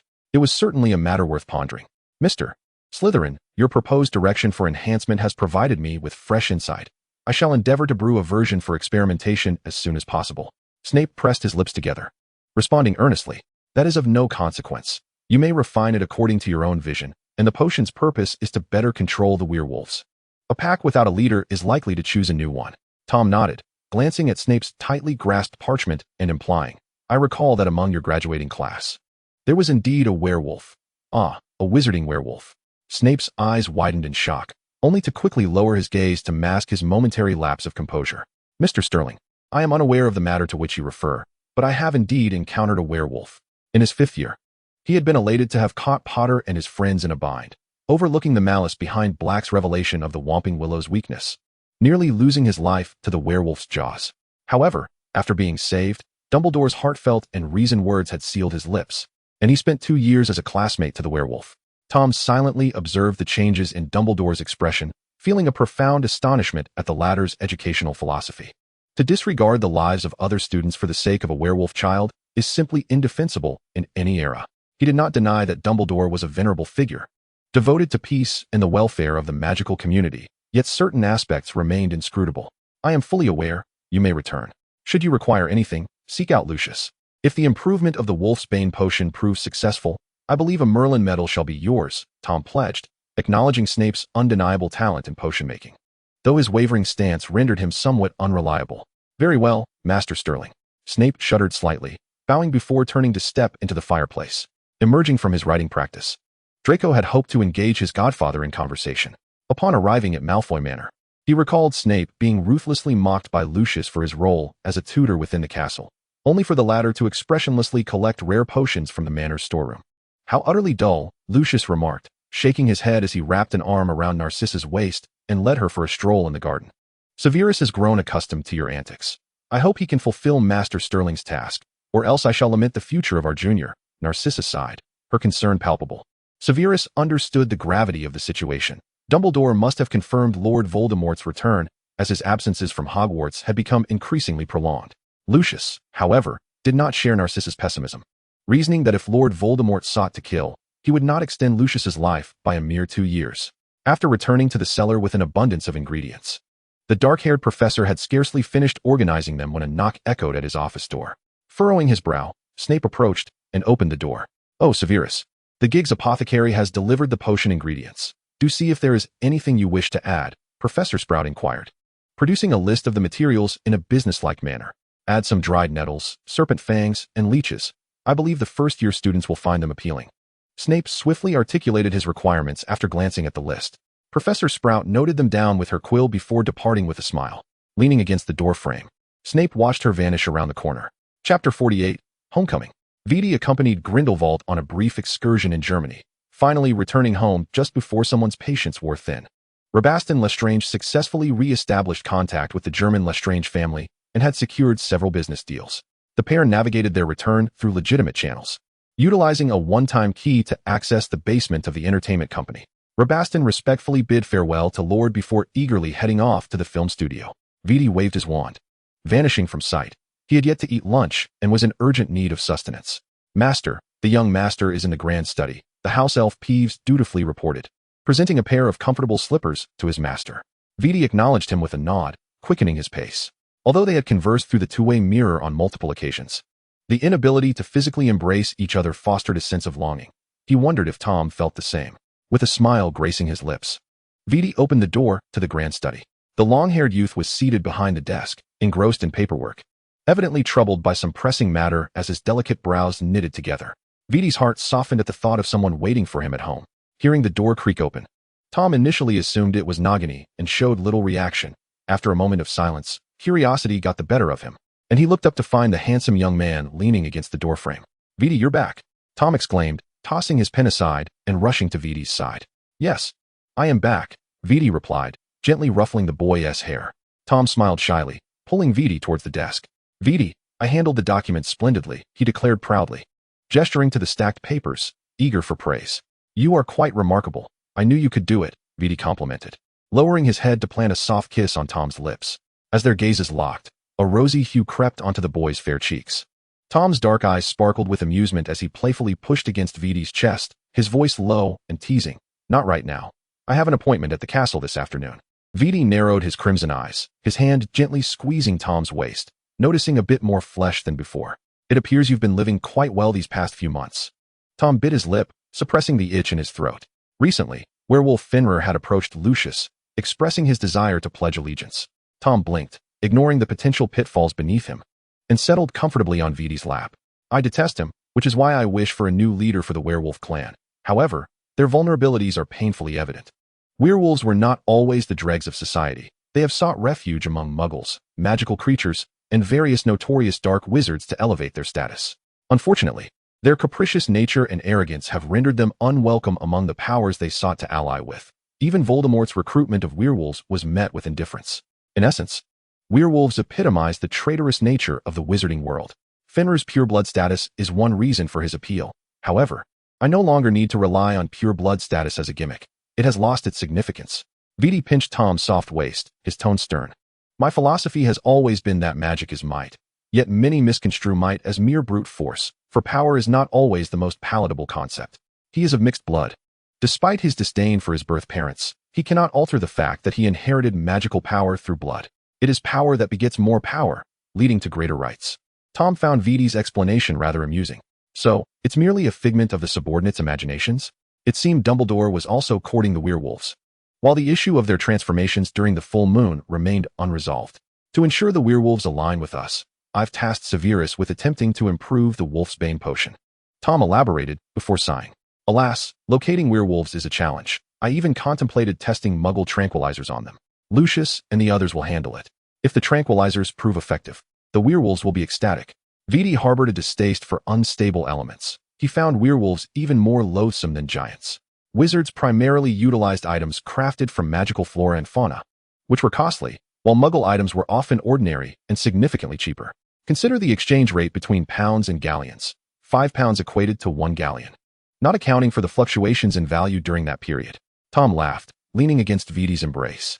Whether the werewolves go mad or not, I cannot say. However, when they resort to raiding Muggle hospitals for tranquilizers, the Ministry of Magic will undoubtedly be in chaos. Most of the transformed werewolves were wizards, and ordinary Muggles rarely survived werewolf attacks, with only a scant few becoming werewolves themselves. Although Muggles possessed RPGs and heavy weaponry, who among them would venture out unarmed? Wizards, on the other hand, carried wands, ready to cast the killing curse at a werewolf at any moment. How did your affairs in Germany fare? Did you encounter anything intriguing? Tom shifted the topic, intending to keep Lucius informed of subsequent developments to prevent the werewolves from exposing wizarding enclaves. Does Grindelwald's return to Durmstrang count? Had the school not changed its headmaster, he might have been directly expelled. Vidi chuckled lightly. Compared to Grindelwald's destruction of half the school, his own experiences seemed rather mundane.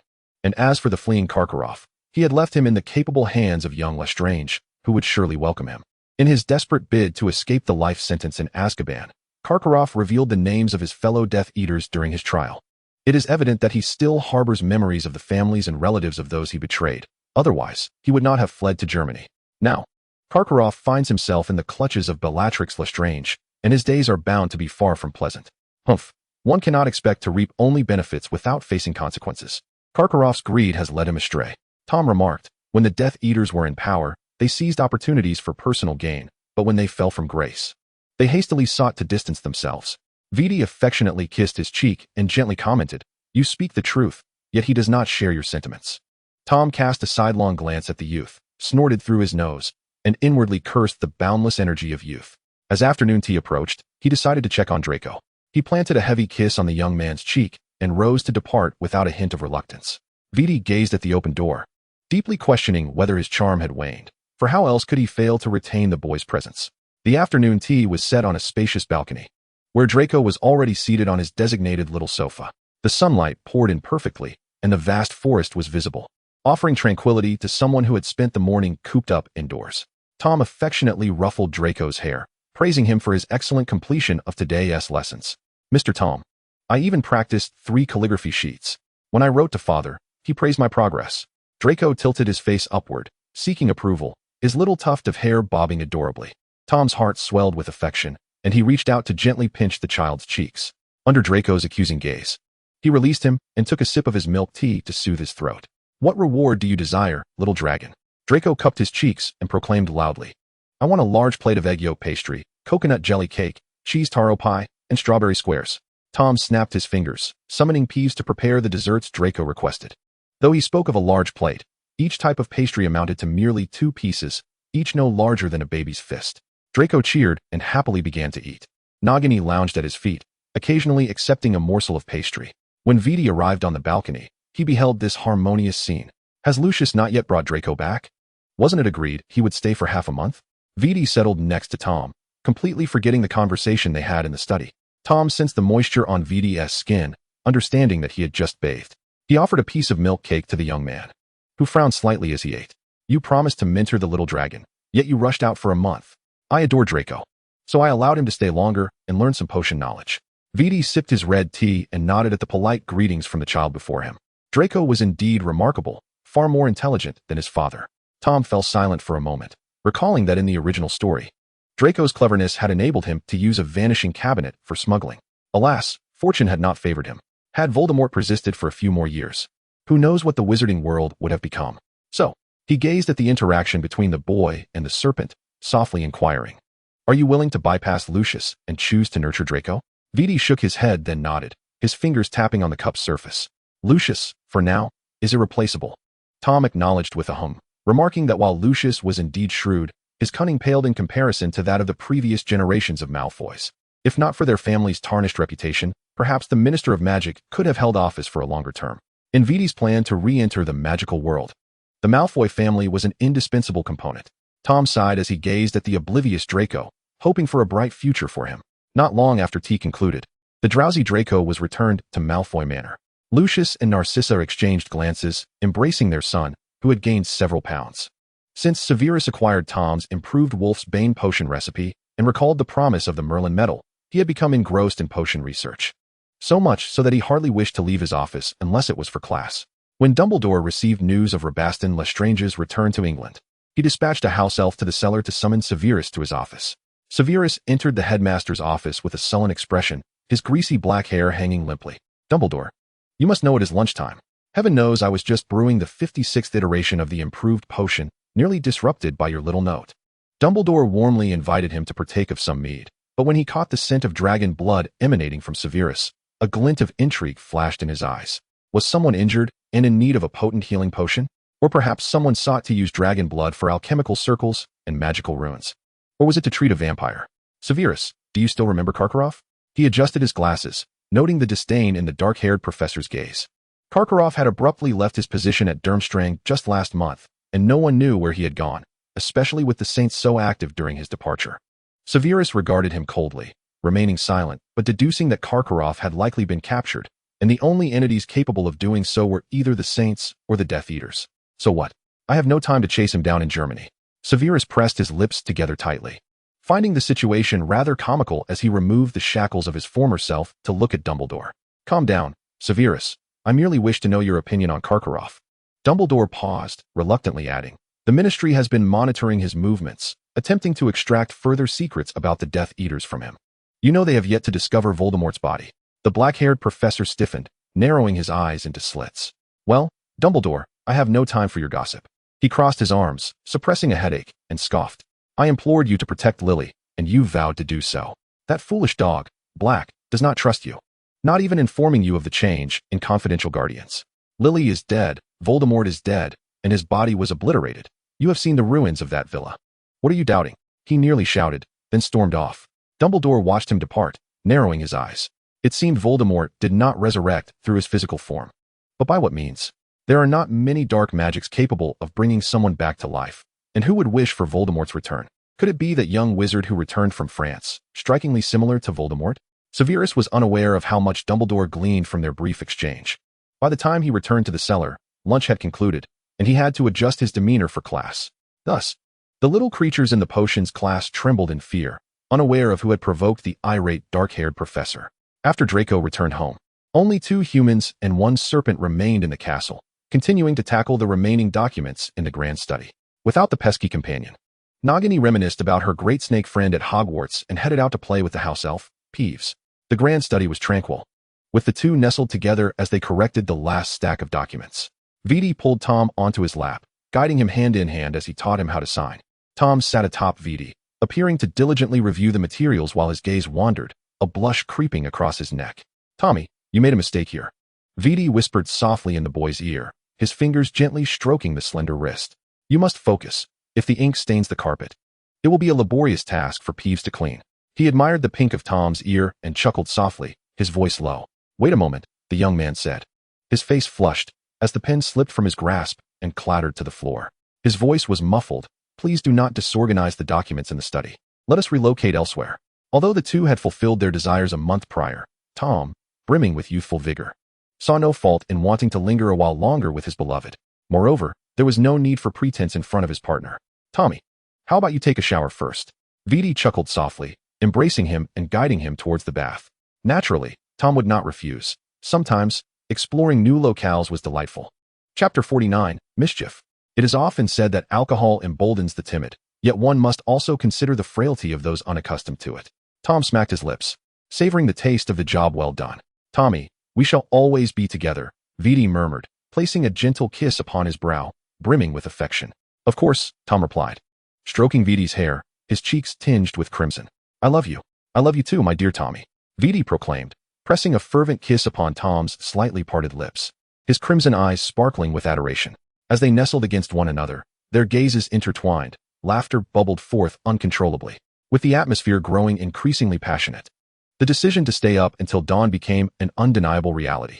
Tom, in a daze, gazed at the starry sky before being led to admire the enchanting view from the window. The intricate patterns reflected in the bathroom mirror and upon the cushions of the sofa. After indulging in food, drink, and gaming for an entire day, he returned to the soft embrace of the large bed, eyelids heavy with sleep. Tommy, I love you. In a semi-conscious state, Tom seemed to hear someone confessing their love, yet the exhaustion was overwhelming, and he merely shifted slightly before drifting back into slumber. Viti chuckled softly, offering him a sip of potion. When Tom awoke again, It was already midday the following day, his once orderly schedule now disrupted by the late-night revelry. Tom shifted his stiff body, grimacing as he recalled the events of the previous night, feeling rather unwell. He poked at the chest before him, wishing he could bore a hole through it, harboring resentment towards the individual who had transformed into a werewolf the night before. As he grumbled and drooled while gazing at the beauty before him, the handsome Dark Lord slowly opened his crimson eyes, a satisfied smile gracing his lips. "Good morning, my dear Tommy." "Good morning," Tom swallowed hard, shaking off the remnants of his earlier thoughts. "I'm hungry. Let us get up and wash up." Seeing Tom's vexed expression, Vidi took his hand and pressed it to his lips, replying, "As you wish, my beloved Tommy." Tom's face flushed instantly as memories of their previous night's escapades flooded back. Vidi's alluring smile beckoned, and he fetched a few potions to feed Tom before they both proceeded to brush their teeth and freshen up. "Oh, today promises to be another splendid day." Rabastan spoke to Lestrange and Lucius about the individuals imprisoned in the dungeon, inviting them to gather at the manor. Lucius was somewhat taken aback by the mention of rescuing Bella and the others from Azkaban, especially since the Lord had always insisted on careful deliberation, and the crimes of Bella and her companions were undeniably real. The thought of the maddened Bella sent a shiver down his spine. Rabastan harbored no affection for this sister-in-law. All Death Eaters knew of her obsession with the Dark Lord and her ruthless methods. His true concern lay with his elder brother. The Lestrange family was too slender in numbers, and the Dark Lord's vast enterprise required capable individuals to manage it. However, the reputation of the Malfoy and Lestrange families had gradually improved over the past few years, and the general disdain for Death Eaters among ordinary wizards had lessened considerably. This shift made it feasible to convert Bella and her companions' life sentences into fixed terms and subsequently petition for their release. Considering the example of Sirius Black, who had fallen ill while in Azkaban, one could explore this avenue once their sentences were reduced. Lucius lightly tapped his palm with his serpent-headed wand, contemplating the advantages of having Karkaroff imprisoned in the dungeon, as it would significantly ease their efforts to clear their names. "I hope Karkaroff proves useful. Otherwise," he murmured softly, "having too many relatives is not always a blessing." Rabastan wholeheartedly agreed, even rolling up his sleeves in preparation to visit Karkaroff in the dungeon. The circumstances surrounding Black were exceptional. To extricate Bella and the others from Azkaban legitimately necessitated careful planning. The magical world appeared tranquil, seemingly perpetually at peace. Ordinary wizards busied themselves with work and the pursuit of new knowledge, remaining largely oblivious to the shifting tides of the outside world. After afternoon classes at Hogwarts concluded, the dark-haired professor, frowning, hastily assigned homework before rushing back to his office in the basement. The young wizards exchanged incredulous glances. The potion professor, with his greasy hair and pallid complexion, had not unleashed his cold glares or acerbic tongue upon them during class, which was truly remarkable. Upon returning to his office, the dark-haired professor retrieved a cauldron and commenced brewing potions, having conceived a new approach to enhancing the Wolfsbane potion. The weekend soon arrived, and Lucius finally welcomed a brief respite, albeit only 2 days, which brought him considerable joy, given that Hogwarts' resources and ingredients could not compare to those of Malfoy Manor. Snape accepted his friend's invitation and traveled through the fireplace to Malfoy Manor. The platinum-blonde aristocrat and his family awaited him in the hall, but upon his arrival, Lucius's smile faltered. Though his attire remained as abysmal as ever, at least he had washed his hair, and his expression was no longer as terrifyingly tense. "Good day, Godfather," Draco said, pursing his lips and offering a slight bow, his apprehension evident in light of his stern godfather. "Good day, Draco," Snape replied, forcing a smile and nodding at the child. Draco blinked, taking a few steps toward his mother, feeling that a smiling godfather was even more intimidating. Lucius glanced at his son, who still struggled to mask his emotions, then at his friend's somewhat darkened expression, and unable to contain himself, he chuckled, clearing his throat. He exchanged pleasantries with Snape before leading him into the inner chamber. Narcissa patted Draco's head and, with a hint of annoyance, said, "Little dragon, that is your godfather. You must be bolder. He is, aside from your father and me, the person closest to you." "All right, Mummy, I just think Godfather should smile more," Draco said, his cheeks flushing. He adored his godfather, yet the affection he received was seldom reciprocated, leaving him with only respect. Narcissa understood all too well that Snape's cold demeanor led many to misunderstand him, but given his humble beginnings and lack of familial support, had it not been for his hard work and exceptional talent in potions, he would likely still be a nameless figure. Narcissa took her son's small hand, gently saying, "Little dragon, your godfather cares for you greatly. He simply struggles to express it, so do not fear him." "All right, Mummy, I understand," Draco replied, his brow furrowed as if he had swallowed something bitter. Narcissa couldn't help but chuckle at his adorable expression. What a charming little dragon you are. Snape had little gossip to share. His conversations with Lucius predominantly revolved around school and potions. However, Lucius was brimming with topics. Disregarding Snape's bewildered gaze as he rambled on about tidbits he had pieced together from young Lestrange. Reborn was said to be applying for the position of Director of International Trade, having secured several lucrative deals with Germany. He appeared to be on a promising path. And to avoid offending the saints, the Ministry of Magic would tread carefully. Were it not for the scandal involving the contracted artist at the entertainment company, I should have accompanied the Lord to Austria, Lucius mused, a hint of bitterness in his tone. Lestrange had not only reopened trade routes that had been blocked for decades, but also rekindled connections between the main and branch lines of pureblood families, resulting in a diminished monopoly held by the Ministry of Magic. It was clear that Snape recognized this shift, but he wondered how it pertained to his enhancement of the Wolfsbane potion. Lucius discerned the gloom etched upon his face as he took a sip of gin. Reborn had mentioned that they had uncovered traces of vampires in Germany, seemingly entangled with werewolves. However, Mr. Grindelwald appeared rather indifferent, asserting that they would not stir up any significant trouble. It is widely recognized that vampires and werewolves are bitter foes, often driven to kill one another upon meeting, with little likelihood of finding themselves in harmonious conversation. Moreover, the magical realm is not solely comprised of wizards wishing to upend the supremacy of their kind. Magical creatures such as centaurs, fairies, and giants also aspire to ascend to the pinnacle of the hierarchy to subjugate other races. The simplest method for vampires and werewolves to convert members of their respective kin is through alliance. Should the two factions covertly unite, they could capture and transform a multitude of muggles into vampires and werewolves, were it not for the less than certain success rate of such transformations, and the inherent flaws present in both species, the true dominion over this world might remain uncertain. Severus Snape's mind wandered, pondering the fate of wealthy vampires and impoverished werewolves, contemplating who might succumb to bloodsucking first, or even if a new breed of vampire-werewolf hybrid might emerge. Master Sterling had tasked him with improving the Wolfsbane potion. Perhaps with this very notion in mind, Snape lamented over the foresight of certain individuals. Once a cost-effective enhanced Wolfsbane potion was successfully developed, the already tenuous alliance between werewolves and vampires would inevitably unravel. Lucius nodded slightly, acknowledging this as the reason for his generous provision of rare ingredients. What is the current progress? He inquired casually, toying with his goblet. You are acquainted with Remus Lupin, are you not? I recall he is a friend of Potter and Black, and someone reported seeing him working in Diagon Alley. Upon hearing those names, Snape's brows furrowed, and he downed another glass of liquor with a grimace. The establishment he worked at just so happened to be Lucius's, and old Rookwood had discovered Lupin's procurement of Wolfsbane potion. After all, wouldn't the improved potion require a test subject? If you require assistance. Lucius paused, the implication hanging heavily in the air. In their school days, Lupin would occasionally fall ill and take a week off, particularly around the full moon. Each time he did, rumors of hauntings at the Shrieking Shack would resurface. However, he graduated soon after, and those memories gradually faded. Now, tasked with enhancing the Wolfsbane potion, coupled with the troubling news from Germany, Snape's astute mind quickly pieced together the truth from those bygone days.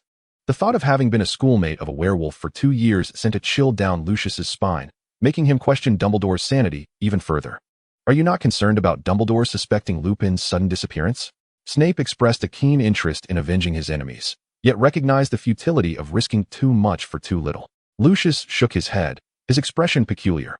Lupin had come to London in secret, and it baffled him that he had not contacted Dumbledore, instead frequently lurking about St. Mungo's. Snape scoffed, torn between admiration for Lupin and Black's friendship and derision for his cowardice. I do not require him. Should he vanish, the risk of exposure would be substantial. And he is not the only werewolf. Over the years, Fenrir has been rampaging through the magical community, and Snape's tone remained flat, though a hint of pity flickered in his dark eyes. The societal climate does not permit werewolves to dwell near wizarding villages. Young wizards bitten by werewolves are either abandoned by their families or taken back to their tribes, leading to a grim existence. Not all families are like Lupin's, able to secure a confidentiality contract before the news of their child's affliction spreads, and with Dumbledore's assistance, ensure their child receives an education. In summary, without comparison, there can be no harm. Lupin is both fortunate and unfortunate. Lucius sighed, lamenting his friend's ill-timed compassion. 3 days later, an 8-year-old boy was brought before Snape, ostensibly to serve as a potions apprentice, though the underlying truth was apparent to those in the know.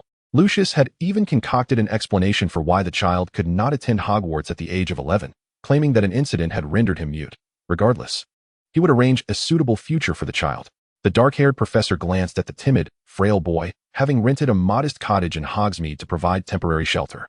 At St. Mungo's, Black finally emerged from his hospital room. His mental state markedly improved, with the healer advising him to return for a checkup once a month. When Dumbledore arrived at St. Mungo's, he found that Sirius had already vanished, having been informed by the staff that he had left half an hour prior. Loudly insisting on seeing his godson. Frowning, he disapparated to number 4, Privet Drive. Inside the villa, shrieks echoed as Black's furious roars reverberated through the halls. Dumbledore cursed under his breath, hastening to enter. "You madman. I told you Harry is in nursery. Are you incapable of understanding human speech?" Petunia seethed, her teeth clenched. Were all wizards insane? Why did the surrounding aurors not remove this lunatic? Harry is a wizard. Muggle knowledge is of no use to him. I am his godfather and have the right to call him back. I shall take him to the ancestral home. He requires a proper wizarding education. Sirius insisted. Unwilling to become entangled in a lengthy debate with Petunia, simply reiterating the importance of a wizarding education for Harry. Petunia glared at him, wishing fervently that little Harry would not grow into the rude and boorish Potter of her memories, especially considering the man before her appeared decidedly unhinged. However, upon seeing Dumbledore enter, she promptly shifted the burden of the dilemma onto him. "Professor Dumbledore, are you also here to take Harry away?"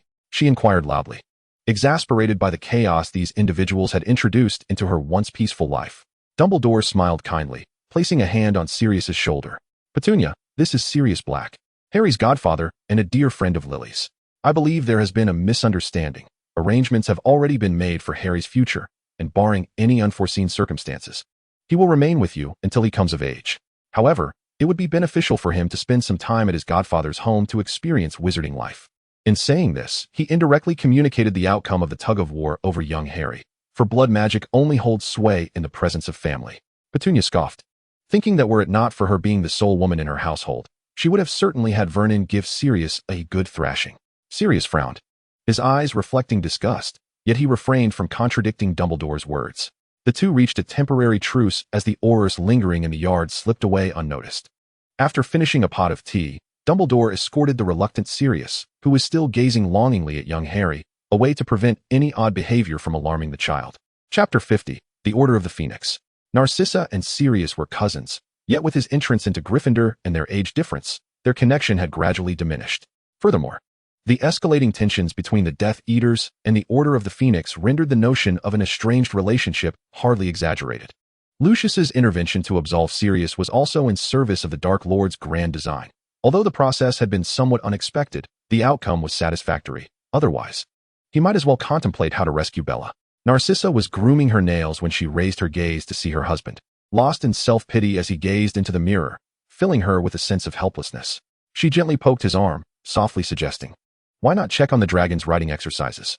Or perhaps visit the research facility to see how the new weapons are developing?" Lucius cast her a mournful glance. After a night spent grading papers, his complexion had suffered, and his hair had lost its luster. Recently, young Lestrange had been eager to break into the French market, inviting him to act as a mediator with the Rogiers, yet after a week of discussions, no agreement had been reached. "Sissy, shall we have another child? The Malfoy family's enterprises have been proliferating, and I fear that young Draco may struggle to manage them all on his own." Lucius leaned closer to Narcissa and planted a soft kiss on her fair cheek, his expression tinged with anticipation. "If only I had more brothers, otherwise, magic would not be so scarce." Narcissa pursed her lips, reflecting on the fact that the Malfoy lineage had not welcomed a female child in centuries, with generations having passed down the family line without even a glance at the prospect. Is childbirth such a trivial matter? She thought of the apprentices Severus had taken under his wing, contemplating the increasingly desolate state of the Malfoy and Black families, and slowly exhaled a sigh of resignation. "Regardless of whether a second child is possible, I believe it is time for us to shift our perspective." She gently patted Lucius's hand and, after much hesitation, voiced her thoughts. "Both Merlin and King Arthur had adopted sons, while we may not adopt a child. Recruiting a few magical apprentices and allowing them to bear the Malfoy name could be a feasible alternative.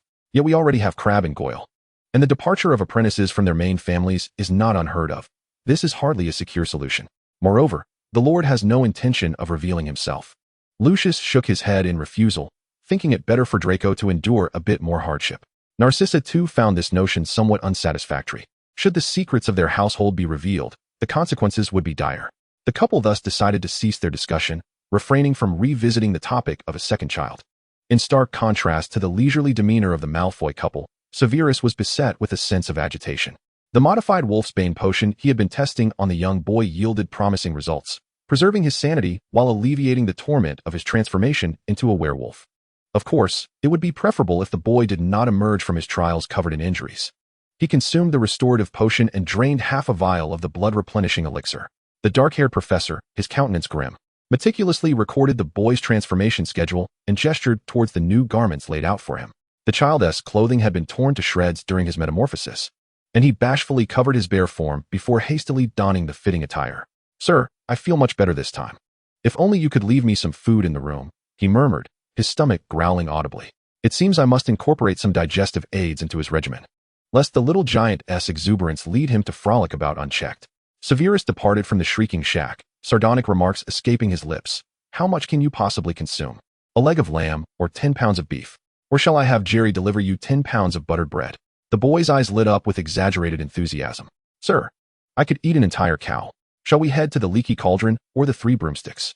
Having endured a life of hardship and deprivation, the boy thought little of Severus's jests. To him, the professor was a man of stern exterior yet warm heart, one who, despite his biting words, often acquiesced to the boy's modest requests. Furthermore, Severus was dedicated to crafting potions that alleviated the plight of werewolves and had even provided him with employment. The boy felt a deep sense of gratitude. Severus, somewhat unsettled by the boy's hopeful gaze, averted his face with a huff. "Go home, take a proper bath, and come to my office. I shall have the house elf prepare something for you." The boy cheered, reaching out to grasp the hem of the black-haired professor's robes.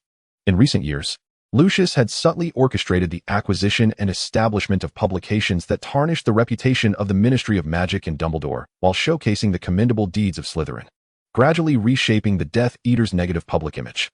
Additionally, the emerging entertainment industry familiarized wizards with new lifestyles, gradually bridging the gap to Muggle technology and culture, thus dismantling the antiquated and arrogant belief that Muggles were weak and in need of protection. Most crucially, the strategic plantations and potion factories, coupled with the Muggle medical industry, alleviated the impoverished conditions faced by many wizards and squibs, effectively winning over a significant portion of the lower and middle-class wizarding community. It was only now that Lucius comprehended why the Lord had shifted his stance towards Muggle engagement, even beginning to adopt some of their conciliatory tactics. The upper echelons of wizards would always remain a minority. Without the backing of the lower and middle classes, they would be like drifting reeds without roots in the water. The Lord's return was indeed nothing short of terrifying. Lucius shook his head, patting the facial mask on his face, and resumed working late into the night to revise Draco's amusement park proposal. At Hogwarts Castle, Nagini, who had spent over half a month enjoying herself, finally remembered the caretaker at home. "Halbo, you've shown me every inch of the castle, and you hardly care for the forest, were it not for the house elf's kitchen. I would surely starve." Nagini playfully coiled around Halbo's tail, appealing to her serpentine friend. "Come play with me. I'll introduce you to my master. Viti and Tom are wonderful. They'll treat you to lamb and plenty of snacks." Halbo glanced at the twisted form of Nagini, his tone tinged with resignation. "I am a contract snake of Slytherin. Ever since his demise, I have dwelled within the castle, bound by the constraints of my contract, which forbids me from appearing before others or leaving the confines of Hogwarts. Were it not for someone awakening him over 40 years ago and his subsequent unintentional act of killing a young wizard, which resulted in the backlash of the contract, he would have remained in slumber until death. Having endured nearly a millennium of solitude, he was indifferent to these last couple of years. Oh, Halbo, you are truly unfortunate. I will inquire with Viti and Tom if they have a solution for your predicament. And let me tell you, there is a wizard with a gleaming head who keeps a delightful cream peacock. I'll take you there for a feast." Tears of longing streamed from the corners of Nagini's mouth as she envisioned the distribution of the cream peacock, one for Viti and Tom to share, and the rest for herself. Halbo felt warmth bloom within him at her words and gently nudged her head with his own. Ordinary wizards cannot comprehend the language of snakes unless they possess exceptional talent or are born with the gift of Parseltongue. As far as I know, the Slytherin bloodline has dwindled. Nagini flicked her tongue, momentarily dazed by Halbo's observations. "But Viti and Tom can understand me. They even advised me not to frighten anyone." Halbo sighed, pondering the futility of speaking Parseltongue. Countless wizards had sought to rescue him throughout the centuries, yet in the end, they all returned empty-handed. The serpent girl, perplexed, rolled about on Halbo's form before curling up to sleep. In the tunnel, Halbo moved slowly, halting near the Slytherin statue, his unyielding snake eyes flickering with nostalgia. Meanwhile, The two individuals Nagini had been chattering about were ambling through Diagon Alley, only to encounter an unexpected face, Remus Lupin. Lupin worked as a shop assistant at Flourish and Blots, juggling the various peculiarities of books while managing the raucous patrons and locating the correct volumes for them. When they spotted Lupin, he was in the throes of searching for the Book of Invisibility for a customer, beads of sweat glistening on his brow in the cool weather. He was a Gryffindor and a member of the Order of the Phoenix. Viti noticed Tom fixating on Lupin for quite some time and relayed his thoughts. He.s. just a rather scruffy-looking wizard. Tom blinked, squeezing Viti's fingers. I'm merely surprised. He shouldn't be here. In the original story, Lupin did not appear until Harry's 3rd year, and his 12-year absence was a blank slate. Although there were later patches about him acting as a spy among werewolves. That occurred during Harry's 5th year. Prior to that, he had never crossed paths with Harry. He did not appear when the Potters were lost, nor when Sirius was imprisoned. And even when news of Peter's survival spread through the wizarding world, Lupin remained absent. One could not help but wonder what he had been doing. Although Lupin's relationship with the Potters did not compare to that of their godfather Sirius, they had shared 7 years as classmates. Surely he could have attended their funeral? Tom simply could not grasp the Western way of thinking. Blake has been exonerated, and Lupin's suspicions have also been dispelled, allowing him to emerge without the need to evade Aurors, thereby enabling him to earn a living. Viti chuckled in response, remarking that the mouse had indeed accomplished something monumental, nearly obliterating a cornerstone of the Order of the Phoenix. Well, that thought is rather grim, Tom said without a hint of sympathy. Mercy towards one's foes is cruelty towards oneself, and coexisting peacefully with the members of the Order is simply out of the question. As long as one is able to eat and drink, it is not truly tragic. He has not yet reached the depths of despair. Viti recalled his own harrowing experiences in Albania, a sardonic smile gracing his lips as he then led Tom to the Florin ice cream parlor, ordering his favorite raspberry sorbet. Tom scooped a generous spoonful of ice cream into his mouth, feeling grateful that he hadn't subjected Viti to 11 years in Albania, or he would have surely become a complete weirdo. Enough. Let us not dwell on unpleasant matters. What shall we do next? He licked his lips, determined not to let this rare date be sullied by irrelevant distractions. Observing the expectant look on the youth's face, Viti's amusement grew. How about we experience a Muggle hotel? There are several charming couples retreats, and we could also savor the local delicacies at a hot springs resort. He propped his chin on his hand, smiling languidly enticing. As long as you're happy, Tom replied, taking a deep breath and responding slowly. Oh, the allure of beauty can lead one astray. An hour later, after luxuriating in the hot springs and enjoying a delectable meal, the two found themselves on a soft bed. Tom gazed at the alluring beauty before him, akin to a hungry tiger pouncing on his prey, pinning Viti down and binding him with magic at the headboard. Observing the beauty's lack of resistance, he grinned wickedly like a villain. Viti, let us truly savor this moment. Tom gently tugged at Viti's collar, taking a bite of that exquisite shoulder. This time, he was determined to be the dominant one. In his eagerness, he failed to notice the peculiar glint in Viti's eyes, nor the slight movement of his lips or the hands that were regaining their freedom. Viti relished the youth's tender ministrations, and when Tom coughed in discomfort, he swiftly turned the tables, pulling Tom into his embrace, instantly reversing their roles. Under the youth's astonished gaze, Viti smiled gently. Tommy, have you forgotten that I am adept with silencing spells and wandless magic? Rest assured, I will ensure your presence is felt. Tom felt a wave of despair. How could he have overlooked this? Next time, he would have to slip a tongue-binding or silencing potion into his drink. Thus, the youth missed yet another opportunity to assume the dominant role, simmering in his own desire. Enough. Viti, for heaven's sake. Tommy, you should praise Merlin. And soon enough. You shall have the chance to rest, I promise. You scoundrel. Get off. I want to be the dominant one. Dominant. Bang. The youth, blushing fiercely, tumbled onto the carpet, resisting the urge to scratch as he awkwardly crawled towards his clothes where his wand lay, only to be ruthlessly detained by the relentless pursuer. My dear Tommy, it is not yet time to conclude our festivities. Ugh, let go. And thus unfolded yet another harmonious and delightful night. As their leisurely date came to an end, Tom rubbed his sore back, contemplating a stay at Malfoy Manor for a few days. If this continued, he would surely wither away, though he pondered whether the wizarding world possessed any potions for rejuvenating vitality. With this thought lingering, Tom nonchalantly departed for Malfoy Manor to visit Draco. Meanwhile, Viti, having brewed the potion, surveyed the empty bedroom, shaking his head in amusement. Perhaps he should let Tom enjoy himself for a while. Not to mention Lucius, who was startled into paleness by Tom's sudden arrival. But as long as Draco was pleased, all was well. Snape's relentless pursuit of perfecting the Wolfsbane potion finally caught Dumbledore's attention, He initially presumed that Snape was simply engrossed in brewing advanced potions, unaware of the significance of what he was concocting. "Dumbledore, I hope you genuinely have matters to discuss with me," Snape stated, his greasy hair framing a pallid face. His gaze fixed with suspicion upon Dumbledore. Dumbledore took a sip of the honeyed mead from his deep blue starry goblet, a genial smile gracing his features. "Severus, I have heard that you have taken on an apprentice to assist you in researching the improved wolfsbane potion. You must understand that the physiological differences between children and adults can lead to discrepancies in your data."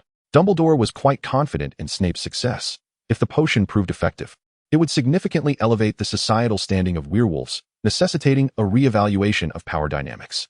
It is well known that a rational werewolf possesses formidable combat skills, capable of besting even an adult wizard. So, Snape arched an eyebrow, arms crossed over his abdomen, awaiting Dumbledore's response, as the balance of power had shifted. "I was wondering if perhaps I might offer you some assistance.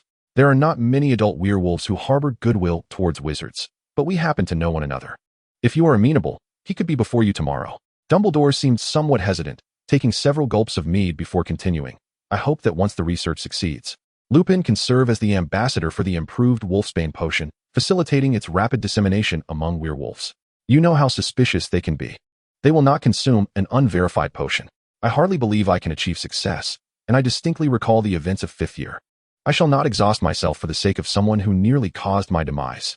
Snape scoffed, his derision barely restrained from erupting into outright confrontation. His restraint was the final courtesy he afforded Dumbledore. Dumbledore removed his glasses to polish them, a shadow of concern crossing his face. "Yes, Severus, we are all aware that the incident that day was merely a rather excessive prank by Sirius. He did apologize to you afterward, did he not? Moreover, Lupin is innocent. He was not privy to these matters." "Excessive? Huh. Had a Slytherin pulled such a prank, I doubt we would be having this conversation." Snape huffed, observing Dumbledore's unchanged expression and suddenly narrowing his eyes as a thought struck him. "Very well. I welcome him to be my test subject. It is imperative not to abandon this endeavor." This was a fortuitous opportunity for a brazen act of revenge. He could not let it slip away. As for being the ambassador, apologies, but he had already decided on a candidate. Dumbledore could forget about reaping any benefits. Chapter 51, Enemies Assemble. The Snake Maiden ultimately failed to coax the 1,000-year-old serpent out of the forbidden forest, returning to the castle in dismay, only to find the tall, fearsome master at home. "Viti, where has Tom gone? I didn't see him in the garden," Nagini inquired, nudging open the study door and slithering inside, muttering. "I remember Tom has a fondness for glittering objects. I even brought back a little something from the forest where Hirebo resides." Upon hearing such a description, Viti's interest was piqued regarding her gift. "Tom has gone to Malfoy Manor, to Draco's home for some fun," Viti replied, patting Nagini on the head. Glancing at her now thicker serpent waist, "He likely won't be back for several days. May I take a look at your gift first? What if it's not as dazzling when he returns?" "Of course, it's in the garden," Nagini chirped. "Peeves is keeping an eye on it. She loves munching on the roses in the garden." As Viti followed Nagini downstairs, he paused at the mention of Peeves enjoying roses. Could the glittering object be a living creature? Nagini babbled excitedly about her surprise encounter with the glittering object on the night of the full moon. Fortunate that Hirebo had intervened, or she would have devoured it. Upon seeing the glittering object in the garden, Viti couldn't decide whether to be grateful for the serpent's timely intervention or to scold the Snake Maiden for her gluttony. He squinted at the radiant, white creature, realizing that Nagini had brought back a small unicorn. "Viti, do you think Tom will like it? Can I request double the snacks and lambs?" Nagini excitedly flicked her tail, completely oblivious to Viti's grave expression. "Nagini, when you brought her back, what happened to the adult unicorn that was with her? The one with the golden hooves? More dazzlingly beautiful than her?" Viti suppressed the urge to flay the unicorn, lowering his head to inquire of Nagini. It is well known that unicorns can not only save souls, but also heal bodies. Their horns can detect poison in potions, their blood can cure various ailments, and their hair can be sold to wand makers for cores. Every part of them is immensely valuable. Most importantly, apart from the unicorns in the forbidden forest of Hogwarts, there are no more than 1,000 known unicorns in the world, and they are social magical creatures, with a large group numbering only in the dozens. With the constant threat of poachers, their numbers dwindle ever more. "Yes, when I brought her out, the bright shiny one didn't object at all," Nagini replied, swimming toward the little unicorn, who returned the gesture with a friendly nuzzle. The little unicorn, delighted by the affection, caught sight of Viti from the corner of her eye and startled, hid trembling in the rose bushes, letting out a frightened whinny. Completely devoid of the cuteness she had displayed with Nagini, Nagini raised her head and scanned the garden, finally landing her gaze on Viti, uncertainly remarking, Viti, please stop smiling. The shiny one says your appearance frightened her. Viti, who had been smiling, suddenly froze. What a ridiculous reason. All right, we can't let your friend ravage the garden. Can we? I'll see what she can eat. Please don't treat her like a lamb for dinner. Viti raised an eyebrow, exasperated, thinking of the gluttonous Nagini, and had to remind her again. Got it, Viti. Halbo wants me to fatten up the shiny one before bringing her back. If I eat her, Halbo would be furious. Nagini said, somewhat displeased, for she was a snake of her word, just as she had been with Creston. But who was Creston? Nagini's serpentine eyes reflected confusion, only to be drawn back to the bouncing little unicorn again. Never mind. The shiny one was far more entertaining. Although Tom had run away from home to Malfoy Manor, claiming he was angry and did not wish to see Viti, he still participated in meetings and voiced his opinions, pretending not to notice Viti's smiling crimson eyes. The two lords in a tiff made it painfully awkward for Lucius, who wished to shrink away beneath the table to avoid being caught between this pair of lovers. When the meeting concluded, Tom typically went to accompany Draco for his studies. The Malfoy heir's lessons were quite engaging. However, he was stopped before reaching the door. A white handkerchief added to his hand. The unique texture prompted Tom to touch it again, and he naturally pocketed it, pondering what material it was made of. He found it delightful. It was made of unicorn hair, but time was too pressing. Otherwise, he would have woven it into a blanket for you. Viti smiled as they walked out of the corridor, strolling along the cobblestone path in the garden. Nagini has prepared a gift for you. Would you like to go home and take a look? If it weren't for needing to guard the gift at home, she would have insisted on joining me to see the peacocks at the manor. Tom was well aware of Nagini's covetous gaze toward the cream peacocks, always contemplating devouring the white one. Of course, he hadn't seen her for almost a month. He nodded slightly. The Malfoy family library was indeed vast. But he couldn't simply leave Viti alone in the castle. Seeing his reserved demeanor, Viti couldn't help but lean down and kiss his forehead. When Draco learned that Tom was leaving, he was utterly distraught, tugging at Tom's sleeve with a pitiful pout. Mr. Tom, could you have afternoon tea with me before you go? I've made a delicious strawberry cheesecake today. Tom affectionately ruffled Draco's little head, indulging his wish. The little glutton was simply adorable. Every year, Hogwarts Castle brimmed with a festive atmosphere during Halloween, and the young wizards found joy amidst their dreary studies. Snape, observing the raucous little trolls and enormous jack-o'-lanterns, was jolted from his stupor by the intoxicating allure of perfecting his wolfsbane potion. All these things serving as reminders that Halloween was just a week away. He stiffly returned to the dungeons, waved his wand to make the skeletal decorations at the office door disappear, and entered with a scowl. Halloween had been the night Lily was murdered. He could never forget the ruins he saw when rushing to Godric's Hollow, nor the silent body of Lily amidst the wreckage. He took out the photograph of Lily stored in a hidden compartment, painfully shutting his eyes. If only he had never spoken the prophecy, would Lily have lived? Regrettably, there are no what-ifs. Even if he hadn't uttered the prophecy, others would have inevitably revealed it. As he drowned in sorrow, a furry head popped out of the fireplace, regarding him quizzically. Mr. Snape, do you still need me to take the potion today? The little boy stood on the blanket in front of the fireplace, startled by the flicker of anger in the black-haired professor's eyes, timidly gazing at him. Am I interrupting you? As he spoke, tears welled up in the boy's eyes. Damn it, wipe your tears. Snape cursed, rising to roughly dab the boy's tear-stained face with a cloth. Listen here, according to my knowledge, the full moon night has passed. You no longer need to seek me out. Use your troll brain to consider it. If there were something, I would come to you. The boy sniffled. His small face reddened from the professor's rough treatment. Sir, I'm all alone in the little courtyard, and there are wolves howling in the forbidden forest. I'm scared. The boy grimaced, but he preferred staying beside Mr. Snape to returning to the dark little courtyard. Snape paused in his wiping, hearing the boy's stomach grumble, and tossed the cloth at his face. What a cowardly troll. Go eat your meal, then sort through that bucket of rotting flobberworms for me. Snape, displeased, summoned the house elf to deliver food, glaring at the boy to ensure he finished every morsel on his plate. I promise to complete the task, sir. The boy chirped, gleefully finishing his milk before scampering off to the storeroom for potion ingredients. Snape feared the boy would kill all the flobberworms, grumbling about his clumsy actions while guiding him hand in hand on how to handle them. What a nuisance. Ugh, this disgusting slime, the boy constantly grumbled, his mutterings filling the ears of the black-haired professor. Snape shot a glare at the boy who would shine brightly with just a little sunlight. No longer concerned about his grief for Lily, Sirius sat at the leaky cauldron, drowning his sorrows. Since his release from Azkaban, he and T made any friends. The once close Auror acquaintances now felt distant and unfamiliar, and only he and the missing Lupin remained of their quartet. He gulped down a generous amount of brandy, a flash of pain crossing his eyes at the sight of a jack-o'-lantern. Was Halloween approaching? Number 4, Privet Drive. Petunia held a fruit knife, warily watching the drunken man before her. What do you want now? Have you forgotten what Dumbledore said last time? Petunia glared, her eyes unkind. Was the wizard's reputation truly so low? And where were the Aurors who were supposed to protect them? Hick, Mrs. Dursley, rest assured. I merely wish to take Harry to meet Lily and James. He surely hasn't seen his parents' gravestone. Sirius raked a hand through his hair in agitation, removing his wand to dispel the smell of alcohol, lamenting, Halloween is fast approaching. If you are willing, perhaps Dumbledore could accompany me. Petunia nervously picked at her palms, finally letting out a long, resigned sigh. A day later, wrapped in a thick scarf, Harry saw the place where his parents once lived for the first time. Though it had turned to ruins, he felt a surge of joy. Then he beheld the shared tombstone, adorned with several exquisite, fresh flowers. Young Harry exhaled a breath of white mist, wiped away the tears at the corners of his eyes, and, under the affectionate gaze of his godfather, laid the lily he held at the foot of the grave. Petunia pressed her lips together tightly, following Harry's lead to place the flowers.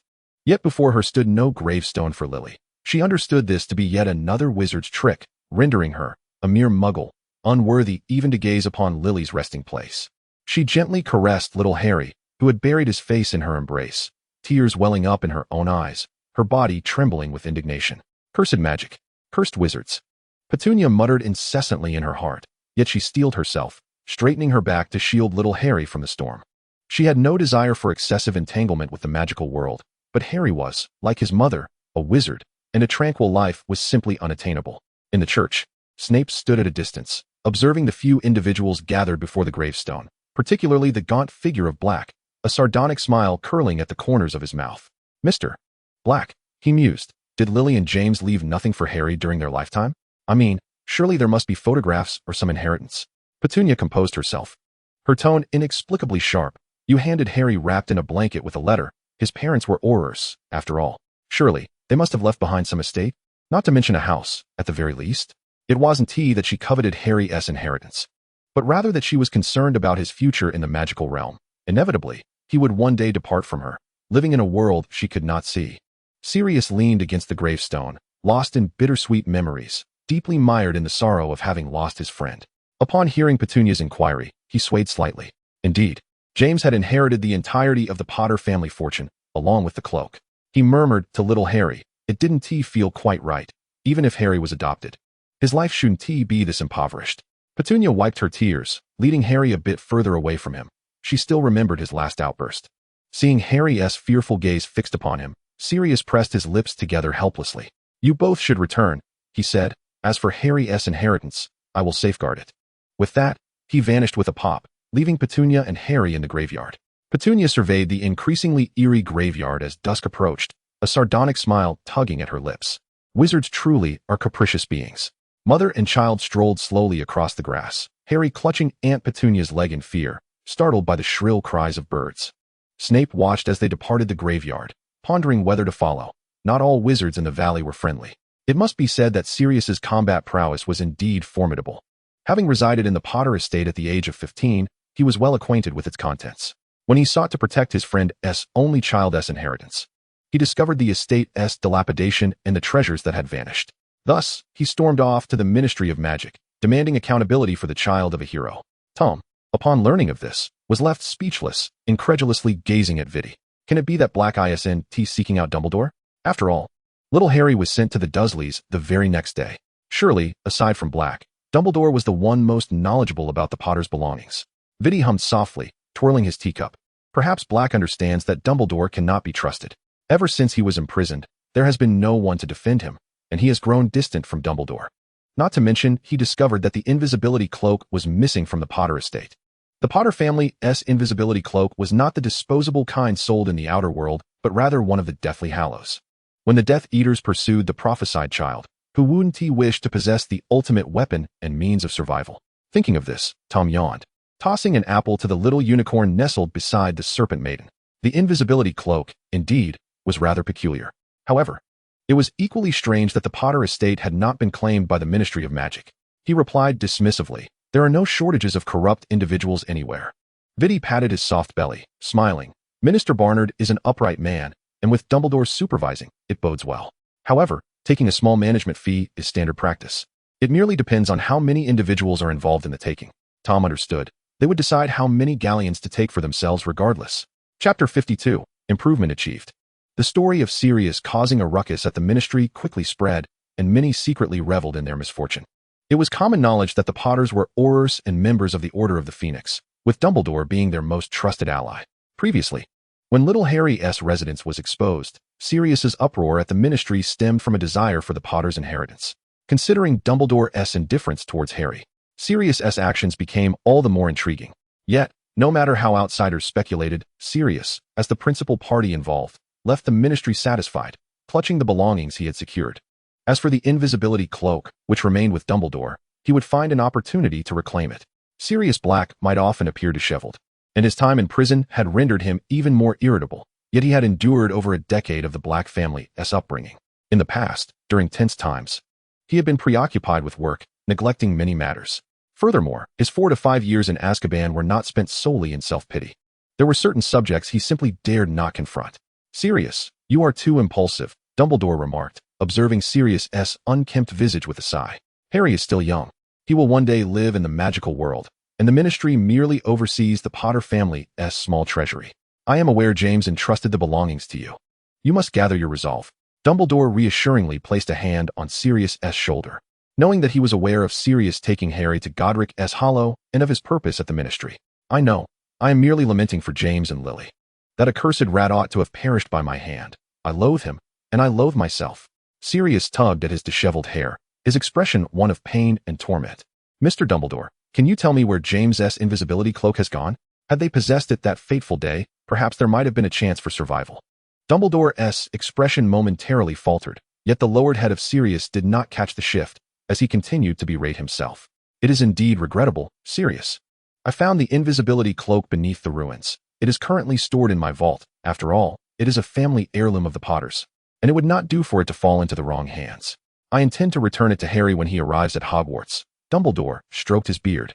Pausing before continuing, "Harry is already 5. You may take him to meet the house elves that dwell within the estate. This is all we can do." Sirius let out a strange wail, recalling his foolish proposal to change the secret keeper, yet nothing could revert to its former state. Dumbledore watched Sirius depart, his azure eyes growing cold. Anyone faced with a situation spiraling out of control would hardly maintain composure, especially when it involved Sirius, whom he believed had betrayed the Potters. He recalled the letter sent from Germany, his brows knitting together in contemplation, uncertain whether to respond. Exiting his office, Dumbledore glanced at the portraits behind him before making his way to the potions master's office in the dungeons. He had certain inquiries to pose to Snape. As Snape immersed himself in grading assignments, the sound of knocking at the door caused his quill to leave a long ink blot on the parchment. He opened the door, only to find the last person he wished to see, and he said with a tone of mockery, "Dumbledore? What brings you out of your office to seek me in such an esteemed manner? I hardly believe that as the headmaster, you would lack a messenger house elf." Dumbledore chuckled as he stepped into the domain of the potions master, placing several boxes of Bertie Bott's every flavor beans upon the desk. "Is young Ian not present? I assumed he was assisting you with potion making. You ought not to confine him to your office. He could also mingle with the students around the castle." Severus Snape's lips twitched at the corners. It was hard to believe that Dumbledore was unaware of Ian's true identity. The motivation behind Dumbledore's words was a mystery, but only he could have the audacity to place a werewolf among young witches and wizards. "Dumbledore, Ian has yet to reach the age for attending Hogwarts, and he is my apprentice. I reserve the right to dictate his activities, though not his friendships." He pressed his lips together, content that Ian's identity remained undisclosed, and he was willing to indulge Dumbledore's ruse. Meanwhile, the poor potions master had 7 years' worth of assignments to grade, along with preparations for the next day's lessons and materials. He shot a sidelong glance at Dumbledore, silently indicating that he should speak his mind. "Ah, very well, Severus, I comprehend your apprehensions." Dumbledore's aged visage furrowed in contemplation as he waved a hand dismissively. "Yesterday, I encountered young Ian and noted that he appeared considerably improved. I was curious about the progress of your potion enhancement." This inquiry was anticipated. The dark-haired professor showed little reaction, merely summoning several sheets of parchment with a flick of his wand. "I have made some headway, yet I still require a few crucial herbs." He perused the parchment, mentioning the names of several rare herbs, as elusive as the skin of an African tree snake, casting an expectant glance at Dumbledore. Though of pure blood, Dumbledore's financial situation had been precarious. The wealth he had accumulated in his youth had dwindled after establishing the Order of the Phoenix, leaving him rather solitary. However, he was not one to be easily daunted, and as the greatest white wizard of the century, he quickly devised a solution. "Severus, You have only explored the periphery of the forbidden forest for herbs. Only the centaurs are familiar with its depths. I shall enlist their aid in procuring the materials you require. Dumbledore popped a chocolate frog into his mouth, feeling his spirits lift slightly. Snape swallowed his sardonic retort and even regretted not having requested more herbs. Glancing at his watch, he impatiently remarked, "Dumbledore, I presume you would not squander half an hour of a busy potions master's time for such trivial matters. Perhaps our esteemed headmaster might refrain from assigning me responsibilities beyond my teaching duties, allowing me to better instruct my students." It appeared that Dumbledore had finally come to the crux of his visit, mentioning his desire for Snape to assist Sirius in brewing a soul stabilizer. Snape murmured, nodding slightly as he gestured toward the nearby cauldron and ingredients. "I can concoct the soul stabilizer for that foolish dog, but it will require additional payment." Dumbledore's gaze flickered over Snape's understated yet elegant attire, courtesy of the Malfoy family, and recalled the rumors of his commissions from a burgeoning potion factory. His expression growing somewhat enigmatic. Snape paid no heed to Dumbledore's scrutiny, knowing that it was impossible to expect him to work for free. Clearing his throat, Dumbledore acquiesced to the request, recognizing that having Severus, a master of potions, handle the task was both convenient and safe, should any foul play arise. He would be able to detect it in time. Tom, indifferent to the happenings within the Ministry of Magic, was far more concerned with the improvement of Snape's Wolfsbane potion. Should the enhancement prove successful, a veritable fortune in galleons would soon fill his coffers. Viti planted a gentle kiss on his lips, her eyes reproaching him for incessantly mentioning other men's names. Tom nudged her head away, pointing toward the serpent and beast who were mimicking their closeness. It appears those two have formed quite the bond. However, the little unicorn has been out for a month now. When do you plan to return her to the Forbidden Forest? Viti had longed to send the little unicorn away. Having her and Nagini monopolizing her beloved was utterly intolerable. The fur she had shed could easily knit a blanket. And since the last time Snape collected unicorn blood yielded little, there was no need for concern over her discomfort. Viti recalled the gleam of delight in the dark-haired professor's eyes upon seeing the unicorn, and while she regarded him with somewhat more esteem than during their days among the Death Eaters, it was still far from the reverence she once held. Having witnessed Viti's methods of collecting beast hair, Tom mused that had the unicorn's blood not been cursed, it would have undoubtedly faced skinning. However, in comparison to returning the unicorn home, he was more intrigued by another matter. How did you persuade Amelia Bones to reconsider the conviction of the prisoners in Azkaban? As far as I know, she is aligned with Dumbledore, and her brother met his demise at the hands of Dolohov. Tom swallowed the grapes Viti had fed him, curiosity flickering within him. It wasn't so much that I convinced her. Rather, the matter concerning Black struck a chord with her. If Black was wrongfully imprisoned without trial, then it stands to reason that others may have suffered a similar fate. Viti raised an eyebrow, a hint of a smile gracing her lips. Every faction is rife with opportunists, some willing to betray friends and family for their own gain, and during this tumultuous season, the beleaguered Aurors could only respond to exceptional circumstances. Many individuals were cast into Azkaban without ever receiving the chance to plead their case. She had deliberately sent evidence of several wrongful convictions to the press and the ministry, hoping to stir momentum for their re-examination, should they be declared innocent. The likelihood of exonerating Bellatrix and the other Death Eaters would increase substantially. Tom marveled once more at the ruthlessness of political maneuvering. Realizing that methods of killing without bloodshed were indeed plentiful, it was worth noting that the former head of the Department of Magical Law Enforcement was Barty Crouch, who, even after sending his own son to Azkaban and losing his career, still retained a considerable following among the populace. Were they to discover that their idol was complicit in the loss of innocent lives? Goodness, the implications are unthinkable. Even though his policies had successfully imprisoned many Death Eaters, the average wizard would not wish to be associated with the blood on his hands. In that case, we shall inevitably confront Dumbledore directly. Tom nudged Viti's chin, speaking languidly. Are you prepared, Viti? Or should I say, are the new Death Eaters prepared? Viti nodded, adorned with an inscrutable smile. She was indeed ready. Peaceful coexistence with Dumbledore was an impossibility. Either he would perish, or she would. As expected, once the minister announced the verdict of not guilty, the public buzzed with speculation. However, with the precedent set by Sirius Black, their reception was largely favorable.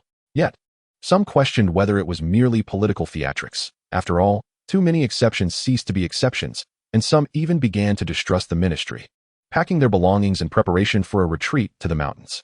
At that moment, Dumbledore was still engaged in discussions with Minister Barnard regarding the prisoners held in Azkaban, blissfully unaware of the turmoil brewing in the wizarding world.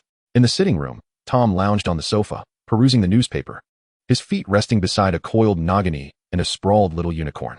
Nagini flicked her tail, urging him to hasten through the latest promotional events for Duke Honeybee. Indifferent to trivial matters, the little unicorn bleated softly, resting her furry head on Tom's slipper. Viti settled beside him with some documents. Furrowing her brow as she glared at the raucous duo, Nagini remained unfazed by her ire, playfully curling her tail around Tom's ankle, while the unicorn buried her head into Viti's abdomen, seeking refuge from sight. Viti, almost amused by their antics, resolved to pack them up and send them away that very afternoon. Observing this, Tom pressed a kiss to her cheek, bemused by her jealousy over Nagini and the others. Viti wrapped her arms around his waist, deepening the kiss by cradling the back of his head, determined not to miss out on the reward she deserved. Just as the two became lost in their embrace, the fireplace chimed with the sound of someone requesting to use the Flu network. "Ah, Viti. It seems we have a visitor," Tom gasped, fastening the buttons of his shirt under the piercing gaze of someone's strong disapproval. "They must have urgent business to come seeking us now." It was common knowledge that the Lord did not work on weekends. Anyone daring enough to disturb his rest would have to brace themselves for the consequences. Viti cast a deep glance at him, patting his arm, intending to continue their education in love that evening. Understanding the intent behind Viti's gaze, Tom touched his nose, blaming him for igniting the fire first. The black-haired professor, emerging from the fireplace, remained oblivious to the peculiar atmosphere. After bowing to the Lord and young Master Sterling, he produced a brown potion from his bag. "My lord, sir, this is my successfully improved wolfsbane potion," Snape declared with pride. He had spent 6 months researching over 100 formulas and had finally created a potion that was both effective and cost-effective, reducing the cumbersome steps by a quarter. Though regrettably, the brewing time had not been shortened. Viti cast an identification charm on the potion, ensuring its safety before accepting it. After sniffing it, he handed it to the curious Tom and took the parchment from Snape's hands for further examination. "Excellent, Snape. I knew I was right about you," he remarked, looking at the respectfully standing Snape. With a light tap of his wand on the parchment, he added, "Once I find some werewolf subjects for testing, if the potion proves effective, you shall receive all that you desire." "My lord, I am delighted to have not betrayed your trust," Snape replied, his lips pressed tightly together. Without the contributions of ingredients from the Lord and Lucius, even if he had succeeded in the improvement, it would have taken much longer. "My lord, previously Dumbledore approached me, wishing to appoint a spokesperson for the improved potion." Viti raised an eyebrow, sensing that Dumbledore shared similar intentions, both aiming to gain control over the werewolves. "What are your plans? You are the creator of the improved potion. I permit you to make some requests," he inquired with a smile. Snape stiffened momentarily, kneeling on the hard floor, his gaze turning hollow. "My lord, I request that my apprentice, Ian Carter, be appointed as the spokesperson. He would make a splendid spy." His voice was devoid of inflection, but his trembling hands concealed beneath his robes betrayed his anxiety. Chapter 53, The Boy. Although Viti was not a merciful master, he acquiesced to the black-haired professor's request. After all, who was it to refuse? Moreover, Snape's demeanor suggested he was willingly presenting his vulnerability, regardless of Snape's ulterior motives. Viti had his own strategies. The black-haired professor's spirits visibly lifted, and he turned his attention to the serpent and unicorn nestled beside one another, his desire to gather potion ingredients stirring within him. However, Viti could not afford to drain the unicorn of its blood and chose to ignore the professor's longing gaze. To create a buzz around Snape's successful improvement of the wolfsbane potion, Viti had his newspapers report on werewolves rampaging into wizarding homes and biting children during the full moon, detailing how a passing wizard had intervened in time, administering the wolfsbane potion to maintain the werewolf sanity. Ordinary wizards were both outraged and alarmed. After all, werewolves and wizards were mortal enemies, yet the Ministry of Magic's control over werewolves was woefully inadequate. As for why the passing wizard happened to possess the wolfsbane potion, well, that was merely a stroke of luck for the child. Upon learning that someone had improved the wolfsbane potion to eradicate this phenomenon, they saw that the improved potion was both affordable and available in bulk, prompting wizards to inundate the ministry with letters urging them to fund the purchase for the werewolves, as it would not be their own resources at stake. The ministry, already beleaguered by the backlash from capturing Death Eaters and the ensuing wrongful accusations, found themselves inundated once more with countless letters of complaint regarding werewolves biting young wizards, further tarnishing their credibility. As the werewolf incidents escalated, Snape's name echoed throughout Europe, and the werewolf community eagerly awaited validation of the reports. Fortunately, Snape resided long-term at Hogwarts Castle, and his young apprentice Ian was unable to negotiate on his behalf, leaving those seeking collaboration to return empty-handed. The Ministry of Magic, maintaining a cordial relationship with Dumbledore, dispatched the head of the International Magical Cooperation Department, Old Crouch, to the castle in hopes of including the improved potion as one of the offerings at a potion exchange event. Old Crouch, a graduate of Ravenclaw, harbored a deep-seated hatred for Death Eaters, having lost both his wife and son, leaving him a weary and gaunt shadow of his former self. However, upon seeing his former Transfiguration professor, he managed a strained smile. "Mr. Crouch, you do not appear to be in the best of health. Allow me to pour you some mead to warm you," Dumbledore said, rising to embrace him and pouring a glass of his prized honeyed wine. "Professor Snape is not here, is he?"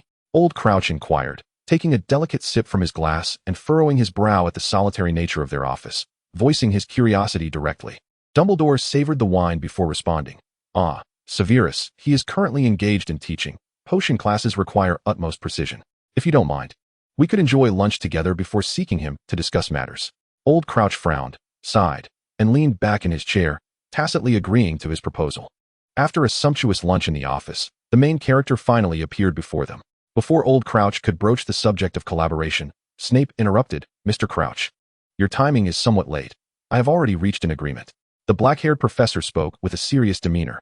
"It is with the owner of the newly opened Sunshine Apothecary in Diagon Alley. Should you have any needs, please consult with them." Sunshine Apothecary was Tom's enterprise. On the surface, he still presented himself as a young wizard returned from France, and it was only natural that he had some connections, wasn't it? Dumbledore's brow furrowed slightly. But he quickly smiled and remarked, "What a pity, Severus. I heard Mr. Crouch mention that the improved potion would be submitted for the potion exchange. Who knows? It might even earn you a second-class Merlin Award. Wouldn't you agree, Mr. Crouch?" Old Crouch nodded, squinting at the upright black-haired professor. "It is indeed a pity. I had thought you might seek collaboration with the Malfoy family, given your amicable relations with Lucius Malfoy." He adjusted his glasses, his tone devoid of inflection, the weight of his sorrow rendering him oblivious to his own irritable nature. Snape inclined his head slightly, pulling his robe around his chest. "Amicable relations aside, when it comes to profit, I still prefer the party that can yield greater returns." Due to the lack of explicit intellectual property protection laws in the magical community, Damocles, who disclosed the potion formula to the public, gained little in return. While Snape stood to profit significantly from his improved Wolfsbane potion without having to pay royalties for the formula, leaving the ministry at a disadvantage. Old Crouch evidently recognized this, and his expression soured. "If there's nothing else, I shall take my leave. After all, the potion's master still has classes to teach." Snape nodded to both men and turned to exit the office. With the departure of the black-haired professor, Old Crouch, having gleaned the desired information, returned to the Ministry of Magic through the fireplace, reflecting on Snape's cleverness in evading the ministry and the aristocracy's constraints and securing a foreign ally. If Tom were aware of his inner thoughts, he would surely be doubled over in laughter. Regardless of whether the improved Wolfsbane potion fell into the hands of the Ministry or Dumbledore, it would undoubtedly not be widely distributed for werewolf use, as they were in need of an unstable werewolf community. Although Viti and Tom intended to use it for controlling werewolves, they had invested both money and potion ingredients, and the selling price was merely a third of the original. In the afternoon, the Sunshine Apothecary welcomed visitors from the Ministry, led once again by Old Crouch, flanked by two Aurors. The young shop assistant, having yet to weather many storms, nervously employed a magical telephone to notify the proprietor upon hearing the intent expressed by Old Crouch. After receiving a precise response, he broke into a sweat as he served tea and snacks to the three men. As the director of the Department of International Magical Cooperation, Crouch had a modest acquaintance with Muggle affairs. The rectangular box, no larger than the palm of the shop assistant's hand, resembled a Muggle mobile phone. Yet, one could not fathom the moment when Muggle devices would find their place in Diagon Alley.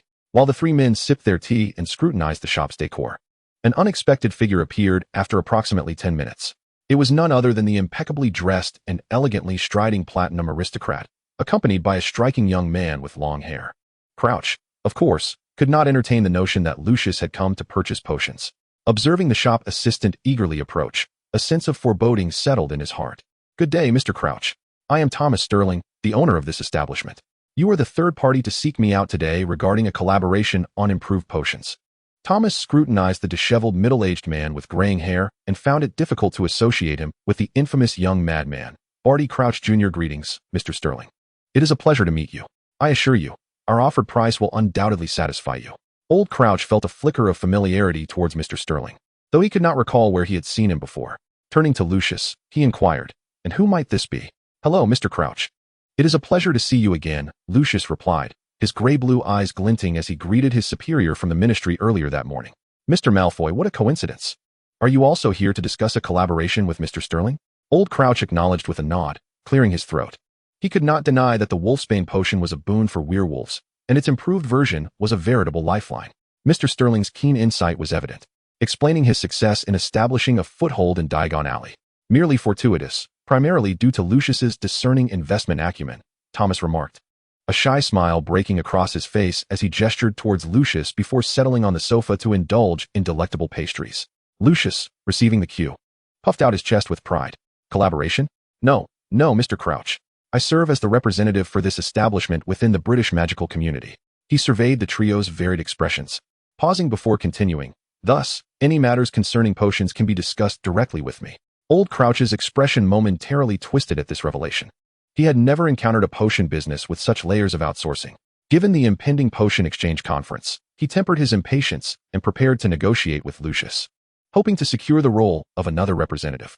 Although Lucius had received instructions from his two masters that the improved potion could not remain in his hands, and his grand ambition was to distribute it globally to all places inhabited by werewolves, a merchant's nature compelled him to negotiate without conceding. Old Crouch dabbed at the sweat on his brow with a handkerchief, ceding his seat to the Aurors behind him, and cast a furtive glance at the relaxed Mr. Sterling, who had furrowed his brow in thought. While conversing with Lucius, he suddenly recalled where he had seen this face. Young Mr. Sterling bore an uncanny resemblance to Voldemort in his youth. He had had the fortune of encountering Voldemort when he was younger, during his tenure at Borgin and Berks, where he often visited the homes of old aristocrats to acquire antiques, including inquiries made at the Crouch estate. Old Crouch pressed his fingers against his throbbing temples. Voldemort was over a decade his senior, and even if he had returned from his disappearance, it would be implausible for him to adopt such a youthful guise, especially since Lucius's demeanor towards the youth was notably calm. Thomas winked at the conflicted Old Crouch, successfully causing him to spill his teacup. Apologies, my hand slipped. I shall clean it up immediately. Old Crouch muttered apologetically, utilizing his wand to tidy the carpet, which he held firmly in hand. Lucius silently acknowledged Old Crouch's sharpness, sparing him the need to provide various hints. Mr. Sterling, do you have any elder relatives residing in Britain? You bear a striking resemblance to someone I know. Old Crouch inquired, cradling the freshly refilled teacup as he lowered his gaze. He would be around 60 years of age, remarkable in his youth, yet our philosophies diverged. Thomas regarded him with curiosity. Vidi graduated from Hogwarts in 1945, and at that time, I had yet to attend school. How could you possibly know him? However, considering that Vidi was an exemplary graduate of Hogwarts, having been awarded a special contribution prize and a Parselmouth from Slytherin, it was not surprising that tales of him lingered. Someone resembling him? Indeed, but I have no relatives around 60 years of age. Are you suggesting I should be introduced to him? Thomas's smile held an odd quality. Yet when contemplating the ages of both his past and present selves, one could estimate him to be nearing 90. Old Crouch sighed internally. What was he pondering? The magical world possessed no elixir for rejuvenation. I regret to inform you, sir, that the 60-year-old gentleman is no longer with us. He scrutinized the youth's expression, yet failed to glean the desired response. Thomas non-committally nodded, glancing towards the back of the apothecary. Vidi should be making his entrance soon, I presume? Lucius and the two Aurors had bickered for an extended period, ultimately selling the agency rights for a yearly sum of 40,000 galleons. The two Aurors wore expressions of discomfort, particularly considering the limited supply available for werewolves. Lucius, with a genial smile, drafted the contract and, under the watchful gaze of the Aurors, presented it to Old Crouch. After he highlighted a few poorly phrased clauses, the contract was finally signed by those behind him. With the collaboration finalized, the atmosphere lightened, allowing everyone to indulge in some shopping within the store. The potions, priced below market value by a fifth, were greatly appreciated, and the two Aurors even received a discount card, depleting their wallets amidst the diverse array of potions. While Old Crouch was engrossed in examining a star-shaped vial containing Felix Felicis, his peripheral vision caught sight of a familiar tall figure, causing him to shudder slightly, resulting in the vial slipping from his grasp. Sir, be cautious. While our shop's potions are affordably priced, the brewing of high-grade Felix Felicis is still quite labor-intensive, Vidi said, using the levitation charm to return the vial to the shelf, a polite smile gracing his face. In that fleeting moment, terror washed over Old Crouch's face. Why you are L-Lore, he stammered, his finger trembling as it pointed at the young man, unable to articulate further. Vidi narrowed his eyes, his smile appearing innocent. What seems to be the matter, old sir? If you truly desire this vial of Felix Felicis, I could extend a 50% discount. He disregarded Old Crouch's ghostly reaction, speaking with elegance. I am Vidi, Tom's elder brother. Old Crouch bit his tongue forcefully, the taste of blood snapping him back to reality. His gaze flitting between the two faces. One bore black eyes, the other red. Their features shared a resemblance, yet their ages did not align with Voldemort's. Nevertheless, that face ahem, my apologies, Mr. Slither. My hand slipped. I appreciate your timely assistance. Old Crouch managed a strained smile, which resembled more of a grimace. Viti smiled silently, turning to approach the young man seated on the sofa. Lucius, prepared to bow, stifled the urge to rise, offering a dry smile instead. Viti nodded slightly, seemingly satisfied with Lucius's earlier performance, and waved for him to depart. Lucius, feeling as if a weight had been lifted, exited with a set of beauty potions prepared by the shop assistant. Alas, had it not been for Severus's unwavering focus on improving the Wolfsbane potion, his supply of beauty potions would not have been depleted. Once the platinum aristocrat departed, Old Crouch also took his leave, but unlike the jubilant mood of the aristocrat, he was plagued with agitation, leading him to visit Hogwarts again that day to engage in a lengthy discussion with Dumbledore. Thomas sighed, pondering how Dumbledore would respond to the unfolding events. Chapter 54, The Encounter. On Christmas Day, the air in Hogsmeade Village was infused with the delectable aromas of roasted turkey and lamb, while wreaths, starry lights, and miniature Christmas trees adorned every corner. 2 months had elapsed since the promotion of the improved Wolfsbane potion and the rectification of the injustices surrounding Azkaban. However, these matters had little bearing on the ordinary wizards and young witches attending Hogwarts, who joyfully celebrated the holiday, particularly the 3 families recently released from incarceration, who adorned their Christmas trees with tears of joy.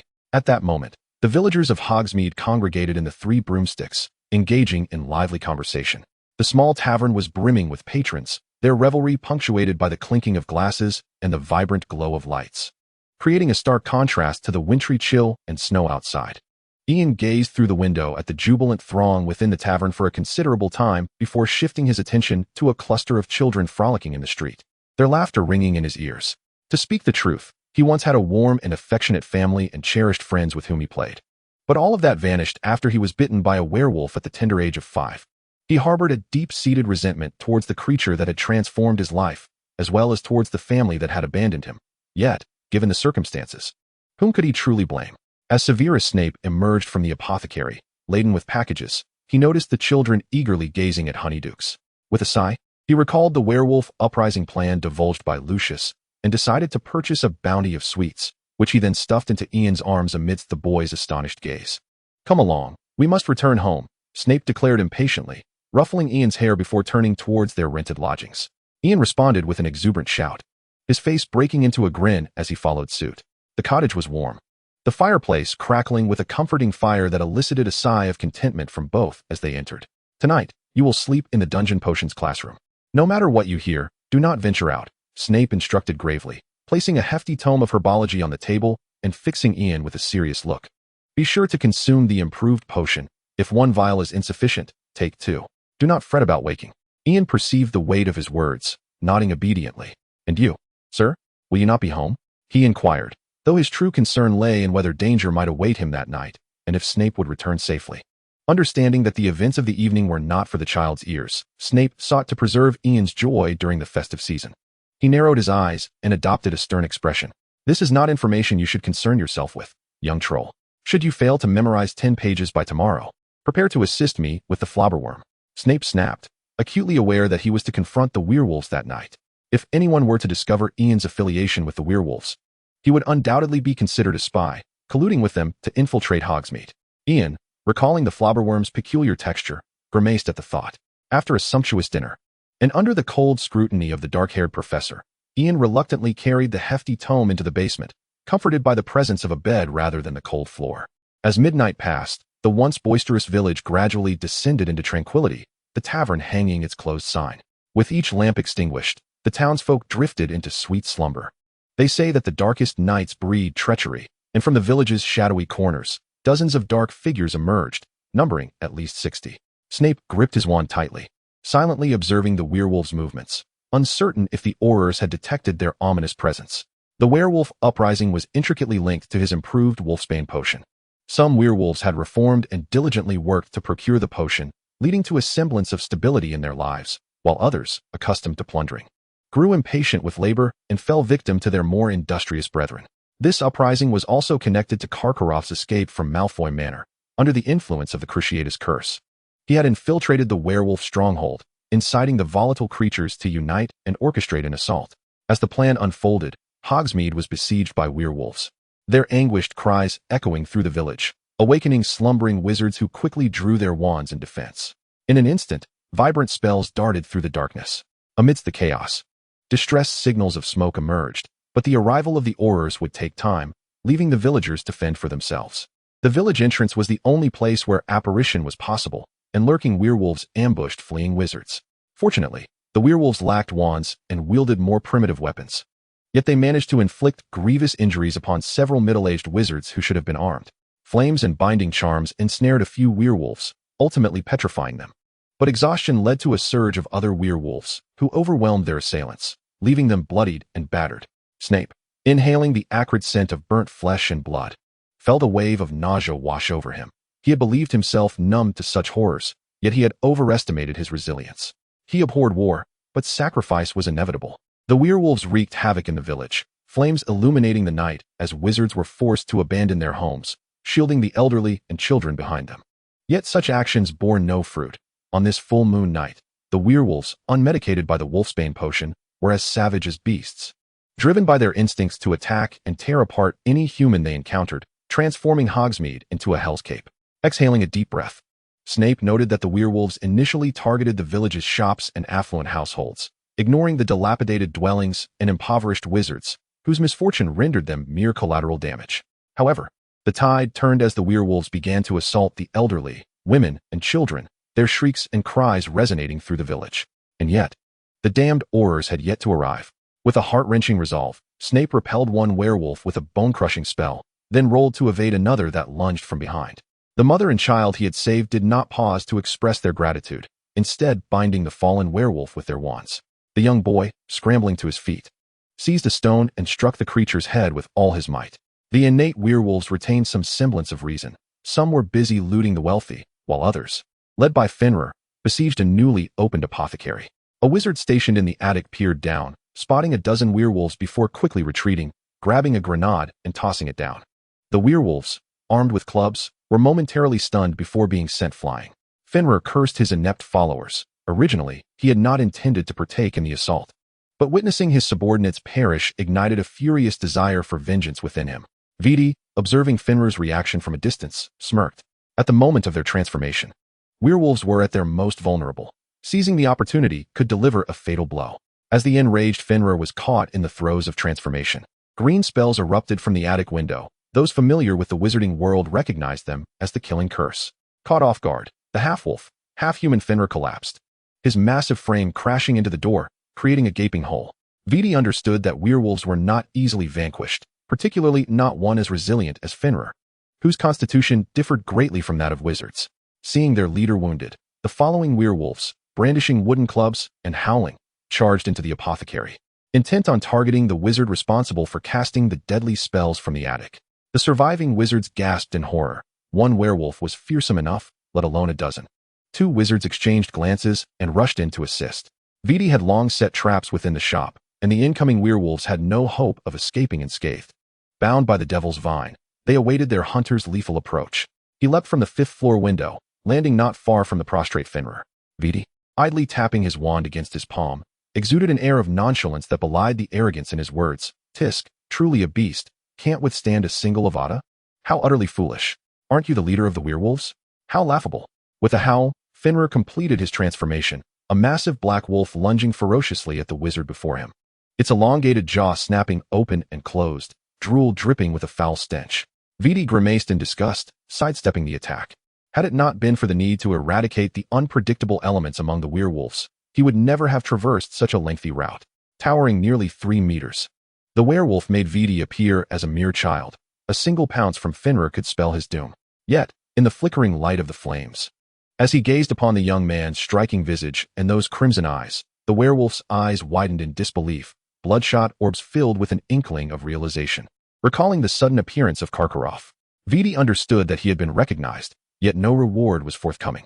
Avada Kedavra, the green light shot from the tip of his wand, striking the colossal wolf once more. Unfortunately, its effect was minimal, merely staggering the beast back a few steps. Seizing the moment, the giant wolf turned and fled. Having recognized the Dark Lord, there was no way he would confront such an adversary, for that would be sheer folly. He had not forgotten the torment inflicted by the Dark Lord in the past. As the giant wolf sprinted, he attempted to rally the scattered werewolves. Yet few responded to his call, for the Aurors had finally arrived, subduing the rampaging werewolves one by one. No matter how swiftly the giant wolf ran, he could not shake off the flying Dark Lord, who, in evading the incoming Avada and various harmful spells, unwittingly ran into a trap laid by the hunter. Wizards peering from the safety of their intact homes watched anxiously, if not for the need to protect their families. They would have eagerly pursued the slaughter of the werewolves themselves. Thus, as the young man seemed to tire, they aided him with a few spells, knowing full well that allowing the werewolves to escape would be a betrayal to those who had perished in the village.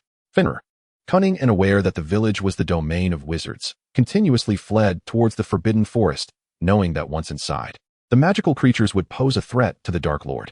However, just as he reached the outskirts of the forbidden forest, a massive shadow struck him, driving him into the ground as if he were a mere whack-a-mole.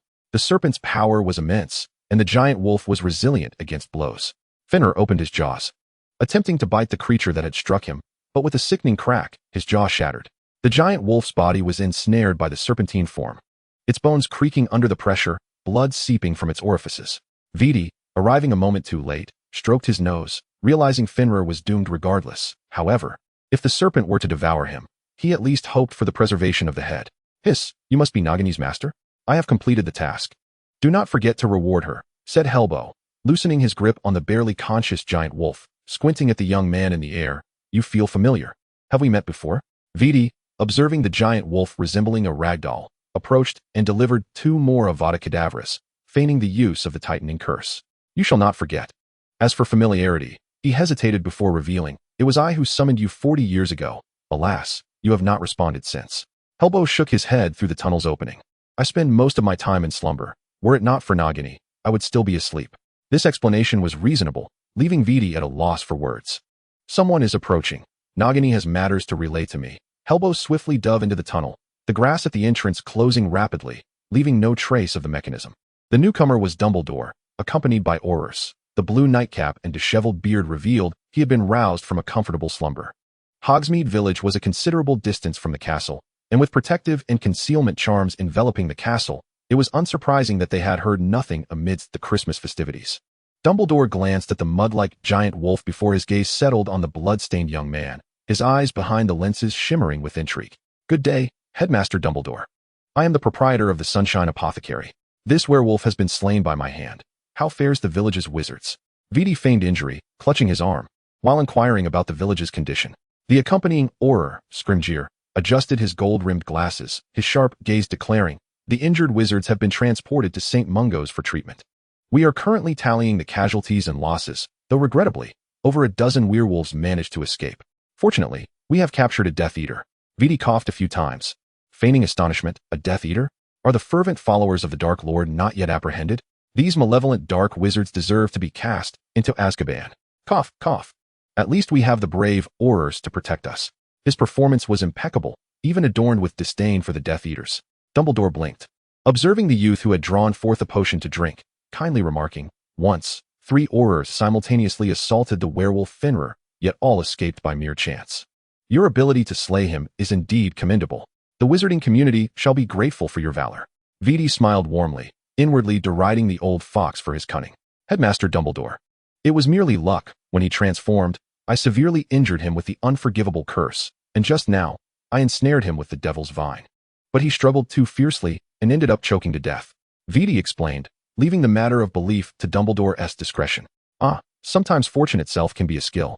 Dumbledore replied with a gentle smile, a glimmer of darkness flashing behind his eyes. Chapter 55, Turmoil. 5 years had elapsed since the Dark Lord and Dumbledore last met, both harboring ulterior motives as they discreetly exited the Forbidden Forest.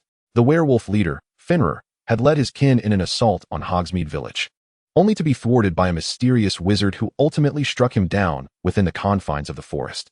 Hogsmeade Village suffered grievously, with casualties mounting after the Death Eater's recent onslaught. Had Karkaroff, the traitor, conspired with the werewolves? Was it a manifestation of distorted humanity or a descent into moral decay? Stay tuned as we unveil the truth. On the morning of December 26th, wizards, just awakening from their dreams, were jolted by this shocking news. Upon reading the article, they learned that at least 50 werewolves had launched a nocturnal raid on the village on Christmas Eve, causing significant loss of life and property. with remnants of unextinguished fireworks still visible in Hogsmeade. As for Karkaroff, the orchestrator of the werewolf attack, he had already been apprehended by the Aurors and confined to a water prison, facing not only countless torturous instruments, but also the impending doom of Azkaban. Viti, emerging with the corpse of the giant wolf, sent the werewolves fleeing in disarray, providing the surviving wizards and the supporting Aurors a moment to breathe, and decisively eliminating the remaining dozen or so werewolves. The tale of Viti swiftly spread throughout the wizarding world, his heroism celebrated by the villagers and reported by the press. Amidst the external clamor, the hero, praised by many, reclined on the sofa with his beloved, perusing the articles about himself in the newspaper. Tom chuckled at the amusing bits, finding each account increasingly outrageous. Aside from detailing Viti's valor in slaying the werewolves, they extolled his breathtaking beauty, lauding his ruby-red eyes. Tommy, if you desire such praise, I can ensure they sing your praises too. Viti's gaze fell upon the trembling youth nestled in his embrace, a deep sense of resignation washing over him. Once, the newspapers had sung his praises, but after his disfigurement, such accolades had faded into obscurity. Tom rolled his eyes at him and cleared his throat. There's no rush. First, you ought to extricate the individuals from Azkaban. Viti affectionately ruffled Tom's hair and broached the topic of Dumbledore's recent desire for a conversation, as well as Rita Skeeter's relentless interviews. Aside from the initial interview, which he had personally conducted, he had delegated the rest to Lucius, for sometimes.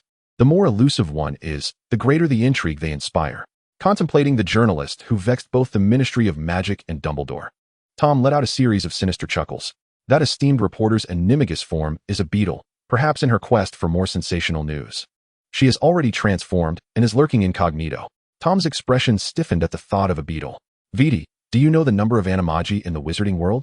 He cited Peter Pettigrew as an example, noting that animagus forms are as varied as they are unpredictable, with no one aware of their true shape until the transformation occurs. Reflecting on the fact that Potter and his companions had all mastered animagus transformation, it was clear they possessed considerable talent. Viti furrowed his brow, uncertain. The last registration counted 7. It's hard to say how many remain unregistered. Besides, mastering the animagus transformation is no simple feat.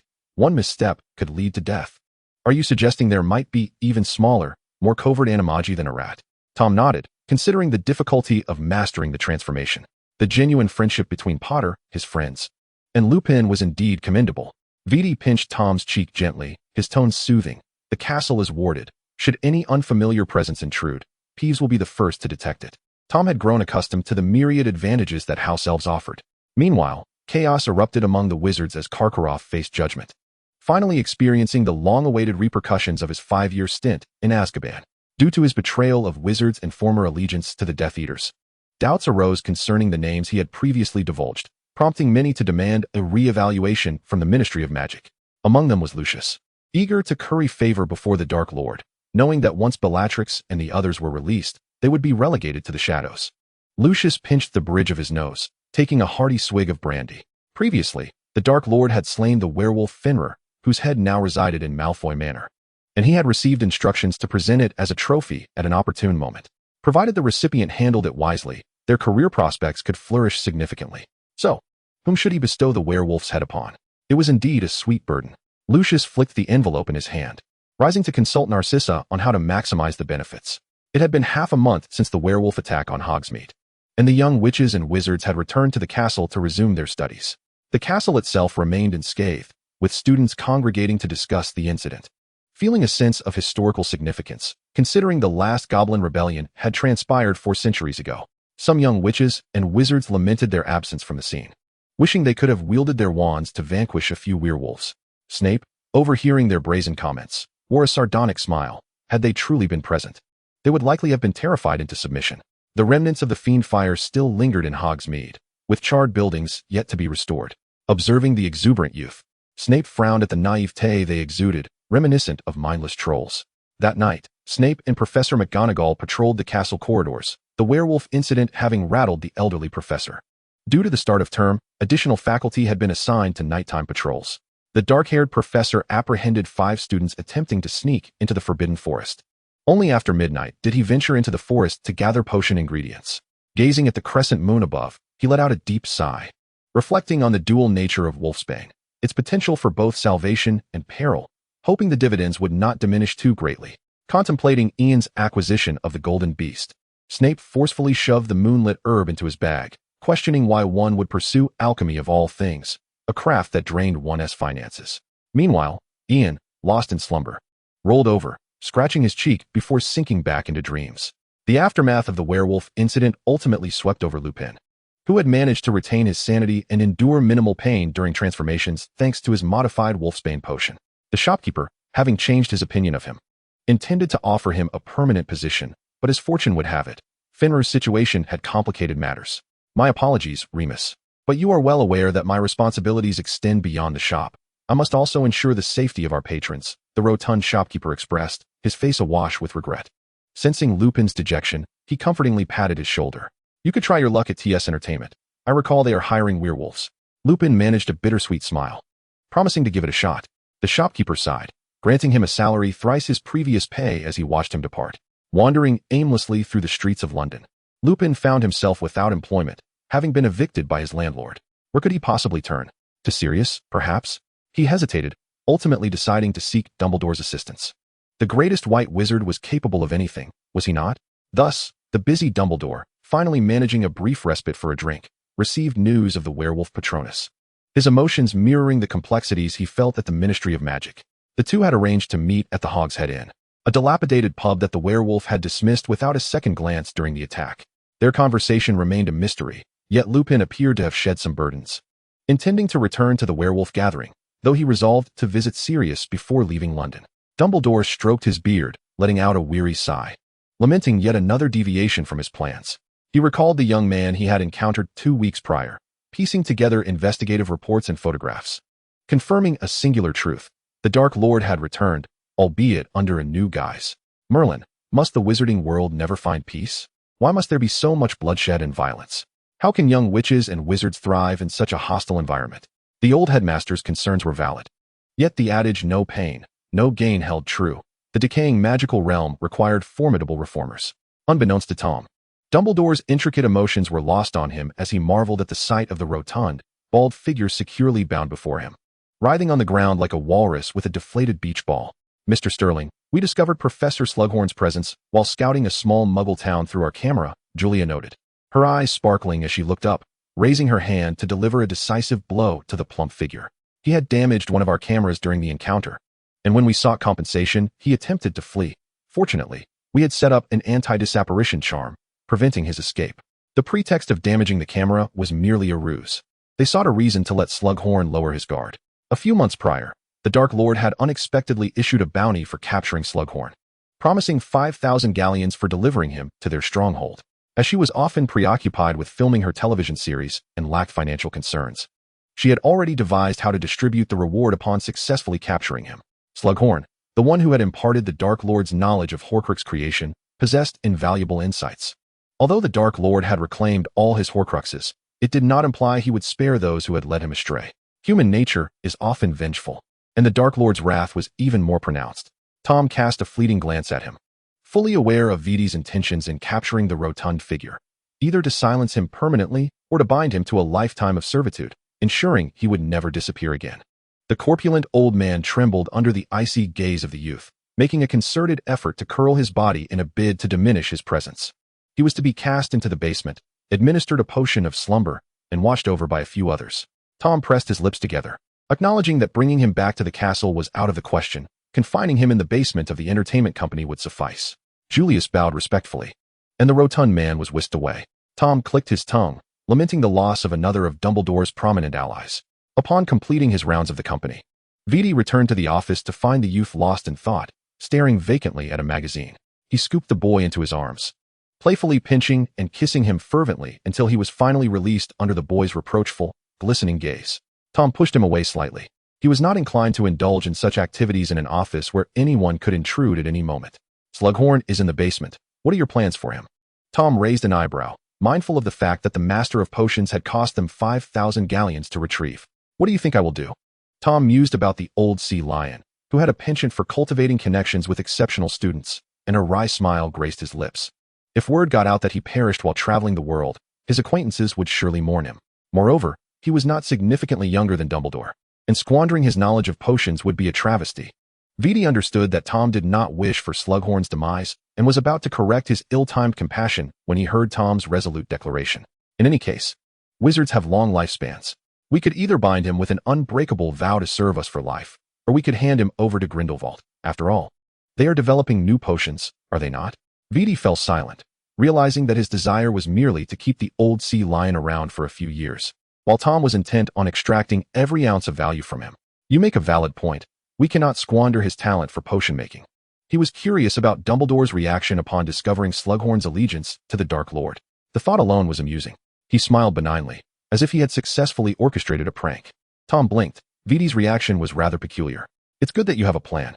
I believe Snape would be quite pleased to have someone share the workload. Tom yawned, settling into a comfortable position in Viti's embrace. Indeed, Viti did not concern himself with whether anyone would assist Snape. He gently caressed the boy's back, contemplating whether he should toss the old sea lion into research on the undead. Meanwhile, across town, Dumbledore was pulling out strands of his beard in frustration. What did you say? A young unicorn has been missing from the Forbidden Forest for nearly 3 months? His piercing gaze fixed on the anxious centaur, Firenze, as a flicker of anger ignited within him. The centaurs were not only residents of the Forbidden Forest, but also its guardians. Yet, they had waited so long to inform him of the unicorn's disappearance. Had they been preoccupied with their star charts to the point of neglect? This was no ordinary young unicorn. It was accustomed to solitude, making it difficult for its kind to notice its absence immediately. There were few capable of silently abducting such a creature. Firenze sighed in self-reproach. He had searched tirelessly, but found no trace of blood. Dumbledore narrowed his eyes. Unicorn blood possessed remarkable healing properties and could extend life. If the Dark Lord had utilized unicorn blood, it would explain his sudden rejuvenation. Had the Dark Lord concocted a second Philosopher's Stone? Or had he successfully created a Horcrux? Countless questions swirled in Dumbledore's mind, but few were available for consultation. Return to the Forbidden Forest and search for more clues. I will have someone investigate whether anyone in the wizarding world is selling unicorn blood or fur. He lowered his gaze, fatigue etched upon his face. Increase the patrols. The wizarding world is particularly unsettled of late. Firenze nodded, his expression tinged with guilt. If only I had discovered this sooner. Dumbledore waved his hand dismissively. Knowing further lamentation was futile, he could only hope the unicorn was still alive. Chapter 56, Identity. Now a celebrated hero, Viti found himself rather occupied. Even without attending the various Death Eater gatherings, he received invitations to events organized by officials at the Ministry of Magic. Swiftly regaining his prominence in the magical community, Tom mingled with numerous ministry personnel and even engaged in an extended conversation with the newly disguised Barty. Minister Barnard observed the crimson-eyed youth before him with an inscrutable expression, increasingly struck by a sense of familiarity that sent a shiver down his spine. Recalling Dumbledore's warning, he found the presence of this young man utterly astonishing. How could this youth possibly be the same monstrous, disfigured Dark Lord? Minister Barnard, what do you think of my proposal? Viti elegantly raised his glass, a gentle smile gracing his lips. Minister Barnard snapped back to reality, sipped his red wine, and replied unhurriedly, Mr. Sterling, as far as I know, films are a Muggle invention, and there is no film festival in the magical world. We would not consider establishing a department for such a purpose. Viti merely acknowledged the rejection with a nonchalant sound. He was not perturbed. He had already signed a film import agreement with Germany, uniquely tailored for wizards. Of course, Minister Barnard had heard of these developments, but she was indifferent, viewing them as merely frivolous films. Well, that is truly unfortunate, Minister Barnard, Viti sighed, his expression one of feigned regret. Barnard's sentiments reflected those of many high-ranking officials. They remained entrenched in their self-constructed world, unwilling to lower themselves to glimpse the broader horizon. With a polite smile, Minister Barnard excused herself, sensing the youth's barely concealed emotions. He was merely a more disciplined version of the average wizard. She could not fathom why Dumbledore would perceive him differently. Just then, someone approached her, prompting her to tilt her chin apologetically and turn away. Viti seized a glass of champagne from a tray held by a waiter, raised it in Skellinger's direction, and promptly downed it. Skellinger, unfazed by the apparent oversight, fixated his sharp gaze on the youth's retreating form. The echoes of the Dark Lord lingered about him, explaining the Malfoy family's affinity for him. The ministry officials were rife with both sycophants eager to curry favor with Viti and those who harbored disdain for him. In essence, his presence had become a matter of contention. Yet Viti was unconcerned. After all, he was the Dark Lord. Moreover, with his loyal Lieutenant Lucius propelling him forward, those wishing to act against him had already been dealt with. Those familiar with the Dark Lord speculated endlessly, yet none could provide any substantiating evidence. Even Dumbledore, who approached the Sterling family's affairs with skepticism, had uncovered no clues. In the Hogwarts headmaster's office, Dumbledore ignited the letters he had just read with a candle's flame, efficiently erasing all traces. The flickering firelight cast an eerie glow, shrouding the office in mystery. V.D. Sterling, Tom Sterling, could they be his progeny? The realization left him speechless with astonishment. There had been a decade of blankness surrounding the Dark Lord's whereabouts. No one knew where he had vanished to. Yet upon his return, he had emerged immensely powerful, garnering the support of families like the Malfoys to establish the Death Eaters. Could it be that the bloodline he left behind during those 10 years had resurfaced? It was plausible, given the timeline. Dumbledore tapped his fingers on the desk, piecing together fragmented memories. However, one mystery remained elusive. What had transpired in Godric's Hollow on the night of October 31st, 1981? Where had the true Dark Lord vanished to? And had he already resurrected himself using a Horcrux? In the depths of his investigation, Dumbledore unearthed the truth of the Dark Lord's identity, that he was the offspring born of a love potion's influence. He had never perceived even a trace of love within the Dark Lord, and the identities of these two individuals, seemingly connected to him, remained shrouded in doubt. He let out a deep sigh, gazing at the tranquil office, and for once, a tinge of loneliness washed over him.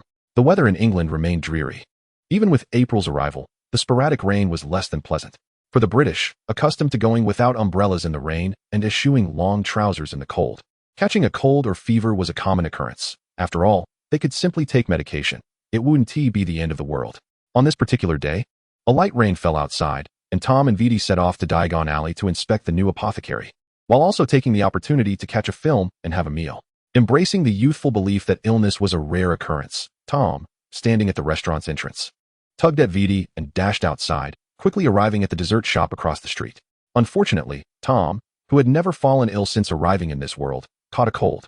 V.D. shook his head at Tom, whose nose was red and forehead damp with sweat, saying, "You should rest well. I'll brew some cold remedy." The castle's potions room had most of the necessary brews, but regrettably, when replacing expired potions a week prior, the remedies for minor ailments had yet to be replenished. Moreover, V.D. was not entirely confident in the potions available outside, and brewing a fresh batch wouldn't take long. Tom dejectedly nodded. It was just a bit of rain. How could he have possibly caught a cold? It made no logical sense. V.D. wiped the sweat from Tom's forehead with a handkerchief before heading to the potions room. The taste of the cold remedy was far from pleasant. It could even be described as utterly vile. Upon drinking the potion, Tom's face turned green. He could no longer feel his tongue. Was the cold remedy truly this dreadful? His memories did not align with that, though he grumbled about it. There was no denying the potion's efficacy. As wisps of white smoke emanated from his ears, the dizziness and nasal congestion dissipated, and he was instantaneously cured of his cold. He downed 2 large cups of honey water to wash away the horrid taste. No wonder Lucius always complained about Snape's increasingly bizarre concoctions. This was blatant retribution. V.D. ruffled his hair with a smirk. "All right, little pipe, let us hope you don't fall ill again. The rest of the potions are no more palatable than the cold remedy." Tom, eyes wide in shock, exclaimed, "The cold remedy is delicious? I've had other potions, and they were only slightly less dreadful." V.D. raised an eyebrow, leaned down to kiss the corner of Tom's eye, and replied, "I cannot speak to the quality of others' brews, but I assure you, the potions I make are undoubtedly more effective." Tom had no retort, curling up in his blankets and turning his back to V.D., his entire demeanor radiating displeasure. V.D., his eyes alight with amusement, feigned a sigh, removed his coat, and lay down beside him, wrapping his arms around the side-lying boy. "I'm sorry, Tommy. I simply don't wish to see you unwell, as it reminds me of my days in the orphanage. Do you remember Simon?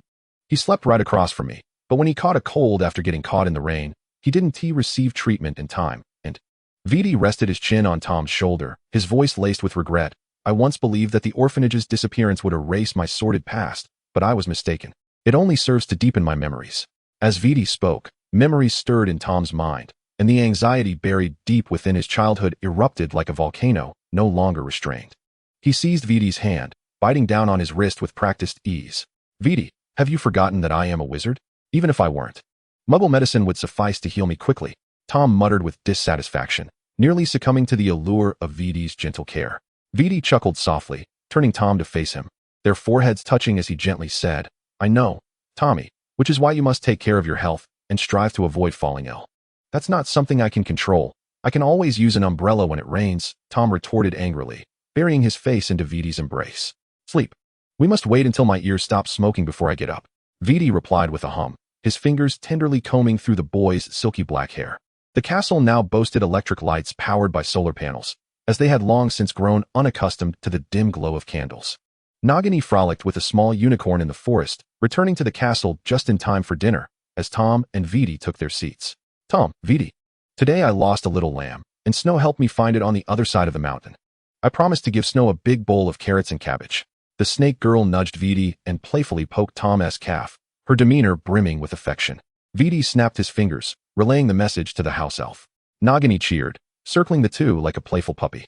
Tom scratched the snake girl's chin, puzzled as he asked, Snow? Is that the unicorn's name? Nagini let out a contented hum, flicking her tongue as she replied, yes, as white as snow, yet warmer and sparkling more brightly. Snow loves this name. Tom regarded the small unicorn joyfully munching on cabbage with a complex expression. Was there truly no communication barrier between a snake and a beast? He gently patted Nagini's head, urging her to eat. Viti, Snow has been in the castle for nearly 6 months. Why have I not heard anyone mention unicorns missing from the Forbidden Forest? Tom inquired while cutting into his steak, glancing at the chirping unicorn with curiosity. Viti paused with his salad, contemplating before responding. It seems the dark wizards of the magical community have been dealt with by the Aurors. Lucius S. estate had its door knocked on several times, all in search of the unicorn's whereabouts. Rumor has it that the centaurs failed to notice the unicorn's disappearance until months had passed, and even Dumbledore was at a loss after learning of it. He clicked his tongue. I should have sent Nagini to snatch a few more. Tom swallowed his bite of meat and took a sip of red wine to clear his throat, pondering, in this light, magical creatures in the Forbidden Forest aren't exactly safe. Although Nagini had entered Hogwarts to play with the basilisk and inadvertently lured the unicorn away, her knowledge mirrored that of a 7- or 8-year-old child, and now she was merely a snake. What logic could one convey to her? Should he tell her not to seek her kin or to stay home like a human? He feared that the snake girl might revert to her predatory instincts and consume the unicorn. Viti fell silent. During his student days, he had frequently ventured into the Forbidden Forest to gather herbs to help pay for his tuition, and he had some understanding of the dangers lurking within. After all, Hogwarts Castle had protective mechanisms in place. If the creatures of the Forbidden Forest were to become unruly, they would be kept at bay from the castle's perimeter, ensuring the safety of the young witches and wizards. In my 3rd year, I accidentally released the basilisk. Myrtle unfortunately encountered Hagrid, who was raising acromantulas in the dormitory. Had I not exposed him, the young witches and wizards of the castle would have become the acromantula's next meal. That year, Myrtle's death was an accident. The appearance of the basilisk had taken everyone by surprise, and he had not anticipated the outcome. Moreover, without identifying the true culprit, Hogwarts would face closure, and he was unwilling to lose his home. Thus, Hagrid, a half-giant who had taken it upon himself to raise acromantulas, became the perfect scapegoat. The Ministry of Magic easily believed the narrative, and Hogwarts remained open, allowing him to stay at the school. Tom sighed. This was a debt that could never be reconciled. The Ministry of Magic, along with the professors of Hogwarts, had all failed in their duties. Myrtle's death was not a simple matter. She had transformed into a ghost, haunting the girls' restroom, and as the victim, she held the most authority to speak, yet no one paid her any heed. Furthermore, in the original text, Hagrid was expelled and became the caretaker of the Forbidden Forest, raising the acromantula Aragog there, and, fearing his pet's loneliness, founded a mate, resulting in a litter of acromantulas. The mere thought of being overwhelmed by spiders sent a shiver down Tom's spine. At times, he wondered if Dumbledore genuinely cared for Hogwarts and its students. How could he not perceive impending danger? Or perhaps it was a case of the proverbial darkness beneath the lamp. Tom organized his thoughts and decided to share some insights with Viti, eager to hear his perspective. Viti, preparing for a stroll in the garden, raised an eyebrow and gestured towards Nagini, remarking that if Hagrid truly kept the acromantula in the Forbidden Forest, Nagini would undoubtedly have encountered them numerous times. Upon hearing her name called, Nagini slithered over, her waist as thick as a barrel. Hiss what? Spiders? Ah, I know. There's a whole swarm in the Forbidden Forest. I even took Helbo to feast on many of their white eggs, as large as Tom's football, soft and gooey, she proclaimed, her serpentine form proudly erect as she gazed at the two. Next time, I'll bring some back for you both, as long as Helbo is around. Those spiders are terrified, ha ha ha. With a menacing grin, Nagini's voice, though clear and feminine to Tom's ears, created a disconcerting dissonance that made him momentarily close his eyes. Thank you, Nagini, but I have no inclination to consume spider eggs, Tom replied, exhaling a breath of exasperation. Though he appreciated her kind gesture, it was entirely unnecessary. Oh, very well, then I shall bring some back for Peeves to roast. After all, there are plenty in the forest, and a serpent couldn't possibly eat them all. Nagini mused happily, flicking her tail as she trailed behind the two, prompting Tom to shrug at Viti, indicating that this was indeed the crux of the matter. Vidi's expression was complex, his tone uncertain. The notion of a half-giant, a serpent, acromantula, and a werewolf truly perplexed him. He licked his lips, contemplating Dumbledore, who had been at Hogwarts for at least 70 years. First as a professor and then as headmaster, the castle held no secrets for him. Did he, then, know of the basilisk's existence? Who could say? Just as one might indulge in self-slicing, could Dumbledore not empathize with the downtrodden? No one could strip a werewolf or half-giant of their right to education. Tom plucked a wilted rose, making a jest at his expense. In certain aspects, Dumbledore was indeed admirable. Yet the societal discrimination against werewolves and other beings was a construct of society itself. Saving one or two would hardly effectuate change. Chapter 57. Reunion. The news of the unicorn's disappearance from the Forbidden Forest had spread, and the poachers, already on the prowl, turned their attention to Hogwarts. The Hog's Head Inn was filled to capacity daily, brimming with those eager for a quick fortune. The bartender polished a glass, pouring a brandy for a newly arrived patron. Scarface, let me tell you, my wife's relative's son works at the Ministry of Magic. And he shared some inside information. The unicorn's disappearance might be connected to that fellow, he said, a crude grin spreading across his face as he drained his cup. Scarface shot him a disdainful glance, retorting, your information is outdated. I've heard that fellow has already returned. His shadow was cast over the last village attack. Yet the Ministry has seen no sign of him.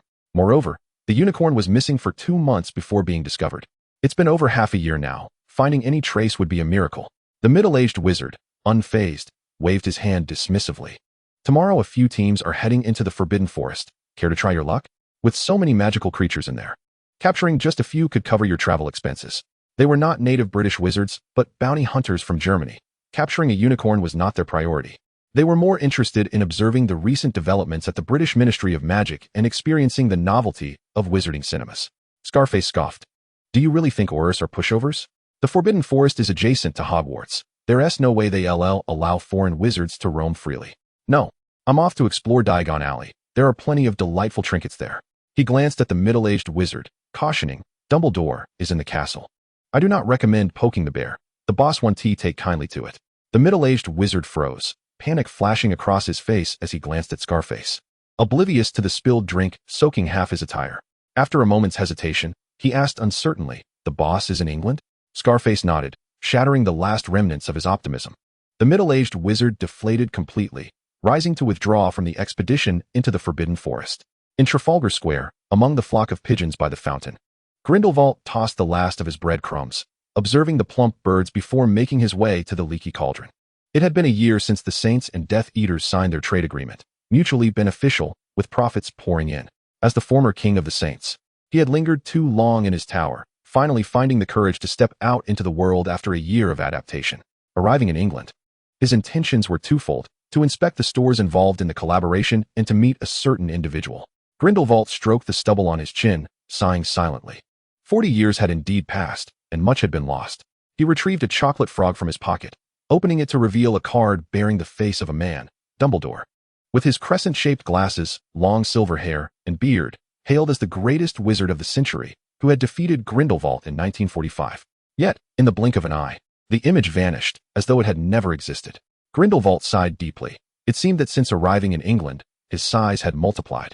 Tucking the card into his pocket, he swiftly consumed the chocolate frog and meandered into Diagon Alley. Tom had heard whispers of Grindelwald's return to England and was curious if Vidi and the others would rekindle old flames, eagerly anticipating the unfolding drama. Vidi gently stroked Tom's hair, cryptically stating, one cannot stumble into the same pit twice. Perhaps Mr. Grindelwald harbors regrets, but with time, he shall find peace. Tom's face was a canvas of confusion. How had Vidi suddenly transformed into a philosopher? Would he go to Hogwarts to meet Dumbledore? Or would he linger in the shadows, silently observing the old headmaster's sorrow? He wrapped his arms around Vidi, momentarily lost in thought as he recalled the original story's conclusion for Grindelwald, his expression briefly blank.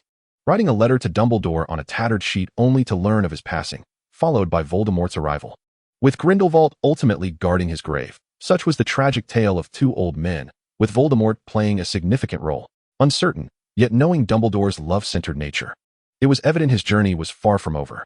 Vidi wrapped his arms around Tom's waist, encouraging him to sit on his lap, revealing that he had not disclosed how long he intended to stay in England.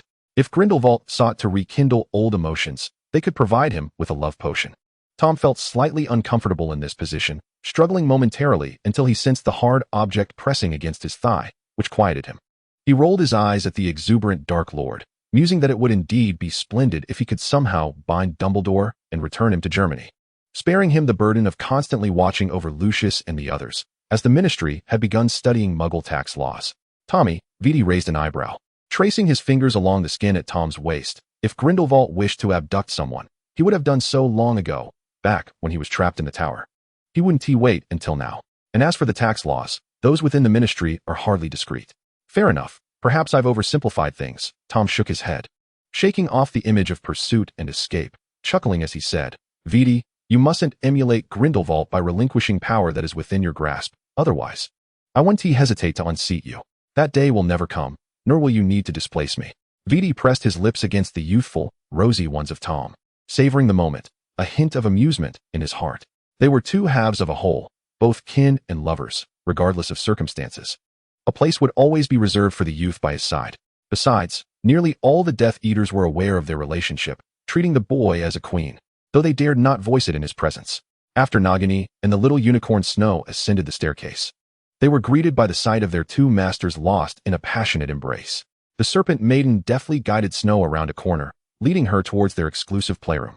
Rarely witnessing both individuals together, Snow curiously lingered at the door, observing their kiss, and let out a couple of inquisitive chirps, as if she had stumbled upon a great revelation, while playfully biting Nagini's tail to prevent her from leaving. Nagini flicked her tail and, with a hint of puzzlement, inquired, What is it, Snow? Don't stare. We must not disturb Viti and Tom during their mating. I shall take you to play with the ball. The Serpent Maiden flicked her tongue, pondering why the two had been engaged in this act for so long without any offspring. It remained uncertain whether Snow comprehended her thoughts, yet she chirped and followed along. If Tom were to grasp Nagini's musings, he would undoubtedly be amused and bewildered by the absurdity of it all. As the two lost in their fervor released each other, Tom pressed his swollen lips together, prioritizing his old back and choosing silence instead. The two embraced quietly, relishing the hard-won tranquility. Following the conclusion of their afternoon tea, Nagini coiled herself into a heap and rolled about in the garden, flattening a considerable patch of snowball flowers, while Snow joyfully leaped around, nibbling on tender rose buds. Tom, somewhat perplexed by Nagini's method of digestion, subtly diverted his gaze to the charming little unicorn. Resembling a white steed adorned with a spiraled horn, Snow possessed large, expressive eyes framed by long lashes, exuding a gentle and submissive demeanor that was utterly endearing. Upon realizing Tom's gaze upon her, Snow bit into a lovely rose and pranced over to him, chirping excitedly. Tom gently stroked her head, offering her several morsels of milk cake. Snow, do you miss home? I can have Nagini escort you back. The outside world is never quite suitable for you. The Forbidden Forest exists as a sanctuary for magical creatures for a reason. It is rich in rare potion ingredients, in close proximity to Hogwarts, and is imbued with a dense magical energy that provides a proper habitat for magical beings, shielding them from the chaotic energies of the outside world. Moreover, unicorns possess the ability to purify pollution, and the longevity of the Forbidden Forest is undoubtedly tied to their cleansing presence, while the centaurs protect them from harm, creating a symbiotic relationship. After finishing her milk cake, Snow tilted her head and rubbed it against his palm, her damp eyes gazing up at him. Tom felt a softening in his heart, yet upon noticing her slightly dull fur, he steeled himself. Nagini rolled several times, emanating the delightful fragrance of snowball flowers, drawing the attention of diligent bees that circled her multiple times before departing empty-handed. A butterfly, however, perched upon her nose, only to be startled away by a sudden sneeze. Hearing Tom's words, she swayed her thick, barrel-like waist and approached him. Tom, do you no longer like Snow? Why would you want to send her away? The Serpent Maiden asked, perplexed, as her little mind believed that a friend brought home through her own efforts would not compete for her lambs. Most importantly, who would she play with if Snow was sent away? Nagini, I care for Snow dearly, but for her sake, sending her away is the wisest choice, Tom replied. His emotions tangled as he stroked her head, revealing the circumstances of the Forbidden Forest. And Nagini, have you forgotten about your serpent friend Erbo in the Hogwarts tunnels? Upon hearing this, Nagini's raised serpent head drooped. She adored playing with her companions, but the life of a friend was paramount. Very well, Tom. I shall escort her back tomorrow. Although her voice was hissing, Tom could sense the reluctance and weariness behind it. He gently patted the Serpent Maiden's head, saying, You can always visit her in the Forbidden Forest. It's not as though you won't see each other. Tom, you don't understand, she replied. Why not? Nagini coiled herself several times, resting her head on his lap as she dejectedly said, I told you before, when Snow was brought out, I spoke with her mother. Tom nodded, but then sensed something amiss. Whenever Snow was mentioned in whispers, it was always with the term orphan. How could there be a mother? Nagini, you must be honest with me. Are you certain that was Snow's mother? Noticing a slight movement from Nagini's head, he pressed on. Was Erbo with you when you took Snow away? Erbo was indeed by my side, and as for Snow's mother, I detected a scent very similar to hers. Nagini answered with confidence. Tom was momentarily at a loss for words. How, then, did serpents and unicorns communicate? Moreover, with the basilisk by your side, those unicorns would undoubtedly believe Snow had been devoured. Rubbing his temples, he lamented that having been idle for too long had dulled his wits. He would wait for VD's return to resolve this matter. Sending Snow back to the Forbidden Forest was already a certainty. It was merely a question of how to do so.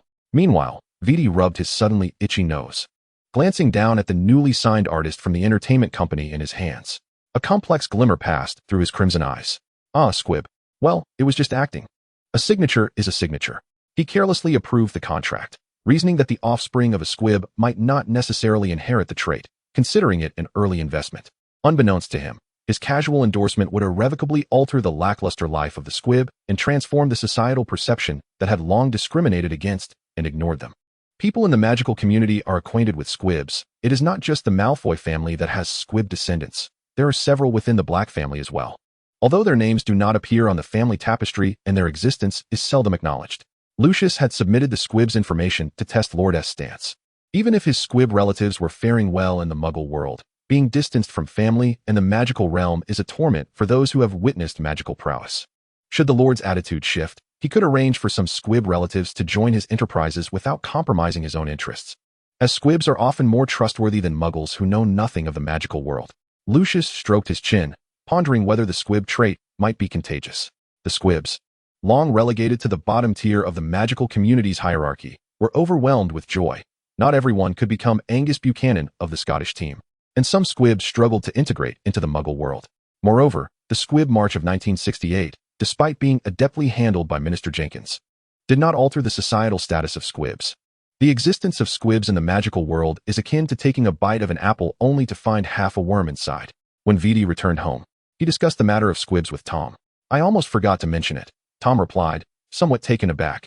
He remembered witches, muggles, and werewolves, but had overlooked another significant portion of the magical community. I only thought of it today, VD frowned, noting that the number of wizards is minuscule compared to the far more abundant squibs. There are many reasons for this. The foremost being that it is easier for squibs to conceive, and once they have a magically gifted child, they can return to the magical world. Tom fell silent, finding it hard to evaluate. In Huagua, if a descendant were a squib, abandonment would be out of the question. They are still family blood, after all. Remaining within the family as external members and continuing to contribute to the household is far more appealing.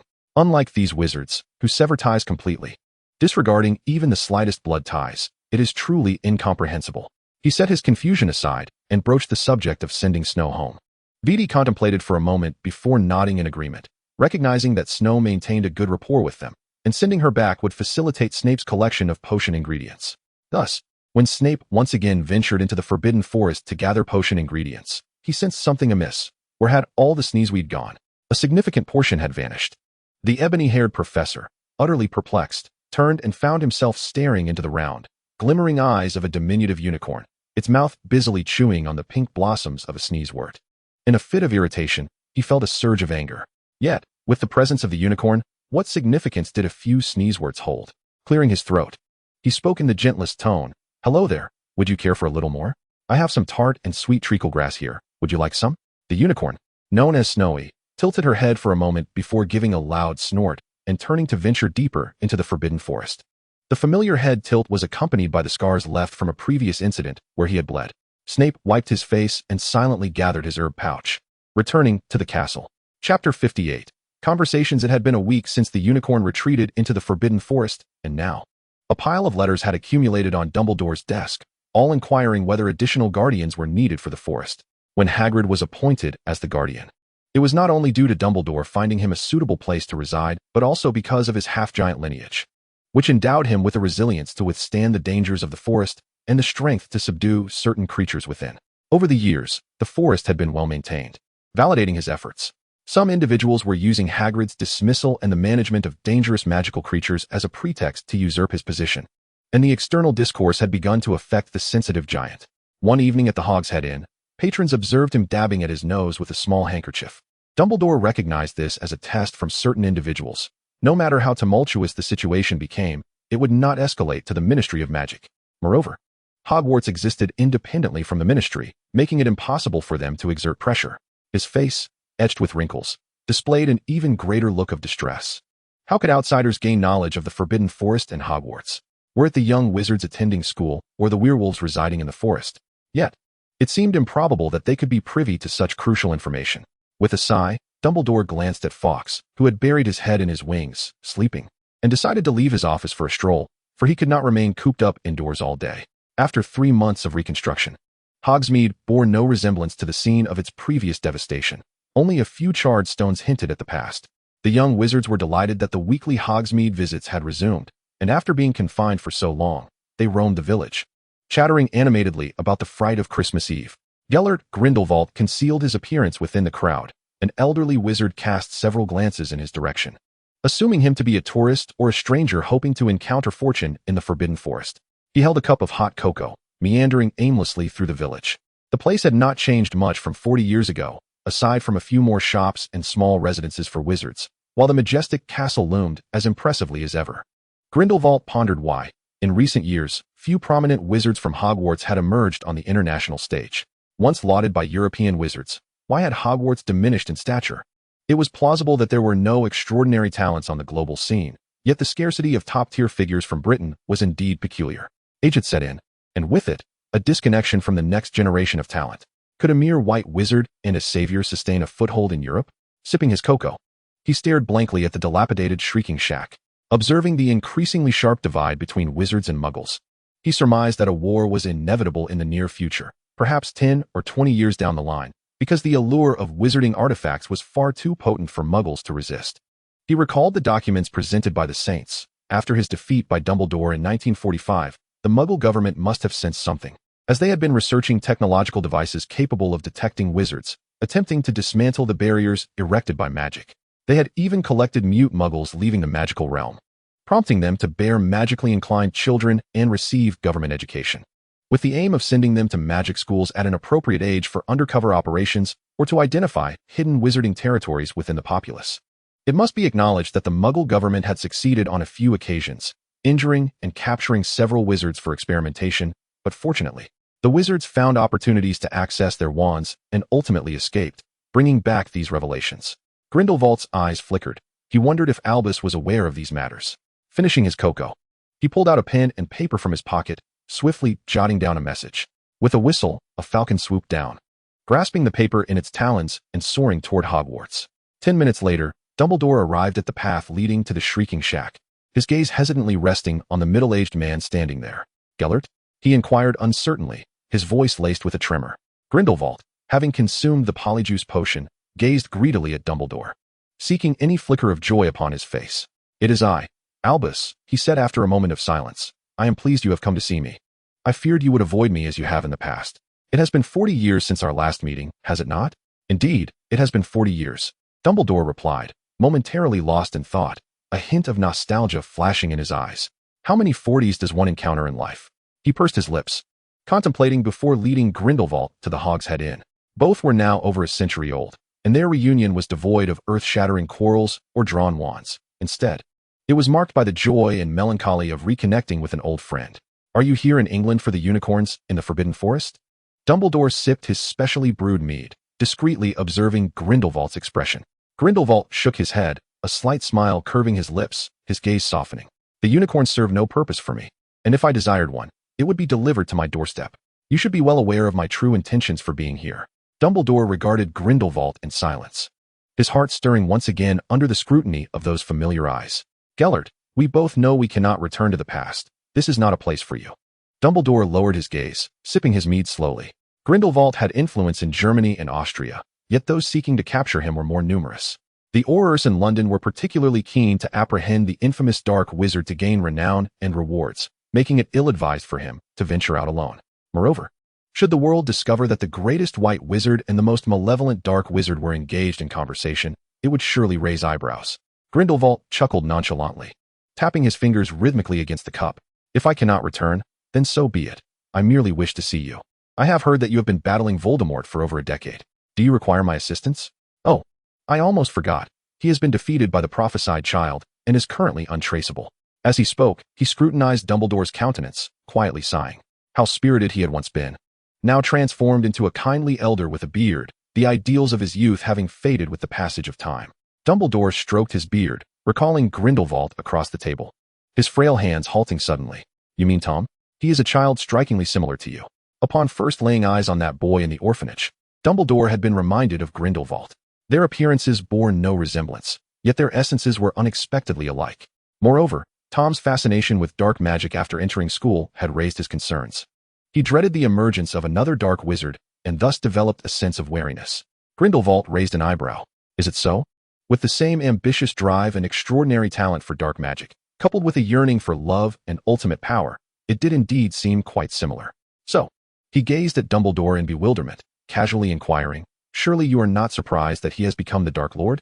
I have encountered him once. He is a remarkably capable young man.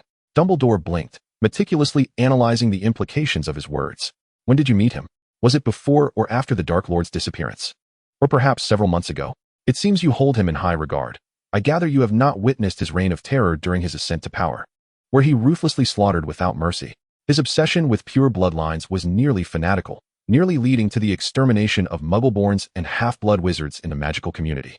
Dumbledore spoke candidly. How many atrocities have the Death Eaters committed? The foolish Lombardons of St. Mungo's serve as a prime example of this.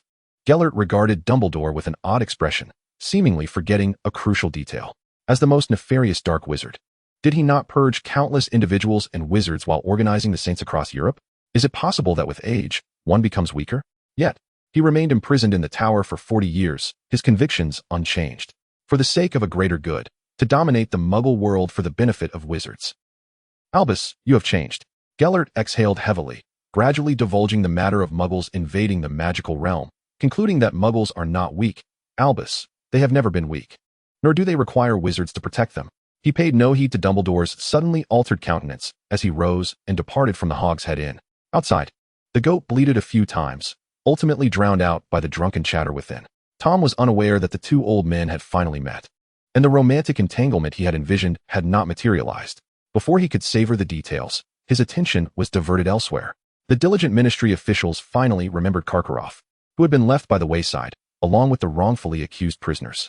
However, the re-examination of these prisoners, alongside the trial of Sirius Black, was not the same. They lacked substantial evidence to absolve them, and the Aurors had spent considerable time gathering information. Unsurprisingly, the Lestranges were subjected to re-examination. Even though rumors circulated that the Lombardons had been tormented by the Lestranges after Voldemort's disappearance, leaving them in a state of madness that would confine them to St. Mungo's for life. No wizard had witnessed the Lestranges inflicting such torment, and the so-called evidence lacked authenticity. The dark mark on the Lestranges' arms had also vanished. This was the key to their immunity from re-examination. Lucius desired precisely this outcome, calmly seated in the spectators' gallery, signaling to the three being re-examined beneath him to maintain their composure. Fortunately, after a month of recuperation and the consumption of numerous restorative potions, the family, driven to madness by the Dementor, had managed to reclaim their sanity, at least enough to refrain from maniacal laughter in the courtroom. The re-examination, spanning over half a month, culminated in a verdict. Despite some wizards cursing and lamenting in the ministry's hall, the presiding judge declared the Lestrange family not guilty. Newspapers reporting on the ministry's re-examination sold out rapidly, and the public buzzed with speculation, all suspecting that the Death Eaters had escaped justice through nefarious means, while angrily accusing the judge of accepting bribes to exonerate the guilty. Regardless of their chatter, Azkaban prison was now half empty. Aside from a few Death Eaters who truly could not absolve themselves of their crimes, the rest had been released. Life in Azkaban had not only shattered their spirits, but had also ravaged their bodies. On a desolate island occupied by Dementors, even with Aurors on guard, who would take the time to provide proper nourishment to the Death Eaters? Having anything to eat was a blessing. Thus, the first destination for the released Death Eaters was St. Mungo's, where their wards were nearly filled to capacity. Particularly the Lestranges, though they had spent several years in Azkaban, remained formidable dark wizards, and their menace prompted Aurors to maintain a vigilant watch outside their hospital room. Observing this scene, Lucius intercepted his wife, who intended to visit Bella, silently delivering a dozen soul stabilizers. Lucius, does the Lord have plans for Bella and the others? Narcissa pressed her lips together, harboring concerns for her cousin's family's future. Lucius, contemplating the many transformations of the Lord, replied in a low voice, "Let them reacquaint themselves with the magical world. Having been in Azkaban for too long has detached them from reality, and they must learn some knowledge of the Muggles, no matter how much they despised Muggle knowledge. If it served the Lord's grand design, they must acquire it." Narcissa furrowed her brow. The Black family had always pursued eternal purity, and as a scion of the Black lineage, she had initially adhered to this principle until Lucius gently steered her perspective, gradually leading her to engage with Muggle enterprises. Lucius clasped his wife's icy hand, softly reassuring her, "Do not overthink it. Slytherins have always been pragmatic, and do you not comprehend the implications of studying Muggle genetics? Absolute purity carries numerous disadvantages, leading to increasingly extremist views. Moreover, the majority of purebloods in the magical realm are often interrelated, while marriage and procreation pose no issue. They may also result in offspring with madness or character defects. Take, for instance, the Black family and the Gaunt family. Their extremism and madness are deeply ingrained in their bloodlines." Reflecting on this, Lucius felt fortunate that the Malfoy lineage was relatively sparse, ensuring that the brides they sought would not be too closely related, thereby mitigating the possibility of madness. Narcissa was not oblivious to this reasoning. Yet the prospect of having a half-blood daughter-in-law still struck her as somewhat peculiar. Had Lucius known of his wife's far-reaching considerations, he would undoubtedly have felt a sense of satisfaction. Tom, too, had caught wind of these reports, his languid, narrowed eyes suddenly widening in surprise. This, a path cleared for villains to redeem themselves. Even as a beneficiary, the corruption within the ministry filled him with apprehension. Amidst his musings, Viti approached, holding a scroll of parchment before him. "Look here, Grindelwald and Dumbledore met in Hogsmeade," Viti exclaimed, embracing the young man and indulging in the latest gossip. Tom found himself intrigued by Grindelwald's theory that a war between wizards and Muggles would erupt, pondering whether he harbored ambitions to reign supreme once more. "Grindelwald's perspective holds merit. Viti, what do you think?" Tom remarked, tapping the parchment with his finger, his expression serious. Viti nodded, recounting the plans and objectives they had established during their previous conversation with Grindelwald. First, to increase the birth rate. Then to utilize magical resources to profit from the Muggle realm, asserting control over the lifeblood of the situation to resolve everything else. Moreover, wizards are not incapable of wielding weapons. They merely need to progress alongside Muggles. Tom pondered this for a moment, reflecting that capitalism indeed held great promise. Envisioning that becoming a magnate would be far easier than in the wizarding world.